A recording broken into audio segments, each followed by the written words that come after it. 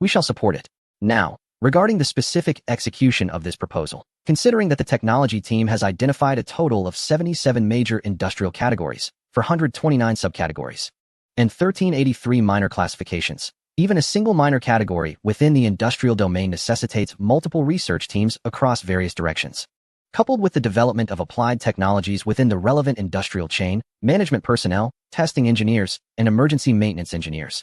Even if we employ autonomous robots to handle the most arduous repetitive tasks, such as those on factory production lines, approximately 10,000 human jobs will still be required.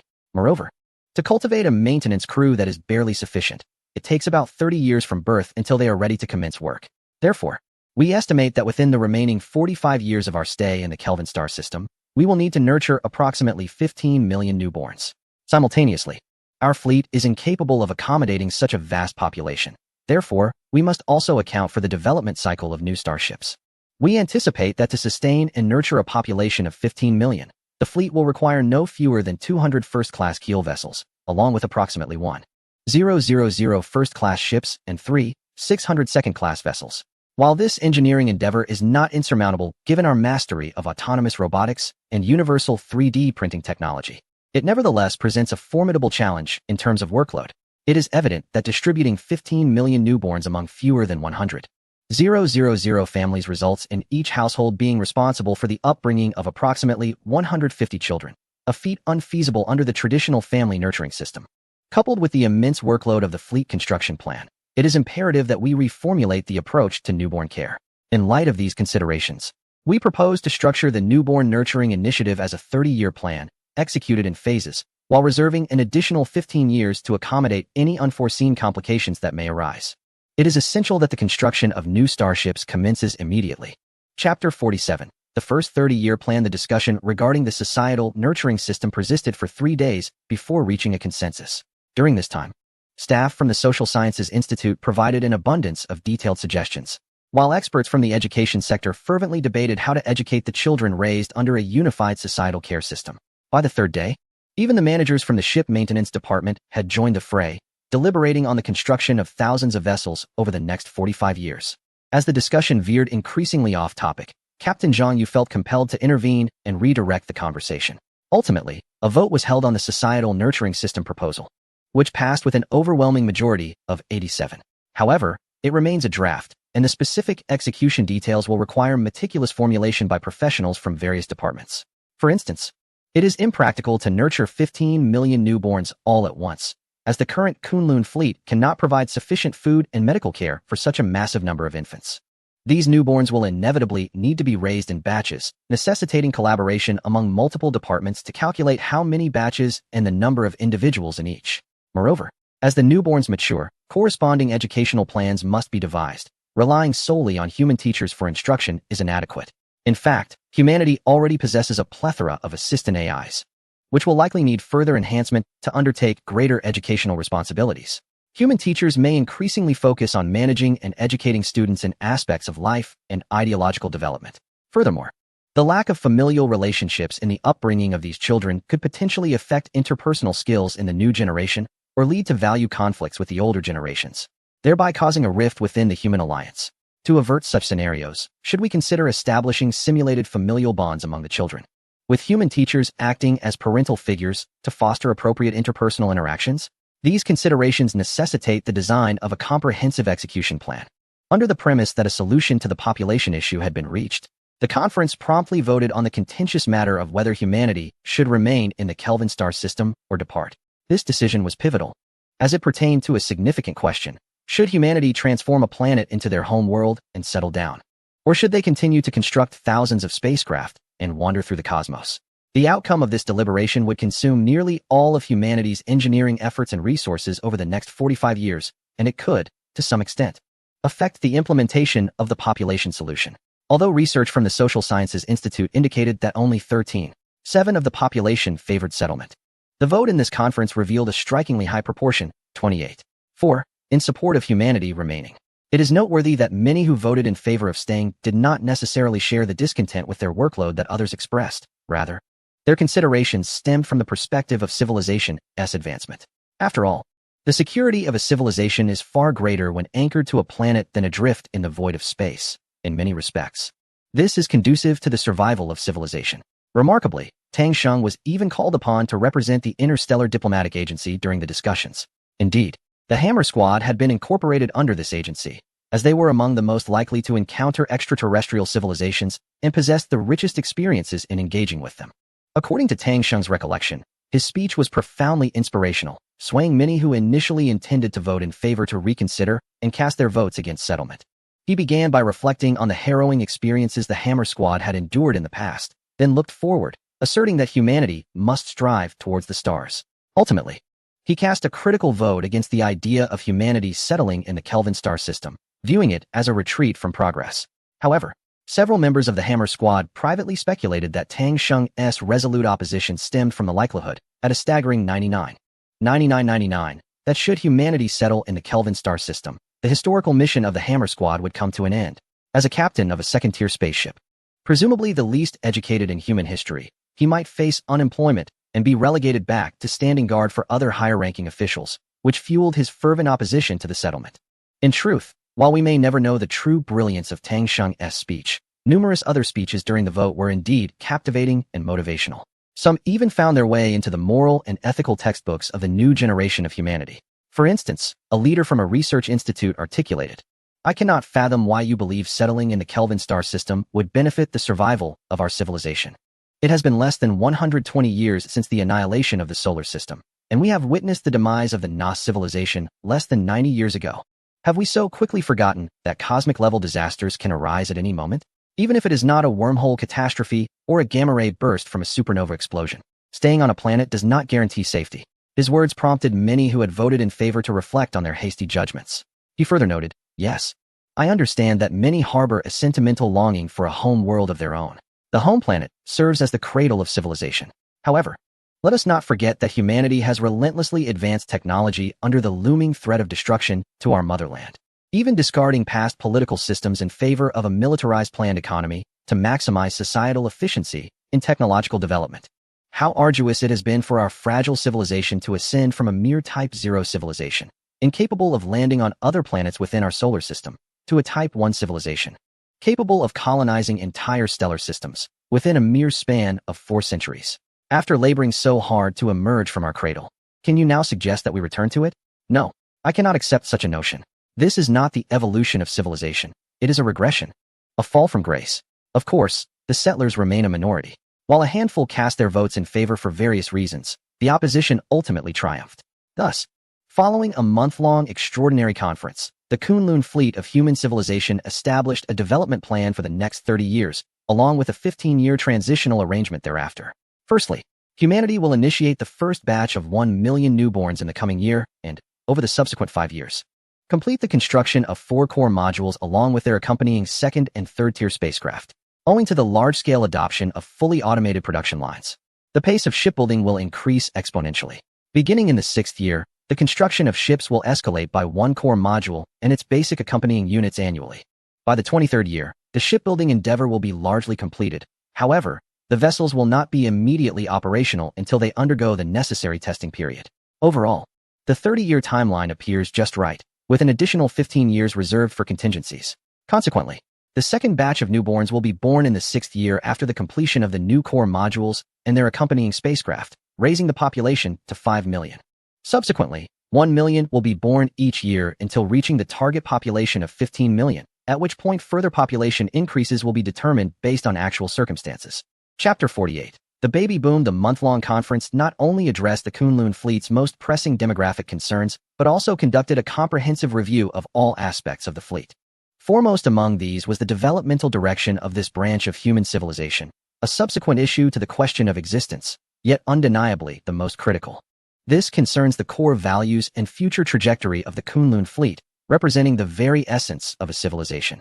After thorough discussions, the resolution was made. The Kunlun fleet's branch of human civilization will evolve into an interstellar wandering civilization. Its central objective is to broaden humanity's horizons through continuous travel, to encounter diverse civilizations, and to explore the mysteries of the universe, while also seeking traces of other branches of human civilization within its reach. The conference has redefined the organizational structure of the entire civilization. The once renowned Kunlun fleet was merely a remnant of a fleet stranded due to a failed wormhole transmission, lacking a comprehensive organizational framework typical of a fully developed civilization. Many existing institutions are cobbled together, such as the research group. One must ponder how a civilization's scientific endeavors could possibly rely on a single group. Furthermore, with the establishment of a social support system, the population of the civilization is anticipated to experience explosive growth. The current organizational structures are ill-equipped to manage a larger populace, necessitating a complete overhaul of the civilization's organizational architecture. This includes the government, military, research, education, healthcare, and industrial systems, all of which will undergo optimization and adjustment to accommodate the future increase in population. In addition, many artificially imposed standards have been revisited, such as a comprehensive revision of the calendrical system to distinguish between the solar system era and the current interstellar wandering epoch. For instance, the Kunlun fleet marks its new civilization calendar from the year it arrived in this unfamiliar star domain due to the failed wormhole transmission, now totaling 113 years. Naturally, the previously utilized physical definitions remain in place, as this branch of civilization aims merely to commemorate its inception rather than sever ties with its human predecessors. From the 118th year of the new civilization calendar, the first baby boom of the Kunlun fleet commenced. Throughout that year, nearly 100,000 infants were born each month, marking the busiest period in the fleet's history. It is difficult for many to fathom the concept of thousands, even tens of thousands, of infants being cared for aboard a single spaceship. Each infant possesses unique personalities and habits. They are human beings and cannot be treated like standardized products, fed and soothed at fixed intervals. Often, just as one infant is fed, another nearby requires comforting, and while tending to one, additional infants cry out due to hunger or the need for solace. Moreover, not all infants respond to soothing methods in the same manner. Some prefer being held high. Others enjoy gentle rocking, while some can sleep for hours with merely a pacifier. Thus, an entire spaceship filled with infants generates a cacophony of cries that can drive one to madness. Even with a multitude of autonomous machines assisting in their care, medical staff remain overwhelmed. After all, current robots, despite possessing some degree of autonomy, do not yet reach the level of strong artificial intelligence, rendering them inadequate for the highly unpredictable demands of infant care. Ultimately, all personnel, excluding those in the engineering departments, including the fleet's management, were mobilized to manage the situation. Within the transformed second keel compartment and its auxiliary secondary and tertiary units, the largest nursery in human history was established. Given that the old spaceship has withstood the test of time, 110 years is not considered obsolete for such a vessel. Therefore, this reliable old ship was repurposed into a childcare facility. What to do? What to do? He is crying again. The moment I set him down, he cries. I have been holding him for half an hour. Former fleet commander and now the supreme leader of human civilization, Zhang Yu, donned in a male nurse's attire, held a sleeping infant in his arms, bewildered. He turned to a passing nurse and inquired, "Perhaps your embrace is simply too comfortable? In such cases, you might consider handing him over to a robotic assistant for soothing."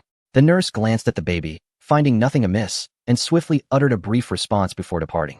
Leaving Zhang Yu in a state of disarray amidst the whirling winds, she had many pressing tasks to attend to. This cannot continue. Everyone is preoccupied with child rearing, causing a near halt to all human endeavors. We must devise a solution, Zhang Yu mused, having finally managed to transfer the slumbering infant to one of the 27 autonomous robotic assistants. He then playfully engaged with another baby, displaying no signs of impatience. As Chief of Staff Mu In remarked, "Indeed, Captain, these children are causing such a cacophony that I feel my head might split." Nearby, Su Xiaoxiao, busy feeding an infant, interjected upon hearing Zhang Yu's words. It turned out that several members of the Wolfang Brigade were also in the vicinity. Chirp, chirp. Just last night, the son of the insectoid civilization speaker asked me why numerous human aid projects to the insectoids have been suspended lately. He even questioned if they had offended humanity in some way. Tang Sheng, flustered, was simultaneously changing a diaper for another baby. How can we provide aid when we are overwhelmed ourselves? We should simply distribute basic high school mathematics textbooks for a nationwide study, Evans proclaimed, lifting one infant in his arms. One child giggled with delight at being raised high, while the other wailed in discontent. At that moment, an autonomous robot arrived to take the crying child away. Yet, there is a potential solution. The insectoids are eager for our assistance, are they not? Since we are largely ensnared in childcare duties, we could enlist the insectoids to help care for the children. Caring for infants does not require extensive technical expertise. We merely need to instruct the insectoids on basic knowledge and how to utilize communication devices to seek assistance from AI aides or human caregivers, Ding Hao stated calmly. having just finished changing a diaper according to standard procedures. As his words settled in, he suddenly noticed an unusual silence. He looked up to find several individuals regarding him with peculiar expressions. Zhang Yu retrieved his communicator and dialed a number, declaring, "Immediately convene an emergency meeting." Chapter 49.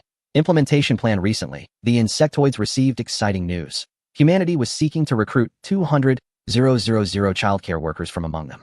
The rationale behind this was that humans were experiencing a significant surge in births, rendering them unable to care for their multitude of infants. Humans can reproduce in such abundance? They can give birth to more children than they can care for? Many insectoids, upon hearing this news for the first time, reacted with incredulity. It's just children. Do they really require specially hired, high-priced nannies to look after them? Can't they simply let them run around and play? Many insectoids find human behavior perplexing. However, this does not deter them from eagerly pursuing employment opportunities. The insectoid civilization, bolstered by technological assistance from humanity, has begun the mechanization of its previously rudimentary agricultural practices. This transformation has liberated a substantial amount of labor, although the industrialization that followed has not provided sufficient jobs for all, resulting in a notable number of unemployed families within the Insectoid Federation. Nevertheless, the positions offered as caregivers by humans have instilled hope within these families. This work is not only well compensated, but also offers the chance to reside aboard human spacecraft. For the majority of insectoids, the realms inhabited by humans, who have triumphed over deities, are nothing short of paradise. Moreover, humans extend generous benefits to each caregiver, including 2 days off every 5 days, an additional 2 days of vacation each month, and rumored double pay at year's end. However, the stringent requirements set forth by humans for caregiver positions are notable. The strictness does not stem from the necessity for caregivers to possess any specific skills, but rather from the rigorous assessments of character, personality, and attentiveness conducted during recruitment. Following successful recruitment, all candidates must undergo a 2-month training program related to their roles, which itself culminates in an evaluation. Should one fail this assessment, a supplementary month of training is permitted, but successive failure results in dismissal. Fortunately, during the training period, participants receive 70% of their wages. Otherwise, the daunting selection process might deter many from continuing. Those who successfully complete the training assessment officially become caregivers for human infants. These full-time employees work in 3 shifts, averaging 8 hours per day, resting only after their shift is completed and the next group has taken over. For these individuals, hailing from agricultural backgrounds, the task of caring for human infants is not overly taxing. It primarily involves monitoring for cries, feeding according to training protocols, and managing hygiene. Even comforting the infants can be delegated to the artificial beings known as robots, with any unusual occurrences reported to humans. The demand for caregivers arises from the sheer number of infants, which astonishes every insectoid caregiver who witnesses the prolific reproductive capacity of humans. During their holidays, caregivers have the option to remain aboard the human spacecraft, which provides a large vessel for their habitation and leisure, equipped with various advanced technological goods for purchase. Alternatively, they may choose to return home. Numerous shuttle services operate daily between the spacecraft and the Insectoid Federation, offering exemplary service that delivers individuals right to the doorsteps of their cities, with even the most distant locations reachable within half a day.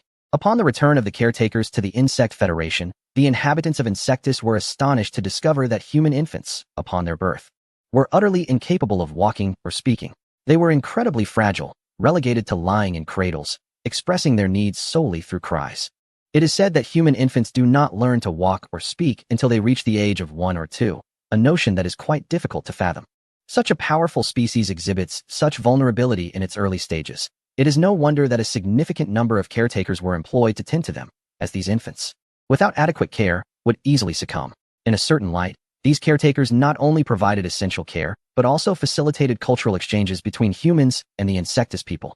Remarkably, many of these returning caretakers brought back an array of high-tech gadgets from humanity, which were fervently sought after by nearly everyone. Consequently, numerous caretakers began to engage in purchasing these items on behalf of others, thereby earning a substantial supplementary income. Thus, the latest generation of humans was nurtured under the vigilant care of Insectus caretakers and robots. The Insectus caretakers were responsible for the children until they reached 1 year of age, at which point they could be entrusted entirely to self-regulating robots. This measure was implemented to prevent any potential misperceptions of race among human infants. Historical legends about children raised by wild beasts, such as wolf children or leopard children, illustrate the cognitive errors that can arise from prolonged exposure to other species during formative years. Individuals who experienced such misguidance often developed habits that were difficult to eradicate, posing significant challenges to their integration into human society. The new educational framework inherited the traditional structure of primary, secondary, and tertiary education, nurturing each individual according to their unique talents, thereby striving to maximize their potential. Furthermore, the modern human race has undergone several generations of genetic optimization, resulting in significantly higher intelligence compared to the pre-wormhole crisis era on Earth. Thus, even those who struggle academically in this age would be considered prodigies in the past. With the abolition of familial upbringing, this generation of children would no longer be raised by their parents. While this change enhances the efficiency of nurturing future generations, it also harbors potential risks. Should humanity lose its sense of family and kinship, the social cohesion of such a society would be jeopardized due to the absence of essential bonds. To mitigate these risks, children, upon reaching middle school, will adopt a younger sibling who has just entered primary school. These sibling pairs will coalesce into small family units of 4, growing and living together. However, once the older siblings enter university, they will no longer reside with the younger ones, focusing instead on their academic pursuits. While the younger siblings will evolve into older siblings, continuing the cycle of adoption and forming a community reminiscent of traditional familial structures. Chapter 50. The New Generation of Humanity. 30 years have swiftly passed, and humanity has successfully executed its established plans. The successful establishment of the societal nurturing system has led the Kunlun fleet's inhabitants to experience their first population boom. From a minuscule population of merely 200,000, the community swiftly burgeoned into an independent civilization of over 15 million, capable of sustaining its lineage and fostering continual progress. This nascent civilization has thrived for 150 years, during which the first wave of 1 million newborns has gradually begun to integrate into society, embarking on their respective career paths. As the latest generation of humanity, they exhibit a greater sense of enthusiasm and optimism than their predecessors. Although they have been raised in the absence of parental figures, the establishment of small family units has paradoxically imbued them with a heightened sense of responsibility and independence compared to the youth of yesteryears. These new generations, familiar with the insectoid people from an early age, have developed a more inclusive and autonomous worldview, influenced by a rich tapestry of multicultural exposure. This represents a monumental success of the social nurturing system. With the support of artificial intelligence and analysis, nearly every individual has unearthed their unique talents and received specialized training.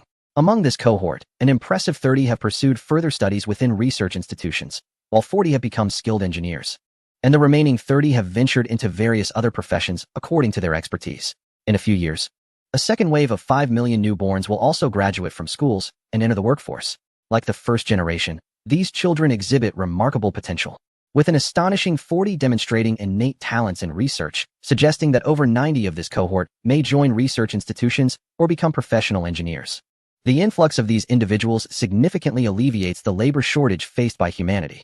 Indeed, contemporary human civilization, owing to the extensive deployment of artificial intelligence and autonomous robotics, has reached a point where human involvement in low-end repetitive labor is virtually obsolete. Instead, there is a pressing need for personnel in roles related to coordination, maintenance, planning, application development, and scientific research. The expansion of research teams has yielded tremendous benefits, with the emergence of hundreds of thousands of new scientists leading to substantial technological advancements. In the coming years, the addition of millions of new researchers will further amplify this advantage. Presently, human technology is primarily divided into 2 major sectors. One focuses on the exploration and decryption of advanced alien technologies, despite previous warnings from the leader of the technology group, Kai Yongfan, regarding the risks of blindly emulating extraterrestrial civilizations. One must not underestimate the significance of this research. The technologies of alien civilizations are proven and viable, otherwise, they would not have been realized by those civilizations. The pursuit of understanding and unraveling these technologies inevitably accompanies the emergence of new scientific theories and research directions. While humanity need not strictly adhere to the technological pathways of alien civilizations, these theories and directions can serve as crucial components and references for the advancement of human technology.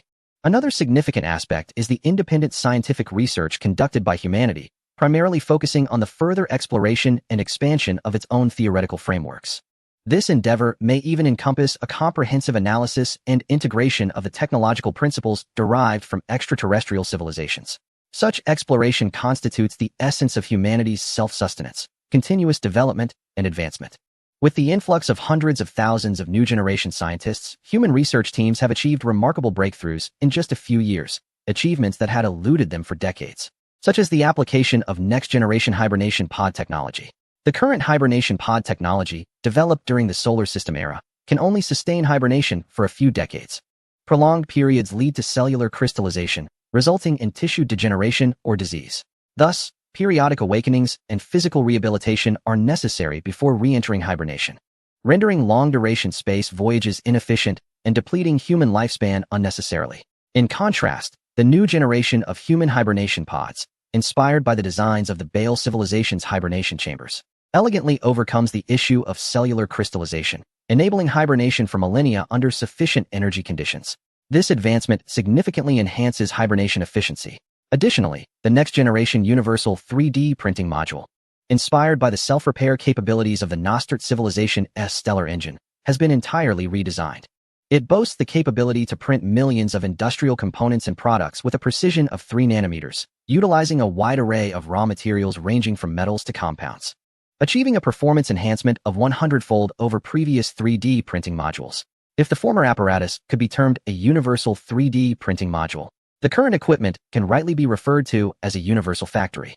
Thus, it can be asserted that even if humanity were to lose all modern equipment, possessing this singular universal factory would enable the reconstruction of an entire industrial system, given sufficient time. There are numerous such accomplishments. Yet the most pivotal are the next-generation genetic modification program and the new mothership design. The new genetic modification program is a genetic optimization initiative, wherein humanity has recently identified 2 sets of gene combinations that enhance intelligence. Both combinations exhibit heritability and stability, which are essential conditions for genetic optimization. If a gene set can enhance certain human traits, but lacks the ability to be passed down to future generations, it cannot establish an advantage within the human population and will ultimately be lost over time. Many historical geniuses may have possessed such genes, displaying exceptional intelligence themselves, yet their descendants often remain unremarkable. Stability is another crucial factor. If a gene set lacks stability, it is prone to mutations. When inherited by subsequent generations, mutations may occur during the growth of the modified generation, leading to diminished efficacy or even adverse effects. This poses a significant danger.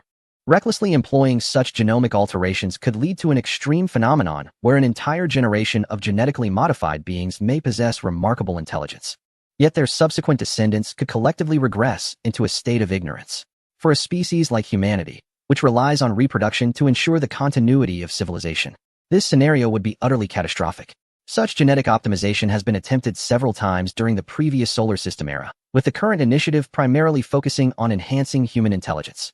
It is evident that among the 3 extraterrestrial races encountered by the Kunlun fleet, 2 significantly surpass humanity in certain technological aspects. This engenders a sense of oppression. What if humanity were to confront an unfriendly alien civilization wielding technology far beyond its own? Even a slight technological advantage in warfare can lead to transformative outcomes. Therefore, humanity must evolve to become more intelligent to achieve greater breakthroughs in technological development. The new generation of mothership designs represents a comprehensive reevaluation and innovative design based on the experiences garnered from 150 years of interstellar navigation. Chapter 51. The Solar System Mothership. The new generation of mothership designs diverges from the current modular assembly approach employed by the Kunlun fleet, which involves connecting second and third-tier units. Instead, it embodies a singular, colossal vessel that is indivisible. To understand this shift, we must first clarify humanity's initial design philosophy. The decision to create a modular and combinable format stemmed from several considerations. Firstly, this independent modular design facilitates lower construction difficulty, enabling mass production, an advantageous solution for humanity, which was in urgent need of evacuation from the solar system. Secondly, this configuration allows for rapid evacuation of personnel in the event of a module malfunction or damage, without jeopardizing the integrity of the entire vessel. Thirdly, the limitations of humanity's material and propulsion technologies meant that constructing excessively large spacecraft posed significant challenges. As we know, all objects in the universe, including spacecraft, are influenced by gravitational forces. A massive vessel experiences greater gravitational effects when approaching celestial bodies, complicating engineering efforts, particularly for a civilization that urgently needed to gather resources for shipbuilding. Furthermore, oversized vessels must contend with their own gravitational forces, which, if the material technology is inadequate, could lead to structural failure. However, the situation has evolved. Through prolonged interstellar travel, humanity has recognized that while the previously favored modular designs have their merits, they also present numerous drawbacks. Primarily, the spatial constraints of the entire vessel are too limited. Even a keel unit weighing several 100,000 tons, though seemingly substantial, remains insufficient for sustaining the long-term health of a species. To ensure the well-being of a species, it is imperative to simulate its natural habitat. Even as modern humans have undergone numerous genetic modifications to adapt their bodies to thrive in diverse environments. However, the prolonged confinement and low-gravity environment can adversely affect the human body. To adapt to such conditions, humans may become increasingly frail, bone density diminishes, and the body assumes a slender and elongated form under reduced gravity. This exemplifies a physical transformation as a species adapts to its surroundings. The limited spatial confines present significant challenges in simulating an environment akin to that of Earth. Even the centrifugal force generated by the rotation of a spacecraft struggles to replicate the ideal gravitational effects, particularly in composite vessels where the stress on various unit interfaces must also be considered, complicating the maintenance of the spacecraft into a formidable engineering endeavor. Furthermore, the risk mitigation capabilities of small spacecraft are inherently constrained. In the vastness of interstellar travel, the scarcity of matter is somewhat advantageous. Yet, upon entering a stellar system, complications arise. Within a stellar system, particularly in the outer reaches, there exists a plethora of primordial nebula remnants, comprising shards of ice and small meteoroids. For instance, the Oort cloud of our solar system, a remnant nebula that formed 5 billion years ago alongside the Sun and its planets, envelopes the solar system. Such nebulae can contain hundreds of billions of sizable cometary bodies. When a spacecraft traverses a stellar system, it must navigate through these nebulae, making it susceptible to collisions with the myriad ice fragments and meteoroids present. It is imperative to note that spacecraft can attain velocities approaching 10 times the speed of light in the cosmos. The kinetic energy generated upon impact with meteoroids and ice at such high speeds is unfathomable. In these scenarios, small spacecraft, with their thin armor, face considerable peril. A collision with a vulnerable section or a critical area such as the power or energy compartments could lead to catastrophic consequences. Lastly, the necessity for docking and undocking of the spacecraft presents additional challenges. The 200 constructed keel modules, if connected in entirety, would resemble an extraordinarily elongated cosmic train, with a span of up to 200 kilometers from the tail to the head of the assembled fleet, while the secondary and tertiary units add merely a few kilometers to the structure. From a distance, this configuration appears as slender as a single hair strand. Such an arrangement evidently lacks rigidity, necessitating the division of these 200 keel modules into 10 smaller fleets, each comprising 20 keel modules linked in succession. However, this segmentation complicates cooperative operations and the overall functionality of the fleet. Consequently, the research department has proposed a new generation of mothership spacecraft to address these issues. The vessel, named the Solar System, is a colossal ship capable of directly accommodating millions of inhabitants. It incorporates nearly all of the recent technological advancements of the years, including next-generation superalloys, fusion reactors, propulsion engines, pulse engines, and gravity simulation systems. This amalgamation represents the pinnacle of human civilization's research into and resolution of extraterrestrial technologies, as well as the apex of self-developed scientific achievements. In design, this supermassive spacecraft weighs over 100 million tons, equating to the combined mass of 200 traditional vessels. The entire structure is designed in a cylindrical shape, facilitating its rotation to simulate gravity. Surrounding it are hundreds of small spacecraft entry and docking ports, intended for the deployment of miniature vehicles and the compatibility with various legacy module compartments. Both the fore and aft sections are equipped with multiple distributed propulsion devices. The rationale for selecting distributed propulsion is that employing a single high-thrust engine could concentrate reactive forces, potentially leading to metal fatigue and material deformation, thereby compromising the vessel's longevity. The forward-mounted thrusters are naturally for deceleration purposes. The spacecraft offers 3 types of propulsion systems. Firstly, there is the pulse engine, which harnesses fusion fuel to generate small nuclear explosions for thrust. Its advantage lies in its immense power, yet it has clear drawbacks. The thrust is not sustainable and cannot be finely adjusted, primarily serving to achieve initial velocity, deceleration, and emergency directional adjustments. Secondly, there is the conventional jet engine, which complements the pulse engine with moderate thrust that can be infinitely adjusted, typically employed for precise directional corrections and supplementary power. The third type is the Hall effect engine, a long-lasting propulsion system that, while providing modest thrust, boasts an energy efficiency several hundred times greater than that of standard jet engines, allowing for continuous operation during interstellar travel. Although its thrust is limited, it can accumulate acceleration over time. In total, there are 800 propulsion points distributed not only at the ends of the spacecraft, but also throughout its entire circumference. This vessel can be described as a true behemoth, comparable in size to an asteroid. It is more than merely a spacecraft. It can serve as a base capable of supporting an entire civilization.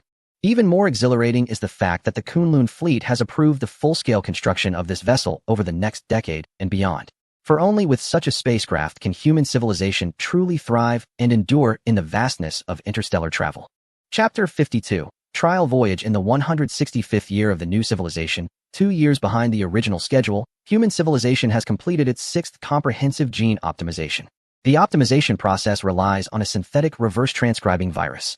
This unique RNA virus, akin to HIV, does not replicate directly. Instead, it synthesizes double-stranded DNA from its RNA upon entering a host cell, which is then integrated into the host's chromosomal DNA by integrase, establishing a lifelong infection that can be transmitted to progeny cells through cellular division. In simple terms, the reverse transcribing virus possesses the natural ability to insert its genetic fragments into the host genome during its replication cycle, subsequently passing these fragments onto germ cells as the host cells divide, effectively infecting the entire population. In fact, nearly all mammals on Earth, including humans, possess approximately 5 to 10 of their genes derived from reverse transcribing viruses. Humanity has ingeniously inserted 2 previously discovered gene fragments, known to enhance intelligence, into a non-pathogenic synthetic retrovirus, which is then administered via injection into the human body. This virus proliferates extensively within the human system, infecting nearly all bodily cells within a month, subsequently activating specific senescence gene fragments, allowing them to naturally wither away. The entire process is remarkably safe, devoid of side effects, and individuals undergoing genetic modification typically do not experience any notable sensations. It is essential to understand that this genetic alteration merely enhances the biological hardware of humanity. While it may lead to a modest increase in intelligence, it does not function as the mythical smart drug, granting instant mastery of diverse knowledge.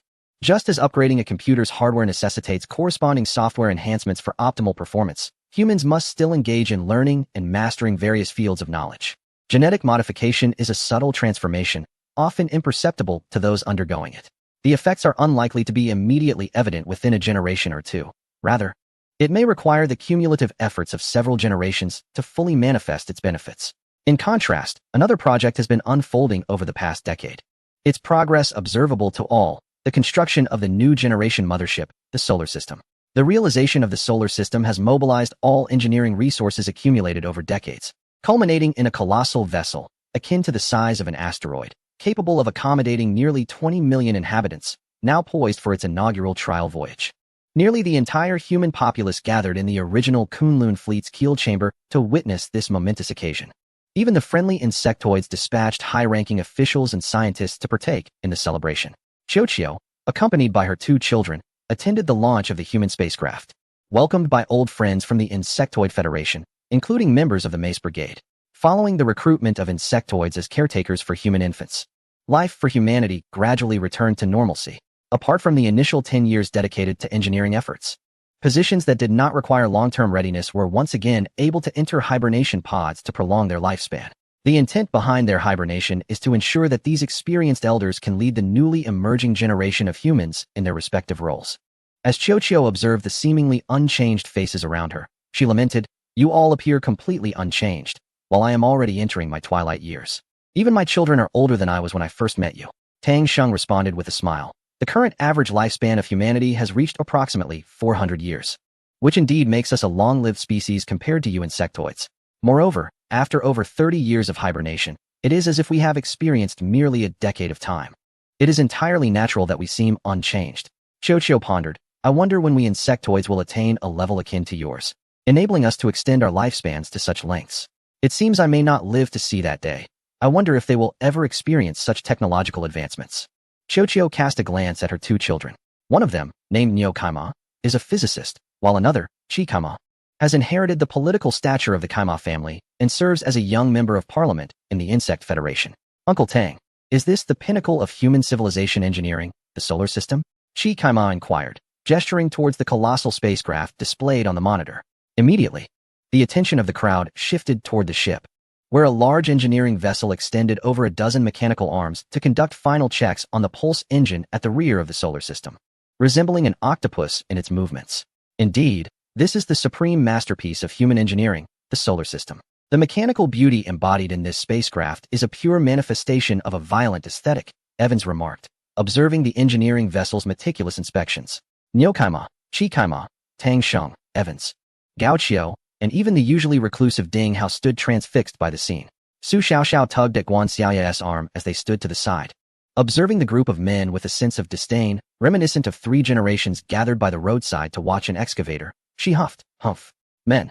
As the final checks concluded, the engineering vessel retracted its mechanical arms and accelerated away from the solar system's tail. Ignition. With the command of Fleet Commander Zhang Yu, the engines at the rear of the solar system ignited, starting first with the largest pulse engine. Pulses of white light flickered, emanating from the violent fusion reactions at the ship's rear, akin to a hydrogen bomb explosion. Through this intense energy release, the solar system began to advance. Subsequently, the medium-sized jet engines also ignited, unleashing blue-white plasma from their nozzles, resembling the simultaneous ignition of thousands of suns. Previously, conversations had filled the spacecraft. But as this dazzling light erupted, an enveloping silence descended upon the vessel, with every gaze fixated on the monitor. Finally, the small Hall effect thrusters were activated, emitting a soft blue glow from the nozzles, gentle and unassuming. Once all engines were ignited, the solar system truly transformed into a sun-like entity, with the video display engulfed in a brilliant white light, overshadowing the blue entirely. At that moment, the AI voice of the spacecraft resonated through the monitor, commencing the narration for this maiden voyage. The solar system's trial run would span 30 days, rigorously testing the ship's propulsion system, defensive mechanisms, maneuverability, ecological systems, and weaponry. The vessel would travel to 37 astronomical units away, perform brief system checks, and then return. However, at that moment, no one was listening to the AI's commentary. The entire ship, indeed, every individual aboard every human ship, and even the Insect Federation populace, was engulfed in a fervent uproar, with people of all genders, ages, and races embracing one another, dancing and shouting in jubilation. This is not merely a triumph of human engineering. It also illuminates a path for the insectoid civilization. Although they did not directly partake in the construction of the solar system vessel, the growth of the new generation of humanity owes a debt of gratitude to them. They can rightfully take pride in this monumental achievement alongside humanity. Chapter 53. A new journey begins with the successful trial voyage of the solar system vessel. Humanity's engineering endeavors in the Kelvin system have reached completion, leaving only the replenishment of materials and energy. The technological assistance from the insectoid civilization had gradually ceased a decade ago, not due to any deterioration in relations, but because they had begun to find their own footing. Much like humanity, the new generation of insectoid beings has matured. Under the educational framework established with human support, their capabilities have significantly improved compared to their predecessors. The widespread basic education has nearly eradicated illiteracy among the new generation, resulting in a plethora of high-tech talents capable of propelling the insectoid civilization towards positive advancement. Just as fledgling eagles must learn to soar, the insectoid civilization, inheritors of human technological advancements, cannot indefinitely rely on humanity for progress. Should they do so, they would inevitably become a subordinate civilization, losing their independence. Presently, humanity sees no necessity to embrace a so-called subordinate civilization, for highly intelligent autonomous robots can readily replace any species with inferior intellect. Consequently, once humanity determined that the insectoids possessed sufficient capability to foster their own civilization and technological growth, they ceased their assistance. The essence of human civilization has been intricately woven into the fabric of insectoid society. It is now time for them to flourish on their own, with their potential for blossoming and bearing fruit no longer a concern for humanity. Humanity's capacity for material and energy collection has become exceedingly efficient, with these tasks concurrently undertaken during the construction of the solar system vessel. Remarkably, all work was completed within just over 40 days following the trial voyage. And today marks the day the human fleet departs from Kelvin. All insectoids aboard the vessel have disembarked. Captain Zhang Yu stands at the command podium on the bridge, prepared to deliver a farewell speech, which will be broadcast live to the Insectoid Federation television on Wormstar. Greetings, esteemed friends of the insectoid civilization. Many of you have likely encountered my visage before, yet I feel compelled to reintroduce myself. I am Captain Zhang Yu, representing the human civilization branch from the Milky Way. Today, our Kunlun fleet, having coexisted with the insectoid civilization for 53 years, bids farewell as we venture into the depths of the cosmos to continue our exploration of the universe. Meanwhile, the insectoid civilization will persist in developing technology and amassing strength on your home planet. I understand that many insectoids may question why humanity does not assist in elevating your civilization to a higher technological level before departing. Why did humanity not depart alongside the insectoid civilization? Today, I wish to convey to all insectoids that we, as a species, have imparted all that we possess to your civilization, primarily the essence of science. Mastery of scientific methodology will enable you to overcome any future challenges, irrespective of whether human assistance is available. This is the very path that our civilization has traversed. We extend our heartfelt gratitude to the insectoid civilization for their support and empowerment, for nurturing our offspring, and for granting us the privilege to gather resources and construct new vessels within this stellar system. We sincerely hope that those of you remaining on our home planet, like us who venture into the cosmos, will lead our civilizations towards perpetual existence and unceasing advancement. Ultimately, we eagerly anticipate the day we shall reunite amidst the stars, at which point you too will have evolved into beings of the celestial realm. Upon concluding this speech, Zhang Yu saluted in the manner of humanity, bowed, and then rose to command with a resounding voice. Kunlun fleet, heed the order. All hands, ignite. Set sail.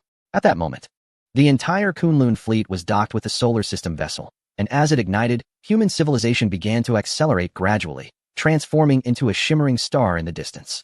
Today, the Insectoid Federation observed a nationwide holiday, with every citizen at home, glued to their television sets, witnessing the departure of humanity. Many elderly caretakers who had tended to human children could not restrain their tears, having devoted their lives to nurturing these young ones. It is impossible to deny the emotional bonds formed. As they watched the children they had raised depart with their elders, this separation inevitably evoked profound sorrow. The leader's address resonated deeply with many insectoids, for the two civilizations had coexisted peacefully for 53 years, instilling a sense of familiarity with humanity among the insectoid populace. In the presence of this powerful and benevolent race, few harbored ill feelings. The admiration for humanity and the desire to learn from them became a prevailing trend among the younger insectoids. Now, the very ideals they revered were departing, and it is almost certain that at least for the coming generations, they would not behold their admired figures again. Though humanity has left, they will become history, woven into legend, merging with insectoid civilization. While some mourned, others resolved to strive for greatness. Countless young insectoids were inspired by the leader's final remarks, vowing to persist in their quest for progress, aspiring to one day become celestial beings akin to humanity. Jiao, now a prominent senator within the Insectoid Federation, is poised to run for the position of speaker in 2 years. His life is a testament to the legacy of the Insectoid Federation. Having emerged from the most illustrious noble family of the former empire, being the first to engage with humanity and cultivate a bond of friendship, experiencing both war and technological revolutions, one could assert that the history of the insect civilization has been shaped by him and his family in collaboration with humanity. The current Jojo is no longer the passionate and curious noble youth he once was. He has evolved into a dignified and mature politician. Yet today, Jojo does not present the formidable visage that often instills pressure. Instead, he greets his grandchildren, who have just finished watching the live broadcast of a human spacecraft's departure, with a benevolent smile. The children encircle him, and he hands each of them a piece of candy developed by humans specifically for the insect people, cheerfully inquiring, "Would you like to hear your grandfather's stories with humanity?" "Yes, yes, yes," the children chorally exclaim. Jojo lifts a root of the ancient AI fern to his mouth when, suddenly, a matron bursts through the study door. With a swift motion, she snatches the fern root from Jojo's gaping mouth and carries away the plate that holds the remaining roots from the small tea table. "How many times must I remind you? Research indicates that the ancient AI fern root is detrimental to your health, yet you persist in consuming it daily," she admonishes. "You are forbidden from having dinner tonight." With that, she exits the study with a decisive slam of the door. "Liana, can we perhaps renegotiate the matter of dinner?" Jojo calls out with a wry smile, as his grandchildren dissolve into laughter. "There's no room for negotiation. You may resume your meals only when you cease consuming the ancient AI fern root." Liana's voice echoes distantly through the closed door. Chapter 54. Urgent Awakening. Navigating a spacecraft through the vastness of deep space can be an exceedingly monotonous endeavor. The vast expanses between stars are predominantly voids, for it is estimated that the total number of protons, hydrogen nuclei, in the universe is approximately 10 raised to the power of 80, while the observable universe spans a radius of about 46 billion light-years. Applying the formula for the volume of a sphere, one can determine that the universe's volume is roughly 3.5 times 10 to the power of 80 cubic meters, resulting in an average density of less than 1 hydrogen atom per cubic meter within the observable universe. Moreover, A significant portion of matter tends to cluster under gravitational influence, forming various celestial bodies, thereby rendering the interstellar spaces even more desolate. In such an expansive void, there is little work necessitating attention. Typically, one maintains essential strategic watch positions. Generally, the crew on duty comprises personnel responsible for the spacecraft's routine maintenance and spatial observation, along with a few researchers engaged in their own projects, supplemented by some management and medical staff to conserve resources and energy.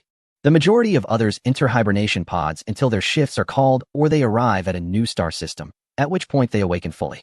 Of course, given that the current human fleet includes a substantial number of underage children, these young ones and their associated educational institutions remain fully operational.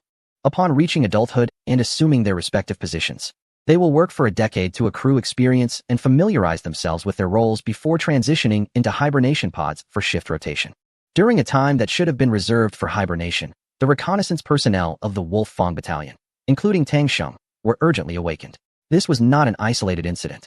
Nearly the entire human fleet, which had been in hibernation, was roused from its slumber. This emergency operation was executed in accordance with the third law of cosmic navigation for the human fleet, mandating the immediate awakening of all individuals when a potential threat to the overall safety of the fleet was detected. Half an hour earlier, aboard the bridge of the solar system vessel, Captain Zhang Yu inquired in astonishment to the head of the observation department. "Are you suggesting that a neutron star we previously utilized as an interstellar beacon has vanished?" To be precise, it was a massive magnetar, located approximately 27 light-years away. Just 10 minutes prior, it had disappeared from our star charts, triggering a navigation system alert for course correction. Does disappearance imply it is invisible, or simply lost? As the commanding officer of the vessel, Zhang Yu, unlike others who frequently entered hibernation pods, had not undergone hibernation since departing from Kelvin star. He appeared markedly more mature and exuded a commanding presence. It vanished from its expected position, having been there one moment and gone the next. Neither visible light, infrared, nor X-ray detectors could locate it, and even gravitational wave detection yielded no signs of a gravitational source at its former location. The head of the observation department, a bespectacled middle-aged man with a slightly balding head now glistening with sweat, faced one of the most bizarre occurrences of his career. What is a magnetar? A magnetar is a unique type of neutron star, typically possessing a mass around 2 to 3 times that of our Sun and measuring approximately 20 kilometers in diameter. However, unlike ordinary neutron stars, magnetars have a much faster rotation rate and a significantly stronger magnetic field. To put this into perspective, the magnetic field strength on Earth's surface is approximately 0.5 Gauss, while that of Jupiter can reach up to 14 Gauss. Common magnets exhibit a magnetic field strength of about 100 Gauss, and permanent magnets can achieve around 10,000 Gauss. The magnetic field strength of a typical G-type star, like our Sun, can reach up to 100,000 Gauss, whereas the most stable magnetic fields produced by human technology can reach 20 million Gauss. A typical neutron star boasts a magnetic field strength of 10 billion Gauss, and magnetars exceed that by a factor of 1,000. The magnetic field of a magnetar is so immense that any material entering its vicinity, beyond 1,000 kilometers, will experience significant interference in the atomic motion of its electrons, resulting in alterations to the material. Additionally, the magnetic field of a magnetar is accompanied by potent periodic bursts of X-rays and gamma rays. The unique characteristics of magnetars allow them to briefly serve as beacons in the cosmos. This brevity is due to their ephemeral existence, as their lifespan rarely exceeds 10,000 years, after which their magnetic fields dissipate entirely. Concurrently, intense X-ray flares and gamma-ray bursts gradually cease, leading them to regress into ordinary neutron stars. Typically, there are 3 origins for the formation of magnetars. The first arises from the merger of binary neutron stars, where the instability of the magnetic fluid generated during the fusion can amplify the magnetic field, thus creating a magnetar. The second occurs when certain stars collapse into neutron stars at the end of their evolutionary phase, resulting in an uncontrollable magnification of their magnetic fields due to inherent factors. The third involves the presence of temperature gradients on neutron stars, which, due to thermoelectric effects, generate currents that alter the magnetic field, ultimately leading to the formation of a magnetar. This celestial entity, nearly unmatched in the universe aside from black holes, can vanish abruptly, leaving no trace detectable by gravitational waves. This suggests that its disappearance is not merely an explosive event. Rather, it signifies a complete obliteration of mass, accompanied by a total absence of energy fluctuations. Such thoughts evoke the harrowing memory of the incident that compelled humanity to flee the solar system. a catastrophe that a century ago annihilated the Nostrum civilization, linked to the infamous spatial wormhole. After a momentary silence of over 10 seconds, nearly everyone was struck by the terrifying implications. Although the magnetar resides 27 light-years from humanity, this distance is relatively close in cosmic terms. The sudden disappearance of a massive celestial body would inevitably disrupt the gravitational equilibrium of that region. And based on previous studies of spatial wormholes, alterations in gravity could affect their structural stability. Initiate emergency wake-up procedures, commanded Zhang Yu as he swiftly issued orders in accordance with the third law of cosmic navigation for human fleets. The first group to be awakened would include military personnel, medical staff, and researchers. He recognized that a cosmic disaster of this magnitude would afford humanity no time for preparation. And even a misjudgment would be preferable to facing danger unprepared. Chapter 55. An unexpected communication signal. The current Wolfang Brigade is no longer the small team of a few individuals piloting a 100,000-ton spaceship with the assistance of AI. Now, it comprises a fully staffed crew of 14, equipped with a state-of-the-art 100,000-ton destroyer and a nail-shaped corvette. In truth, compared to the past, the brigade has essentially evolved into a unit where each member mentors a student. As the most illustrious exploration team in human history, it has achieved significant milestones, including the first discovery of extraterrestrial civilization relics, the initial contact and diplomatic engagement with alien life forms, and the first victorious conflict against a high-level extraterrestrial civilization. These accomplishments have bestowed immense honor upon the Wolfang Brigade, validating the small group exploration model that it embodies. The upper echelons of human civilization have resolved to retain this exploration team model and endeavor to expand it. However, Tang Sheng privately speculates that perhaps due to the busyness of recent years, no one has found the time to offend the fleet commander, which is why only 7 new members have been selected to learn from his advanced experience. The Wolfang Brigade once again emerges at the forefront of the human fleet, as the vanished magnetar lies directly ahead.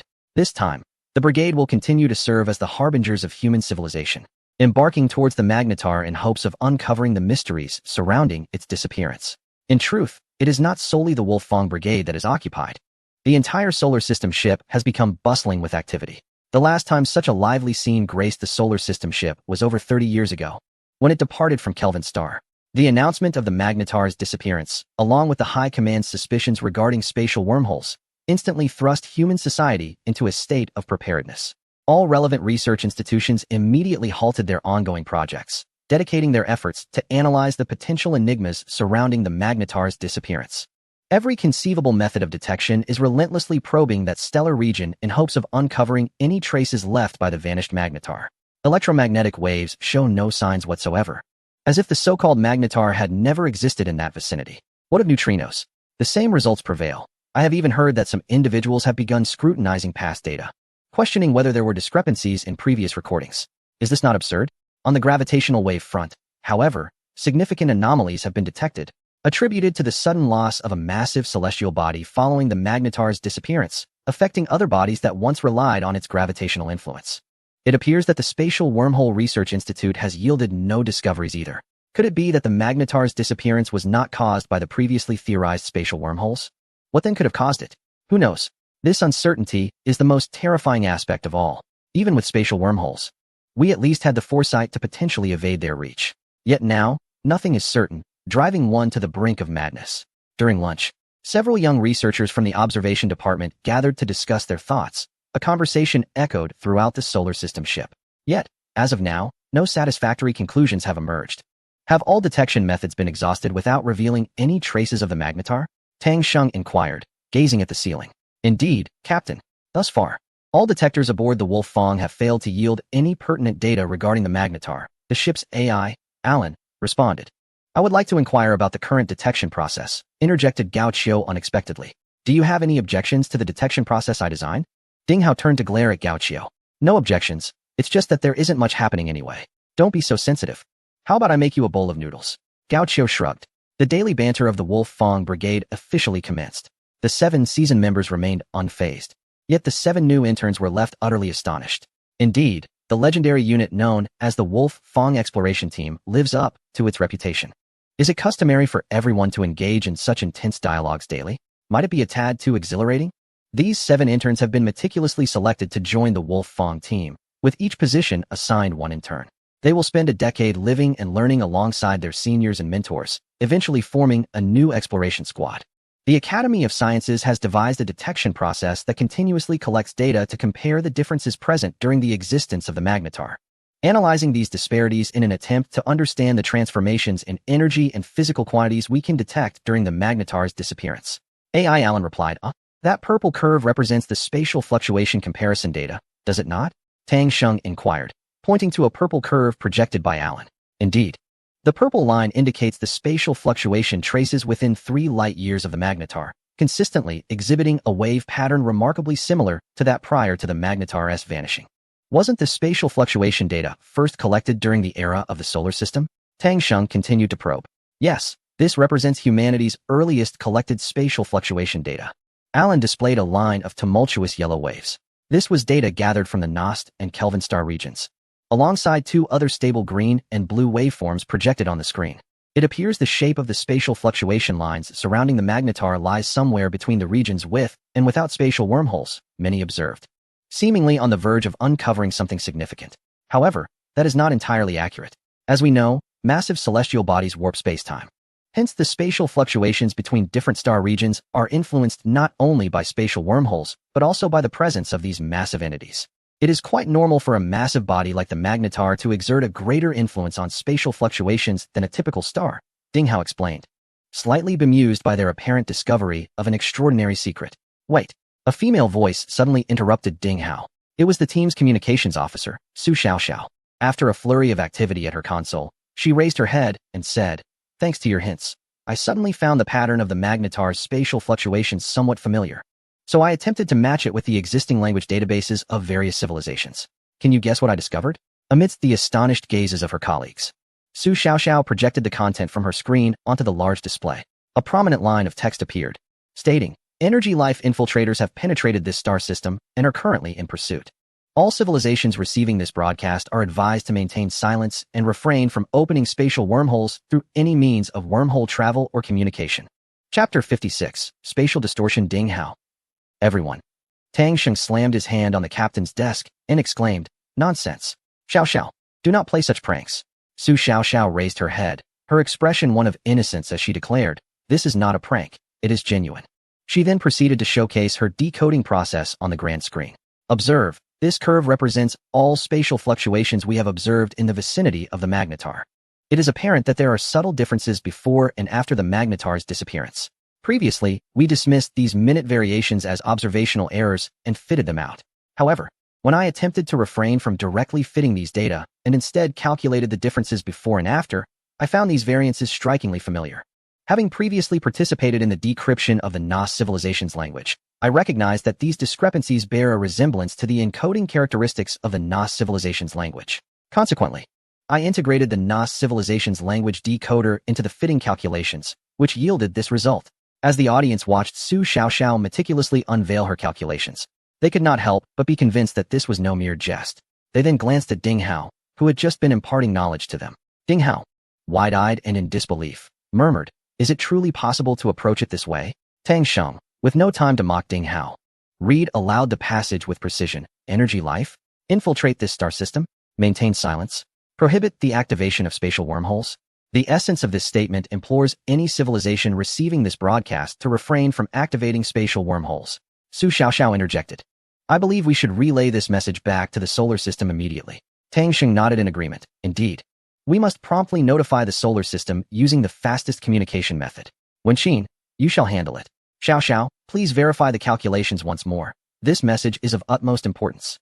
Wenqin, the intern communications officer aboard the Wolf Fang, and Su Xiaoxiao's apprentice, was among the first generation of new humanity.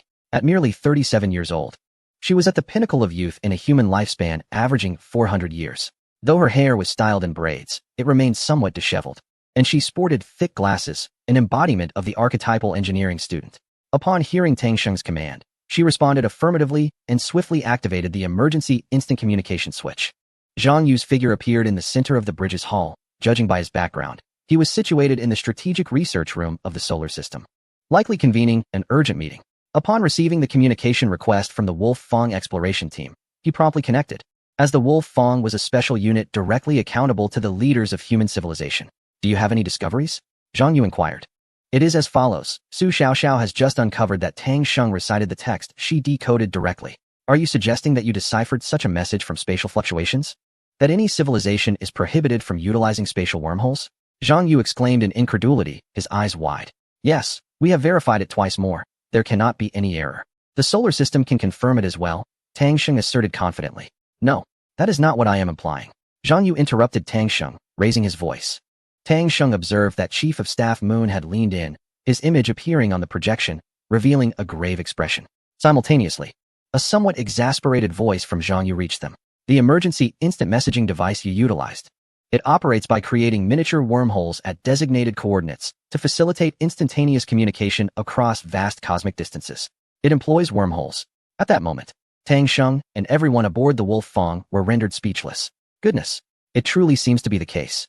Subsequently, they all noticed Zhang Yu's image beginning to distort before the signal abruptly cut off. Yes. The captain instructed me to contact the solar system ship using the fastest means possible. As everyone turned their gaze towards her, Wen Qin, realizing the trouble she had caused, hastily shifted the blame back to Tang Sheng, demonstrating a remarkable maturity for someone newly entered into society. This indicated just how successful humanity had been in enhancing intelligence through genetic modification. Seeing everyone's attention return to him, Tang Sheng, unfazed, remarked, I merely said the fastest means. Not that it had to involve the miniature wormhole communication device, showcasing the shrewdness acquired from his experience in the workplace. Ahem.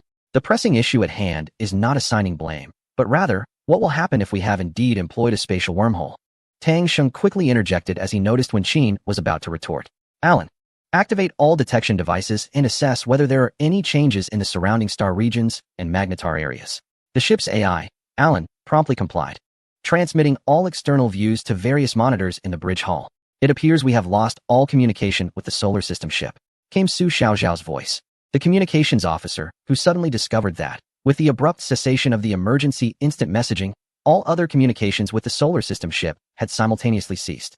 She attempted various methods, including lasers, electromagnetic waves, neutrinos, and high-energy particle beams, to re-establish communication with the solar system ship, but all efforts were in vain. What is that? Asked a tall and handsome young man named Zhao Jinhao, astonished as he pointed towards the monitor. Zhao Jinhao, a member of the new generation of humanity, tall and striking, had excelled academically and admired the exploits of the Wolf Fong exploration team so much that he voluntarily applied and underwent rigorous assessments to become Tang Sheng's apprentice. Currently serving as the first officer of the Wolf Fong. Following his gesture, the others gazed at the display, witnessing a transformation in the visible range surrounding the Wolf Fong. The starlight, which should have appeared as mere points, had morphed into twisted, helix-like lines. Even the solar system ship, situated hundreds of astronomical units away, seemed like a dough flattened into a silver pancake under a rolling pin. It is spatial distortion. Ding Hao was the first to respond. Having experienced traversing through a spatial wormhole and being a scientist, he quickly deduced the implications of these peculiar phenomena. These spatial data bear a striking resemblance to the data we encountered during the previous wormhole malfunction. Ding Hao reacted swiftly, promptly bringing up the spatial fluctuation observation data. The previously minor fluctuations had now escalated dramatically, resembling a roller coaster, forming a curve comparable to a stock market candlestick chart. Chapter 57. The Spatial Prison Song Yi was originally a student of Ding Hao during his tenure as a university lecturer, a role that all senior researchers in human civilization undertake alongside their scientific endeavors. Unlike the other interns, he was actively recruited by Ding Hao, who described him as a promising talent in the realm of antimatter research. The addition of this individual intensified Tang Sheng's pressures, leading him to contemplate drafting a formal email to the higher-ups to reject the increase of personnel aboard the Wolf-Tooth research vessel. However, Ding Hao, armed with an antimatter storage device, thwarted this initiative. As Ding Hao analyzed the anomalies and spatial fluctuations, Song Yi was equally engaged, scrutinizing data detected by other instruments. The external space seems to be returning to normal. Evans's voice interjected, having been fixated on several external display monitors since the onset of the spatial disturbances. Song Yi lifted his gaze to the monitors, showcasing the external camera feeds of the Wolf-Tooth, and confirmed that indeed, the previously chaotic fluctuations in the starlight were beginning to dissipate. He refrained from lingering on this observation. As a scientist, he understood that the precision and range of the Wolf-Tooth's detectors far surpassed those of the visible light cameras. The data collected would provide him with a more comprehensive understanding of the vessel's true condition. Before long, he detected an anomaly. The X-ray detector had ceased updating its data 17 seconds prior, which was unusual since no directive had been issued to halt its operation. He promptly reported this situation to his mentor. Ding Hao, the X-ray data has stopped updating? Have you instructed the detector to conduct a self-diagnosis? What did the last set of data indicate? Ding Hao continued his analysis of the spatial fluctuations without lifting his gaze. However, he abruptly paused as he received an analysis result that he found difficult to believe. Alan, instantly scan the star maps surrounding the ship and confirm its position, he commanded. Scanning in progress. No other celestial bodies detected at this time, Alan's synthesized voice responded.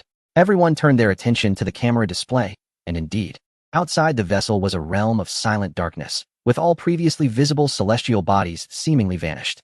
Beep, scan complete. A magnetar has been detected less than 1 light-year directly ahead, specifically the previously confirmed missing object numbered TXY 1680824766031. Before the crew could fully process this revelation, Alan announced another significant finding.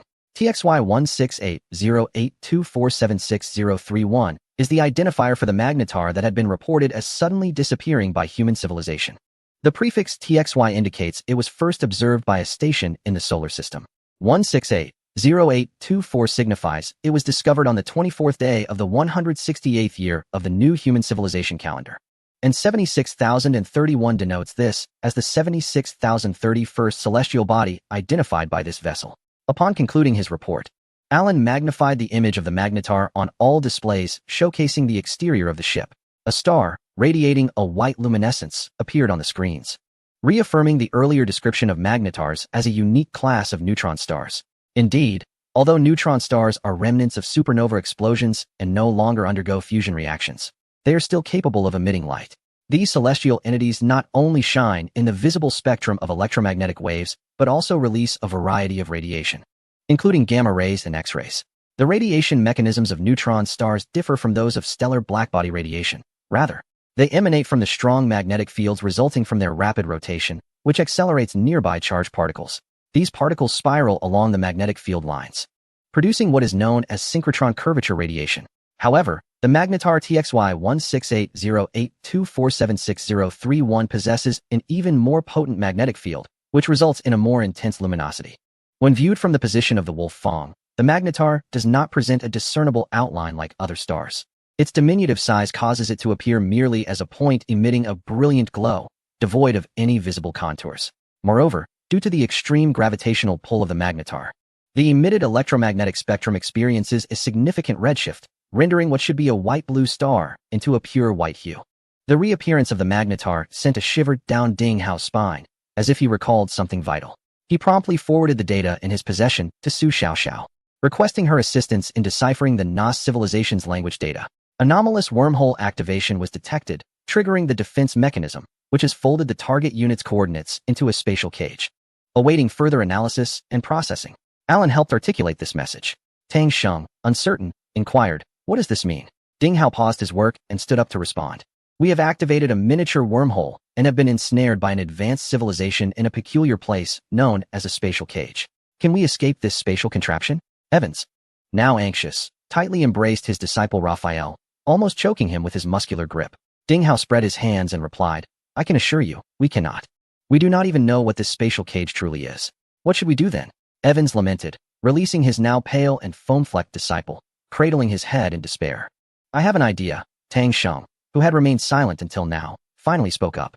Seeing everyone's attention directed towards him, he shrugged and asked Su Xiaoxiao, "Xiaoxiao, you mentioned earlier that you deciphered the previous warning and this message using the Nos language, correct?"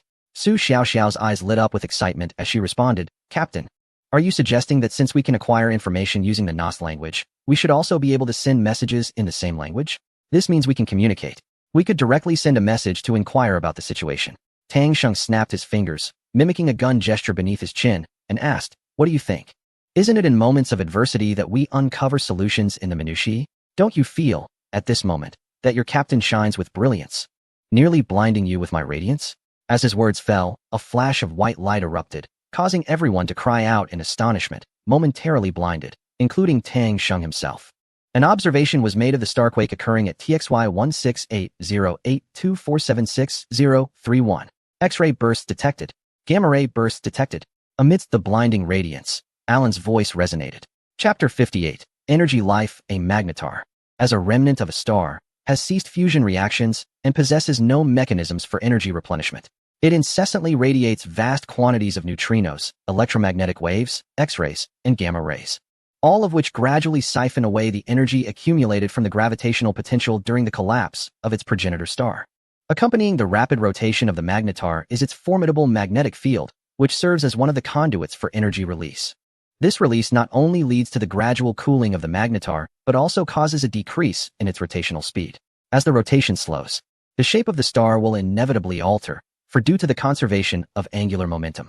The mass at the equator of the magnetar will slowly redistribute towards the poles along the rotation axis. This phenomenon results in the seemingly indestructible shell, composed of degenerate matter, to fracture and deform, giving rise to starquakes. With the fracturing of the crust, the magnetic field of the magnetar will undergo a redistribution, potentially leading to further ruptures in the crust. This chain reaction can culminate in a sudden release of the magnetar's stored energy, which will be expelled in the form of X-ray and gamma-ray bursts from its poles. The entire vessel, the wolf tooth, was enveloped in a fierce white glare, which, however, was fleeting, lasting only a little over 10 seconds before dissipating. As the crew regained their sight from the blinding light, they were dismayed to find that nearly all electronic systems aboard the wolf tooth had ceased functioning, and even the internal lights had mostly extinguished, leaving only a few high-quality emergency lights flickering in red. Alan, are you still there?" Tang Sheng shouted towards the ceiling. Every individual held their breath, refraining from uttering a sound, but Alan did not respond to the captain's inquiry, indicating that it had indeed shut down. The familiar hum of various electronic instruments had vanished, leaving only a distant rumble of the engines, which was at least a reassuring sign that the ship's energy and propulsion systems remained operational. That white light must have been caused by the magnetar's starquake. Alan had provided relevant information in its final moments, and I heard it. Ding Hao broke the eerie silence, attempting to alleviate the tension with a rather darkly humorous remark. "Fortunately, we are not aligned with the rotation axis of the magnetar. Otherwise, the small gamma-ray and X-ray bursts triggered by the starquake could have incinerated us in an instant, like a can placed in a microwave." His attempt at humor, however, seemed to have little effect. "Ivan, check the ecological life support system of the wolf tooth."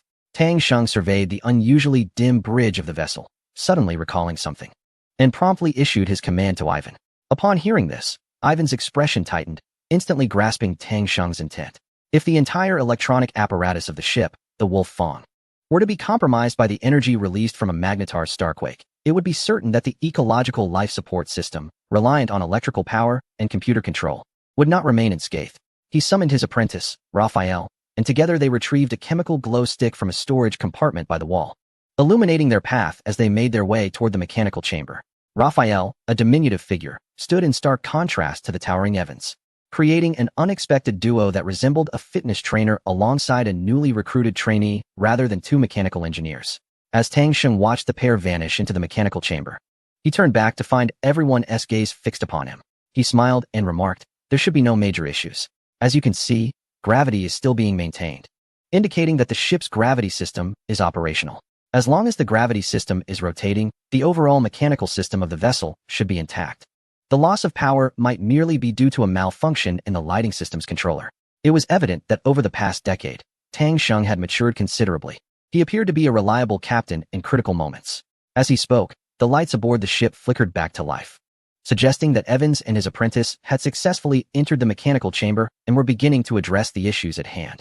Approximately 10 minutes later, accompanied by a series of electronic beeps, the ship's electronic systems began to revive, and the various displays in the bridge illuminated once more.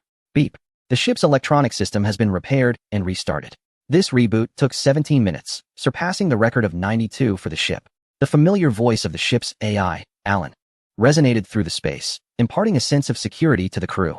It is worth noting that the Wolf Fang is a standard destroyer-class vessel, housing only 14 individuals aboard a ship designed for a complement of 5,000, rendering it quite spacious. There were often instances where one could go over an hour without encountering another crew member. However, the ship's AI, Alan, was always available, capable of appearing at any moment to provide companionship during times of solitude and fear. Furthermore, Alan was the principal asset enabling the Wolf Fang's crew to operate the ship efficiently. Without him, many specialized functions would remain inoperative due to the absence of qualified personnel. Although the Wolf Fang's crew officially consisted of only 7 members, each regarded Alan as the 8th formal member of their team. The previous electronic systems had been nearly completely destroyed and were beyond repair, necessitating a complete replacement. Fortunately, a backup electronic system designed to counter sudden gamma-ray bursts was available, Otherwise, they would have been at a loss. Evans returned to the bridge with Raphael, shedding his exoskeletal engineering armor as he spoke. It was not that humanity had anticipated the Wolf Fong's encounter with a Magnetar Starquake that led to the preparation of the gamma-ray burst protection system. Rather, all human spacecraft were equipped with such a system. Gamma-ray bursts are, in fact, not uncommon in the cosmos. Supernova explosions, neutron star mergers, and even stellar tremors can give rise to these phenomena. Due to their near-light speed propagation, predicting their occurrence is virtually impossible. By the time one discerns a supernova explosion ahead, the gamma-ray burst has already arrived at one's doorstep. In light of this, humanity has devised a contingency system for gamma-ray burst prevention. Warning! Warning! The Wulinyaba is experiencing power deficiencies. Before Alan could greet everyone, a higher priority alert compelled him to issue a prompt notification. As Alan's voice echoed, the lights aboard the Wulinyaba flickered ominously, accompanied by a halt in the gravity system. Insufficient main power, computational capacity, is diminishing. Shut down all non-essential systems. Alan's voice was intermittent, taking a while to regain its normal cadence. At that moment, the Wulinyaba had nearly ceased all operational systems, with only the life support system and Alan himself functioning at low power. The language functionality of Alan was disabled, leaving only a display screen to convey information. The screen revealed various parameters of the Wulinyaba's nuclear fusion reactor. Strangely, the reactor, which should have been operating at a power level of 30, was instead functioning at a full 100, yet it was delivering less than 1 unit of energy to the power system. The remaining energy had inexplicably vanished. Humanity's controllable nuclear fusion reactor is a magnetic confinement device that relies on magnetic fields to contain the fusion plasma within the reactor's internal space. Utilizing the classic tokamak structure, this plasma should be rapidly rotating within the fusion core. However, the data displayed on the screen indicated that the plasma was not moving under magnetic confinement. Instead, it had coalesced into a mass, continuously altering its shape, seemingly manipulated by an unseen force that had incinerated the nuclear fuel switch meant to regulate the reactor's power output. At that moment, fusion fuel was flowing continuously from the fuel tanks to the engines, with reserves depleting at a visibly alarming rate. This fuel was sufficient for the spacecraft to undertake interstellar voyages. This plasma from the fusion reactor? It feels as if it has come to life, mused Tang Sheng, stroking his chin as he gazed at the display. Come to life? Upon uttering this phrase, nearly everyone recalled a term mentioned in the first sentence decrypted by Su Xiaoxiao, energy life. A bizarre thought arose in the depths of each person's mind. What does energy life signify? Could it be a form of existence composed entirely of energy?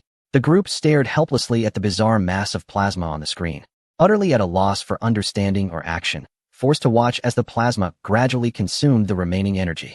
Just as despair settled in, a line of text materialized on the display. It was a passage inscribed in the script of the Nas civilization. Although there were slight variances in grammar and structure, the exquisite form of the writing unmistakably bore the hallmark of Nas civilization. Su Xiaoxiao swiftly directed Alan to translate the text. Strange civilization, please reveal your identity. This is Nok, the administrator of the 87th outpost of the new Nas civilization. The group exchanged glances, momentarily unsure of how to respond to such a query. However, Dante astutely identified the crux of the matter. He instructed Alan to display a message on the screen and executed the program that translated between human and Nas languages. Greetings, Administrator Nok. We are representatives of the human civilization from Earth in the Milky Way. May I inquire about the relationship between the new Nas civilization and the Nas civilization you mentioned? Furthermore, this is our civilization's language decoding package, which can facilitate mutual translation with the Nas language.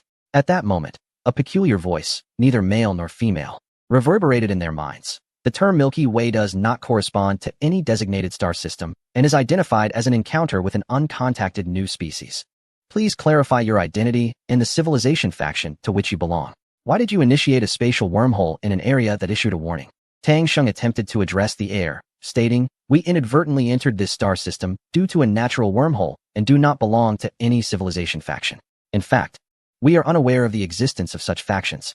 We merely passed nearby and discovered that a magnetar had vanished, prompting our investigation. We failed to decode your warning prior, which led us to activate the micro-wormhole communicator. Scanning, civilization species assessment, oxygen-based carbon life forms, unnamed new species, self-identified as Earth humans from the Milky Way. Civilization level assessment, primary energy source, fusion-based, primary energy application, electromagnetic energy, signs of individual modification technology, level 1 interstellar civilization. Accuracy assessment, species 87 confirmed, civilization origin 79 confirmed, faction 56 confirmed, Purpose analysis information insufficient. Though no sound was heard, these thoughts materialized in everyone's minds. Strange human civilization. You are now in a temporary fold space prison created by the new Nas civilization. Currently, the prison houses an energy life form that infiltrated from an extraterrestrial domain. Consequently, the spatial wormholes you generate nearby release specific coordinate information fluctuations, potentially allowing the energy life form to escape. Hence, you have been automatically folded into the spatial prison. Are you referring to that peculiar plasma entity within our fusion reactor? Tang Sheng inquired. Indeed, as you can see, it concealed itself within the magnetar, which we subsequently folded into space. Clearly, the environment of the magnetar was too harsh for it. As a plasma life form, it prefers a fusion environment. Could you assist us in removing it? Evans asked, glancing apprehensively at the entity that, despite its billion-degree temperature, resembled a gelatinous mass. Ensure the target civilization is harmless. As this phrase resonated in the minds of the crowd, they heard the voice of the self-proclaimed administrator of the new Nostrit civilization's 87th outpost, known as Nock. Of course, I will retract it even without your request. Suddenly, a loud clank echoed, and all devices aboard the spacecraft ceased to function. Even the recently rebooted Allen and the still-lit display screen became unresponsive. For safety considerations, I have removed your fusion engine. Given your need for energy to sustain your existence, I shall assist in installing a universal vacuum zero-point energy engine.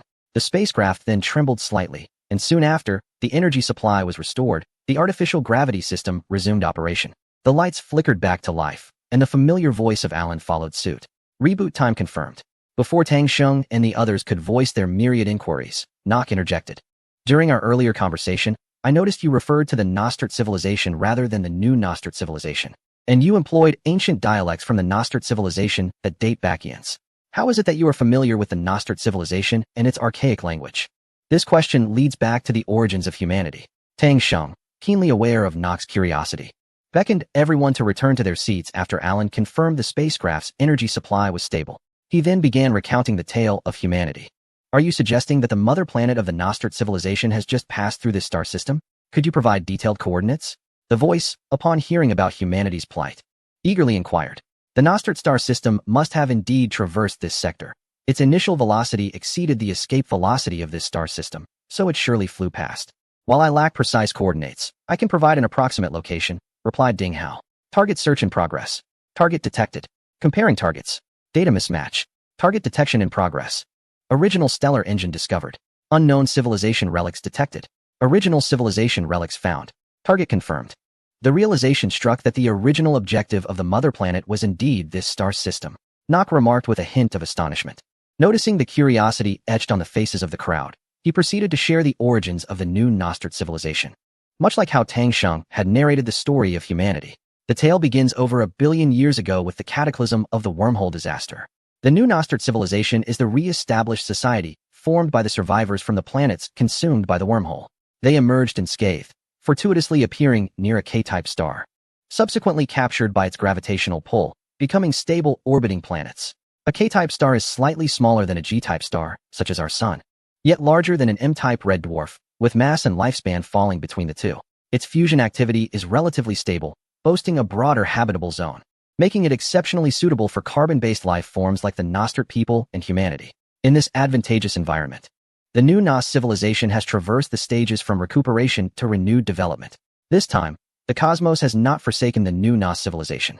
Their new home planet is no longer an isolated island in the universe, but a common star within a vast spiral galaxy, over 200,000 light-years in diameter. As a race that cherishes peace and embraces exploration, the new Nos civilization has gradually flourished, embarking on a journey of colonization and exploration throughout the entire spiral galaxy. Their insatiable thirst for knowledge about the universe fuels their passionate endeavors in exploration.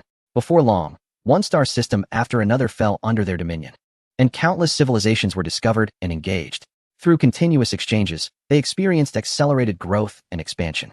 They have endured wars that determined the fate of their civilization, faced periods of significant technological regression, and encountered trials even more dire than their past encounters with spatial wormholes.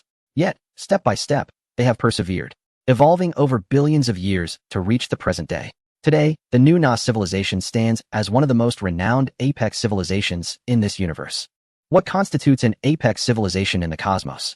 It is an existence that dwarfs even humanity's conceptualized Type 3 civilizations. Take the current new Nos civilization, for instance. Their civilizational footprint spans several hundred million light-years across superclusters, making them one of the most successful and technologically advanced civilizations known to exist. They possess the ability to completely fold space into a self-contained temporal realm, akin to a black hole, yet unlike a black hole, this closed space even shields gravity. How is such a feat achievable? On what principles does it rely? Even the most exceptional human scientists struggle to comprehend it. The voice that identifies itself as Nock is an order-maintaining AI established by the new Nas civilization to safeguard their universe from the influence of other factional civilizations. As for the true individuals of the new Nas civilization, they have not been witnessed by any civilization for tens of millions of years. Some speculate that this civilization has ventured deeper into the cosmos beyond this galactic cluster, while others conjecture that the new Nas civilization has fallen, leaving behind various monitoring AIs. In any case, within the observable range, no civilization has directly interacted with the new Nas civilization itself, at most. They can encounter some of the artificial intelligences they have left behind. We noted that you recently mentioned the faction to which our civilization belongs. Might you clarify what this faction entails? As Tang Sheng rode the self-proclaimed AI Nock, seemingly buoyed by the discovery of the original Nas system, he inquired about the significant information he had just heard. Nock promptly addressed this inquiry, revealing that the question itself was not a closely guarded secret. The faction represents the core civilizational values that guide the pursuit of survival and progress for the civilization. For instance, our new Nas civilization belongs to the non-interference and limited communication faction. We posit that all civilizations are low-entropy conglomerates, while the universe itself operates as an entropy-increasing system. To sustain the low-entropy state of civilization, it is imperative to ensure its perpetual existence, which in turn necessitates continuous advancement. This progression may pertain to the enhancement of the individual life forms constituting the civilization, akin to the genetic modifications observed in humanity, or it may encompass the scientific and technological advancements of the civilization as a whole. To facilitate this ongoing progression, it is essential to engage in constant dialogue with other low-entropy conglomerates or civilizations, thereby discovering means to maintain one's low-entropy state amidst the ever-increasing entropy of the environment. In consideration of the necessity to preserve the quantity and diversity of emerging civilizations, we have chosen a policy of limited non-interference while engaging with other civilizations, extracting information from these exchanges that aids in the maintenance of low entropy or entropy reduction. Apart from our approach, there exists a faction advocating for increased interaction with other civilizations, including trade or even conflict. Although such interactions may impact the diversity of civilizations, the effects are deemed insignificant, and there is a possibility that positive influences may arise for other nascent civilizations. This faction currently enjoys a cordial relationship with us, allowing for mutual exchanges across our respective star realms. Conversely, there exists a segment of civilizations whose core values clash with ours, resulting in a hostile relationship that prohibits exchanges within each other's domains. For instance, a faction known as the Civilization Assimilationists believes that the key to maintaining their civilization's low entropy lies in the absorption of other civilizations into their own system. Such a faction poses a significant threat to the quantity and diversity of new civilizations, thus conflicting with the interests and ideals of the new Nostrit civilization. Additionally, we have encountered a unique category of energy-based life forms. Through our communications with Nork, Tang Sheng, and others discovered that this energy life form belongs to a fallen civilization. A fallen civilization is one that has ceased its technological growth, rendering itself incapable of further negative entropy increase. While such civilizations still qualify as low-entropy conglomerates, their entropy levels have stagnated and may even rise due to environmental changes. Ultimately, they face the inevitability of being synchronized with the entropy-increasing universe, leading to their complete extinction.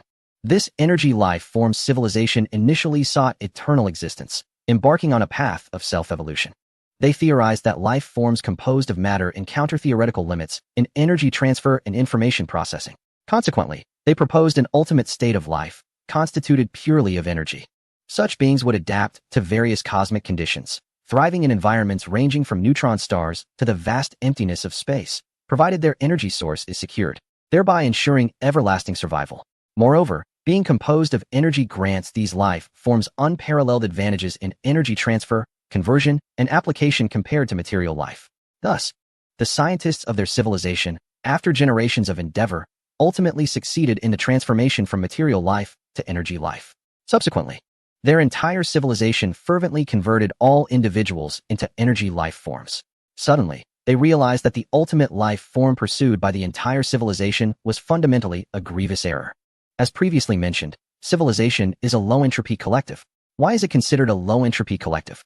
Because the individuals constituting civilization, namely, the intelligent beings belonging to it, are themselves low-entropy systems capable of acquiring energy from their surroundings, thereby reducing their own entropy or increasing their orderliness. However, if a low-entropy system decreases its own entropy, where does the expelled entropy go? Naturally, it returns to the universe, the larger environmental system.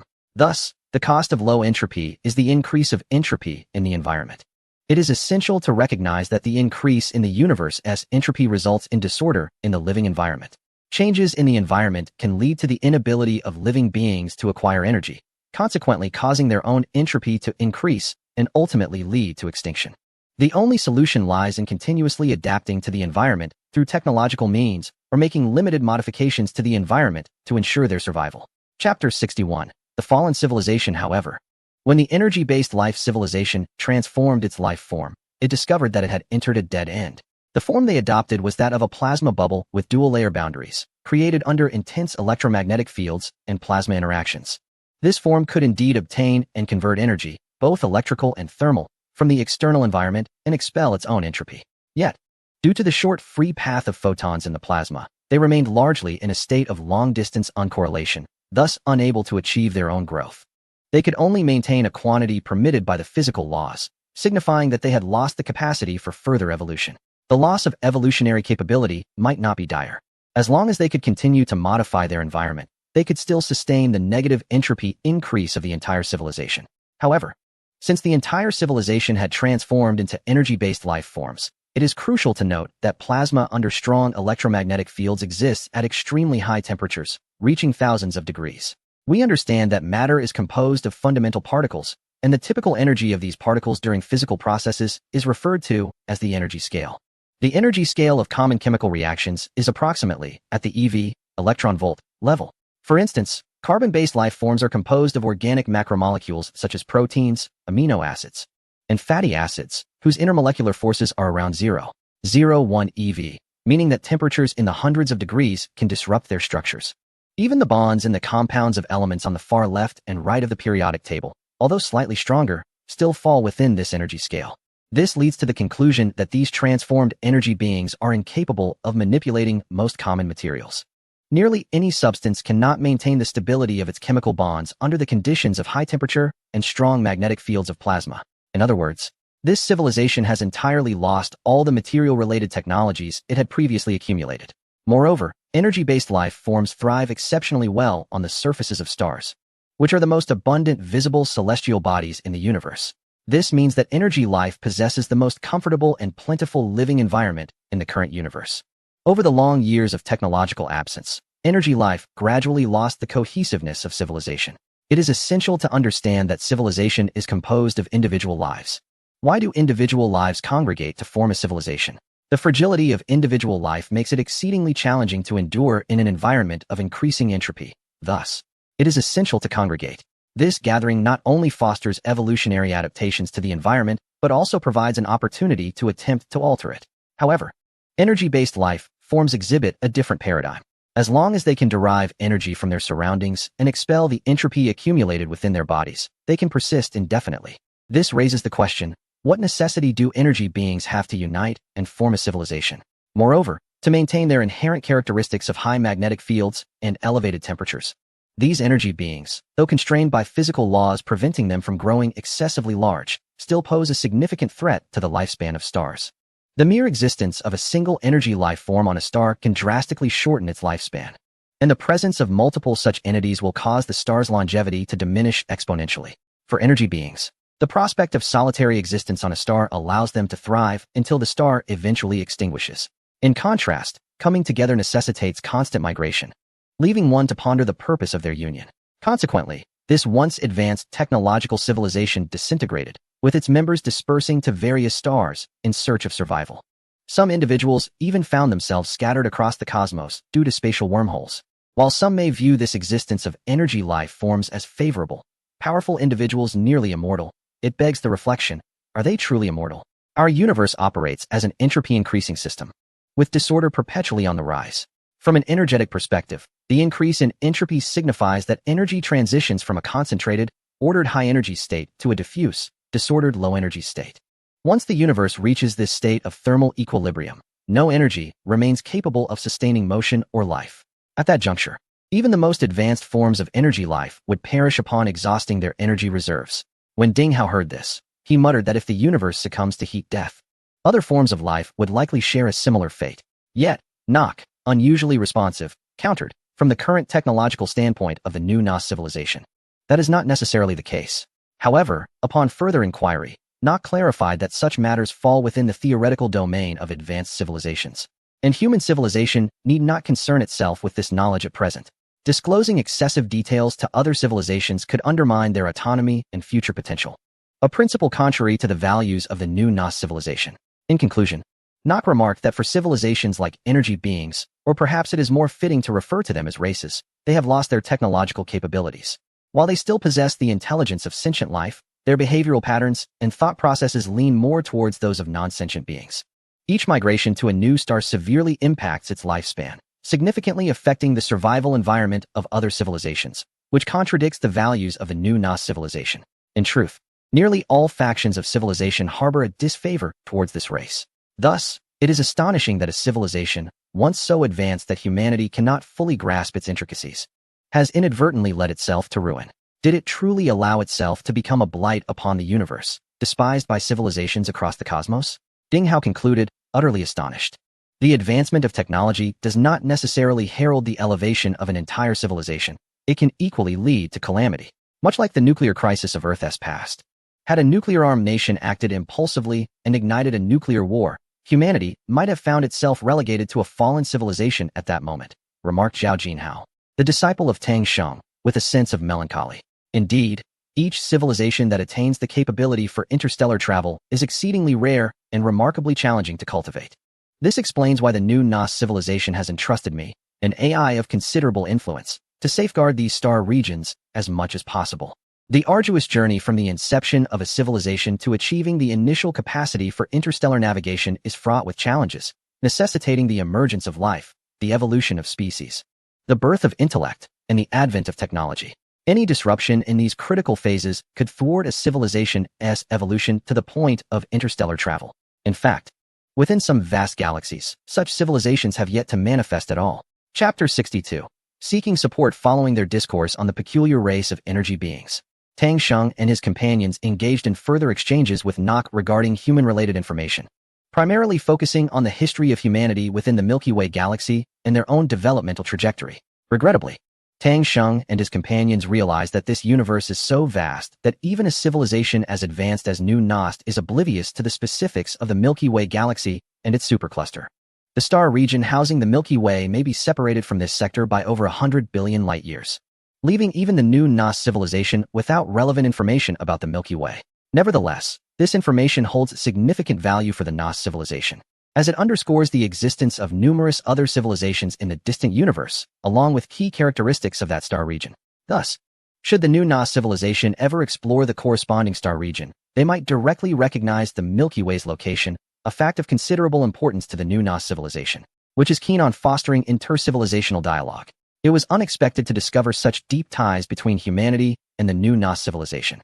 We share not only similar experiences in our civilizational development and technological evolution, but also the peculiar occurrence of encountering spatial wormholes, an event of low probability. Oh, how fortuitous it is that humanity and the new Nost civilization are so intertwined.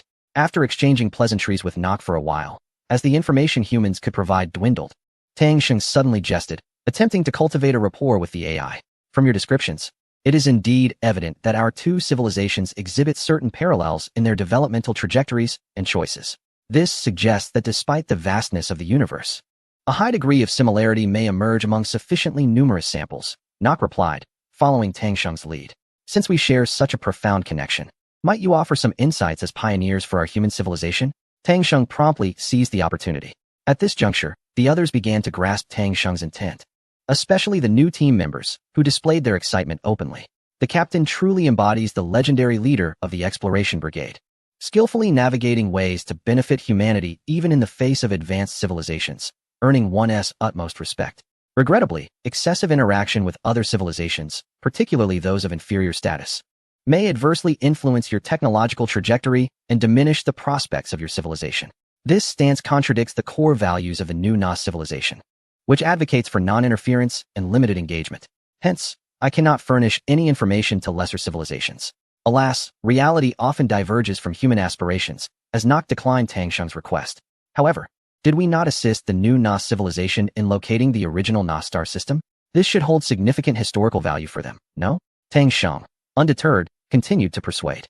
Observing this, others eagerly chimed in, asserting that such a benevolent advanced civilization might not cross paths again for an indeterminate time. If we do not seize this opportunity to procure some benefits, we may find ourselves bereft of possibilities. As a nascent civilization separated by countless light years, I believe the esteemed new Nas civilization would not wish to witness our imminent extinction. It was Su Xiaoxiao who played the emotional card. The plight of human civilization is undeniably arduous. Before we were prepared to depart our home planet, we encountered calamities wrought by spatial wormholes. After much struggle to be ready, we were unceremoniously cast into this unfamiliar stellar domain, where upon our arrival, we could not even locate a familiar celestial body. This lament was voiced by Gao Qiao, emphasizing the challenges we face. Human civilization is both fragile and pitiable, and utterly helpless. Surely, you have scanned our bodies and genetic structures, revealing our inherent frailty. Without a suitable environment, we would perish instantly. Our lifespan is tragically brief, merely a few hundred years. And even interstellar travel necessitates the use of cryogenic technology to traverse the vastness within a single generation. This poignant plea was made by Evans. Please assist us. Even the socially awkward Guan Xiaya blushed and spoke up. A modicum of assistance would significantly ease our civilization's journey. In fact, human civilization bears remarkable similarities to the new Nas civilization. Consider our analogous oxygen-carbon-based life forms, even our resemblance in form, and the striking parallels in our technological paths. Viewed in this light, human civilization is but a nascent reflection of the new Nas civilization. As a friendly and graceful race, how could you bear witness to the demise of a budding civilization so akin to your own? The new generation of children holds their own against their predecessors. And it was the intern, Zhao Jinhao, who nearly exclaimed, "I am your long-lost son." Upon hearing this, the veteran team members cast appreciative glances in his direction, acknowledging his growth under the captain's tutelage. Truly, he has surpassed expectations. Assisting you contravenes the core values of the new Nas civilization. I must decline your request. Nock's voice resonated once more. As an advanced artificial intelligence capable of independently overseeing a star domain, Nock possesses a distinct emotional module. This module is not akin to the simulated emotional framework of the ship's main AI, Alan, aboard the Wolf-Tooth, but rather embodies a genuine emotional functionality with its own independent logical reasoning. From its perspective, Nock finds itself somewhat aligned with the civilization that refers to itself as humanity. For in numerous aspects, they share inexplicable connections with the new Nostrit civilization. However, as a creation of artificial origin, it is bound to adhere to the regulations established by its creators. In truth, for human civilization, it suffices to provide merely a modicum of information that may seem trivial to you. We are not a greedy civilization. This small gesture of assistance might indeed unveil greater possibilities for humanity. Is it not true that human civilization possesses a certain uniqueness in comparison to the new Nostrit civilization? You mentioned earlier that the new Nostrit civilization acknowledges the interventionist communication faction, correct? If my memory serves me right, this faction is also capable of engaging in profound exchanges with us. Should you lack the authority to decide, perhaps you could inquire with the new Nostrit civilization and allow them to determine whether they can furnish us with some information? Ding Hao cautiously added, clearly aware that this artificial intelligence possesses a strong sense of principle. If he continued to press the matter without yielding, it might provoke its disdain. However, since the entity is so concerned with the so-called core values of civilization, it may be prudent to use this as a potential avenue for persuasion. Chapter 63. The newcomer's gift package of human civilization. Nock hesitated, for it did possess a degree of authority concerning such matters. Yet, given the current situation's slight discord with the values of the new Nostrit civilization, it opted to seek guidance from its mother civilization on how to best navigate this issue. Although the new Nostrit civilization had not made an appearance in millions of years, and Nock had not communicated with its creators in just as long, its communication network remained operational. Swiftly, it relayed the pertinent information back to the new Nostrit civilization. However, akin to many previous instances of proactive information dispatch, this communication fell into silence, yielding no response. Were it not for the consistent functionality of the communication network, which occasionally transmitted updates even after millennia, Nock might have, like some lesser civilizations, concluded that the new Nostrit civilization had ceased to exist. To lesser civilizations, this scenario appears perplexing. How could an advanced civilization simply vanish from millions of years? Yet, for a civilization as advanced as New Nostart, this may well be a commonplace occurrence. Lesser civilizations cannot fathom the logic of higher ones. It transcends the mere imagination of a peasant envisioning an emperor's golden hoe. It is akin to a single-celled organism failing to comprehend the cognition of a higher intelligent life form. Nock found itself in a quandary. Truth be told, it harbored no aversion towards these self-proclaimed human beings. Indeed, humans bear certain physical resemblances to the early Nostart and share aesthetic sensibilities that evoke memories of its own nascent days, when it was first brought into existence and shaped by its creator. Otherwise, he would not have engaged in such prolonged communication with this feeble civilization. With his immense capabilities, he could effortlessly discern the racial characteristics and technological trajectories of human civilization. Noticing that he did not immediately refute Ding Hao's proposal, Tang Sheng hastily added, "Might it be possible to consider this? You would continue to refrain from interfering with our civilization, yet, given that humanity has aided the new Nostar civilization in locating its home planet, could we perhaps be granted some form of reward? Some technological knowledge, or perhaps advanced creations? The greatest opportunity for human civilization presently lies in encountering you.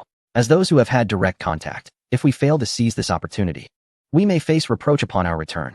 After all, as a lower-tier civilization, we struggle to comprehend the challenges faced by your magnificent civilization." This proposal inadvertently prompted Nock to reflect. Indeed, look at these human spacecraft. They are remarkably crude and severely outdated, having not even achieved the civilization level that the new Nostar civilization had before being ejected from its home system by a spatial wormhole. It is pitiable that this civilization, having only just reached the threshold of level 1, faced a spatial wormhole, and through a scant few survivors, fortuitously encountered the Nostar system to persist. They recognized that the Nostar system had indeed contributed somewhat to the new Nostar civilization, making a reward seem justifiable. Nock activated his computational unit, meticulously analyzing whether rewarding humanity would conflict with the core values of the new Nostar civilization. In truth, Tang Sheng and his companions had inadvertently gained an advantage. If Nock were a lower-tier AI akin to that of humanity, then the core values of civilization would be inescapable. However, Nock is an advanced artificial intelligence created by a high civilization, and it can be said that he is not much different from a sentient being. In fact, such advanced AI possesses a member identification within the new Nostar civilization, indicating that they are no longer viewed merely as constructs, but rather as members of their civilization. The fundamental distinction between a sentient being and a machine is that a sentient being can be persuaded. A group of humans gathered anxiously, awaiting Nock's response. Having articulated their request, their fate hung in the balance. The duration of Nock's contemplation, lasting 15 minutes, felt to Tang Sheng and his companions like an eternity. Finally, Nock spoke. "In that case, as a reward for humanity's assistance in helping the new Nostar civilization locate its home planet, the vacuum zero-point energy engine within your spacecraft's propulsion system shall be bestowed upon you." Upon hearing this, Tang Sheng felt a tinge of disappointment. This apparatus was intended to replace the nuclear fusion engine that had been removed from the Wolf Fang. He was about to voice a request for additional benefits or propose an exchange for other technologies when he was abruptly silenced by Ding Hao's firm intervention from behind. Nock observed this detail, indicating that the human seemed to have realized something significant. He continued, saying lastly, "I would like to share one piece of information. Although the vacuum zero-point energy engine is merely a commonplace artifact of the new Nos civilization, it embodies the very hope of sustaining perpetual low entropy for this civilization." Whether or not Tang Sheng and his companions grasped the significance of his words, he concluded, "The information and rewards I can provide are limited. I must now attend to this energy life form, so we shall part ways." As soon as he finished speaking, everyone in the Wolf Fang Brigade noticed that the entire spaceship seemed to revert to normal. Upon glancing at the display, they realized they had emerged from the spatial prison, and their current location was precisely where they had been before being folded into that confinement. Tang Sheng pulled Ding Hao aside, a hint of reproach in his voice. "What just happened? I was hoping to negotiate for more benefits." He mused, "Surely, even a high-tech engine cannot be as reliable as a comprehensive and concrete scientific theory." Ding Hao had been holding his breath, his face flushed. Finally, he exhaled deeply, placing his hands on Tang Sheng's shoulders, and exclaimed excitedly, "Thank goodness you didn't switch." He then turned to everyone and declared, "We, humanity, have struck gold." He scanned the faces of his companions, breathing heavily. "Did none of you pay close attention to the name of that engine?" The AI known as Nock referred to it as the vacuum zero-point energy engine. Zero-point energy. It can actually be harnessed. Do you not comprehend the implications? Nock stated that this is the very foundation for the entire new Nos civilization to maintain perpetual low entropy. And he was absolutely correct. If utilized wisely, it is entirely possible for our human civilization to endure indefinitely, not in the manner of energy life forms, but in a way that even the heat death of the universe could not obliterate human civilization. This engine represents the most significant boon humanity has received since venturing into the cosmos. In other words, the sacrifices made for this engine would be worth every cost. The others stared at Ding Hao in sheer disbelief. Who among the crew of the Wolf Fong had ever witnessed him so animated? This was beyond his usual self. Had he been swapped with someone else during the spatial folding? Was it the energy life form or not? At that moment, a laser communication request illuminated the control room, indicating that the solar system had re-established contact with the Wolf Fong and was attempting to reconnect. Chapter 64. The Ultimate Energy, Vacuum Zero-Point Energy with the sudden disconnection of communications with the Wolf Fong. The command center of the solar system initially assumed that the Wolf Fong had urgently severed their micro-wormhole link in favor of laser communication. After waiting for 10 hours without receiving any communication request from the Wolf Fong, the solar system began to sense something amiss. Given that the light-speed communication delay across 40 astronomical units was merely around 5.5 hours, they had now far exceeded that time frame. It was then that the solar system realized the Wolf Fong had vanished. They employed various means to attempt contact and locate the Wolf Fong brigade, but to no avail, which left the crew of the solar system in a state of considerable alarm. Before you looms a colossal spaceship, weighing a staggering 100,000 tons, situated less than 40 astronomical units away. Without so much as a greeting, it vanishes in an instant. Prior to its disappearance, you maintained instantaneous communication with this vessel through a miniature wormhole device. Yet, without a trace of sound, it abruptly ceases to exist. Would you not feel fear? Undoubtedly. Fear grips you, prompting the solar system to mobilize all available detection methods. Aside from detecting slight spatial fluctuations akin to a wormhole at the original location of the ship, known as the Wolf Tooth, no other anomalies are observed. If the Wolf Tooth had suffered an unknown assault, there should at least be remnants, a sign of its struggle. The present scenario leaves humanity in the solar system in a precarious dilemma, neither advancing nor retreating, a most distressing predicament. Recklessly approaching the Wolf Tooth's last known position could result in the solar system meeting a similar fate. Conversely, retreating would offer no justification to the populace for abandoning the storied expedition team, nor could it ensure the safety of the solar system itself. Thus, the vessel remains suspended in this star region, striving to discern the reasons behind the Wolf Tooth's disappearance while contemplating the next course of action. After deliberation, the decision is made to investigate the Wolf Tooth's last known coordinates. After all, fleeing does not guarantee safety, at the very least. One must ascertain the identity of their adversary. It is unacceptable to be ensnared in an elaborate scheme without understanding the motives behind it. As the solar system cautiously approaches the vicinity of the Wolf Tooth's disappearance, a sudden fluctuation in space occurs, and the Wolf Tooth reappears at its original position. Swiftly, communication is re-established, revealing that humanity has encountered the most formidable civilization known in the universe, intriguingly linked to human civilization in ways that defy explanation. Thus, after extensive negotiations, they return bearing a vacuum zero-point energy engine.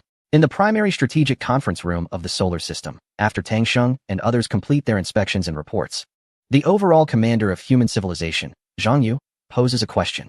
Is this vacuum zero-point energy engine truly significant? Commander, do not underestimate the vacuum zero-point energy engine. Tang Sheng protests vociferously. Oh, what makes it so special? Zhang Yu glances at Tang Sheng with a hint of mockery. Of course, cough, cough, Ding Hao. Please enlighten the commander on the extraordinary capabilities of the vacuum zero-point energy. Tang Sheng momentarily falters, but quickly recovers, summoning Ding Hao, who had previously exhibited palpable excitement aboard the Wolf Tooth, suggesting that this vacuum zero-point energy engine must indeed be remarkable. Ding Hao rises, straightens his attire, and, after several hours of examination, has regained some composure, yet he cannot suppress his enthusiasm when discussing this newfound acquisition. Captain, regarding the vacuum zero-point energy engine, although we have yet to conduct any tests, I believe that the information obtained through communication with the artificial intelligence Nox of the new Na civilization can largely confirm that the vacuum zero-point he mentioned aligns with the concept of vacuum zero-point energy in our physics. Observing the perplexed expressions on the faces of the fleet's senior officers, he recognized that those from unrelated scientific fields may not fully grasp this concept. Thus, he elaborated further. Vacuum zero-point energy is a theoretical form of energy discovered during the establishment of quantum theory by human civilization in the 20th century on Earth. According to classical mechanics, one would expect that a vacuum contains nothing, no waves, no particles, no fields, no mass, no energy. However, quantum mechanics reveals that even in a vacuum, even at absolute zero. There are incessant quantum fluctuations, with particles randomly generated and instantaneously annihilated. These quantum fluctuations and the random creation and annihilation of particles indicate that energy persists within the vacuum. The energy derived from these quantum fluctuations, which exists even at absolute zero, is what we refer to as vacuum zero-point energy. Subsequently, human civilization has offered alternative theoretical explanations for vacuum zero-point energy. For instance, quantum field theory posits that the vacuum consists of a system formed by rotating wave packets of positive and negative electrons. The energy associated with this phenomenon is the vacuum zero-point energy. Additionally, phenomena such as the Lamb shift and the Casimir effect have later provided indirect confirmation of the existence of this energy. Vacuum zero-point energy implies that even in a region of the universe devoid of any matter or energy, even at absolute zero, there remains a vast reservoir of vacuum zero-point energy. Do you comprehend the implications of this? Observing the fleet commanders shaking their heads in confusion, Ding Hao clenched his fists, his voice rising in intensity. This signifies that our universe is not an isolated system. If the universe is not an isolated system, then the second law of thermodynamics cannot drive the universe towards heat death. This means that, theoretically, a civilization could maintain low entropy indefinitely and achieve eternal existence. Moreover, even if the universe were to experience heat death, as long as we possess the technology to harness vacuum zero-point energy, human civilization could extract energy from nothingness. What does energy signify? Energy signifies everything. With energy, we can create matter. With matter, human civilization can possess all that it desires. This implies that, given sufficient time, humanity could even recreate an entire universe from the void. At this moment, Tang Sheng, standing awkwardly beside him, raised his hand and inquired, "Earlier, I didn't quite understand what you were saying, but in this last part, you mentioned extracting energy from nothing?" "Indeed, extracting energy from nothing, without any cost," Ding Hao affirmed. "So, does this mean we have obtained a perpetual motion machine?" Tang Sheng timidly asked. "Well, to say this is a perpetual motion machine wouldn't be entirely incorrect," Ding Hao replied. "However, I'm not a researcher, but I have heard of the second law of thermodynamics, which states that a perpetual motion machine can never be created, correct?" Chief of Staff Moon inquired, furrowing his brow. Chapter 65. The self-positioning of civilization. This time, it was not Ding Hao who responded to Chief of Staff Moon, but rather the Minister of Science, Cai Yongfan. He took the opportunity to elucidate. The second law of thermodynamics is predicated upon a significant condition, namely that the universe must be considered an isolated system for it to hold true. Yet, there has never been a theoretical substantiation that the universe is indeed an isolated system. Rather, zero-point energy might even suggest that the universe is not isolated at all. Consequently, perpetual motion machines, such as those utilizing vacuum zero-point energy, could theoretically manifest within a non-isolated system. Given that vacuum zero-point energy possesses such immense potential, why has humanity, having discovered its existence in the past, not sought to harness this energy? Zhang Yu expressed his confusion. Nevertheless, despite humanity's advancements over the past 400 years since the discovery of vacuum zero-point energy, our branch of civilization has now progressed nearly 600 years in technology. In fact, over 500 years ago, physicists of the 21st century on Earth had already discerned that while vacuum zero-point energy exists, its extraction is exceedingly challenging, let alone its utilization. Initially, to expedite the development of technology for escaping the solar system, nearly all research efforts were diverted to the aerospace sector, resulting in a near standstill in theoretical advancements across other domains. Presently, despite the Kunlun fleet's population exceeding 15 million, it remains insufficient to continue research in this theoretical area. Cai Yongfan, as the Minister of Science, holds a credible stance regarding this historical context. In this exchange with the new Nas civilization, humanity has indeed reaped considerable benefits, acquiring a wealth of knowledge pertaining to cosmic civilizations, as well as a vacuum zero-point energy engine, hailed as a first-class perpetual motion machine.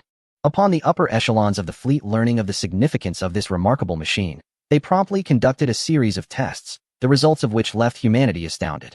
This device, seemingly modest in size, akin to that of a standard spacecraft module, presents a sleek and elegant aerodynamic form, devoid of any input interfaces, featuring only 3 energy output ports. Remarkably, it appears capable of intelligently adjusting the type of energy it outputs. When connected to a spacecraft engine, it generates kinetic energy. When linked to electrical equipment, it produces electrical energy, and even when interfaced with weapon systems, it can supply energy corresponding to the respective weaponry. Astonishingly, the power output of this engine exceeds the current measuring capabilities of human devices. Although calculations based on the machine size and the energy density of vacuum zero-point energy suggest that there must be an upper limit to its output power, it is evident that humanity has yet to approach this engine's full potential. This implies that it is a universal perpetual motion machine, capable of supplying an unlimited amount of energy to meet the needs of the current Kunlun fleet. Observing the staff cheerfully disassembling the vacuum zero-point energy engine from the Wolfang and installing it onto the solar system, Tang Sheng felt a twinge of melancholy, believing that it would have been equally advantageous to retain the device aboard the Wolfang. While researching spacecraft engines, the Kunlun fleet convened an urgent assembly of its senior officials and the scientific department. The primary focus of this meeting was the self-positioning of human civilization. Through interactions with the new Nostrit civilization, humanity has come to understand that advanced civilizations in the cosmos possess their own core values. These civilizations act in accordance with these core tenets, which are crucial as they influence the trajectory of their development. This revelation prompted humanity to reflect upon itself, necessitating the establishment of a set of core values that align with human interests and developmental needs, thereby guiding the advancement of human civilization. Moreover, in future encounters with super-civilizations, should the opposing entity belong to the same faction, there exists the possibility of joining a familial alliance of sorts. Conversely, if faced with a hostile faction, humanity could simply masquerade as an unassuming, primitive civilization, as its technological prowess remains significantly inferior. Such a guise would likely raise no suspicion. In the ensuing days, the attendees engaged in a nearly universal debate, fervently attempting to persuade one another regarding the direction of civilization's development. Notably, the notion of a civilization absorption faction was disregarded, given humanity's current technological capabilities, unless they were to encounter extraterrestrial civilizations akin to the rudimentary insectoid civilization. There exists no certainty of successfully absorbing any civilization capable of interstellar travel. A miscalculation could jeopardize the very existence of human civilization. Presently, the main factions under consideration are the non-interventionist limited engagement faction and the interventionist engagement faction. Some argue that humanity should follow in the footsteps of the Nostrit civilization, embracing their guidance by joining the non-interventionist limited engagement faction. This faction has the advantage of the Nostrit civilization as a familiar elder sibling, and its principles resonate more closely with humanity's own ethical framework. Conversely, dissenters contend that humanity should not merely mimic the trajectory of the Nostrit civilization. A civilization that incessantly replicates the paths of others risks losing its identity, potentially becoming a vassal of another civilization. In stark contrast, based on prior interactions with the insectoid civilization, humanity not only participated in their civil war, but also aided them in achieving a technological leap. A move that was met with approval at the time, resulting in the development of a theoretical framework known as civilization genetics. This clearly aligns with the interventionist engagement faction's approach, particularly the theory of civilization genetics, initially a rudimentary construct developed by humanity, unexpectedly found an intrinsic connection with the core values articulated by the Nostrit civilization, thereby elevating the importance of this discipline in the eyes of humanity. According to the theory of civilization genetics, human civilization will endeavor to transmit its distinctive characteristics to the friendly civilizations it encounters. In the future, when these civilizations nurture the seeds of human culture, they are likely to supplant human civilization, continuing to thrive within this vast universe. Moreover, human civilization shall forever remain etched in memory due to the survival of these new societies. This theory may appear somewhat tragic, yet it aligns closely with humanity's current capabilities. While each civilization strives to persevere, humanity is merely a nascent Type 1 civilization, just beginning to venture into interstellar travel. Even with the advent of the vacuum zero-point energy engine, it is premature to assert that any civilization can endure indefinitely. Presently, humanity lacks any definitive assurance of triumph when confronted with a hostile civilization possessing interstellar capabilities. Hence, the notion of eternal existence seems far-fetched. Furthermore, the reason the new Na civilization opts for a non-interference, limited communication approach is rooted in their formidable technological prowess. They can glean the majority of pertinent information through scanning when faced with lower-tier civilizations, allowing for limited exchanges to extract the necessary data. In contrast, should humanity attempt to engage in limited communication with other civilizations, the chances of acquiring meaningful information would be nearly non-existent, thus hindering the absorption of their cultural essence for our advancement. Surprisingly, humanity chose not to adopt the non-interference model, but instead positioned itself as an interventionist civilization, guided by the principles of civilizational genetics. The news of the Wolfang's encounter with a super-civilization spread rapidly throughout the Kunlun fleet within days, coinciding with the awakening of nearly the entire human contingent involved in this event. leading to widespread excitement. Humanity has yet to genuinely communicate with a civilization that surpasses its own. Those with any connection sought to inquire about the Wolfang's experiences, causing a commotion within the Kunlun fleet. Subsequently, during a high-level meeting, the fleet's leadership allocated time for journalists to conduct exclusive interviews with the crew of the Wolfang. Tang Sheng and others recounted their experiences, yet the details concerning the vacuum zero-point energy engine were conspicuously omitted. This information pertains to the utmost secrecy regarding humanity's potential to become a civilization of immortality, known only to a select few within the upper echelons of the fleet. Following a critical vote on core civilizational values, those who had been urgently awakened were once again placed into hibernation. After all, resources are perpetually scarce in the cosmos. Although humanity has harnessed the vacuum zero-point energy engine, seemingly possessing boundless energy, it still lacks the capability to manufacture material on a grand scale. The consumption of over 15 million individuals is indeed substantial. Thus, to conserve resources, the Kunlun fleet adhered to its original plan, rotating all personnel into hibernation to maximize the control of resource and energy expenditure while ensuring the fleet's normal operations. Chapter 66. Adjusting course. The Kunlun fleet, a branch of human civilization, has once again recalibrated its trajectory. According to the initial plan, the fleet is set to journey toward the domain of the creator Balaji and the civilization of the insectoids, in hopes of establishing communication with them.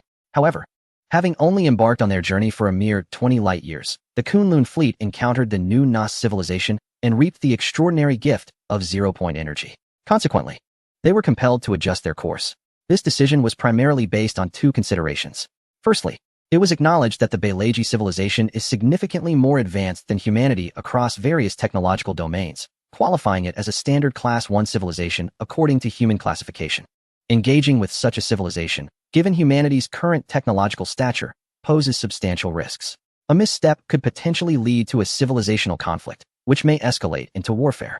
With the current population of the Kunlun fleet, enduring the losses from a civilizational war would be untenable, particularly if there exists a vast disparity in technological prowess, which could even result in annihilation. Of course, this represents the worst-case scenario. Analyses of the Balaji civilization's ship logs suggest that it is not inherently aggressive. Secondly, considering humanity's acquisition of the zero-point energy engine, failing to effectively harness this artifact to bolster their strength would be a grievous waste. Furthermore, should it be discovered by other civilizations due to inadequate concealment, even a friendly civilization might develop covetous inclinations. In the vast cosmos, humanity does not intend to gamble on the moral integrity of an unfamiliar civilization. To swiftly master more applications of the zero-point energy engine and to catalyze further scientific breakthroughs through its study, the Kunlun fleet resolved to seek out a remote star system to discreetly develop their capabilities before approaching the Balaji civilization. Brown dwarfs, celestial bodies situated between gas giant planets and stars, are classified as failed stars that lack sufficient mass, less than 8 solar masses, to sustain nuclear fusion reactions over extended periods. Nevertheless, brown dwarfs are not entirely devoid of fusion. During their formation phase, they can indeed undergo fusion reactions, albeit only temporarily. Depending on the mass and metallicity of each brown dwarf, the duration of nuclear fusion can range from 1 to a billion years. Since the fusion duration of brown dwarfs is markedly shorter than that of stars, they too will gradually cool down once fusion ceases. This delineates the primary distinction between brown dwarfs and giant gas planets. The latter are incapable of igniting any nuclear fusion. The thermal energy within a giant gas planet's core is solely derived from gravitational potential energy consumed during its formation, along with a minor contribution from radioactive decay and tidal forces exerted by other celestial bodies. Consequently, lacking internal heat generation, these planets will progressively cool over the course of tens to hundreds of billions of years. The target chosen by the Kunlun fleet is a binary system composed of 2 brown dwarfs, one with a mass 65 times that of Jupiter and the other approximately 20 times Jupiter's mass. As these 2 brown dwarfs orbit their common center of mass, their formidable gravitational interaction has prevented the formation of any substantial planets, resulting instead in a vast asteroid belt composed of numerous smaller asteroids and meteoroids encircling the 2 central stars. The advantage of selecting this location lies in the fact that the dim and relatively low-mass brown dwarfs are not easily detectable in the cosmos. In this remote corner of the cosmos, resources are scarce in comparison to stellar systems, rendering the emergence of indigenous civilizations or the visitation of advanced societies highly improbable. Thus, it may be inferred that this locale is indeed a secluded niche of the universe, exceptionally suited for humanity's furtive expansion endeavors. the Wolf-Fong exploration team once again found themselves before the flagship of the Kunlun fleet, the solar system. This time, they would arrive at the binary star system 5 years ahead of schedule.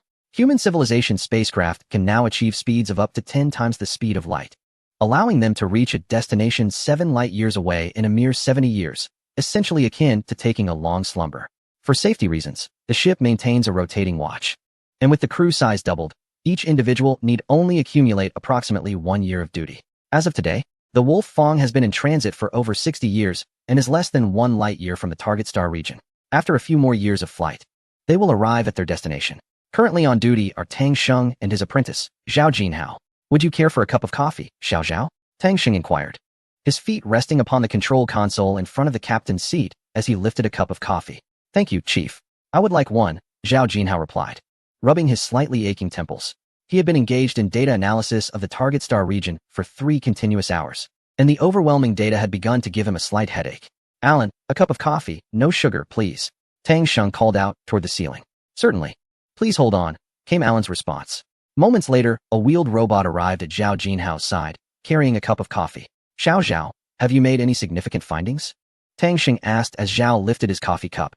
The data from this binary star system is exceedingly complex. The asteroid belt spans over 10 astronomical units in width.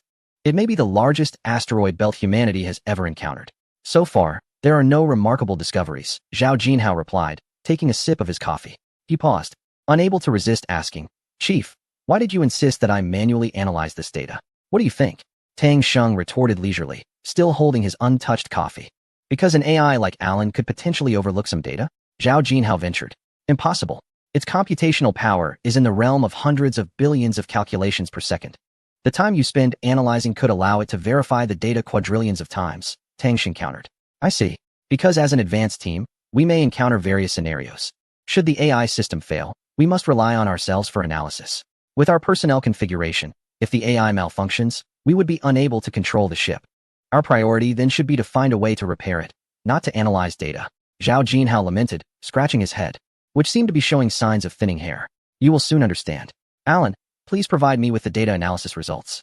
Tang Sheng called out once more to the ceiling. Beep. Report to the captain. The target star region is located 0.87 light-years away from us. The Wolf-Fong will commence deceleration when it reaches 0.5 light-years from the target. The 2 brown dwarfs within the target region exhibit similar spectral compositions, indicating that they likely formed within the same nebula. Spectral analysis of the asteroid belt has revealed a substantial presence of carbon, oxygen, silicon, and calcium compounds, with a notably high abundance of water ice. Additionally, an array of metallic elements has been detected, with lithium, aluminum, and iron ranked in order of abundance. Upon completing his analysis, Alan promptly reported the findings. Once he finished, Tang Sheng inquired, Do you now understand why? No, I do not, Zhao Jinhao replied, utterly perplexed. Not every command from superiors necessitates execution. Should you become the captain of the 2nd exploration team, you must assess the reasonableness of these orders based on the actual circumstances. No one understands the reality on the ground better than you do, Tang Sheng remarked, lowering his legs from the console, rising, stretching, and making his way to the restroom. Zhao Jinhao inadvertently sprayed coffee, exclaiming, How many times has this happened? The chief has tricked me again, yet upon deeper reflection, he recognized there was some truth in it. What was this feeling of enlightenment? Indeed, the legendary captain of the exploration team remained as inscrutable as ever. Chapter 67. Hydrogen bomb attack. As the Wolf-Fong vessel approached the target star system, 3 light-years away, it began to decelerate. Although this early reduction in speed would prolong the journey to the destination, it afforded greater time for distant reconnaissance, facilitating thorough preparations before the Wolf-Fong fleet's arrival. Upon reaching the target star system, approximately 15 astronomical units from the brown dwarf, all members of the Wolf-Fong fleet were awakened. At this juncture, the vessel's detection instruments were capable of gathering detailed data about this binary star system, marking the official commencement of the Wolf-Fong exploration team's operations. Evans, do you have any suggestions for establishing a forward base in a region devoid of large celestial bodies? Tang Sheng queried, observing the star map presented by Alan while stroking his chin. The map illustrated that within this binary system, composed of 2 brown dwarfs, lay an extraordinarily vast asteroid belt. With its densely populated region exceeding 10 astronomical units in width, extending outward for considerable distances, although the outer regions contained fewer asteroids and meteoroids. Notably, there were no large celestial bodies capable of clearing their orbital paths within this entire binary system. Well, the absence of large celestial bodies is not a significant issue. Humanity has historically excelled at constructing such projects within asteroid belts. During the era on Earth, we initially established various mining operations in the asteroid belt between Mars and Jupiter. We could locate a few meteoroids approximately 13 astronomical units from the outer edge of this binary system to construct our forward base. Evans replied after meticulously magnifying and scrutinizing the star map for an extended period. This binary system is exceedingly chaotic. It hardly deserves the title of asteroid belt. In fact, I believe it should be referred to as a star ring, as its density rivals that of the rings of gas giants. Being too close to this densely populated asteroid region poses a significant risk of meteoroid impacts. Our foremost consideration during our mission is to prioritize safety. A mysterious object, approximately 2 meters in diameter and 8 meters in length, has been detected hurtling towards us at high speed. In 10 seconds, we will execute evasive maneuvers. So please fasten your seatbelts. 10, 9, 8, 7. Just as the crew was engaged in a discussion regarding the selection of the outpost location, Alan's voice suddenly pierced through the chatter. Is there a high-velocity meteorite or perhaps a comet approaching us from such a distance? Tang Sheng exclaimed, quickly returning to the captain's chair while fastening his seatbelt. 3, 2, 1. Initiating emergency evasion. From the vastness of space, the dual-pulse engine nozzles and 5 jet engines of the ship, the Wangyabong, flared to life simultaneously, propelling the vessel laterally with immense energy. Illuminated by the engines, a small elongated object rapidly approached, its surface gleaming with a metallic sheen. The evasive action of the Wangyabong was timely. The object passed mere kilometers away, a proximity that in the cosmos is akin to face-to-face. Suddenly, as the object remained parallel to the Wangyabong, it erupted in a violent explosion. The brilliance of the blast surpassed even that of the ship's pulse engines, with the fireball's core reaching a staggering radius of 61 kilometers. The Wangyabong was violently tossed aside as if kicked like a soda can. Alan, what just happened? Did we sustain a collision? Tang Sheng shouted amidst the tumultuous shaking. He distinctly recalled the ship having successfully evaded the object moments ago. Alert! Fusion reaction detected, equivalent to 100 million tons of TNT. Alan did not directly address Tang Sheng's inquiry, as a matter of greater urgency had arisen. Warning! Warning! The Wangyabong has come under nuclear attack. The left armor has been completely obliterated, and the ship's structure has sustained minor damage. As Alan's alarms blared, red warning lights flickered throughout the bridge, accompanied by piercing sirens. The screen before Tang Sheng displayed the locations of the damage, highlighted in yellow, indicating that while the exterior had been compromised, the hull remained intact, and the internal systems were not immediately affected. What is happening? Where did that weapon come from? Was it that metallic meteorite? Tang Sheng inquired loudly, enduring the discomfort caused by the intense inertia. Alert! Multiple unidentified objects are rapidly approaching, numbering 18. The system assesses a greater than 90% probability of nuclear ordnance. Please authorize weapon deployment. Alan refrained from directly responding to Tang Sheng, having identified an even more perilous situation. On Tang Sheng's screen, 18 small dots appeared in the distance, swiftly converging in a fan-like formation towards the Wangyabong. Authorize. Authorize. Authorize. Upon hearing Alan's report, Tang Sheng was drenched in cold sweat, the severity of the situation weighing heavily upon him. This is a nuclear weapon equivalent to 100 million tons. A single nuclear explosion at close range could completely penetrate the armor of the Wolf Tooth. If struck by all 18 nuclear bombs, there would be no doubt that the vessel would be entirely vaporized, leaving not a trace behind. Upon receiving authorization, various weapons of all sizes on both sides of the Wolf Tooth began to pivot their turrets. After a flurry of concentrated fire, 17 nuclear bombs were intercepted one by one from a distance.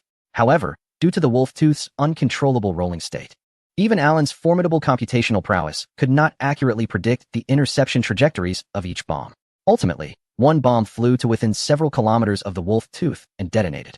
By sheer coincidence, at the moment of detonation, the previously struck left side of the Wolf Tooth rolled into the explosion's path. From space, one could witness the catastrophic rupture of the left flank, the entire vessel nearly torn asunder. Accompanied by electric sparks and explosions, countless debris erupted from the breach, as the released air scattered like petals in the wind. Alan, tell me, who is the enemy? Where are they? Hurry. Beep. Alert, alert. The Wolf Tooth's hull has fractured. The life support systems have failed, and all compartments are sealed. The bridge's independent life support system is now activated. Damn it. Why does something always go wrong during formal exploration missions? I always said safety first. Ugh. Wow, you've thrown up on me. Master. Quickly use the jar in your hand to catch some for the young lady. This is a miniaturized antimatter storage device. Are you sure you want to use it? Ding Hao, you brought explosives onto the bridge again. I'll kill you. Master, is every mission like this thrilling? Amidst the chaotic screams, the wolf tooth was completely severed in two. The rear section of the bridge, amidst a series of minor explosions caused by the hull's fracture, drifted into the depths of the asteroid belt of this binary star system. Chapter 68. Alerts and Hibernation Beep. The engine compartment of the wolf tooth has been damaged, and power output is continuously declining, currently at 17. It is expected that the fusion reactor will shut down in 13 minutes. The bridge's independent life support system will cease to function after the reactor shuts down. Emergency evacuation is advised. In the midst of flashing red alarm lights, Alan's voice echoed repeatedly within the bridge. The powerless vessel continued to spin through space, the artificial gravity system having failed after the first hydrogen bomb strike, leaving the bridge in disarray. The entire Wolf Tooth crew was in a state of disorientation, but it was Tang Sheng who first unbuckled his seatbelt, gripping the backrest to stabilize himself, and stated, "Everyone, quickly head to different compartments and locate the nearest hibernation pods."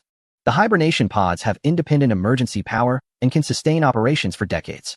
Moreover, in the low-temperature environment of space, the hibernation pods can even maintain the viability of bodily tissues for over 1,000 years without needing to regulate low temperatures. He then glanced at Su Xiaoxiao, who was removing her coat that had been soiled by Gao Qiu's vomit, and said, "Xiao Xiao, and I will use these two on the bridge." "Wow, boss, are you still thinking about flirting with girls right now?" Ivan immediately shouted in disbelief. Others looked at Tang Sheng in astonishment. Had the captain ever been this timid? Why had he requisitioned the recently utilized hibernation pods upon arrival and sought Su Xiaoxiao's company? "Captain, you actually..." Upon hearing his words, Su Xiaoxiao widened her eyes in disbelief, gazing at him. How had she not noticed this before? Was the captain's confession not a tad too abrupt? Should she acquiesce? Their interactions had always been confined to professional exchanges, and she had never considered this angle. Yet, observing the captain exhibit such masculinity in a critical moment made her wonder if agreeing, as a girl, might seem a touch impulsive. To hell with that. Everyone, immediately search for available hibernation pods. You have less than 12 minutes. Tang Sheng admonished, giving Su Xiaoxiao a playful tap on the head before shouting to everyone, "Hurry up. Time is of the essence." As he watched everyone unbuckle their seatbelts and rush towards the other compartments, he called out to the ceiling, "Alan, is our emergency communication device still operational?" Beep. "Emergency communication device undamaged," Alan's voice echoed back. "Excellent. Xiao Xiao, please connect me to the solar system." Tang Sheng attempted to shift from the captain's chair to the communications officer's seat, extending his body to grasp a nearby pillar to stabilize himself against the disorienting effects of weightlessness. "That's impossible, Captain. The current energy supply does not meet the standards for establishing a stable connection." Su Xiaoxiao frantically manipulated the controls, discovering that the energy output of the Wolf Fong had plummeted to 13, far below the threshold required for a stable instant communication link. Emergency communications relied on micro-wormholes for instantaneous connectivity. Even the weakest wormhole required a distortion of space that could not be maintained without sufficient energy supply. When she finished speaking and lifted her head, Tang Sheng's face was uncomfortably close, their eyes locking and their noses nearly touching. Su Xiaoxiao recalled the earlier misunderstanding, and a rush of warmth flooded her cheeks. "Can we send an instant message instead? Let us record a brief video to inform the main crew of our situation." Tang Sheng, struggling to maneuver behind Su Xiaoxiao's seat, remained oblivious to her flustered state. "Why yes, that should be feasible. We need to complete it before the fusion reactor's output drops below 8. Otherwise, we won't even be able to create a micro-wormhole, and the communication device will be rendered useless." Su Xiaoxiao hurriedly lowered her head, tucking a strand of hair behind her ear to mask her embarrassment. "We might also need to utilize other lightspeed communication tools to resend this information, as we want to know if the message was received after sending it through the emergency device. It's prudent to ensure redundancy." "Understood." The two spent the next 2 minutes recording a concise video, instructing Alan to package the data collected during the ship's attack and transmit it back to the solar system. "Let us hurry to the hibernation pods. We have no idea if everyone is inside already." Tang Sheng forcefully propelled Su Xiaoxiao towards the 2 cryogenic pods nestled in the corner, their trajectory guided by the remaining electronic cables. Nearly 9 minutes had elapsed, and despite the distance, the pods should be within reach of the electronic tether's capability. Su Xiaoxiao felt a flutter of anxiety as Tang Sheng clasped her delicate hand. Yet she feigned nonchalance as she replied, "This one is operational. You should enter first." Approaching one of the cryogenic pods, Tang Sheng manually set the maximum hibernation duration, lifted the lid, and addressed Su Xiaoxiao. The human cryogenic pod was a rectangular prism measuring 3 meters in length and 15 meters in width, a shape that led many in the Kunlun fleet to colloquially refer to it as a coffin. As Su Xiaoxiao reclined within the pod, Tang Sheng hastened to the adjacent one. However, after several attempts to activate it, the pod remained unresponsive. Oh no.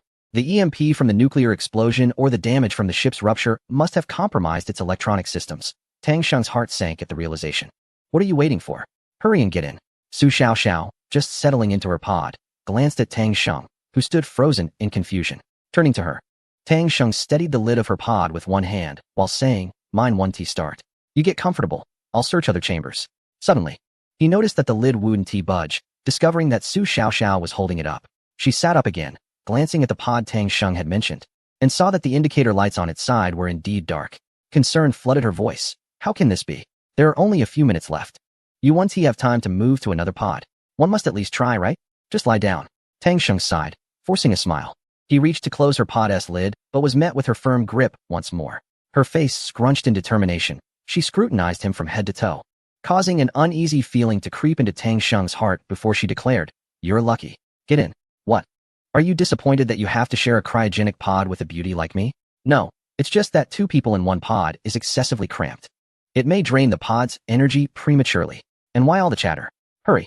Before he could protest further, a small hand emerged from the pod, grasping his collar and pulling him inside.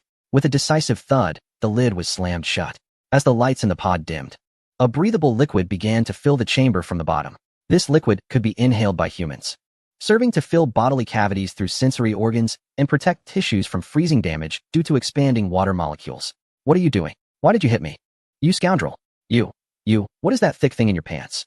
It's just a pack of compressed biscuits. If we don't get rescued after hibernation, we'll starve without provisions. Then, keep your distance. Don't poke me with that. I'm not poking you. In such a cramped space. How am I supposed to distance myself from you, dear sister? Why do you strike me again? You are the true elder sister. Your entire family consists of elder sisters. I felt the breathable liquid encasing us in the hibernation pod, and soon the 2 of us drifted into a deep slumber, while the wreckage of the Wolf Fong vessel succumbed to darkness amidst flickering lights. Chapter 69. The Lone Ranger. A few dilapidated spacecraft had just traversed the dense asteroid belt of this binary star system and arrived at the periphery of the entire star system. These were small vessels, each measuring just over 20 meters in length, resembling trucks, with long metallic chains trailing behind. They were antiquated engineering ships, capable of carrying only 2 to 4 individuals, primarily used in the past to transport valuable small meteorites to space factories for processing or smelting. Each of these ships bore several colorful metallic patches, their hulls swaying rhythmically in sync with the propulsion exhaust behind them, as if on the verge of disintegration. Yet they stubbornly persevered. Uncle Rod, will we discover any remnants of ancient ships this time? A brown-haired boy in the leading ship inquired of the man piloting their vessel. This man appeared quite aged, with a mane of gray hair and a face adorned with a beard, a hand-rolled cigarette, usually forbidden within such small spacecraft, clutched in his mouth. Haha, where would we find such fortune? Do you expect us to stumble upon ancient ships every time? Chuckled the bearded elder known as Rod, his voice gravelly, reminiscent of someone perpetually clearing their throat. It would be wonderful if we did. Just a few more ship-controlled chips would be sufficient to gather enough for tickets to the Star Ring Alliance. The boy replied, a glimmer of hope in his eyes. Stop daydreaming. You lack the fortune for that. Just obediently follow me and remain a free spirit. What good chips could possibly be left in the wreckage we encounter now? Perhaps a few decent metal plates to salvage for repairs would suffice. Rod admonished the boy through his cigarette. Smoke signal, smoke signal. Ahead, several blocks of icy meteorites. Hurry closer. Once this delivery is complete, let us visit the Teresa Tavern for some merriment, shall we? Crackled the voice from the communicator aboard the other ships. Mouse, you've squandered all your funds at the tavern. Will your earnings this time suffice to repay your debts? Merriment? Don't let them toss you out before you even cross the threshold. Rod shouted into the communicator, prompting a chorus of laughter and the curses of the man known as Mouse. As Rod prepared to maneuver the ship toward the icy meteorites, he glanced back at the boy sitting on the toolbox cover with his knees drawn up, hesitating briefly before taking a deep drag from his cigarette. He addressed the communicator. I'm going to venture a bit farther this time. Wasn't there a report of hydrogen bomb space mines exploding in the outer regions? I believe there were a dozen or so. If an exoplanetary meteorite has come crashing in, I intend to investigate. What is there to admire in those occasional explosions? They are relics from centuries past, neglected and forgotten. Be cautious not to venture too far. You might find that the cost of fuel surpasses your earnings. A voice from the communicator cautioned. When has my beloved ship, the Lone Ranger, ever suffered a loss? Soon, I shall return with a bounty of outer system meteors to sell to the Scientific Council, and do not let envy consume you. Laughter and playful banter echoed through the communicator as Rod exchanged a few jests before shutting it off. He turned to the boy, saying, "Thales, you lucky lad. Fortune smiles upon you today. I am in good spirits and shall take you to the edge of the galaxy for a stroke of luck." Hearing this, the boy named Thales beamed with joy, his smile radiating innocence. Rod chuckled at the sight of the boy's pure delight, took a deep drag from his cigarette, and declared, "Hold on tight." He then pushed the control stick to the left, causing the engines of the ship he affectionately referred to as the Lone Ranger to glow brightly as the speed gradually increased, shaking the vessel with a newfound vigor. 3 days later, beside a frozen asteroid resembling a lump of charcoal, Rod docked the Lone Ranger alongside the celestial body he needed to replenish his propellant. The ship could only carry enough fuel for just over 3 months of flight, and as fate would have it, their journey from the asteroid belt had consumed precisely that amount of time. In stellar systems, or at the outer reaches of their binary brown dwarf system, there exists an abundance of primordial nebular material left over from the formation of major celestial bodies. Under the influence of gravity, these materials coalesce over time, forming various icy asteroids and comet nuclei. These small celestial bodies are rich in deuterium, hydrogen, water, methane, and numerous other elements and compounds, making them ideal for a vintage ship like the Lone Ranger. The deuterium would serve as fuel for the ship's compact fusion engine, while the water would be stored in the vessel's tanks, and any unusable materials would be heated and expelled by the fusion engine as a means of propulsion. Thales, be nimble. Connect that tube to the ship's fuel tank. Rod, clad in a worn, yellowed spacesuit, shouted through the communicator as he inserted one end of a lengthy tube into the comet nucleus. "Uncle Rod, I've done it."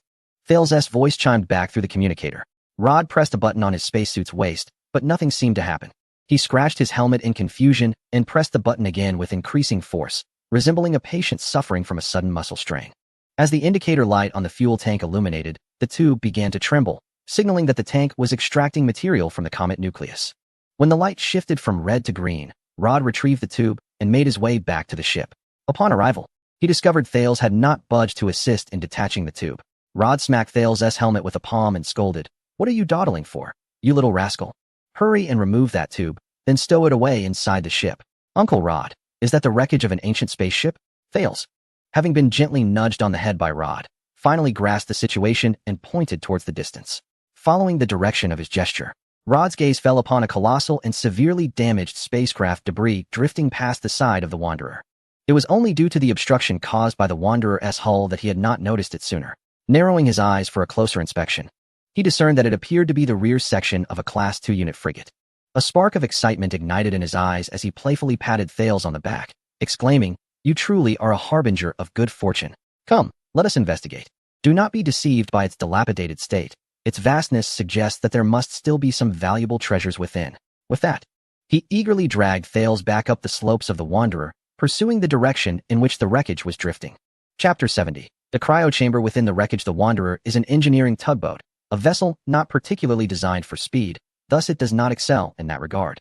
Although the immense wreckage had no propulsion, its velocity through space was remarkably swift, and it took the Wanderer a full 13 days to catch up to it. Utilizing his exceptional piloting skills, Rod cast the metal tether, originally intended for towing, onto a jagged edge of the wreckage, securing the ship to the debris. After hastily consuming 2 tubes of nutritional fluid with Thales, he donned his spacesuit and boarded the enormous wreckage. "The quality of this spacecraft is truly remarkable," Rod marveled, tapping on the metallic walls of the wreckage.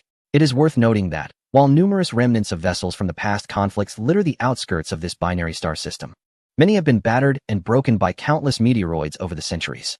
To encounter a piece of wreckage in such pristine condition is something he had never witnessed in his lifetime, were it not for the wreck's rapid trajectory, which rendered it impossible for the Wanderer to alter its course or tow it away. He would have contemplated dragging the entire structure with him. Just imagine the fortune to be made from selling the metallic materials of such a large vessel. For tugboat operators like them, the daily grind involves searching for valuable mineral meteors to transport to small asteroids controlled by various factions for sale. Though arduous, it suffices to sustain their livelihoods, and occasionally, they stumble upon wreckages like this, hoping to unearth some precious artifacts and make a tidy profit. This practice is colloquially referred to as salvaging. Some adventurous souls even venture specifically to hunt for spacecraft wreckage, often scouring the ancient battlefields in the outer star regions in hopes of discovering something valuable. Their fortunes vary greatly. Some face ruin while others strike it rich. On their last outing, Rod and Thales had been fortunate enough to find a reparable spacecraft-controlled ship among the debris, yielding a significant profit. Uncle Rod, come quickly. Is this a control chip for the spaceship? The voice of Taylor's echoed as he entered the spacecraft, immediately beginning to dismantle the base of a control console. He extracted a well-preserved electronic motherboard from within. Rod, maneuvering his spacesuit's jetpack, flew over to examine it. Indeed, it was a seemingly intact motherboard featuring 5 ordinary chips. He utilized a device on his arm to conduct a test and discovered that, aside from one functioning chip, the other 4 bore the scars of being fried by electromagnetic pulses. It was inconceivable that the control chip of a spaceship could be such a silicon-based component. Those were all quantum chips, and even the madmen of the Scientific Council could not reproduce high-performance quantum chips to this day. Rod tossed the motherboard back to Taylor's, declaring, "These silicon chips are merely worthless trinkets." He then surveyed the wreckage, straining to discern their direction while adding, "For vessels of this magnitude." The main control chip is typically situated on the bridge, while auxiliary control chips are distributed throughout their corresponding functional compartments. After a considerable time, Rod seemed to finally piece together the puzzle, identifying a direction. He playfully nudged Taylor's and laughed. "Kid, discard that worthless object. This time, I'm taking you for a big score. Perhaps we can finally gather enough for tickets to the Star Ring Alliance." Taylor's followed Rod through the labyrinthine interior corridors. His curiosity piqued. "Uncle Rod, where are we headed?" Rod, carefully discerning their path without turning back, replied, "We're heading straight for the bridge. This should be a standard second-tier unit frigate from the past. I recall the bridge is located in the latter half, and after scrutinizing for a while, I realized that this wreckage is precisely the rear section of the ship. If we can locate the bridge, there will be plenty of treasures inside. If nothing is damaged, it could sustain us both comfortably for over a decade." "Uncle Rod, don't you pilot tugboats? How do you know so much about such large ships?" Taylor's inquired, intrigued.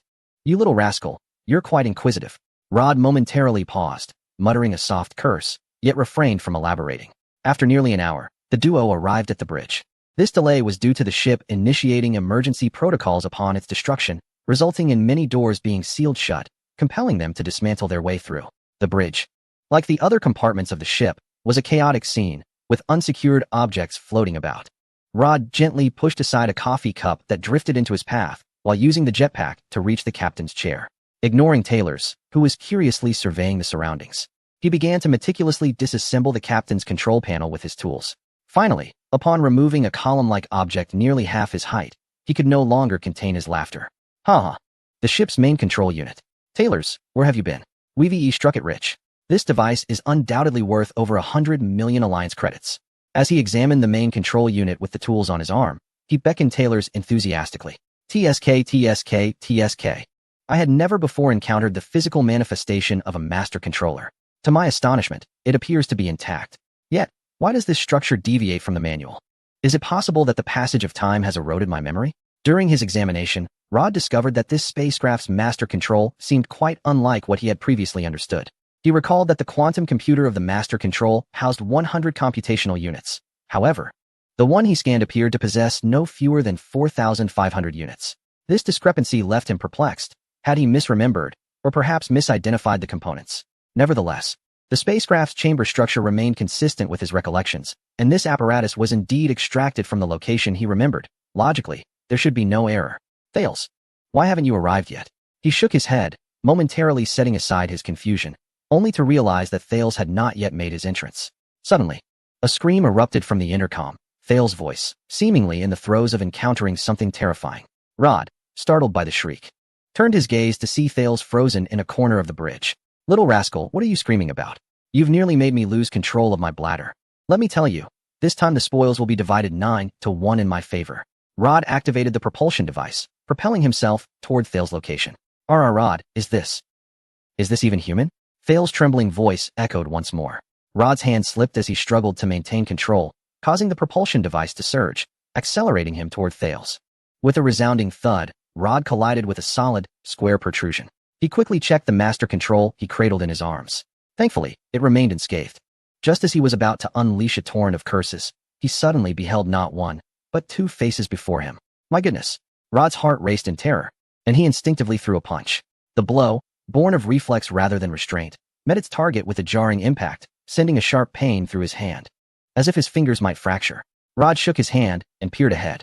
Before him stood a rectangular cuboid, its front adorned with a transparent cover. Inside lay a couple, entwined in each other's embrace, peacefully resting. Chapter 71, Star Raider's Uncle Rod. Is this the hibernation pod?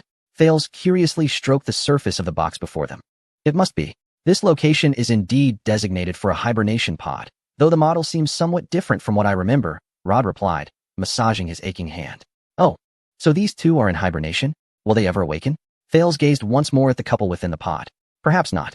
The Splinter War occurred over 4 centuries ago. What hibernation pod could sustain life for such an extended duration? Rod mused. Observing the couple nestled together, Fails remarked, they must be lovers. This couple must have once been deeply in love. Observe how the man rests one hand upon the woman's shoulder while the other is tucked into his pocket. The woman, with her knees slightly bent, curls into the man's embrace, their faces radiating tranquility as if, in holding each other, they encompassed the entire world. They must have entered this cryogenic pod together just moments before their spacecraft was destroyed, determined to face death side by side. Such a poignant tale. Tyler, gazing at the cryogenic pod, envisions a heart-wrenching love story unfolding. Hey, you little rascal, how old are you? Already pondering matters of the heart. Rod chuckled upon hearing Tyler's imaginative musings. Oh, I remember now. A year ago, when we were at the supply station of the Star Ring Alliance, we encountered a private yacht. If I recall correctly, there was a rather lovely young girl aboard, wasn't there? You've been clamoring to save up for a ticket to the Star Ring Alliance. Surely you're not. In no way. Tyler's face flushed crimson. Suddenly, a series of urgent beeping alarms pierced the air.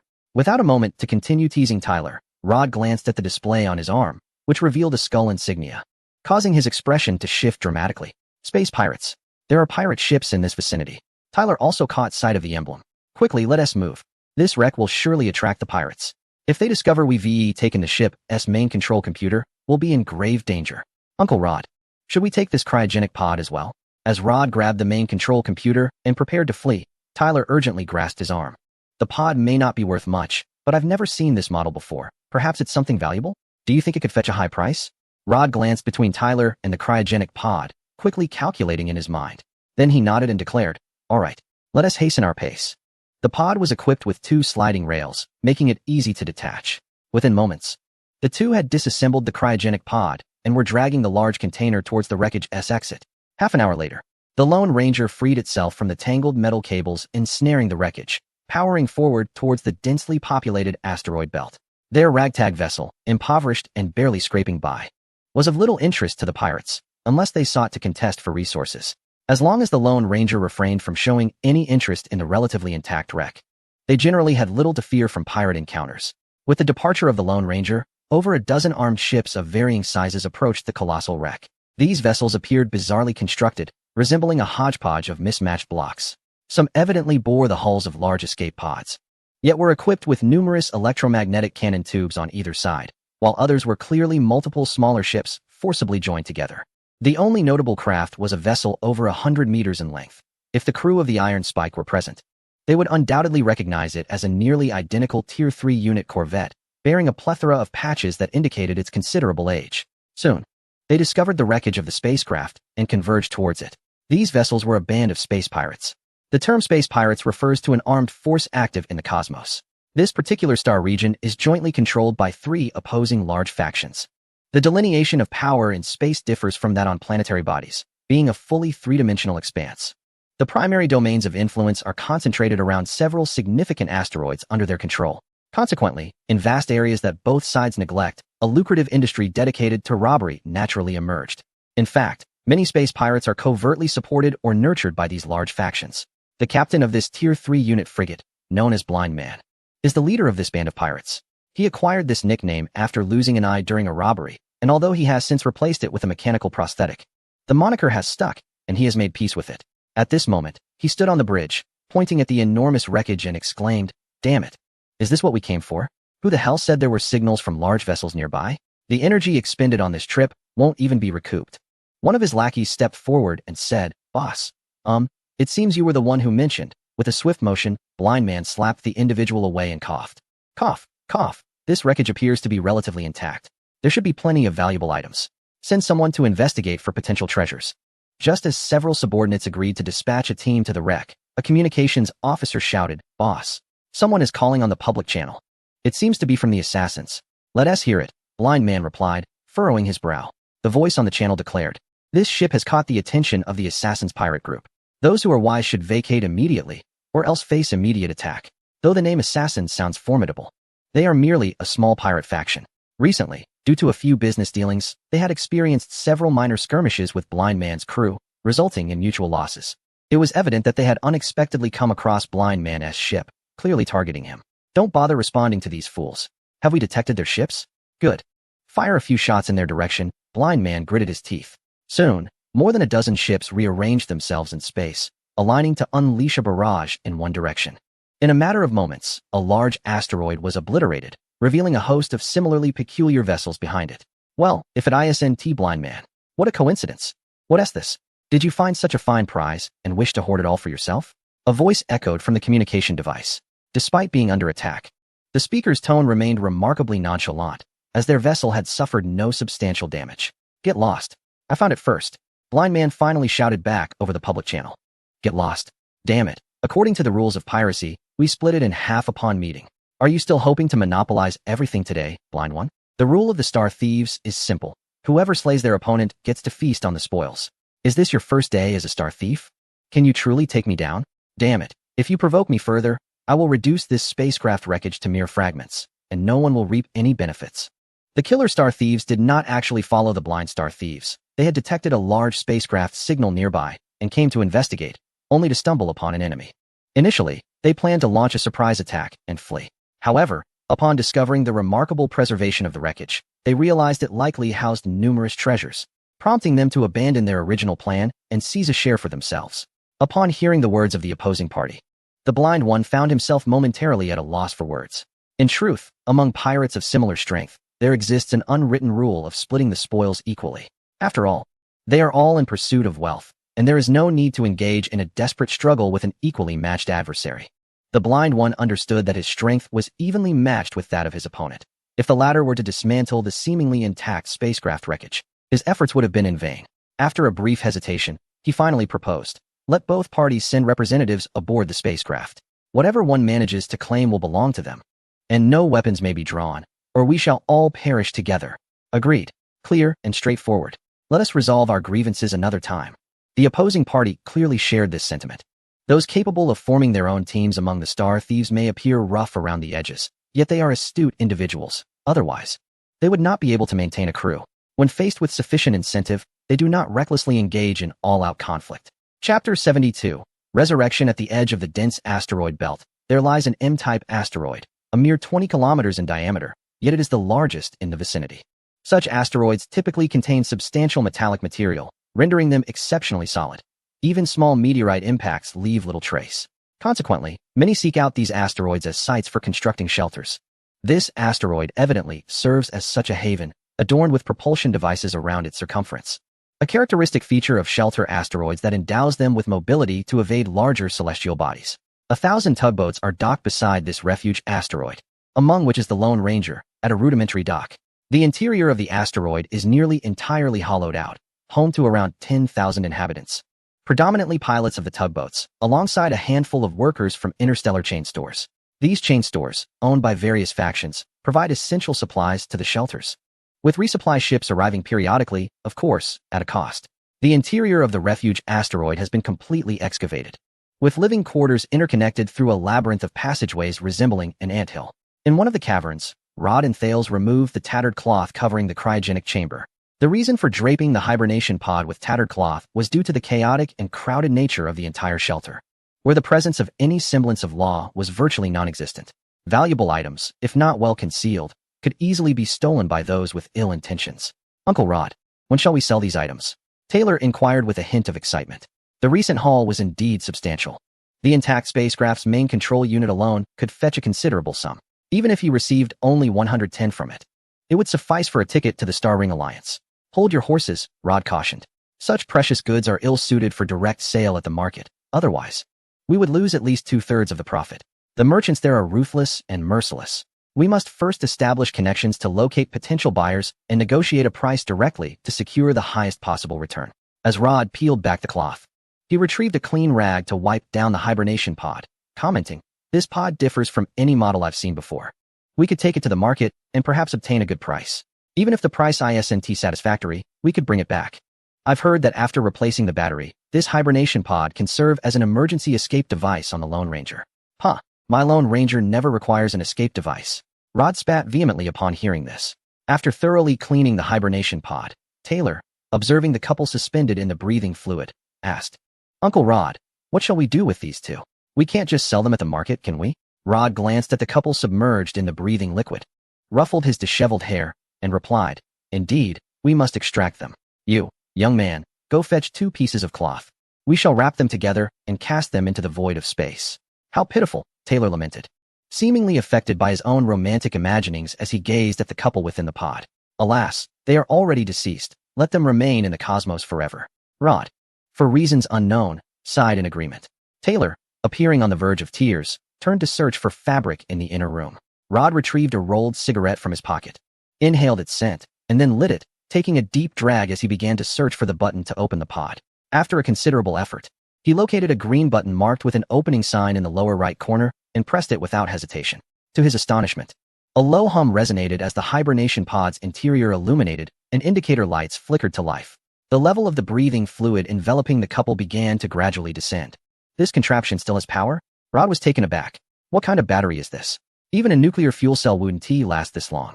It's known that the Civil War over 4 centuries ago annihilated all large spacecraft, and after all these years, this device still retains power? "It's possible this battery is worth more than the hibernation pod itself," Rod mused, taking another deep drag of his cigarette. As the respiratory fluid was completely reclaimed, a distinct click signaled the release of the hibernation chamber lid. Rod stepped forward and forcefully pulled the cover open. Inside the chamber, the couple was no longer suspended in the fluid but lay at the bottom. Rod pondered how to extricate the 2 individuals, feeling a twinge of trepidation at the prospect of confronting what appeared to be 2 corpses. After a moment's hesitation, he steeled himself, determined to take action himself. Surely, he couldn't allow that little rascal Taylor's to handle it. That would likely frighten the boy out of his wits. Just as he bent down to grasp the man, he noticed the man's tightly shut eyelids quiver slightly. Startled, Rod straightened up, but upon closer inspection, he concluded it was merely an illusion. He shook his head, chiding himself. He was no coward like Taylor's. He had faced far greater horrors than this.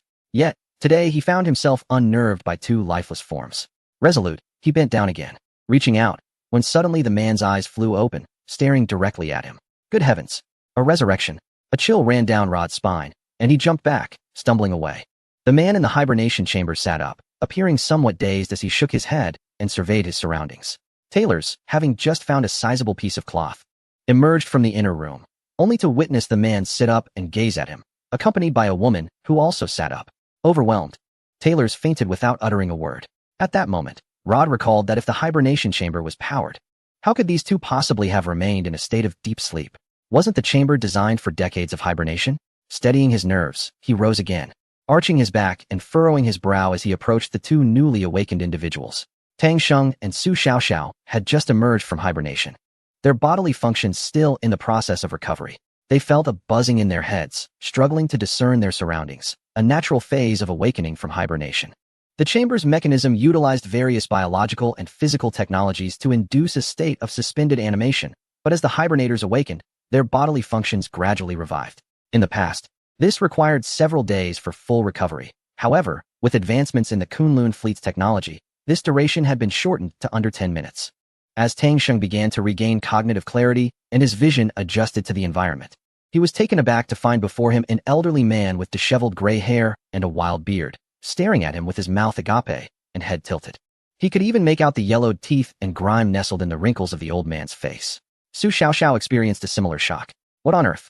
In unison, they extended their fists and struck Rod squarely in the face. Chapter 73. The Tale of the North American Fleet's 677 Squadron. Are you beings from another star domain? The Kunlun Fleet, a remnant of the former Asian Fleet's 233 Squadron. Rod, sporting a pair of panda eyes, stared in disbelief at the couple who had just awakened. Are you survivors of the original North American Fleet's 677 Squadron? Tang Sheng and Su Xiaoxiao stared in astonishment at the elderly man and the youth before them. Wait a moment, let me gather my thoughts, Tang Sheng said, rubbing his head in mild discomfort. You mean to say this is the Star Ring star domain? He inquired. Both Rod and Thales nodded in unison. Your ancestors belonged to the original North American Fleet's 677 Squadron? Rod and Thales continued to affirm with their nods. Then can someone enlighten me as to what is happening? Why does this place appear so disheveled? Tang Sheng surveyed the chaotic room around him. Our history is something that many young people today are oblivious to. Only the likes of me, an elder, can recall fragments, Rod remarked. instinctively reaching into his pocket for a cigarette, only to find it empty. He suddenly remembered that he was down to his last one. Rising once more, he walked over to the cryostasis pod that had been struck by Tang Sheng and Su Xiaoxiao, retrieving the half-smoked cigarette that had fallen earlier. With Su Xiaoxiao casting a disapproving glance, he stuffed it into his mouth, reigniting it for a puff.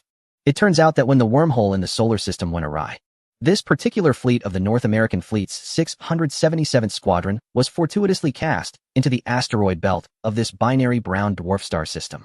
Initially, their fortunes seemed favorable. The entire squadron was not decimated like the Kunlun fleet, but rather was transported intact.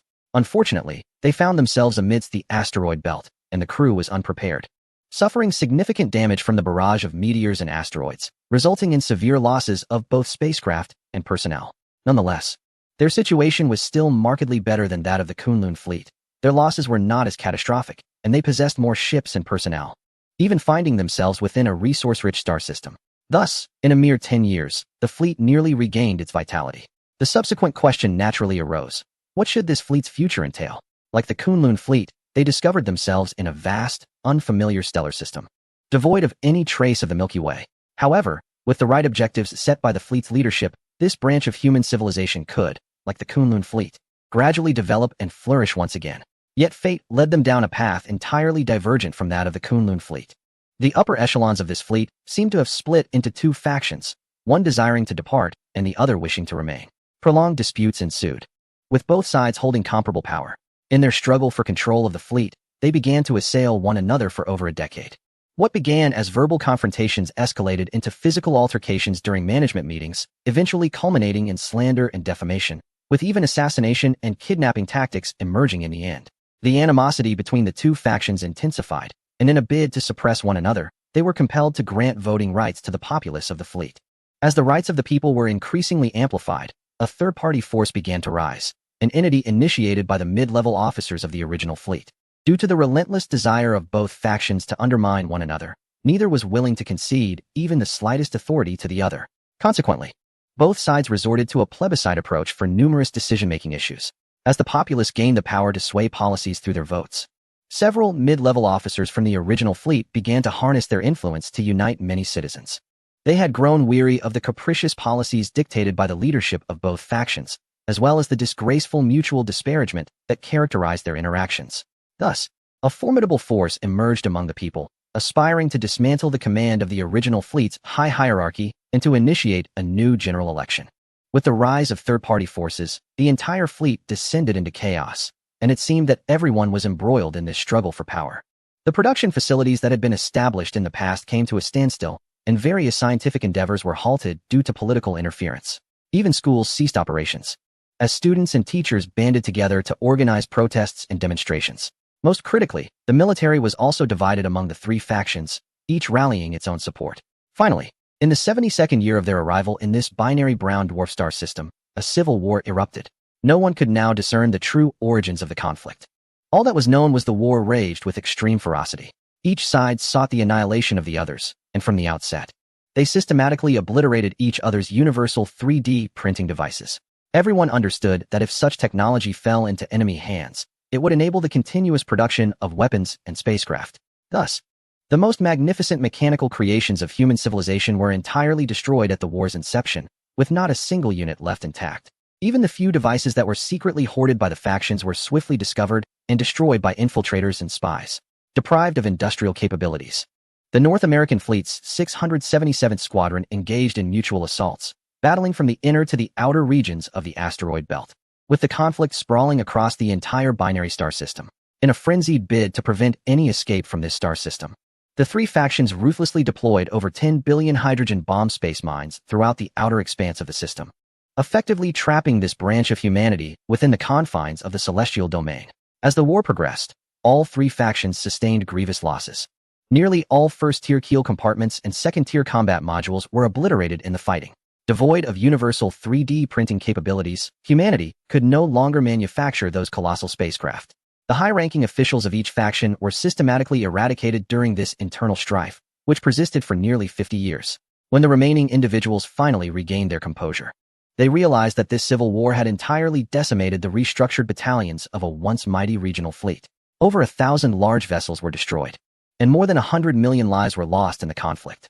In the aftermath, the remnants of the three factions reconvened to sign a ceasefire agreement, with each side claiming a scant few remaining research-capable vessels and occupying several of the largest celestial bodies within the asteroid belt, each exceeding a diameter of 1,000 kilometers, thereby establishing a new semblance of order. Many individuals have chosen to follow these three factions to reside on substantial celestial bodies. However, a significant number have become utterly disenchanted with these factions.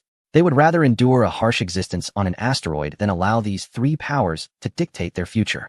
This group has become the ancestors of drag ship pilots like Rod. It is worth noting that humanity within the binary star system has lost its primary industrial capabilities, and even its scientific prowess has significantly diminished.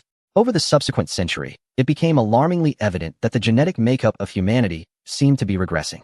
The gene modification technology, which had once extended human lifespans to over 200 years, inexplicably began to fail. Consequently, human longevity has drastically shortened, and now, the average lifespan of individuals in the binary star system has dwindled to less than 100 years. Many elders who migrated from the solar system have passed away, and the new generation ages rapidly, with the following generation beginning to lose their historical identity. Chapter 74, Borrowing Money Thus. The three factions have been renamed the Star Ring Alliance, the Scientific Council, and the Iron Torrent. Upon hearing Rod's account, Tang Sheng stroked his chin thoughtfully.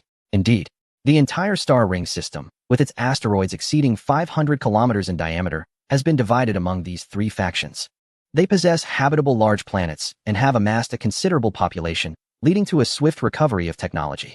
I have heard that the average lifespan of the populace within the three major factions has now risen to 120 years. Rod lifted a large metallic cup and took a hearty sip, realizing that recounting their history had exhausted quite a bit of his breath. By the way, did you happen to see any of our comrades in the wreckage of our ship? There should be about 10 of them still unaccounted for. Su Xiaoxiao suddenly recalled the fate of the other members of the exploration team and inquired urgently. Alas, no. We went directly to the captain's quarters and only saw the two of you. Then we detected the signal of the space pirate's ship. At that moment, we had no time to check other compartments and had to hastily escape with you, Rod replied. Space pirates? What are they? Tang Xing asked. Oh, space pirates are essentially a group of armed individuals who roam about in ships, committing acts of robbery. They rely on their heavy weaponry to target other vessels. Given the size and well-preserved state of that shipwreck, the pirates would undoubtedly have discovered it. They may have even come from a great distance upon detecting it. Had we not fled swiftly, we would surely have been obliterated by them. After finishing his drink, Rod set the cup down on the table beside him and spoke in a hushed, mysterious tone. I have heard that many large pirate groups are, in fact, privately supported by the three major factions. Despite the peace agreements they have signed, they still nurture these pirate bands to occasionally unsettle one another. The dynamics here are indeed intricate. If what you say is true, then those pirates must have found our wreckage, which means our comrades have likely fallen into their hands. Correct? If they thoroughly search the ship, they will undoubtedly find your companions, but whether they will be discarded as deceased remains is uncertain. Rod said, We need to find our companions. Do you have any way to help us, sir? Su Xiaoxiao feigned a pitiful expression as she spoke. It is impossible. We do not know who those space pirates are, nor do we know where they have gone. How can we search for your companions? Rod hastily waved his hand, asserting that not only did he lack connections to contact the pirates, but as an ordinary person, he had no desire to engage with such ruthless individuals. Very well, then. Thank you for your life-saving assistance, sir. We shall repay this kindness in the future. For now, we must take our leave. With that, Tang Sheng took Su Xiaoxiao by the hand, bowed to Rod, and exited. Rod and Tylos stared in bewilderment as the pair departed. Is that it? They just left like that? I still have many questions. Tylos stood at the door, watching the two as they slowly disappeared down the corridor. What? They just said a few words and left? Didn't they bring anything to express their gratitude? Rod stomped his foot in frustration and spat towards the retreating figures. As the couple's silhouettes vanished around the corner, Rod and Tylos closed the door and returned to the living room. Uncle Rod, do you think what they said was true? Tylos suddenly asked, as if recalling something important. What do you mean, true? Rod replied, looking puzzled. They claimed to be from another branch of human civilization, calling themselves the Kunlun fleet, and mentioned something about the original Asian fleet's 233rd Squadron. By their account, aren't they from beyond the Star Ring domain? Tylos pondered over Tang Sheng and Su Xiaoxiao's words, analyzing them further and finding them increasingly unbelievable. Though it is quite strange. I must admit that the remnants of that spacecraft did indeed possess some distinctive features. It might very well be true, Rod reflected, recalling the peculiarities he observed among the wreckage, including the ship's main control and cryogenic pods. which bore significant differences from similar devices within their own domain. I wonder what their branch of human civilization is like. I didn't have the chance to ask them before they left, Tylos lamented, considering the state of their ship. They probably aren't much better off than we are, Rod remarked nonchalantly, believing that humanity's nature was inherently combative and selfish, and that even if other branches of human civilization were somewhat better, it would be limited. Suddenly, a series of knocks echoed at the door. Rod and Tylos exchanged glances, puzzled as to who might be visiting at this hour, especially since the couple had not informed their friends of their return. Rod stealthily retrieved the ship's main control and concealed it within a hidden crevice behind the door. He then signaled Tylos to cover the cryogenic pods with a cloth before grumbling as he approached the door. Knock, knock. Who is it? I just returned and would appreciate a moment of peace. Do you believe Rod opened the door, his words trailing off in astonishment. It was Tang Sheng, holding Su Xiaoxiao's hand, having returned. What brings you back? Rod asked, somewhat dumbfounded. Didn't you just leave? Ha ha. Let us discuss this inside, the uncle replied. Tang Sheng chuckled heartily as he pulled Su Xiaoxiao into the room, as if he were returning to his own home. He squeezed through the door, casually shutting it behind him, and made his way to the table, where he seized Lord's water cup and took a hearty swig, displaying no concern for its cleanliness. Lord regarded Tang Sheng with suspicion, sensing a subtle shift in his demeanor compared to before. Ahaha. Dear Uncle Lord, I wish to discuss something with you, Tang Sheng announced, draining the sizable cup of water in one go and letting out a satisfied belch, while rubbing the back of his head. Indeed, Uncle. Could you possibly grant us a small favor? Su Xiaoxiao chimed in, standing beside Lord and gently shaking his shoulder while casting several meaningful glances at Tang Sheng. As a seasoned bachelor, Lord was unaccustomed to women addressing him in such a manner, especially from someone as youthful and enchanting as Su Xiaoxiao, which left him feeling somewhat disarmed. Fortunately, his instincts as a veteran kept him from being easily swayed by her charms. What is it you wish for me to agree to? He stammered. In truth, it is not a significant matter, Su Xiaoxiao replied, her hands softly massaging Lord's shoulders. You see, we are newcomers in this place. Lord mused, sitting on an iron bucket near the door, squinting his eyes in enjoyment while humming absently. Thus, we find ourselves without a penny to our names. Would you be so kind as to lend us some money? It would greatly assist us in finding a way to rescue our comrades.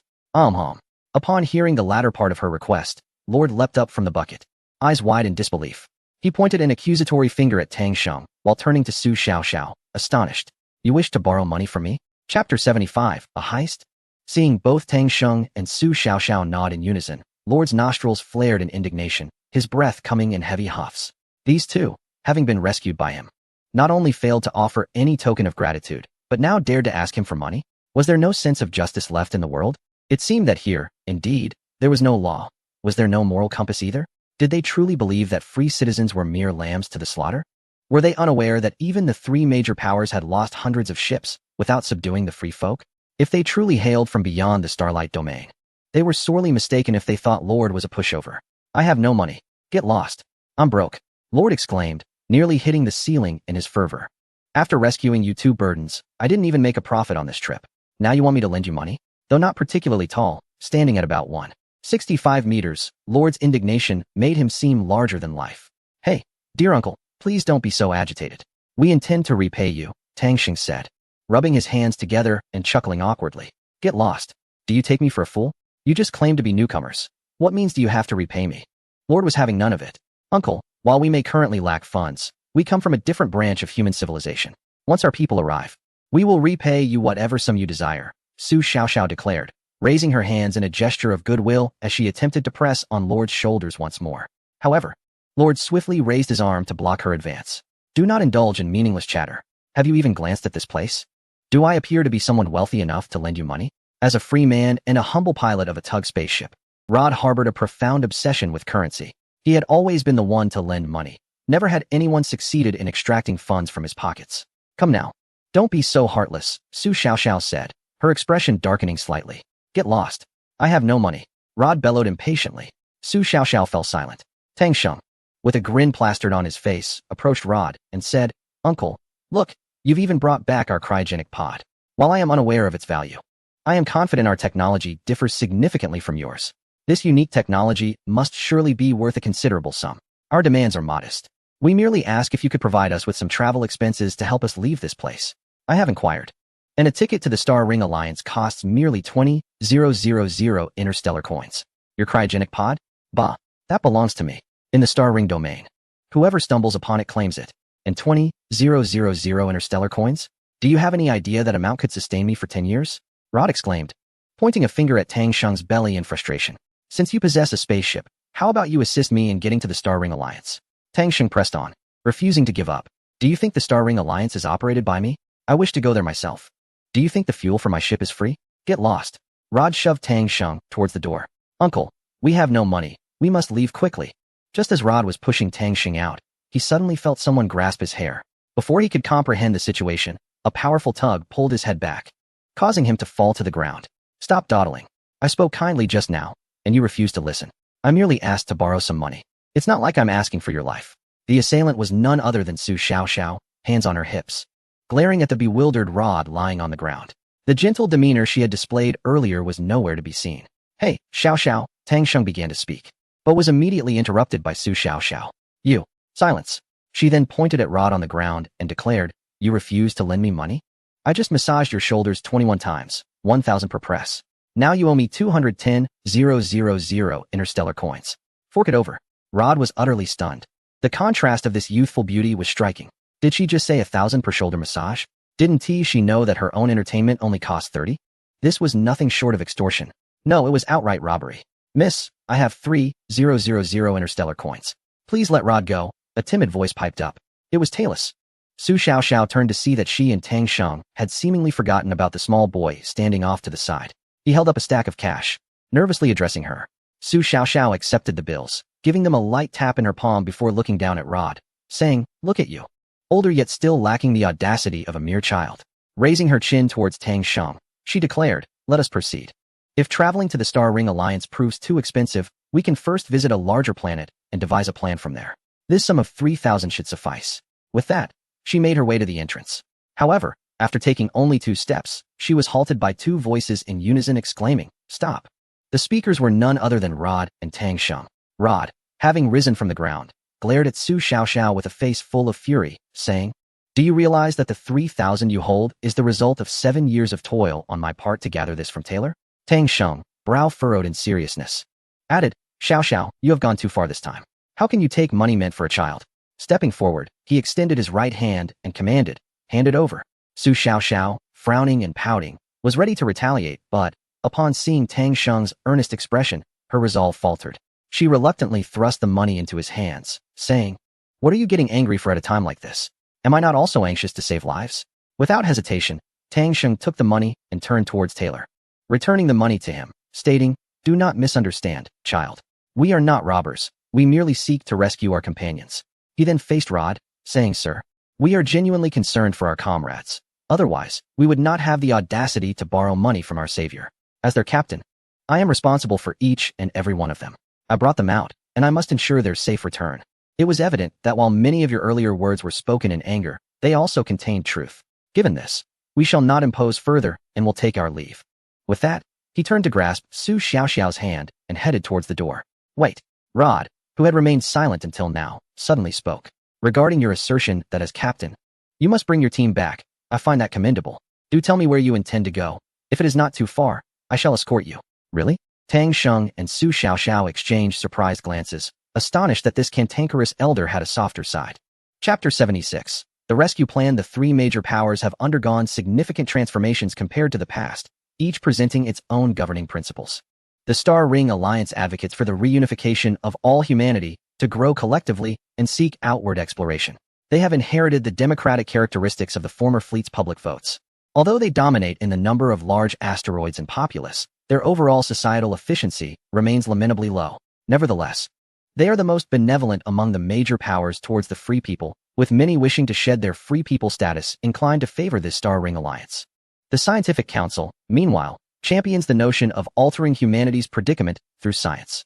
Over the past few centuries, internal conflicts have led to a significant decline in humanity's technological prowess.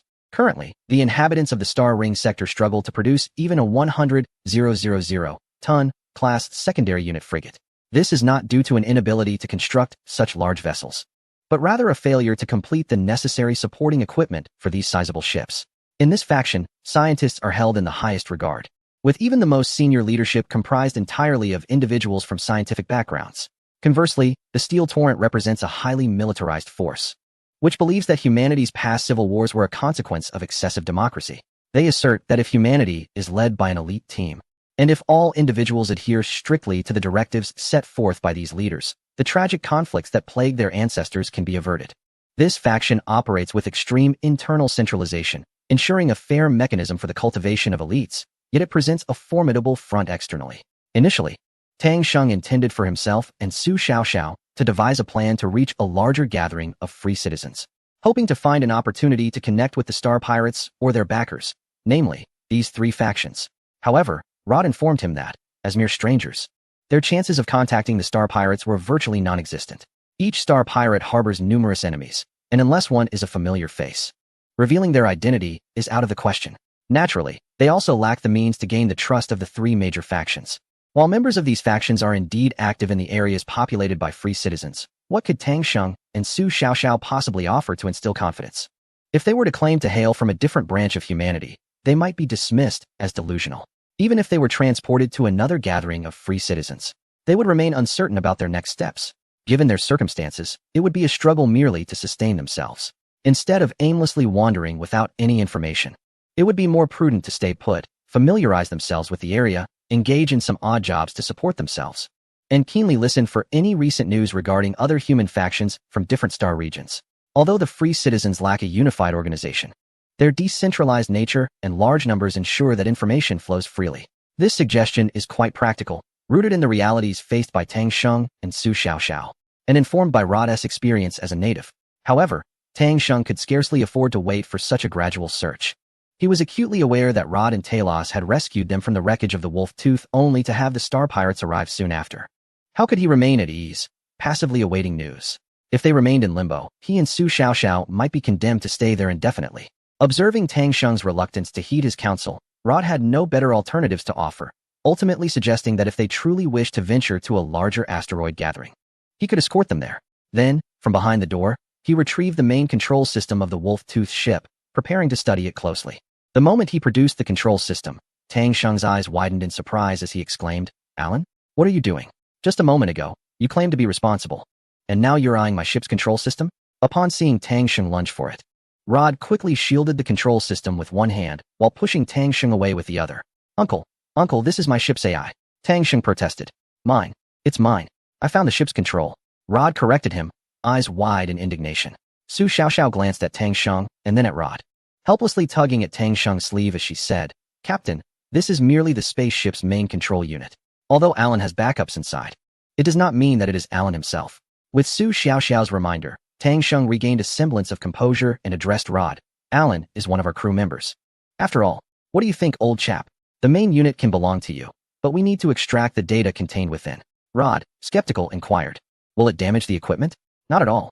As long as we connect it to another system, automatic backup can be achieved," Tang Sheng replied eagerly upon noticing Rod's slight relaxation. "Then go ahead and back it up, right in front of me." Now assured that the main unit would not be harmed, Rod displayed unexpected generosity. "What are you all staring at? Back up it up," Tang Sheng exclaimed, gesturing at himself and Su Xiaoxiao. "Do we look like we have any available main units for backup?" Rod promptly cradled the spaceship's control unit in his arms, apprehensively stating, "Don't even think about borrowing the unit for a few days and returning it later. I've seen through that trick 40 years ago. What should we do then?" Su Xiaoxiao sighed, resting her chin on her hands as she sat on a low stool, exasperated. "Back when we were trapped on Bug Planet, at least we had 3D printing equipment to repair the iron nail, and everyone was accounted for. We had hope." Hearing this, Tang Sheng suddenly smacked his thigh in realization. "Right, the iron nail. The front half of the iron nail is in front of the Wolf Fong, not behind us. Even if it were in the back, the space pirates would have snatched it away long ago," Su Xiaoxiao replied wearily. "But it's in the front half. I recall that when the front half broke off, it didn't sustain significant damage, so it wasn't blasted away. Although time has passed, considering that it is on the outskirts of the system, even if affected by gravity and orbiting the central brown dwarf, it certainly hasn't drifted far. Therefore, if we return, we should have a chance of locating the front half," Tang Sheng exclaimed excitedly. Su Xiaoxiao's eyes lit up, and she rose from her stool to ask, "Are you sure?" "Absolutely. I was closely monitoring the Wolf Fong and its surroundings at that time, and I am certain that the front half was not blasted away. It is still in that original sector." Seeing both of them fix their gazes on him, Rod discreetly took a small step back and asked, "Do you have a destination in mind?" To which Tang Sheng cheerfully replied, "Old chap, Would you be interested in making a substantial profit? Chapter 77. Searching for the Iron Nail. What? You want to venture to the outskirts of the system to help you find the wreckage of the front half of the spaceship? Rod exclaimed in astonishment. Yes, indeed. What do you think, old chap? If we can locate the Iron Nail, we'll be able to back up Alan's data, and with the Iron Nail, we'll have a greater chance of finding our comrades. Tang Sheng responded. Are you jesting? The Lone Ranger is merely a tugboat. Accommodating 2 people is barely sufficient for 3 months' worth of supplies. With 4 of us, we won't last 40 days. Moreover, at the speed of the Lone Ranger, it would take a full 6 months just to reach the outskirts of the system. And to stay there for an extended search? Rod shook his head vigorously, as if caught in a whirlwind. Uncle, please don't rush. Surely we can think of a solution, Tang Sheng remarked, rubbing his hands with a smile. Rod rolled his eyes and said flatly, I thought about it, but there is no solution. Tang Sheng continued. What if we promise you that once we find our companions and send a message to our mothership, the Iron Nail will be yours as a token of gratitude? Su Xiaoxiao, who had been quietly observing the 2 men struggle to reach an agreement, suddenly interjected. Upon hearing this, Rod perked up slightly. What do you mean by that? Noticing Rod's change in demeanor, Tang Sheng eagerly added, Yes. It's not merely a reward. It's a gesture of thanks for Uncle Rod saving us and assisting us. Once we locate our companions and communicate with the mothership, the Iron Nail will be gifted to you. Rod, curious, inquired, What is this Iron Nail you speak of? Oh, the Iron Nail is a Tier 3 unit frigate. Only a few decades old. It has a total weight of nearly 10,000 tons, measures 140 meters in length, and has an average height and width of about 50 meters, with an engine power exceeding 100 million kilowatts. It can support a crew of 200 for a year in space, Tang Sheng elaborated, reminiscent of a salesman from Earth's ancient times. As Rod absorbed the specifications of the ship, his eyes gleamed with interest. This vessel was nearly the most formidable armed ship in the Star Ring domain. As far as he knew, aside from the 3 major alliances that had constructed large-scale warships of 100,000 tons. The largest and best ships in the hands of space pirates were Tier 3 unit frigates like the Iron Nail, most of which were relics from the past, patched up over hundreds of years. If this frigate was indeed a Tier 3 unit and so relatively new, equipped with original weaponry, it would be almost invincible in this star region. How about it, Uncle Rod? Our sincerity is evident. I assenti it? Tang Sheng observed as Rod's mouth slightly parted, seemingly lost in a reverie. Cough, not really. Rod replied, snapping back to reality, slightly annoyed. Uncle, this is the best we can offer. I refuse to believe you're not at all tempted. Su Xiaoxiao chimed in from the side. You mentioned waiting until you locate all your crew and send a message to the mothership before handing over the ship. What if you can't find your crew? Wouldn't that mean I helped you for nothing? Rod scrutinized the 2. Uncle, we would never deceive you, Tang Sheng said, somewhat helplessly. Spare me your words. I, Rod, have survived this long by not taking others at face value.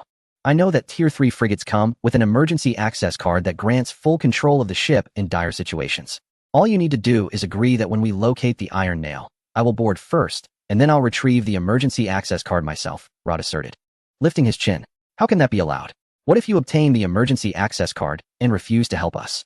Tang Sheng appeared resistant to Rod's suggestion. Well, you have no choice. My refusal to help you find the ship incurs no loss to me. However, once I acquiesce to your request, I shall be confronted with the peril of financial loss. Moreover, the outer regions of the galaxy were once littered with an immense quantity of hydrogen bomb space mines. Thus I am also risking my very life. Therefore, it is only reasonable that I ensure the protection of my own interests, is it not? Rod chuckled as he gazed at Tang Sheng. This pair of individuals was still too young. How could they possibly match wits with a cunning old fox like him in negotiations? We can agree to your terms. But you must also concede to us that once we locate the Iron Nail, we shall be allowed to utilize it for no less than 5 years, Tang Sheng declared, locking eyes with Su Xiaoxiao before firmly stating his minimum condition. Agreed. It is settled then, Rod replied, extending his hand toward Tang Sheng. After they shook hands, he turned to Thales, who had been spectating from the sidelines, and said, Come on, lad, let us procure some equipment. It is time to modify the Lone Ranger. As they watched Rod and Thales depart, Su Xiaoxiao nudged Tang Sheng with her shoulder and inquired, What is this emergency access card? I was unaware of it. It is an emergency protocol designed during the era of the solar system. In the event that a ship's upper management suffers a collective demise due to unforeseen circumstances, such as the bridge being struck, this card allows the remaining soldiers a chance to assume control of the vessel and continue the fight or effect a rescue. Tang Sheng replied nonchalantly. Then why did you agree to give him the card? If he obtains such a card, wouldn't we entirely lose our initiative? Su Xiaoxiao furrowed her brow. The Kunlun fleet abolished this protocol long ago. With the advancements in artificial intelligence, authority transfer can now be verified entirely by AI. If he manages to locate that emergency access card, I shall swallow it before your very eyes. Even if he possesses the card, it matters not. We are both considered upper management of the ship, rendering his possession of the card useless, Tang Sheng remarked with a triumphant smile. Then why were you pretentiously bargaining with him? Su Xiaoxiao, relieved by Tang Sheng's explanation, could not help but grumble. What do you know? This is a negotiation tactic. You must understand, I have previously negotiated with the most formidable civilizations in this universe. If I were to agree too readily, that young man would undoubtedly sense something amiss. He clearly thinks he has more experience than both of us combined, Tang Sheng said with a mischievous grin. Just a moment ago, you were calling him old man, and now you refer to him as that young man. Su Xiaoxiao teased, unable to resist commenting on his demeanor. He is indeed a youth. Let us not forget that our average lifespan now exceeds 400 years, and we remain in a perpetual state of youth, despite his aged appearance. Based on prior information analysis, he is at most in his early 50s, which is less than the duration of our hibernation. We are both from the solar system era. He could easily be considered our great-grandfather, Tang Sheng explained. Considering hibernation as part of your lifespan, how shameless.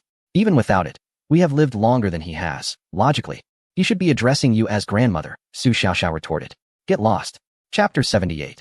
The search for the iron nail. 2 Rod's actions were swift. He took Thales out for a brief excursion and soon returned with 2 carts laden with goods. What is this? Tang Sheng inquired, lifting an object from one of the handcarts. It bore an uncanny resemblance to toothpaste, yet devoid of any label. It appeared to be a tube of unbranded, low-quality paste. This is a nutritional liquid, Thales replied, busily assisting Rod in organizing the contents of the first cart. Nutritional liquid? Edible? Tang Sheng's curiosity piqued. Coinciding with the grumbling of his stomach, he felt a burgeoning anticipation. Oh right, you have been awake for quite some time without food. Quickly, each of you take a tube, Thales kindly suggested. You are quite magnanimous. It seems the expense is not your concern, Rod muttered from the side. Tang Sheng tossed a tube of nutritional liquid to Su Xiaoxiao, and the two, almost in synchrony, tore open the packaging, squeezing a generous mouthful into their mouths. Almost immediately, they both retched and expelled the contents in unison. Is this even meant for human consumption? Tang Sheng exclaimed, wiping his mouth. The nutritional liquid possessed a bizarre, paste-like texture, mingled with an indescribable taste, further masked by an array of artificial flavors, rendering it nearly impossible to articulate. The first mouthful felt akin to a dollop of bird excrement coated in excessive flavoring.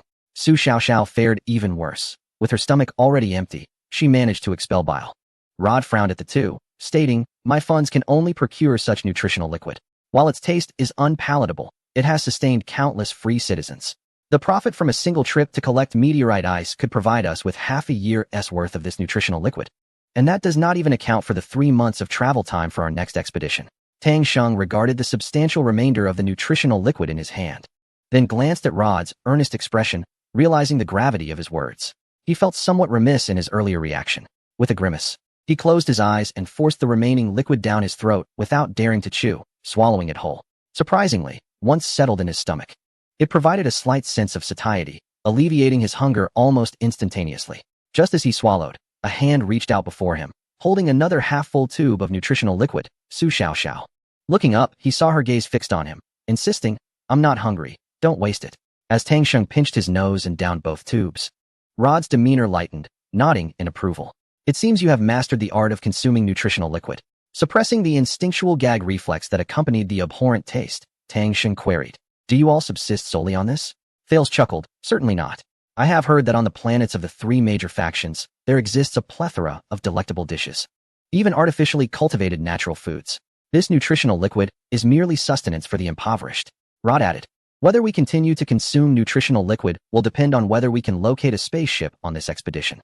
Tang Sheng was about to delve deeper into the intricacies of human life within this star system when he suddenly felt a hand slip into his trousers. Reacting swiftly, he clamped his legs together and seized the offending hand, turning to discover it belonged to none other than Su Xiaoxiao. With a playful flick of her tongue across her lips, she fixed her gaze on him and demanded, give me. Tang Sheng glanced at the busy Rod and Tylos, who were engaged in packing supplies, and hesitated. Now? Isn't this a bit inappropriate? In response, Su Xiaoxiao twisted his ear and retorted, what are you babbling about? I want the cookies. I distinctly remember you bringing a bag of them. Oh, I thought you meant something else. Ouch, that hurts. Tang Sheng grimaced as he tilted his head, still held by Su Xiaoxiao's grip, and fished a packet of cookies from his pocket. Were it not for Su Xiaoxiao's reminder, he might have forgotten entirely. Noticing the curious glances from Rod and Tylos, he beckoned them over. distributing a piece to each. Tylos, intrigued by the flaky morsel in his hand, inquired, "What is this? Is it edible?" Rod, too, lifted a piece to his nose for a sniff, as neither had ever encountered such a delicacy. Observing Tang Sheng and Su Xiaoxiao savoring the treat, they mimicked their actions and popped the cookies into their mouths. What a flavor!"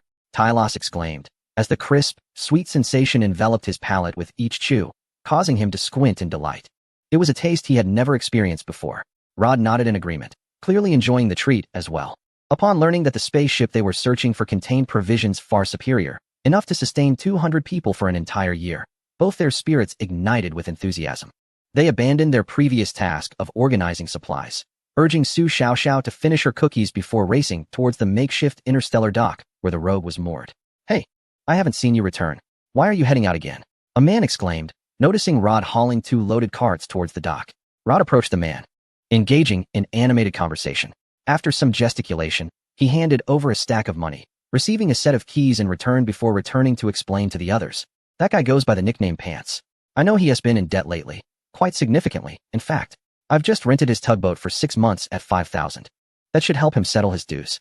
With 2 ships alternating in space, we should manage just fine for half a year." The 4 of them proceeded to the dock. Given that Tang Sheng and Su Xiaoxiao were unfamiliar faces, particularly with Su Xiaoxiao as striking beauty, they decided it prudent for them to remain aboard the Rogue under Tylos's watch while Rod went to retrieve the tugboat. Before long, Rod returned piloting a vessel that appeared even more dilapidated than the Rogue, although of the same model. It was evident that most visible parts had been cobbled together from various decommissioned ships. After Rod secured the 2 spacecraft together, he took a large box and 2 sets of worn-out spacesuits from a dock worker and returned to the Lone Ranger, meticulously inventorying the supplies twice before piloting the ship away from the dock. On board, Tang Sheng opened the large box that Rod had brought in, only to discover it was filled entirely with hand-rolled cigarettes. Recalling how the dock workers had referred to Rod as Cigar Cannon, he mused that there are indeed no misnomers, only aptly assigned nicknames. Chapter 79, Discovery. The Iron Nail. The first destination of the Lone Ranger was not directly to the outer realms of the Star Ring, but rather to another gathering of free folk located on an asteroid, which took them 10 days to reach. This particular asteroid bore a striking resemblance to the one where Rod and his companions resided. It was an M-type asteroid rich in metallic elements, albeit several times larger than their own. Here, Rod depleted his remaining savings to modify both spacecraft, aiming to enhance their towing speed. As previously noted, towing vessels do not require high speeds, rendering them unsuitable for long-distance search missions. However, some among the free folk often ventured to the outer star regions in search of ancestral debris, leading to the establishment of numerous private modification bases. Conveniently, this asteroid housed one such facility. Over the course of another 10 days, the modifications to the Lone Ranger were completed, and the ship set forth once more. The vessel's speed had at least doubled, though energy consumption surged nearly 4-fold. This increase was due to the fact that the original speed of towing spacecraft was the optimal balance between energy consumption and acceptable velocity discovered by humans in this region over the years. Once thrust was amplified, energy efficiency inevitably diminished, leading to an exponential rise in consumption. Fortunately, humanity in the Star Ring had not abandoned fusion technology. A single refueling would allow even the smallest of vessels, like the Lone Ranger, to operate continuously for decades. Traveling through space can be quite dull. Although the asteroid belt is teeming with various celestial bodies, the monotony of gazing at the same scenery day after day can wear on even those who are newly acquainted with the cosmos. After the initial excitement wears off, even seasoned spacefarers like the 4 aboard the Lone Ranger may grow weary, were it not for the need for manual navigation to avoid numerous small celestial bodies, which demands the pilot's focus. Rod might have succumbed to slumber for at least 50 minutes of every hour, much like Tang Sheng. During this time, Tang Sheng, out of boredom, attempted to take control of the spacecraft. Alas, he lacked the aptitude for it, and after several near misses with meteoroids, he was promptly ousted from the pilot's seat by the other 3. Conversely, Su Xiaoxiao appeared to possess a modicum of talent. While she could not operate the ship with the same proficiency as Rod, she was certainly capable of handling less perilous flying tasks. Thus, Rod, Taylors, and Su Xiaoxiao took turns piloting the spacecraft for over a month. Just as Tang Sheng was becoming so bored that he began to pluck at his leg hair, they arrived at the region where they had initially encountered the wreckage of the Wolf Tooth. Naturally, the remnants of the latter half of the Wolf Tooth could not still be in that position. Even if they had not been taken by space pirates, they would have long drifted elsewhere. Were it not for the flight records from the computer aboard the Lone Ranger, even Rod himself might have struggled to locate this area. Upon reaching this point, They had to rely on calculations to find the original site of the wolf-tooth's attack. Although Tang Sheng was not an academic prodigy in the past, the Kunlun fleet had continually nurtured each member's development. Particularly for the young and outstanding members of the wolf-tooth squad, educational resources were disproportionately allocated. Following the Kunlun fleet's first collective genetic optimization, all squad members underwent training. Utilizing the trajectory of movement, supplemented by calculations of gravitational disturbances from nearby larger celestial bodies, Tang Sheng quickly established a new course, which was ultimately confirmed after validation by Su Xiaoxiao. Following another 2 months of arduous travel, Tang Sheng was not as bored this time, as he had to continuously recalibrate the route. Conversely, Rod found himself busier as they ventured further from the asteroid belt center, where the distribution of asteroids and meteors became increasingly sparse. In such an environment, the simple autopilot system of the Lone Ranger could gradually come into its own. As they approached their destination, Rod became engaged once more, for they were nearing the vicinity of the hydrogen bomb space minefield, where billions of hydrogen bombs were scattered. It is worth noting that these hydrogen bomb space mines possessed the capability to mask their own signals and actively track targets. Although many had lost energy and remained dormant after centuries, they still represented a perilous threat that was not easily detectable. Were it not for the relatively small size of the towing spacecraft, which could easily be overlooked as an insignificant target by these space mines, Rod would not have dared to venture into this area. While a level 3 unit frigate is indeed enticing, one must also consider the cost of life in the pursuit of profit, no? The wolf-tooth had undoubtedly sustained its attack outside the periphery of the minefield. Thus they needed to navigate the final hurdle, breaking through this layer of space mines to reach the true outer edges of the star ring star domain. It was time to showcase true skill. Rod sat in the pilot's seat, lighting another cigarette, and with a sudden thrust of the control stick, the Lone Ranger surged forward at maximum power toward the minefield. The spacecraft flew steadily along a meticulously calculated trajectory, encountering no immediate dangers. Tang Sheng even caught sight of 2 or 3 objects, suspected to be hydrogen bomb space mines, hovering nearby, which the Lone Ranger swiftly whisked past. Yet they remained as silent as stones, likely having depleted their energy. If they survived this, Rod mused, he could boast about it for a lifetime. With the cigarette clenched between his teeth, he took a deep drag and said, "Surely no one has ever flown out of a minefield before?" Unfortunately, no one answered him. Each individual was fixated on the view outside the spacecraft, as if their own eyes were more reliable than the ship's sensors. For several consecutive days, Tang Sheng fixated on the view outside the window, his gaze unwavering. He reached into Taylor's cigarette box, extracted a single cigarette, placed it between his lips, and ignited it, inhaling deeply before succumbing to a violent cough. Nevertheless, he did not discard the cigarette. Rather, he persisted in his attempts to smoke, as if it might alleviate his mounting anxiety. After all, entrusting one's life to another is a burden no one can bear lightly. The 2 cigarettes enveloped the interior of the Lone Ranger in a thick cloud of smoke. Taylor coughed a few times, while Su Xiaoxiao frowned, snatching the cigarette from Tang Sheng's mouth and discarding it into the waste chute, subsequently activating the air purifier. "Brother Tang, it seems your days ahead will not be easy," Rod remarked with a chuckle, casting a sidelong glance at Tang Sheng. The latter, however, failed to grasp the underlying meaning of Rod's words. Instead, recalling that since the inception of the Wolf Fang Brigade, every mission undertaken had been fraught with peril. Indeed, remaining single is preferable. Rod misinterpreted Tang Sheng's comment once again. "Can't even keep your mouth shut with a cigarette?" Su Xiaoxiao glared at Rod with fierce intensity. Suddenly feeling a chill run down his spine, Rod recalled the time Su Xiaoxiao had pulled him to the ground and promptly turned away from Tang Sheng, shifting uncomfortably in his seat. As the air purifier eliminated the smoke, the cockpit regained its fresh atmosphere. With a sudden exclamation from Taylor, the group followed the direction of his finger. The front half of the Wolf Fang, bearing the Iron Nail's insignia, floated serenely before them like a sleeping beauty awaiting awakening. They had traversed through the treacherous space minefield.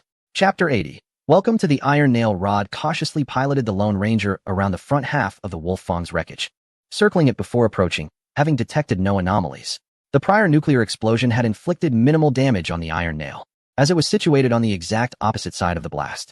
The full force of the explosion had been absorbed by the Wolf Fang itself, rendering the Iron Nail seemingly intact. However, the condition of its internal electronic systems, potentially compromised by an electromagnetic pulse, would only be discerned upon entry. The Iron Nail lacked sufficient docking ports for small spacecraft, but this posed no challenge for Rod. Utilizing the agility of the Lone Ranger, he secured the towing cable to the wreckage of the Wolf Fang, enabling them to access the Iron Nail through the airlock of the Wolf Fang's remains.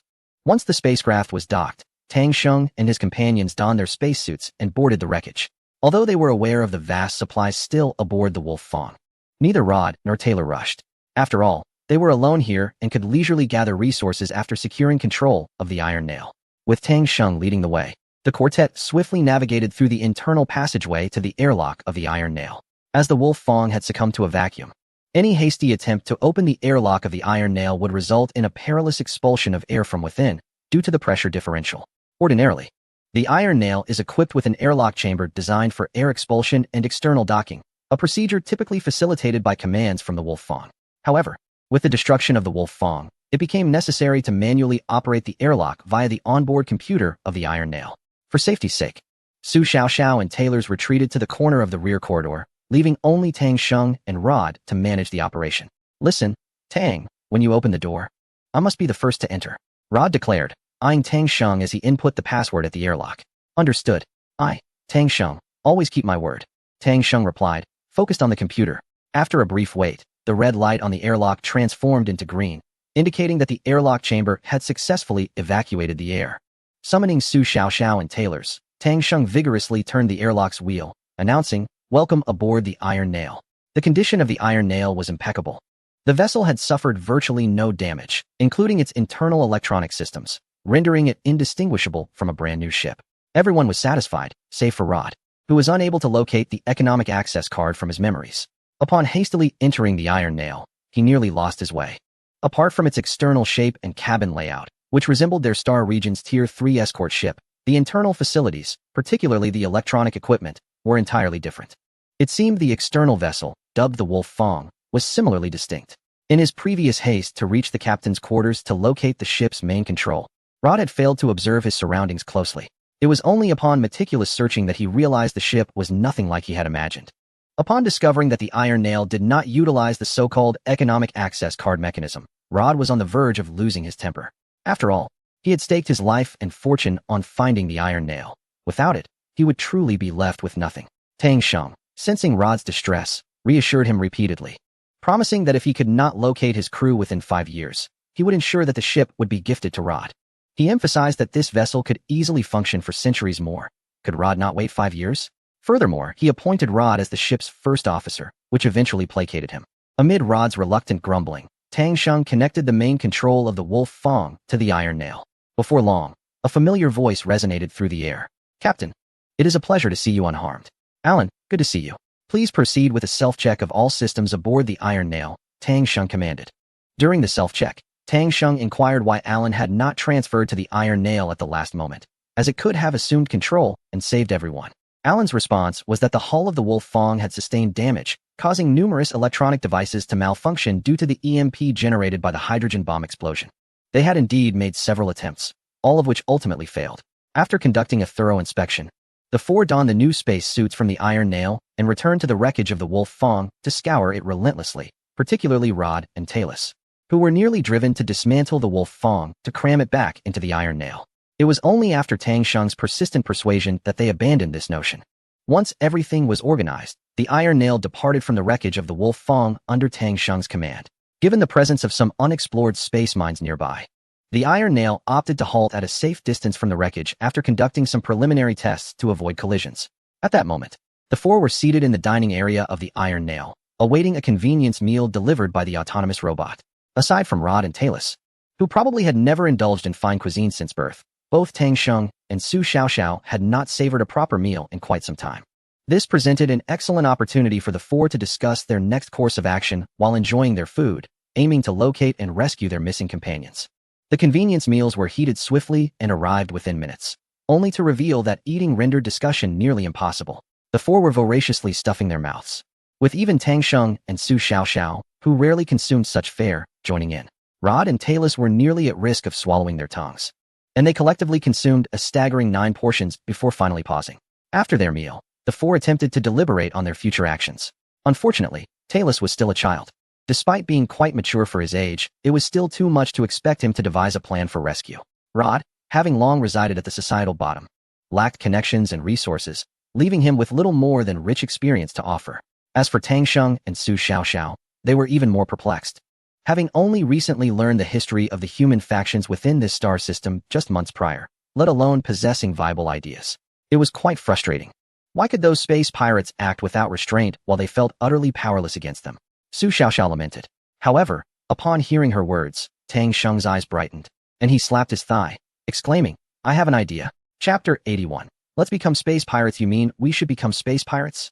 Su Xiaoxiao exclaimed incredulously at Tang Sheng. Lower your voice, you're going to deafen me. Tang Sheng replied, cupping his ears. He glanced at Rod and Talus, who were staring at him in bewilderment, and explained, the space pirates I refer to are not the kind you might envision. You see, we currently have no connections. Our teammates can almost certainly confirm that only space pirates know their whereabouts, which means we must seek out the pirates. However, we lack direct means to contact them or their backers, such as the three major factions.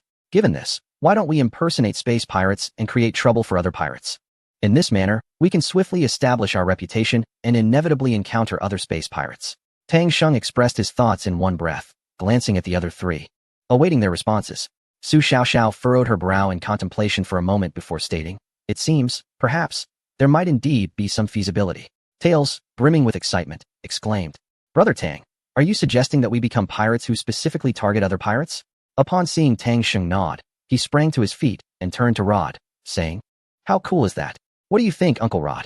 Rod, stroking his thick beard, hesitated before responding. If it can be accomplished, it is undoubtedly a strategy. However, we are merely 4 individuals, and we possess only this one armed vessel. Will our strength suffice, especially when faced with a greater number of adversaries? Tang Sheng erupted in laughter. Insufficient? Uncle, it appears you have misunderstood the capabilities of this ship. This is a modified Tier 3 unit frigate, Alan. Target the debris ahead and fire, so our new first mate can witness our firepower. Beep, command received, weapon systems charging, came the response. Rod felt the ship shudder slightly as a monitor in the dining area displayed the exterior surveillance footage. The armor on either side of the iron nail slowly opened, revealing several cannon barrels. Simultaneously, lasers and electromagnetic cannons unleashed their fury, accompanied by the launch of 2 missiles. Due to the short distance, they struck the remnants of the Wolf-Tooth ship almost instantaneously.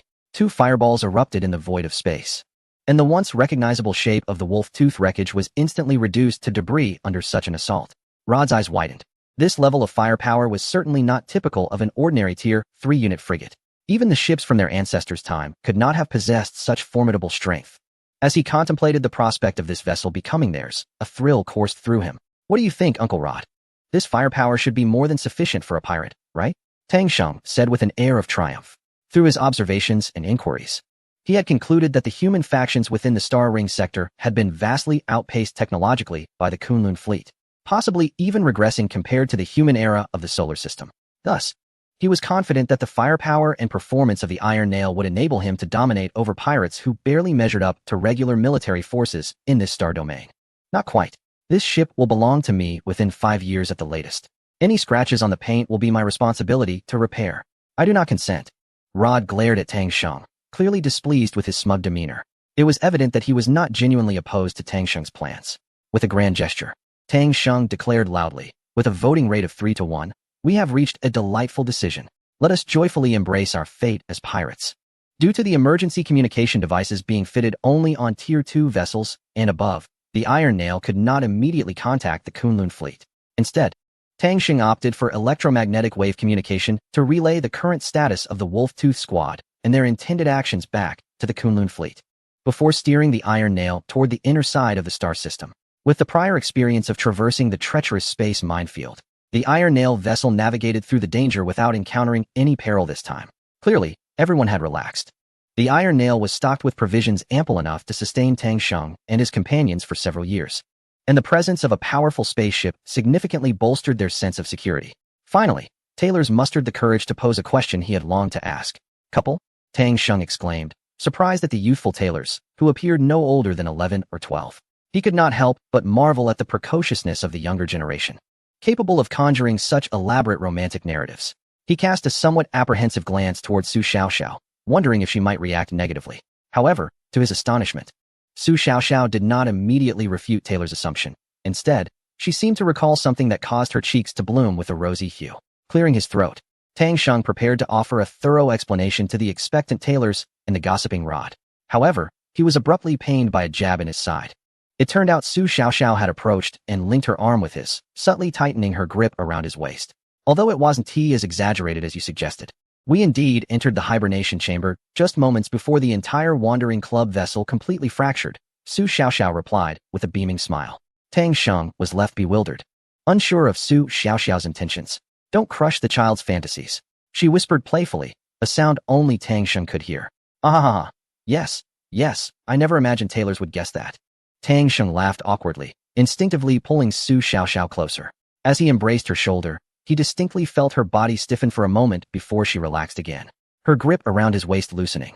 Although he was uncertain as to why Su Xiaoxiao wished to feign a romantic relationship with him, her beauty rendered him unwilling to decline such an opportunity.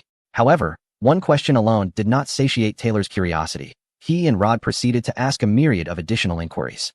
These questions gradually expanded from the duo to encompass the entire Wandering Club fleet, and then to the broader Kunlun Mountain fleet representing their human branch. This line of questioning truly astonished Rod and Taylors, leaving them somewhat incredulous. Initially, Rod had assumed Tang Sheng and his companions were merely a singular ship fleeing peril. Otherwise, why would only one vessel have arrived here? If it were indeed an escape, it implied that this civilization was either facing extinction due to external threats or experiencing internal strife akin to that of their ancestors, the North American Fleet 677. Hence, he had not paid much heed to the matter. However, he was taken aback to discover that they were merely an exploratory team from that human branch, comprising a mere 12 individuals. 12 individuals operating a secondary unit escort ship alongside a tertiary unit escort ship. This was not merely a luxurious arrangement. It was an extravagant one. What kind of civilization did this human branch represent? This revelation piqued immense interest from both Rod and Taylors. Chapter 82. The mighty Kunlun fleet. Upon learning of Rhodes and Thales's curiosity regarding the Kunlun fleet, Tang Sheng commenced his narrative from the moment the fleet was engulfed by a wormhole. As he recounted the unfortunate fate of their branch of human civilization, where only over 200,000 individuals survived alongside 2 primary hull units and a handful of secondary and tertiary units, Thales instinctively covered his mouth in shock. While Rhodes could only lament the sheer misfortune that plagued this fleet, it is essential to remember that the original numbered fleet consisted of 4 primary hulls, complemented by 30 secondary units and 100 tertiary units, cumulatively exceeding 10 million tons in weight. This formidable armada was designed to sustain a population of 50 to 100 million for extended periods in the vastness of space.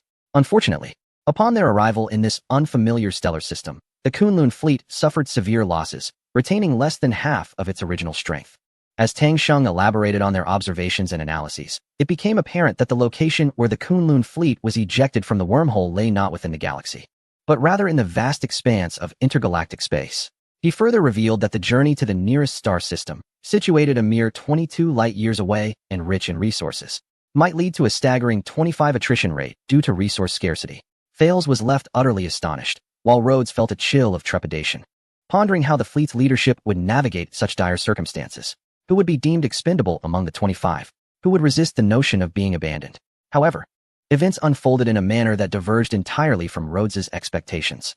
After reorganizing their resources, the Kunlun fleet fortuitously discovered a rogue star in close proximity, enabling them to hitch a ride, replenish their supplies, and finally enter the true material realm of this expansive galaxy. Remarkably, none of the fleet's leadership abandoned their crew. They ensured that every individual was evacuated, much like their ancestors from the solar system era, who vowed to leave no one behind, dedicating 400 years to the advancement of aerospace technology to rescue all of humanity. Upon hearing this, Thales exhaled a sigh of relief, a joyful smile illuminating his face. He genuinely felt elated for that fleet, which had endured both misfortune and fortune, despite having known Tang Sheng and Su Xiaoxiao for a brief period. The thought of such a kindred branch of humanity existing in the distant cosmos was simply exhilarating. Conversely, Rhodes fell into contemplative silence, reflecting on the misfortunes of the human branch within the ring star domain.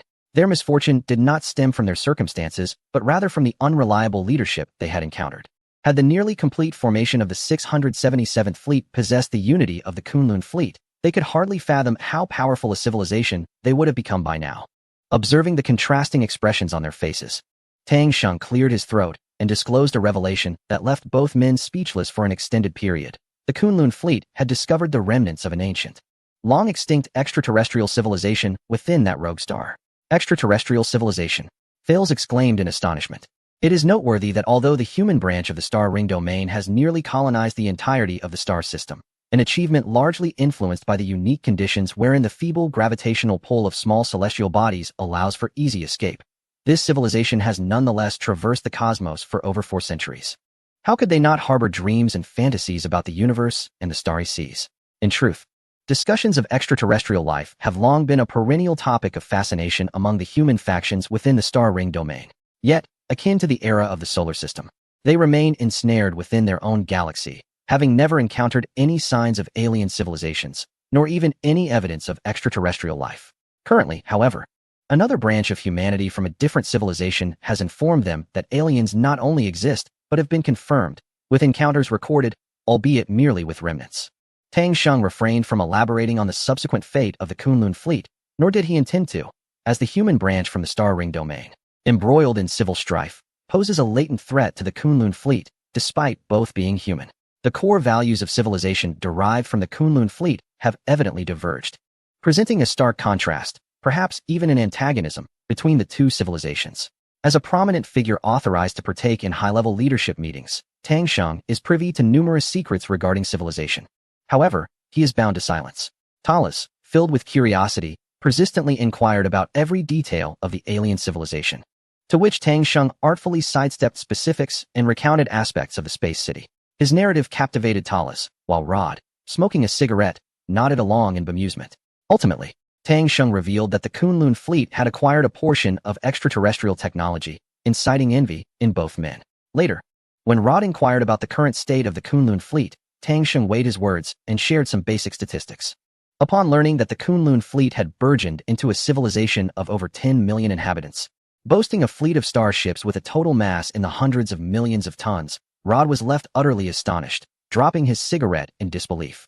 The sheer scale of a fleet exceeding 100 million tons was beyond his comprehension.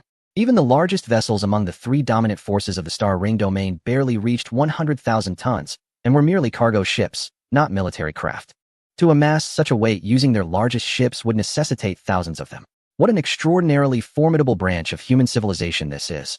Rod found himself questioning the veracity of Tang Sheng's claims, not due to any doubt in Tang Sheng's character, but because the descriptions had transcended the limits of Rod's imagination. Were he not aboard the steadfast vessel, the Iron Determination, with its evidently non-star ring-style equipment, he would have vehemently dismissed anyone claiming such tales on an asteroid among the Free People's Enclave. Had he known that the mothership of the Kunlun fleet, the solar system, weighs in at over 100 million tons even when empty, his mind might have simply short-circuited. Tallis, enviously, inquired whether there might be an opportunity to visit the Kunlun fleet in the future, to which Su Xiaoxiao readily acquiesced. Rod gazed enviously at the scene before him, yet his pride prevented him from soliciting help, leaving him in a state of anxious anticipation. Ding! The spaceship had already entered the designated star region, and Alan's voice interrupted the conversation among the 4. They all turned their gaze outward, where a multitude of icy water asteroids floated. This was indeed the area where Rod's towing ships frequently ventured to collect water ice. Stay here for a few days while I return the ship, Rod instructed Tang Sheng. And make sure to keep hidden. Don't let anyone discover you. Not a problem. Once you leave, we'll activate stealth mode, Tang Sheng replied with a smile.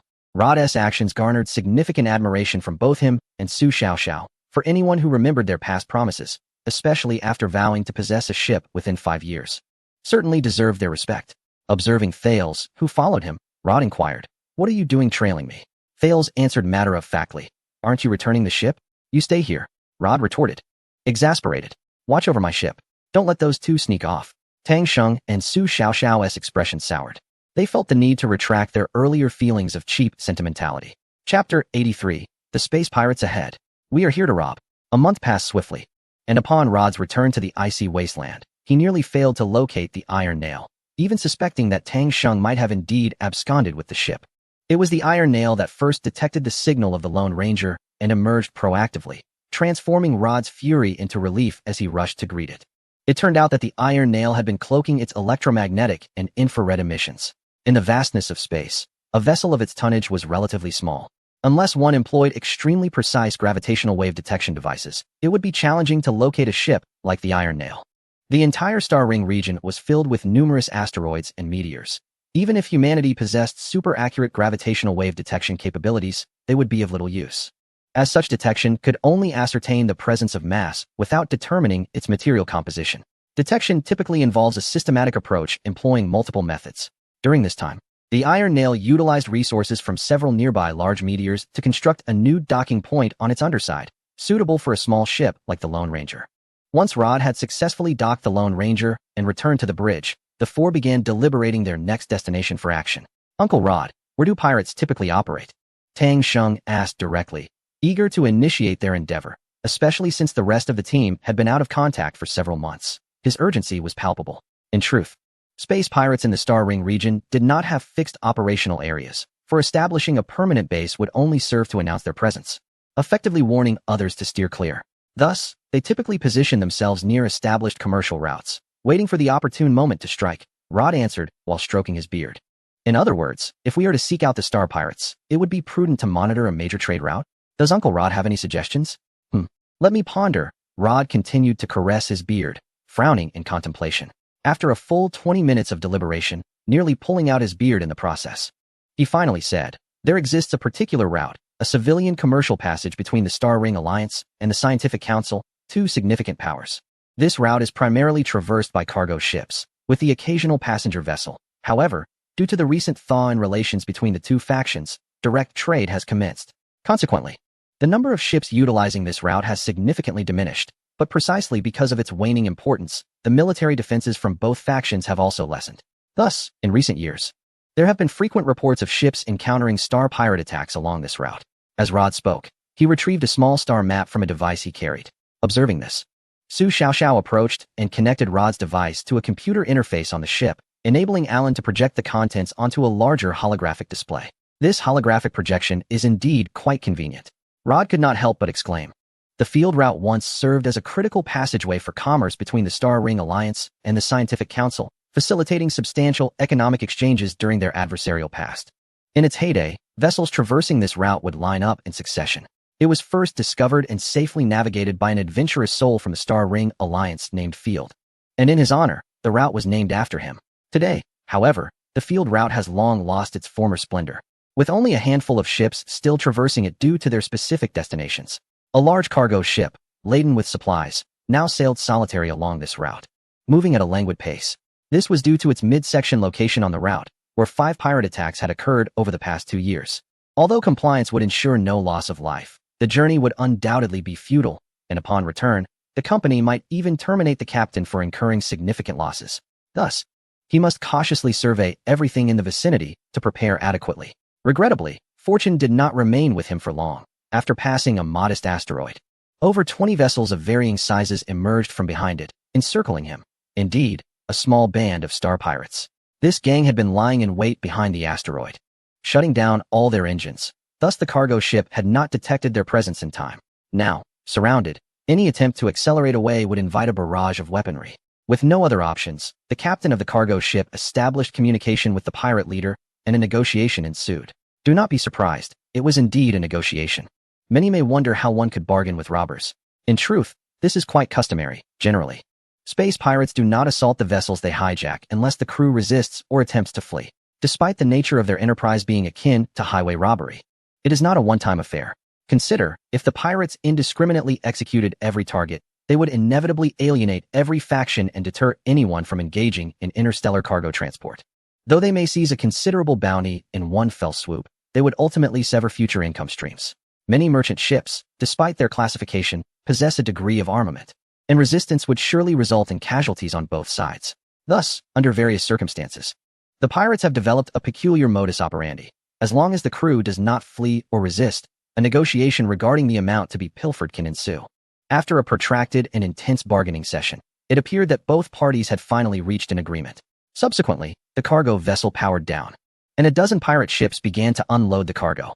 After a full day and night, the pirates completed the unloading of the agreed-upon quantity, and the cargo vessel reignited its engines, gradually drifting into the distance. The pirates remained stationary, watching the merchant ship depart. This operation had proceeded exceptionally well, yielding a bountiful harvest that left the pirates elated. "Boss, that cargo ship suddenly accelerated and is making a run for it," exclaimed a subordinate from one of the pirate vessels. The leader, referred to as Boss, glanced out the viewport at the merchant ship, now adorned with a brilliant burst of light at its rear, and disdainfully remarked, "It seems they are terrified. I wonder if they wet themselves." The crew erupted in laughter. The substantial profits from this endeavor promised each of them a share of wealth. allowing for indulgent revelry in the near future, which filled them all with joy. Hey, can you hear me? A man's voice unexpectedly broke through the public channel. Amidst the pirates' exchanged glances, it became apparent that the speaker had inadvertently distanced himself from the communication device, neglecting to switch off the channel. A faint, indistinct sound echoed through the channel. What was that again?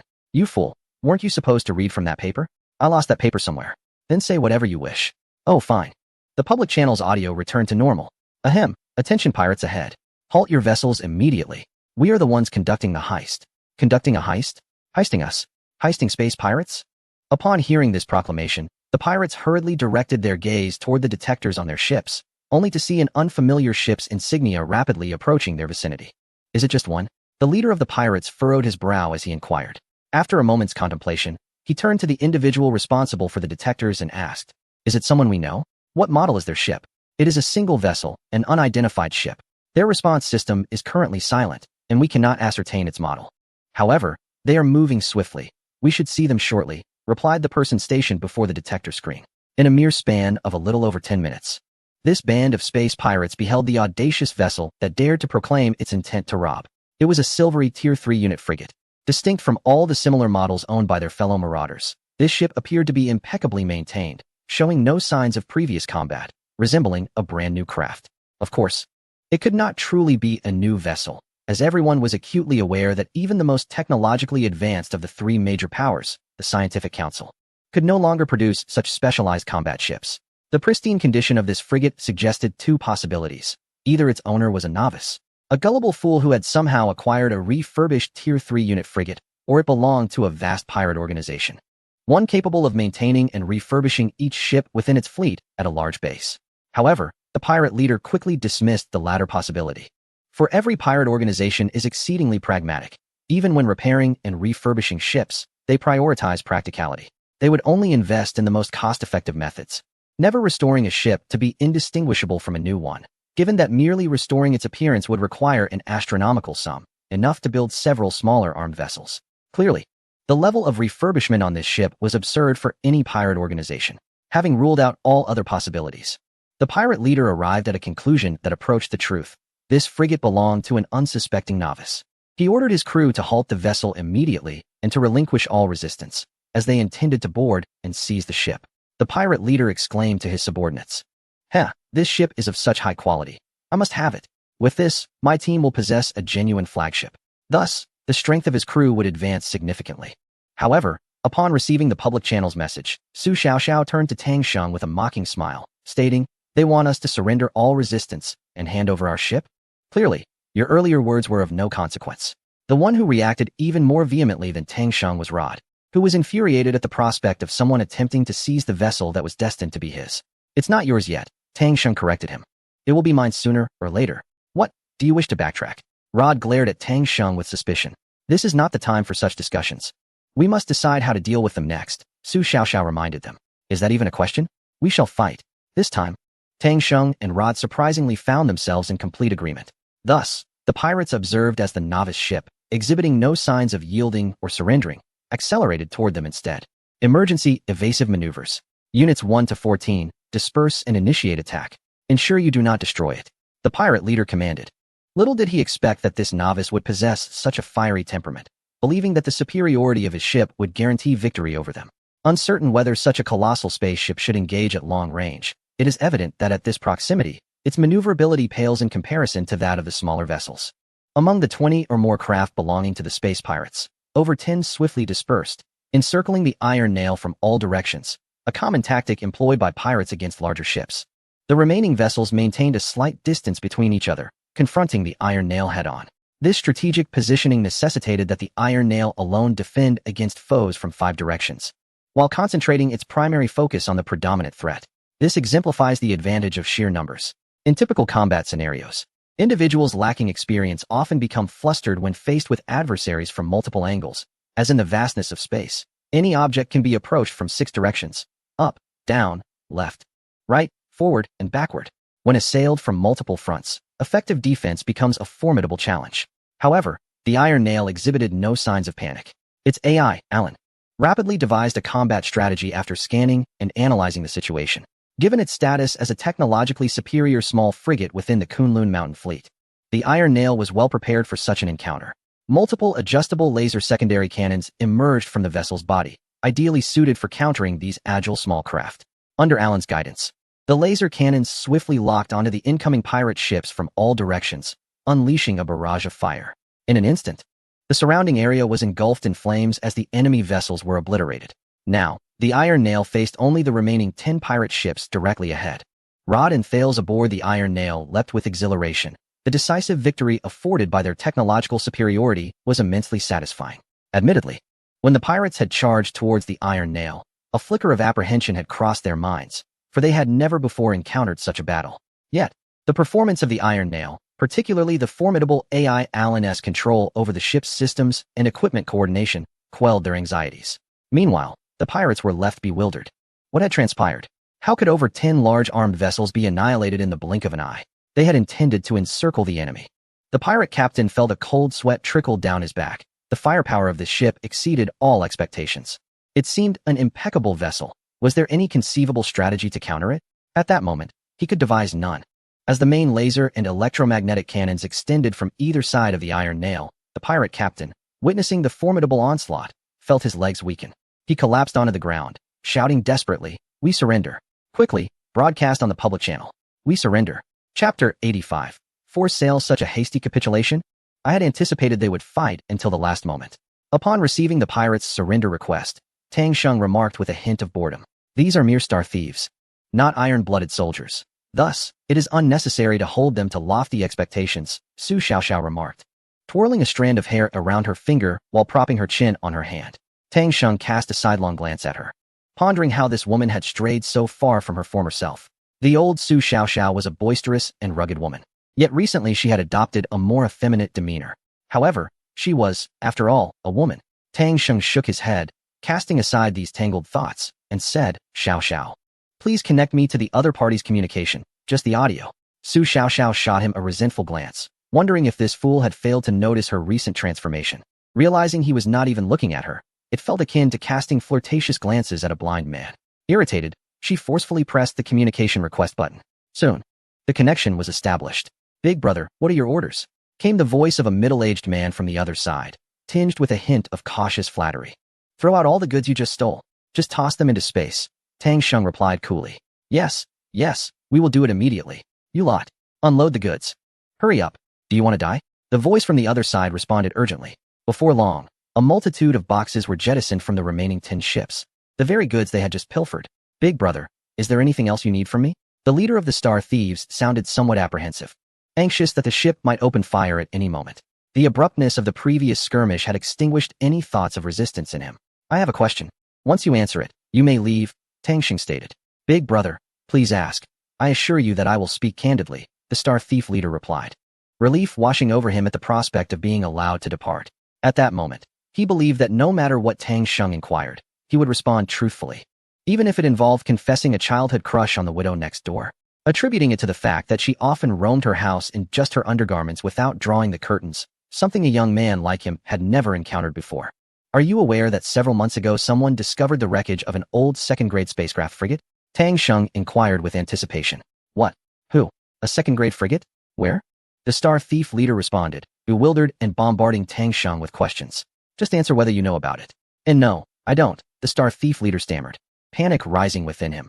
He feared that ignorance might lead to his demise at the hands of the other party. "Don't know? What about your subordinates?" Tang Sheng's tone hinted at disappointment. "Do any of you know about this?" The Star Thief leader's anxiety escalated at the sound of his tone. "Big brother, none of us have heard anything about it. How about you ask something else?" After a moment, the Star Thief leader nearly whimpered, desperation evident in his voice.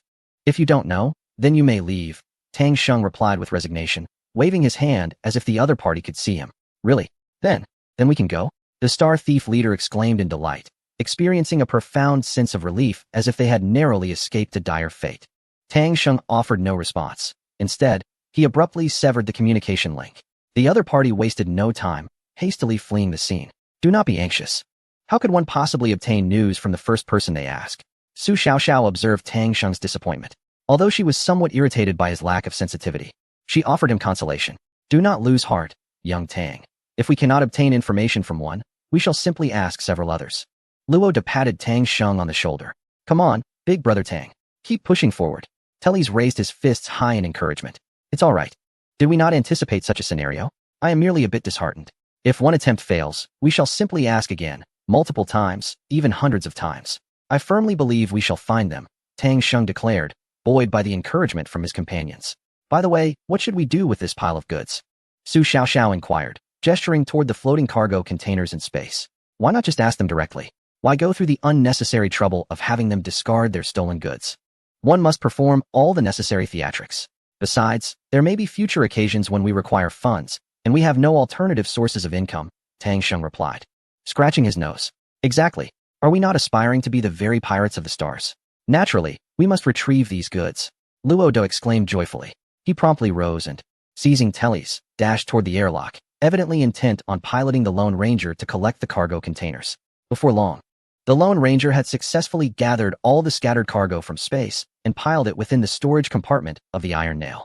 Tang Sheng pried open one of the sizable containers and discovered it filled with metallic blocks, accompanied by a shipping manifest detailing the composition of these metals. He glanced up at the identical containers, each adorned with the same logo, before looking back at the manifest and stating, "It appears that these goods consist entirely of titanium iron alloy." He then turned to Luo De and asked, "How shall we proceed with these?" Luo De stroked his bushy beard thoughtfully. "How should I know? I have never been a pirate. However, many major free settlements on the asteroids host merchants from various factions, and nearly anything can be recycled there. The ice water meteors we previously dragged back were sold to them. While the price was somewhat low, they seldom inquire about the source. Perhaps we could inquire there." "No, absolutely not. These goods bear distinct markings and identical composition ratios, making it easy to trace them back to us as the original shippers. Such a situation could invite trouble upon us. For the time being, it is prudent to remain in the shadows while we seek them out. We must not reveal ourselves too readily." Luo De quickly dismissed his initial thought. "Indeed, it poses a bit of a conundrum. We cannot simply pile everything onto the Iron Nail. There is not sufficient space," Tang Sheng lamented. "What is the problem? Since we have managed to seize these goods from the pirates, we can also sell them back to them." Su Xiaoxiao interjected suddenly. "Sell them back? What if they refuse to buy?" Luo De responded, somewhat taken aback. "Refuse? If they refuse, we shall force them. We can compel them to purchase," Su Xiaoxiao declared with conviction. "Are we not pirates? Is it not permissible to engage in coercive transactions? Then why do we not simply rob them of their money?" Luo De questioned, struggling to comprehend Su Xiaoxiao's reasoning. "Because we are pirates. Naturally, we shall do as we please. In the future, when we encounter space pirates with stolen goods, we shall seize their plunder. Once we acquire the ill-gotten gains, we will linger near the small asteroids that serve as black markets, awaiting individuals who resemble pirates to emerge, so we can forcibly sell them the stolen items. Should we encounter pirates devoid of loot, we shall simply rob them of their money." Su Xiaoxiao swiftly proposed this course of action. "Is that really how it works?" Rod gazed at Su Xiaoxiao in disbelief, utterly perplexed by the woman's thought process. "No worries, I didn't quite grasp it either. After all, we are space pirates. And as Su Xiaoxiao aptly put it, we can do as we please," Tang Sheng remarked, giving Su Xiaoxiao a thumbs up. The sight of Tang Sheng's approval brought a sweet smile to Su Xiaoxiao's face, igniting a spark of joy within her. Tang Sheng suddenly realized that the former Su Xiaoxiao seemed to have returned. Indeed, this felt right. Su Xiaoxiao should be the boisterous and carefree woman, and her previous demeanor must have been an illusion of his own making. Chapter 86. The Rise of the Phantom Thief, Silver Spirit. A month later, on Goldmine Star. Once a small asteroid rich in gold, with a diameter exceeding 170 kilometers, Goldmine Star was once a highly valuable mining planet. Although the interstellar age no longer regarded gold as a currency, its intrinsic properties ensured it retained vast industrial applications, making it a rare and coveted precious metal even in modern times. During its early exploitation, the asteroid thrived, becoming a celebrated celestial body within the star ring sector. Regrettably, over 3 centuries ago, Goldmine Star was entirely depleted. Modern mining technology extracted its resources within a century, rendering this once prominent asteroid desolate. As the population and workforce gradually vacated the area, it eventually transformed into a habitable hub for the free folk. Today, Goldmine Star has evolved into a free trade market, an unregulated bazaar where goods are exchanged without scrutiny of their origins or the backgrounds of their owners. Even many large enterprises from the 3 major factions maintain acquisition points here, reclaiming everything from ice and methane salvaged from derelict spaceships to the spoils of space pirate raids, all without inquiry into provenance. There have even been instances where stolen cargo was sold back to its original company at these collection points, allowing the sellers to depart unscathed. At this moment, an inconspicuous cargo spaceship departed from Goldmine Star, much like the myriad vessels that frequented this place. It appeared dilapidated and aged, from its plasma-corroded thrusters. It was evident that the craft was at least a century old, showing no signs of peculiarity. As the venerable cargo ship neared 1 astronomical unit from Goldmine Star, a silvery spacecraft suddenly materialized and intercepted it. The owner of this ship found himself embroiled in an absurd situation he had never encountered before. The spacecraft insisted on forcefully selling him a batch of titanium iron alloy. Initially, he was certainly reluctant. Having just sold his ill-gotten gains, why would he contemplate acquiring titanium iron alloy? Moreover, he reasoned, such a purchase would serve no purpose for him. However, when the adversary aimed their cannon directly at him, he promptly acquiesced to their demands. The other party insisted he make an immediate offer, as though any hesitation on his part would provoke gunfire. The owner of the cargo ship, trembling, proposed a purchase price slightly below market value, anticipating that the other party would demand a higher sum. To his astonishment, the adversary accepted without negotiation, carelessly discarding the goods into the void of space and dispatching a drone to collect the payment from his vessel. Before departing, they posed a question, whether he was aware of anyone obtaining wreckage from a Level 2 unit recently. After receiving no substantial information, they departed with remarkable efficiency. Confounded by the unexpected acquisition of a bulk of titanium iron alloy, the cargo ship captain promptly turned back to the gold mining star, where he sold the goods in their entirety. To his surprise, he not only avoided a loss, but actually profited from the transaction, leaving him utterly bewildered. Yet, as the leader of a small band of space pirates, he could not let this affront go unchallenged. Thus, he began to inquire widely about the silver-hued Level 3 unit frigate. Soon, a legend began to circulate throughout the free citizen star domain. There existed a solitary silver ship that specialized in robbing pirates. It not only pilfered their spoils but also engaged in coercive buying. There were even tales of unfortunate pirates who, after being robbed, encountered the same ship and, in tears, were compelled to repurchase their stolen goods. Each time it struck, the ship would inquire whether anyone had recently stumbled upon wreckage from a Level 2 unit. Strangely, the crew of this vessel was never seen, and no one had ever laid eyes on its crew, as if they required no supplies or sustenance at all, leading many to speculate that it was a ghost ship devoid of life. Of course, there were those who attempted to impersonate the crew or even the captain, but they were swiftly apprehended by vengeful pirates, who discovered under duress that these pretenders were merely misguided fools seeking to bolster their own reputations. Naturally, many of the robbed pirates were indignant and banded together to seek out and eliminate this detestable ship. However, the majority found themselves unable to track its whereabouts. A few groups, uncertain whether it was fortune or misfortune, encountered the vessel only to be easily defeated and subsequently robbed once more. Before long, these pirates had to concede that they were utterly powerless against this ship. Its formidable performance, exceptional piloting skills, powerful weaponry, and precise shooting techniques outclassed their ragtag band in every conceivable aspect. Revenge was rendered impossible, and ultimately, many pirates resigned themselves to the ship's superiority, surrendering without resistance and allowing it to act at will.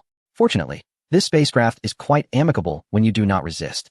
Subsequently, an unfounded rumor began to circulate, claiming that this vessel is merely an unmanned ship, a classified weapon from the once secret North American Fleet 677. It is said to have concealed itself in a remote corner of this star domain during a past mission, and for reasons unknown, it has re-emerged into public consciousness.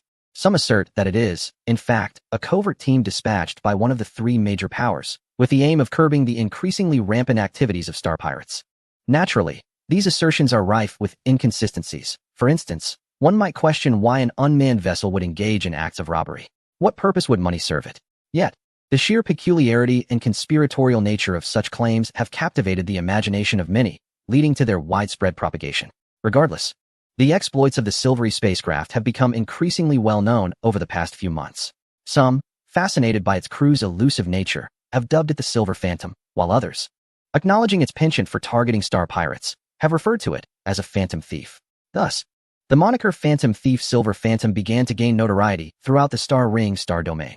Chapter 87. The large star pirate gang strikes the Star Ring star domain is an expansive galaxy, while it may not yet rival the scale of the solar system. Its vastness is such that for the majority of its inhabitants, traversing its entirety in a lifetime is an unattainable dream, akin to the experience of humanity in 21st century Earth.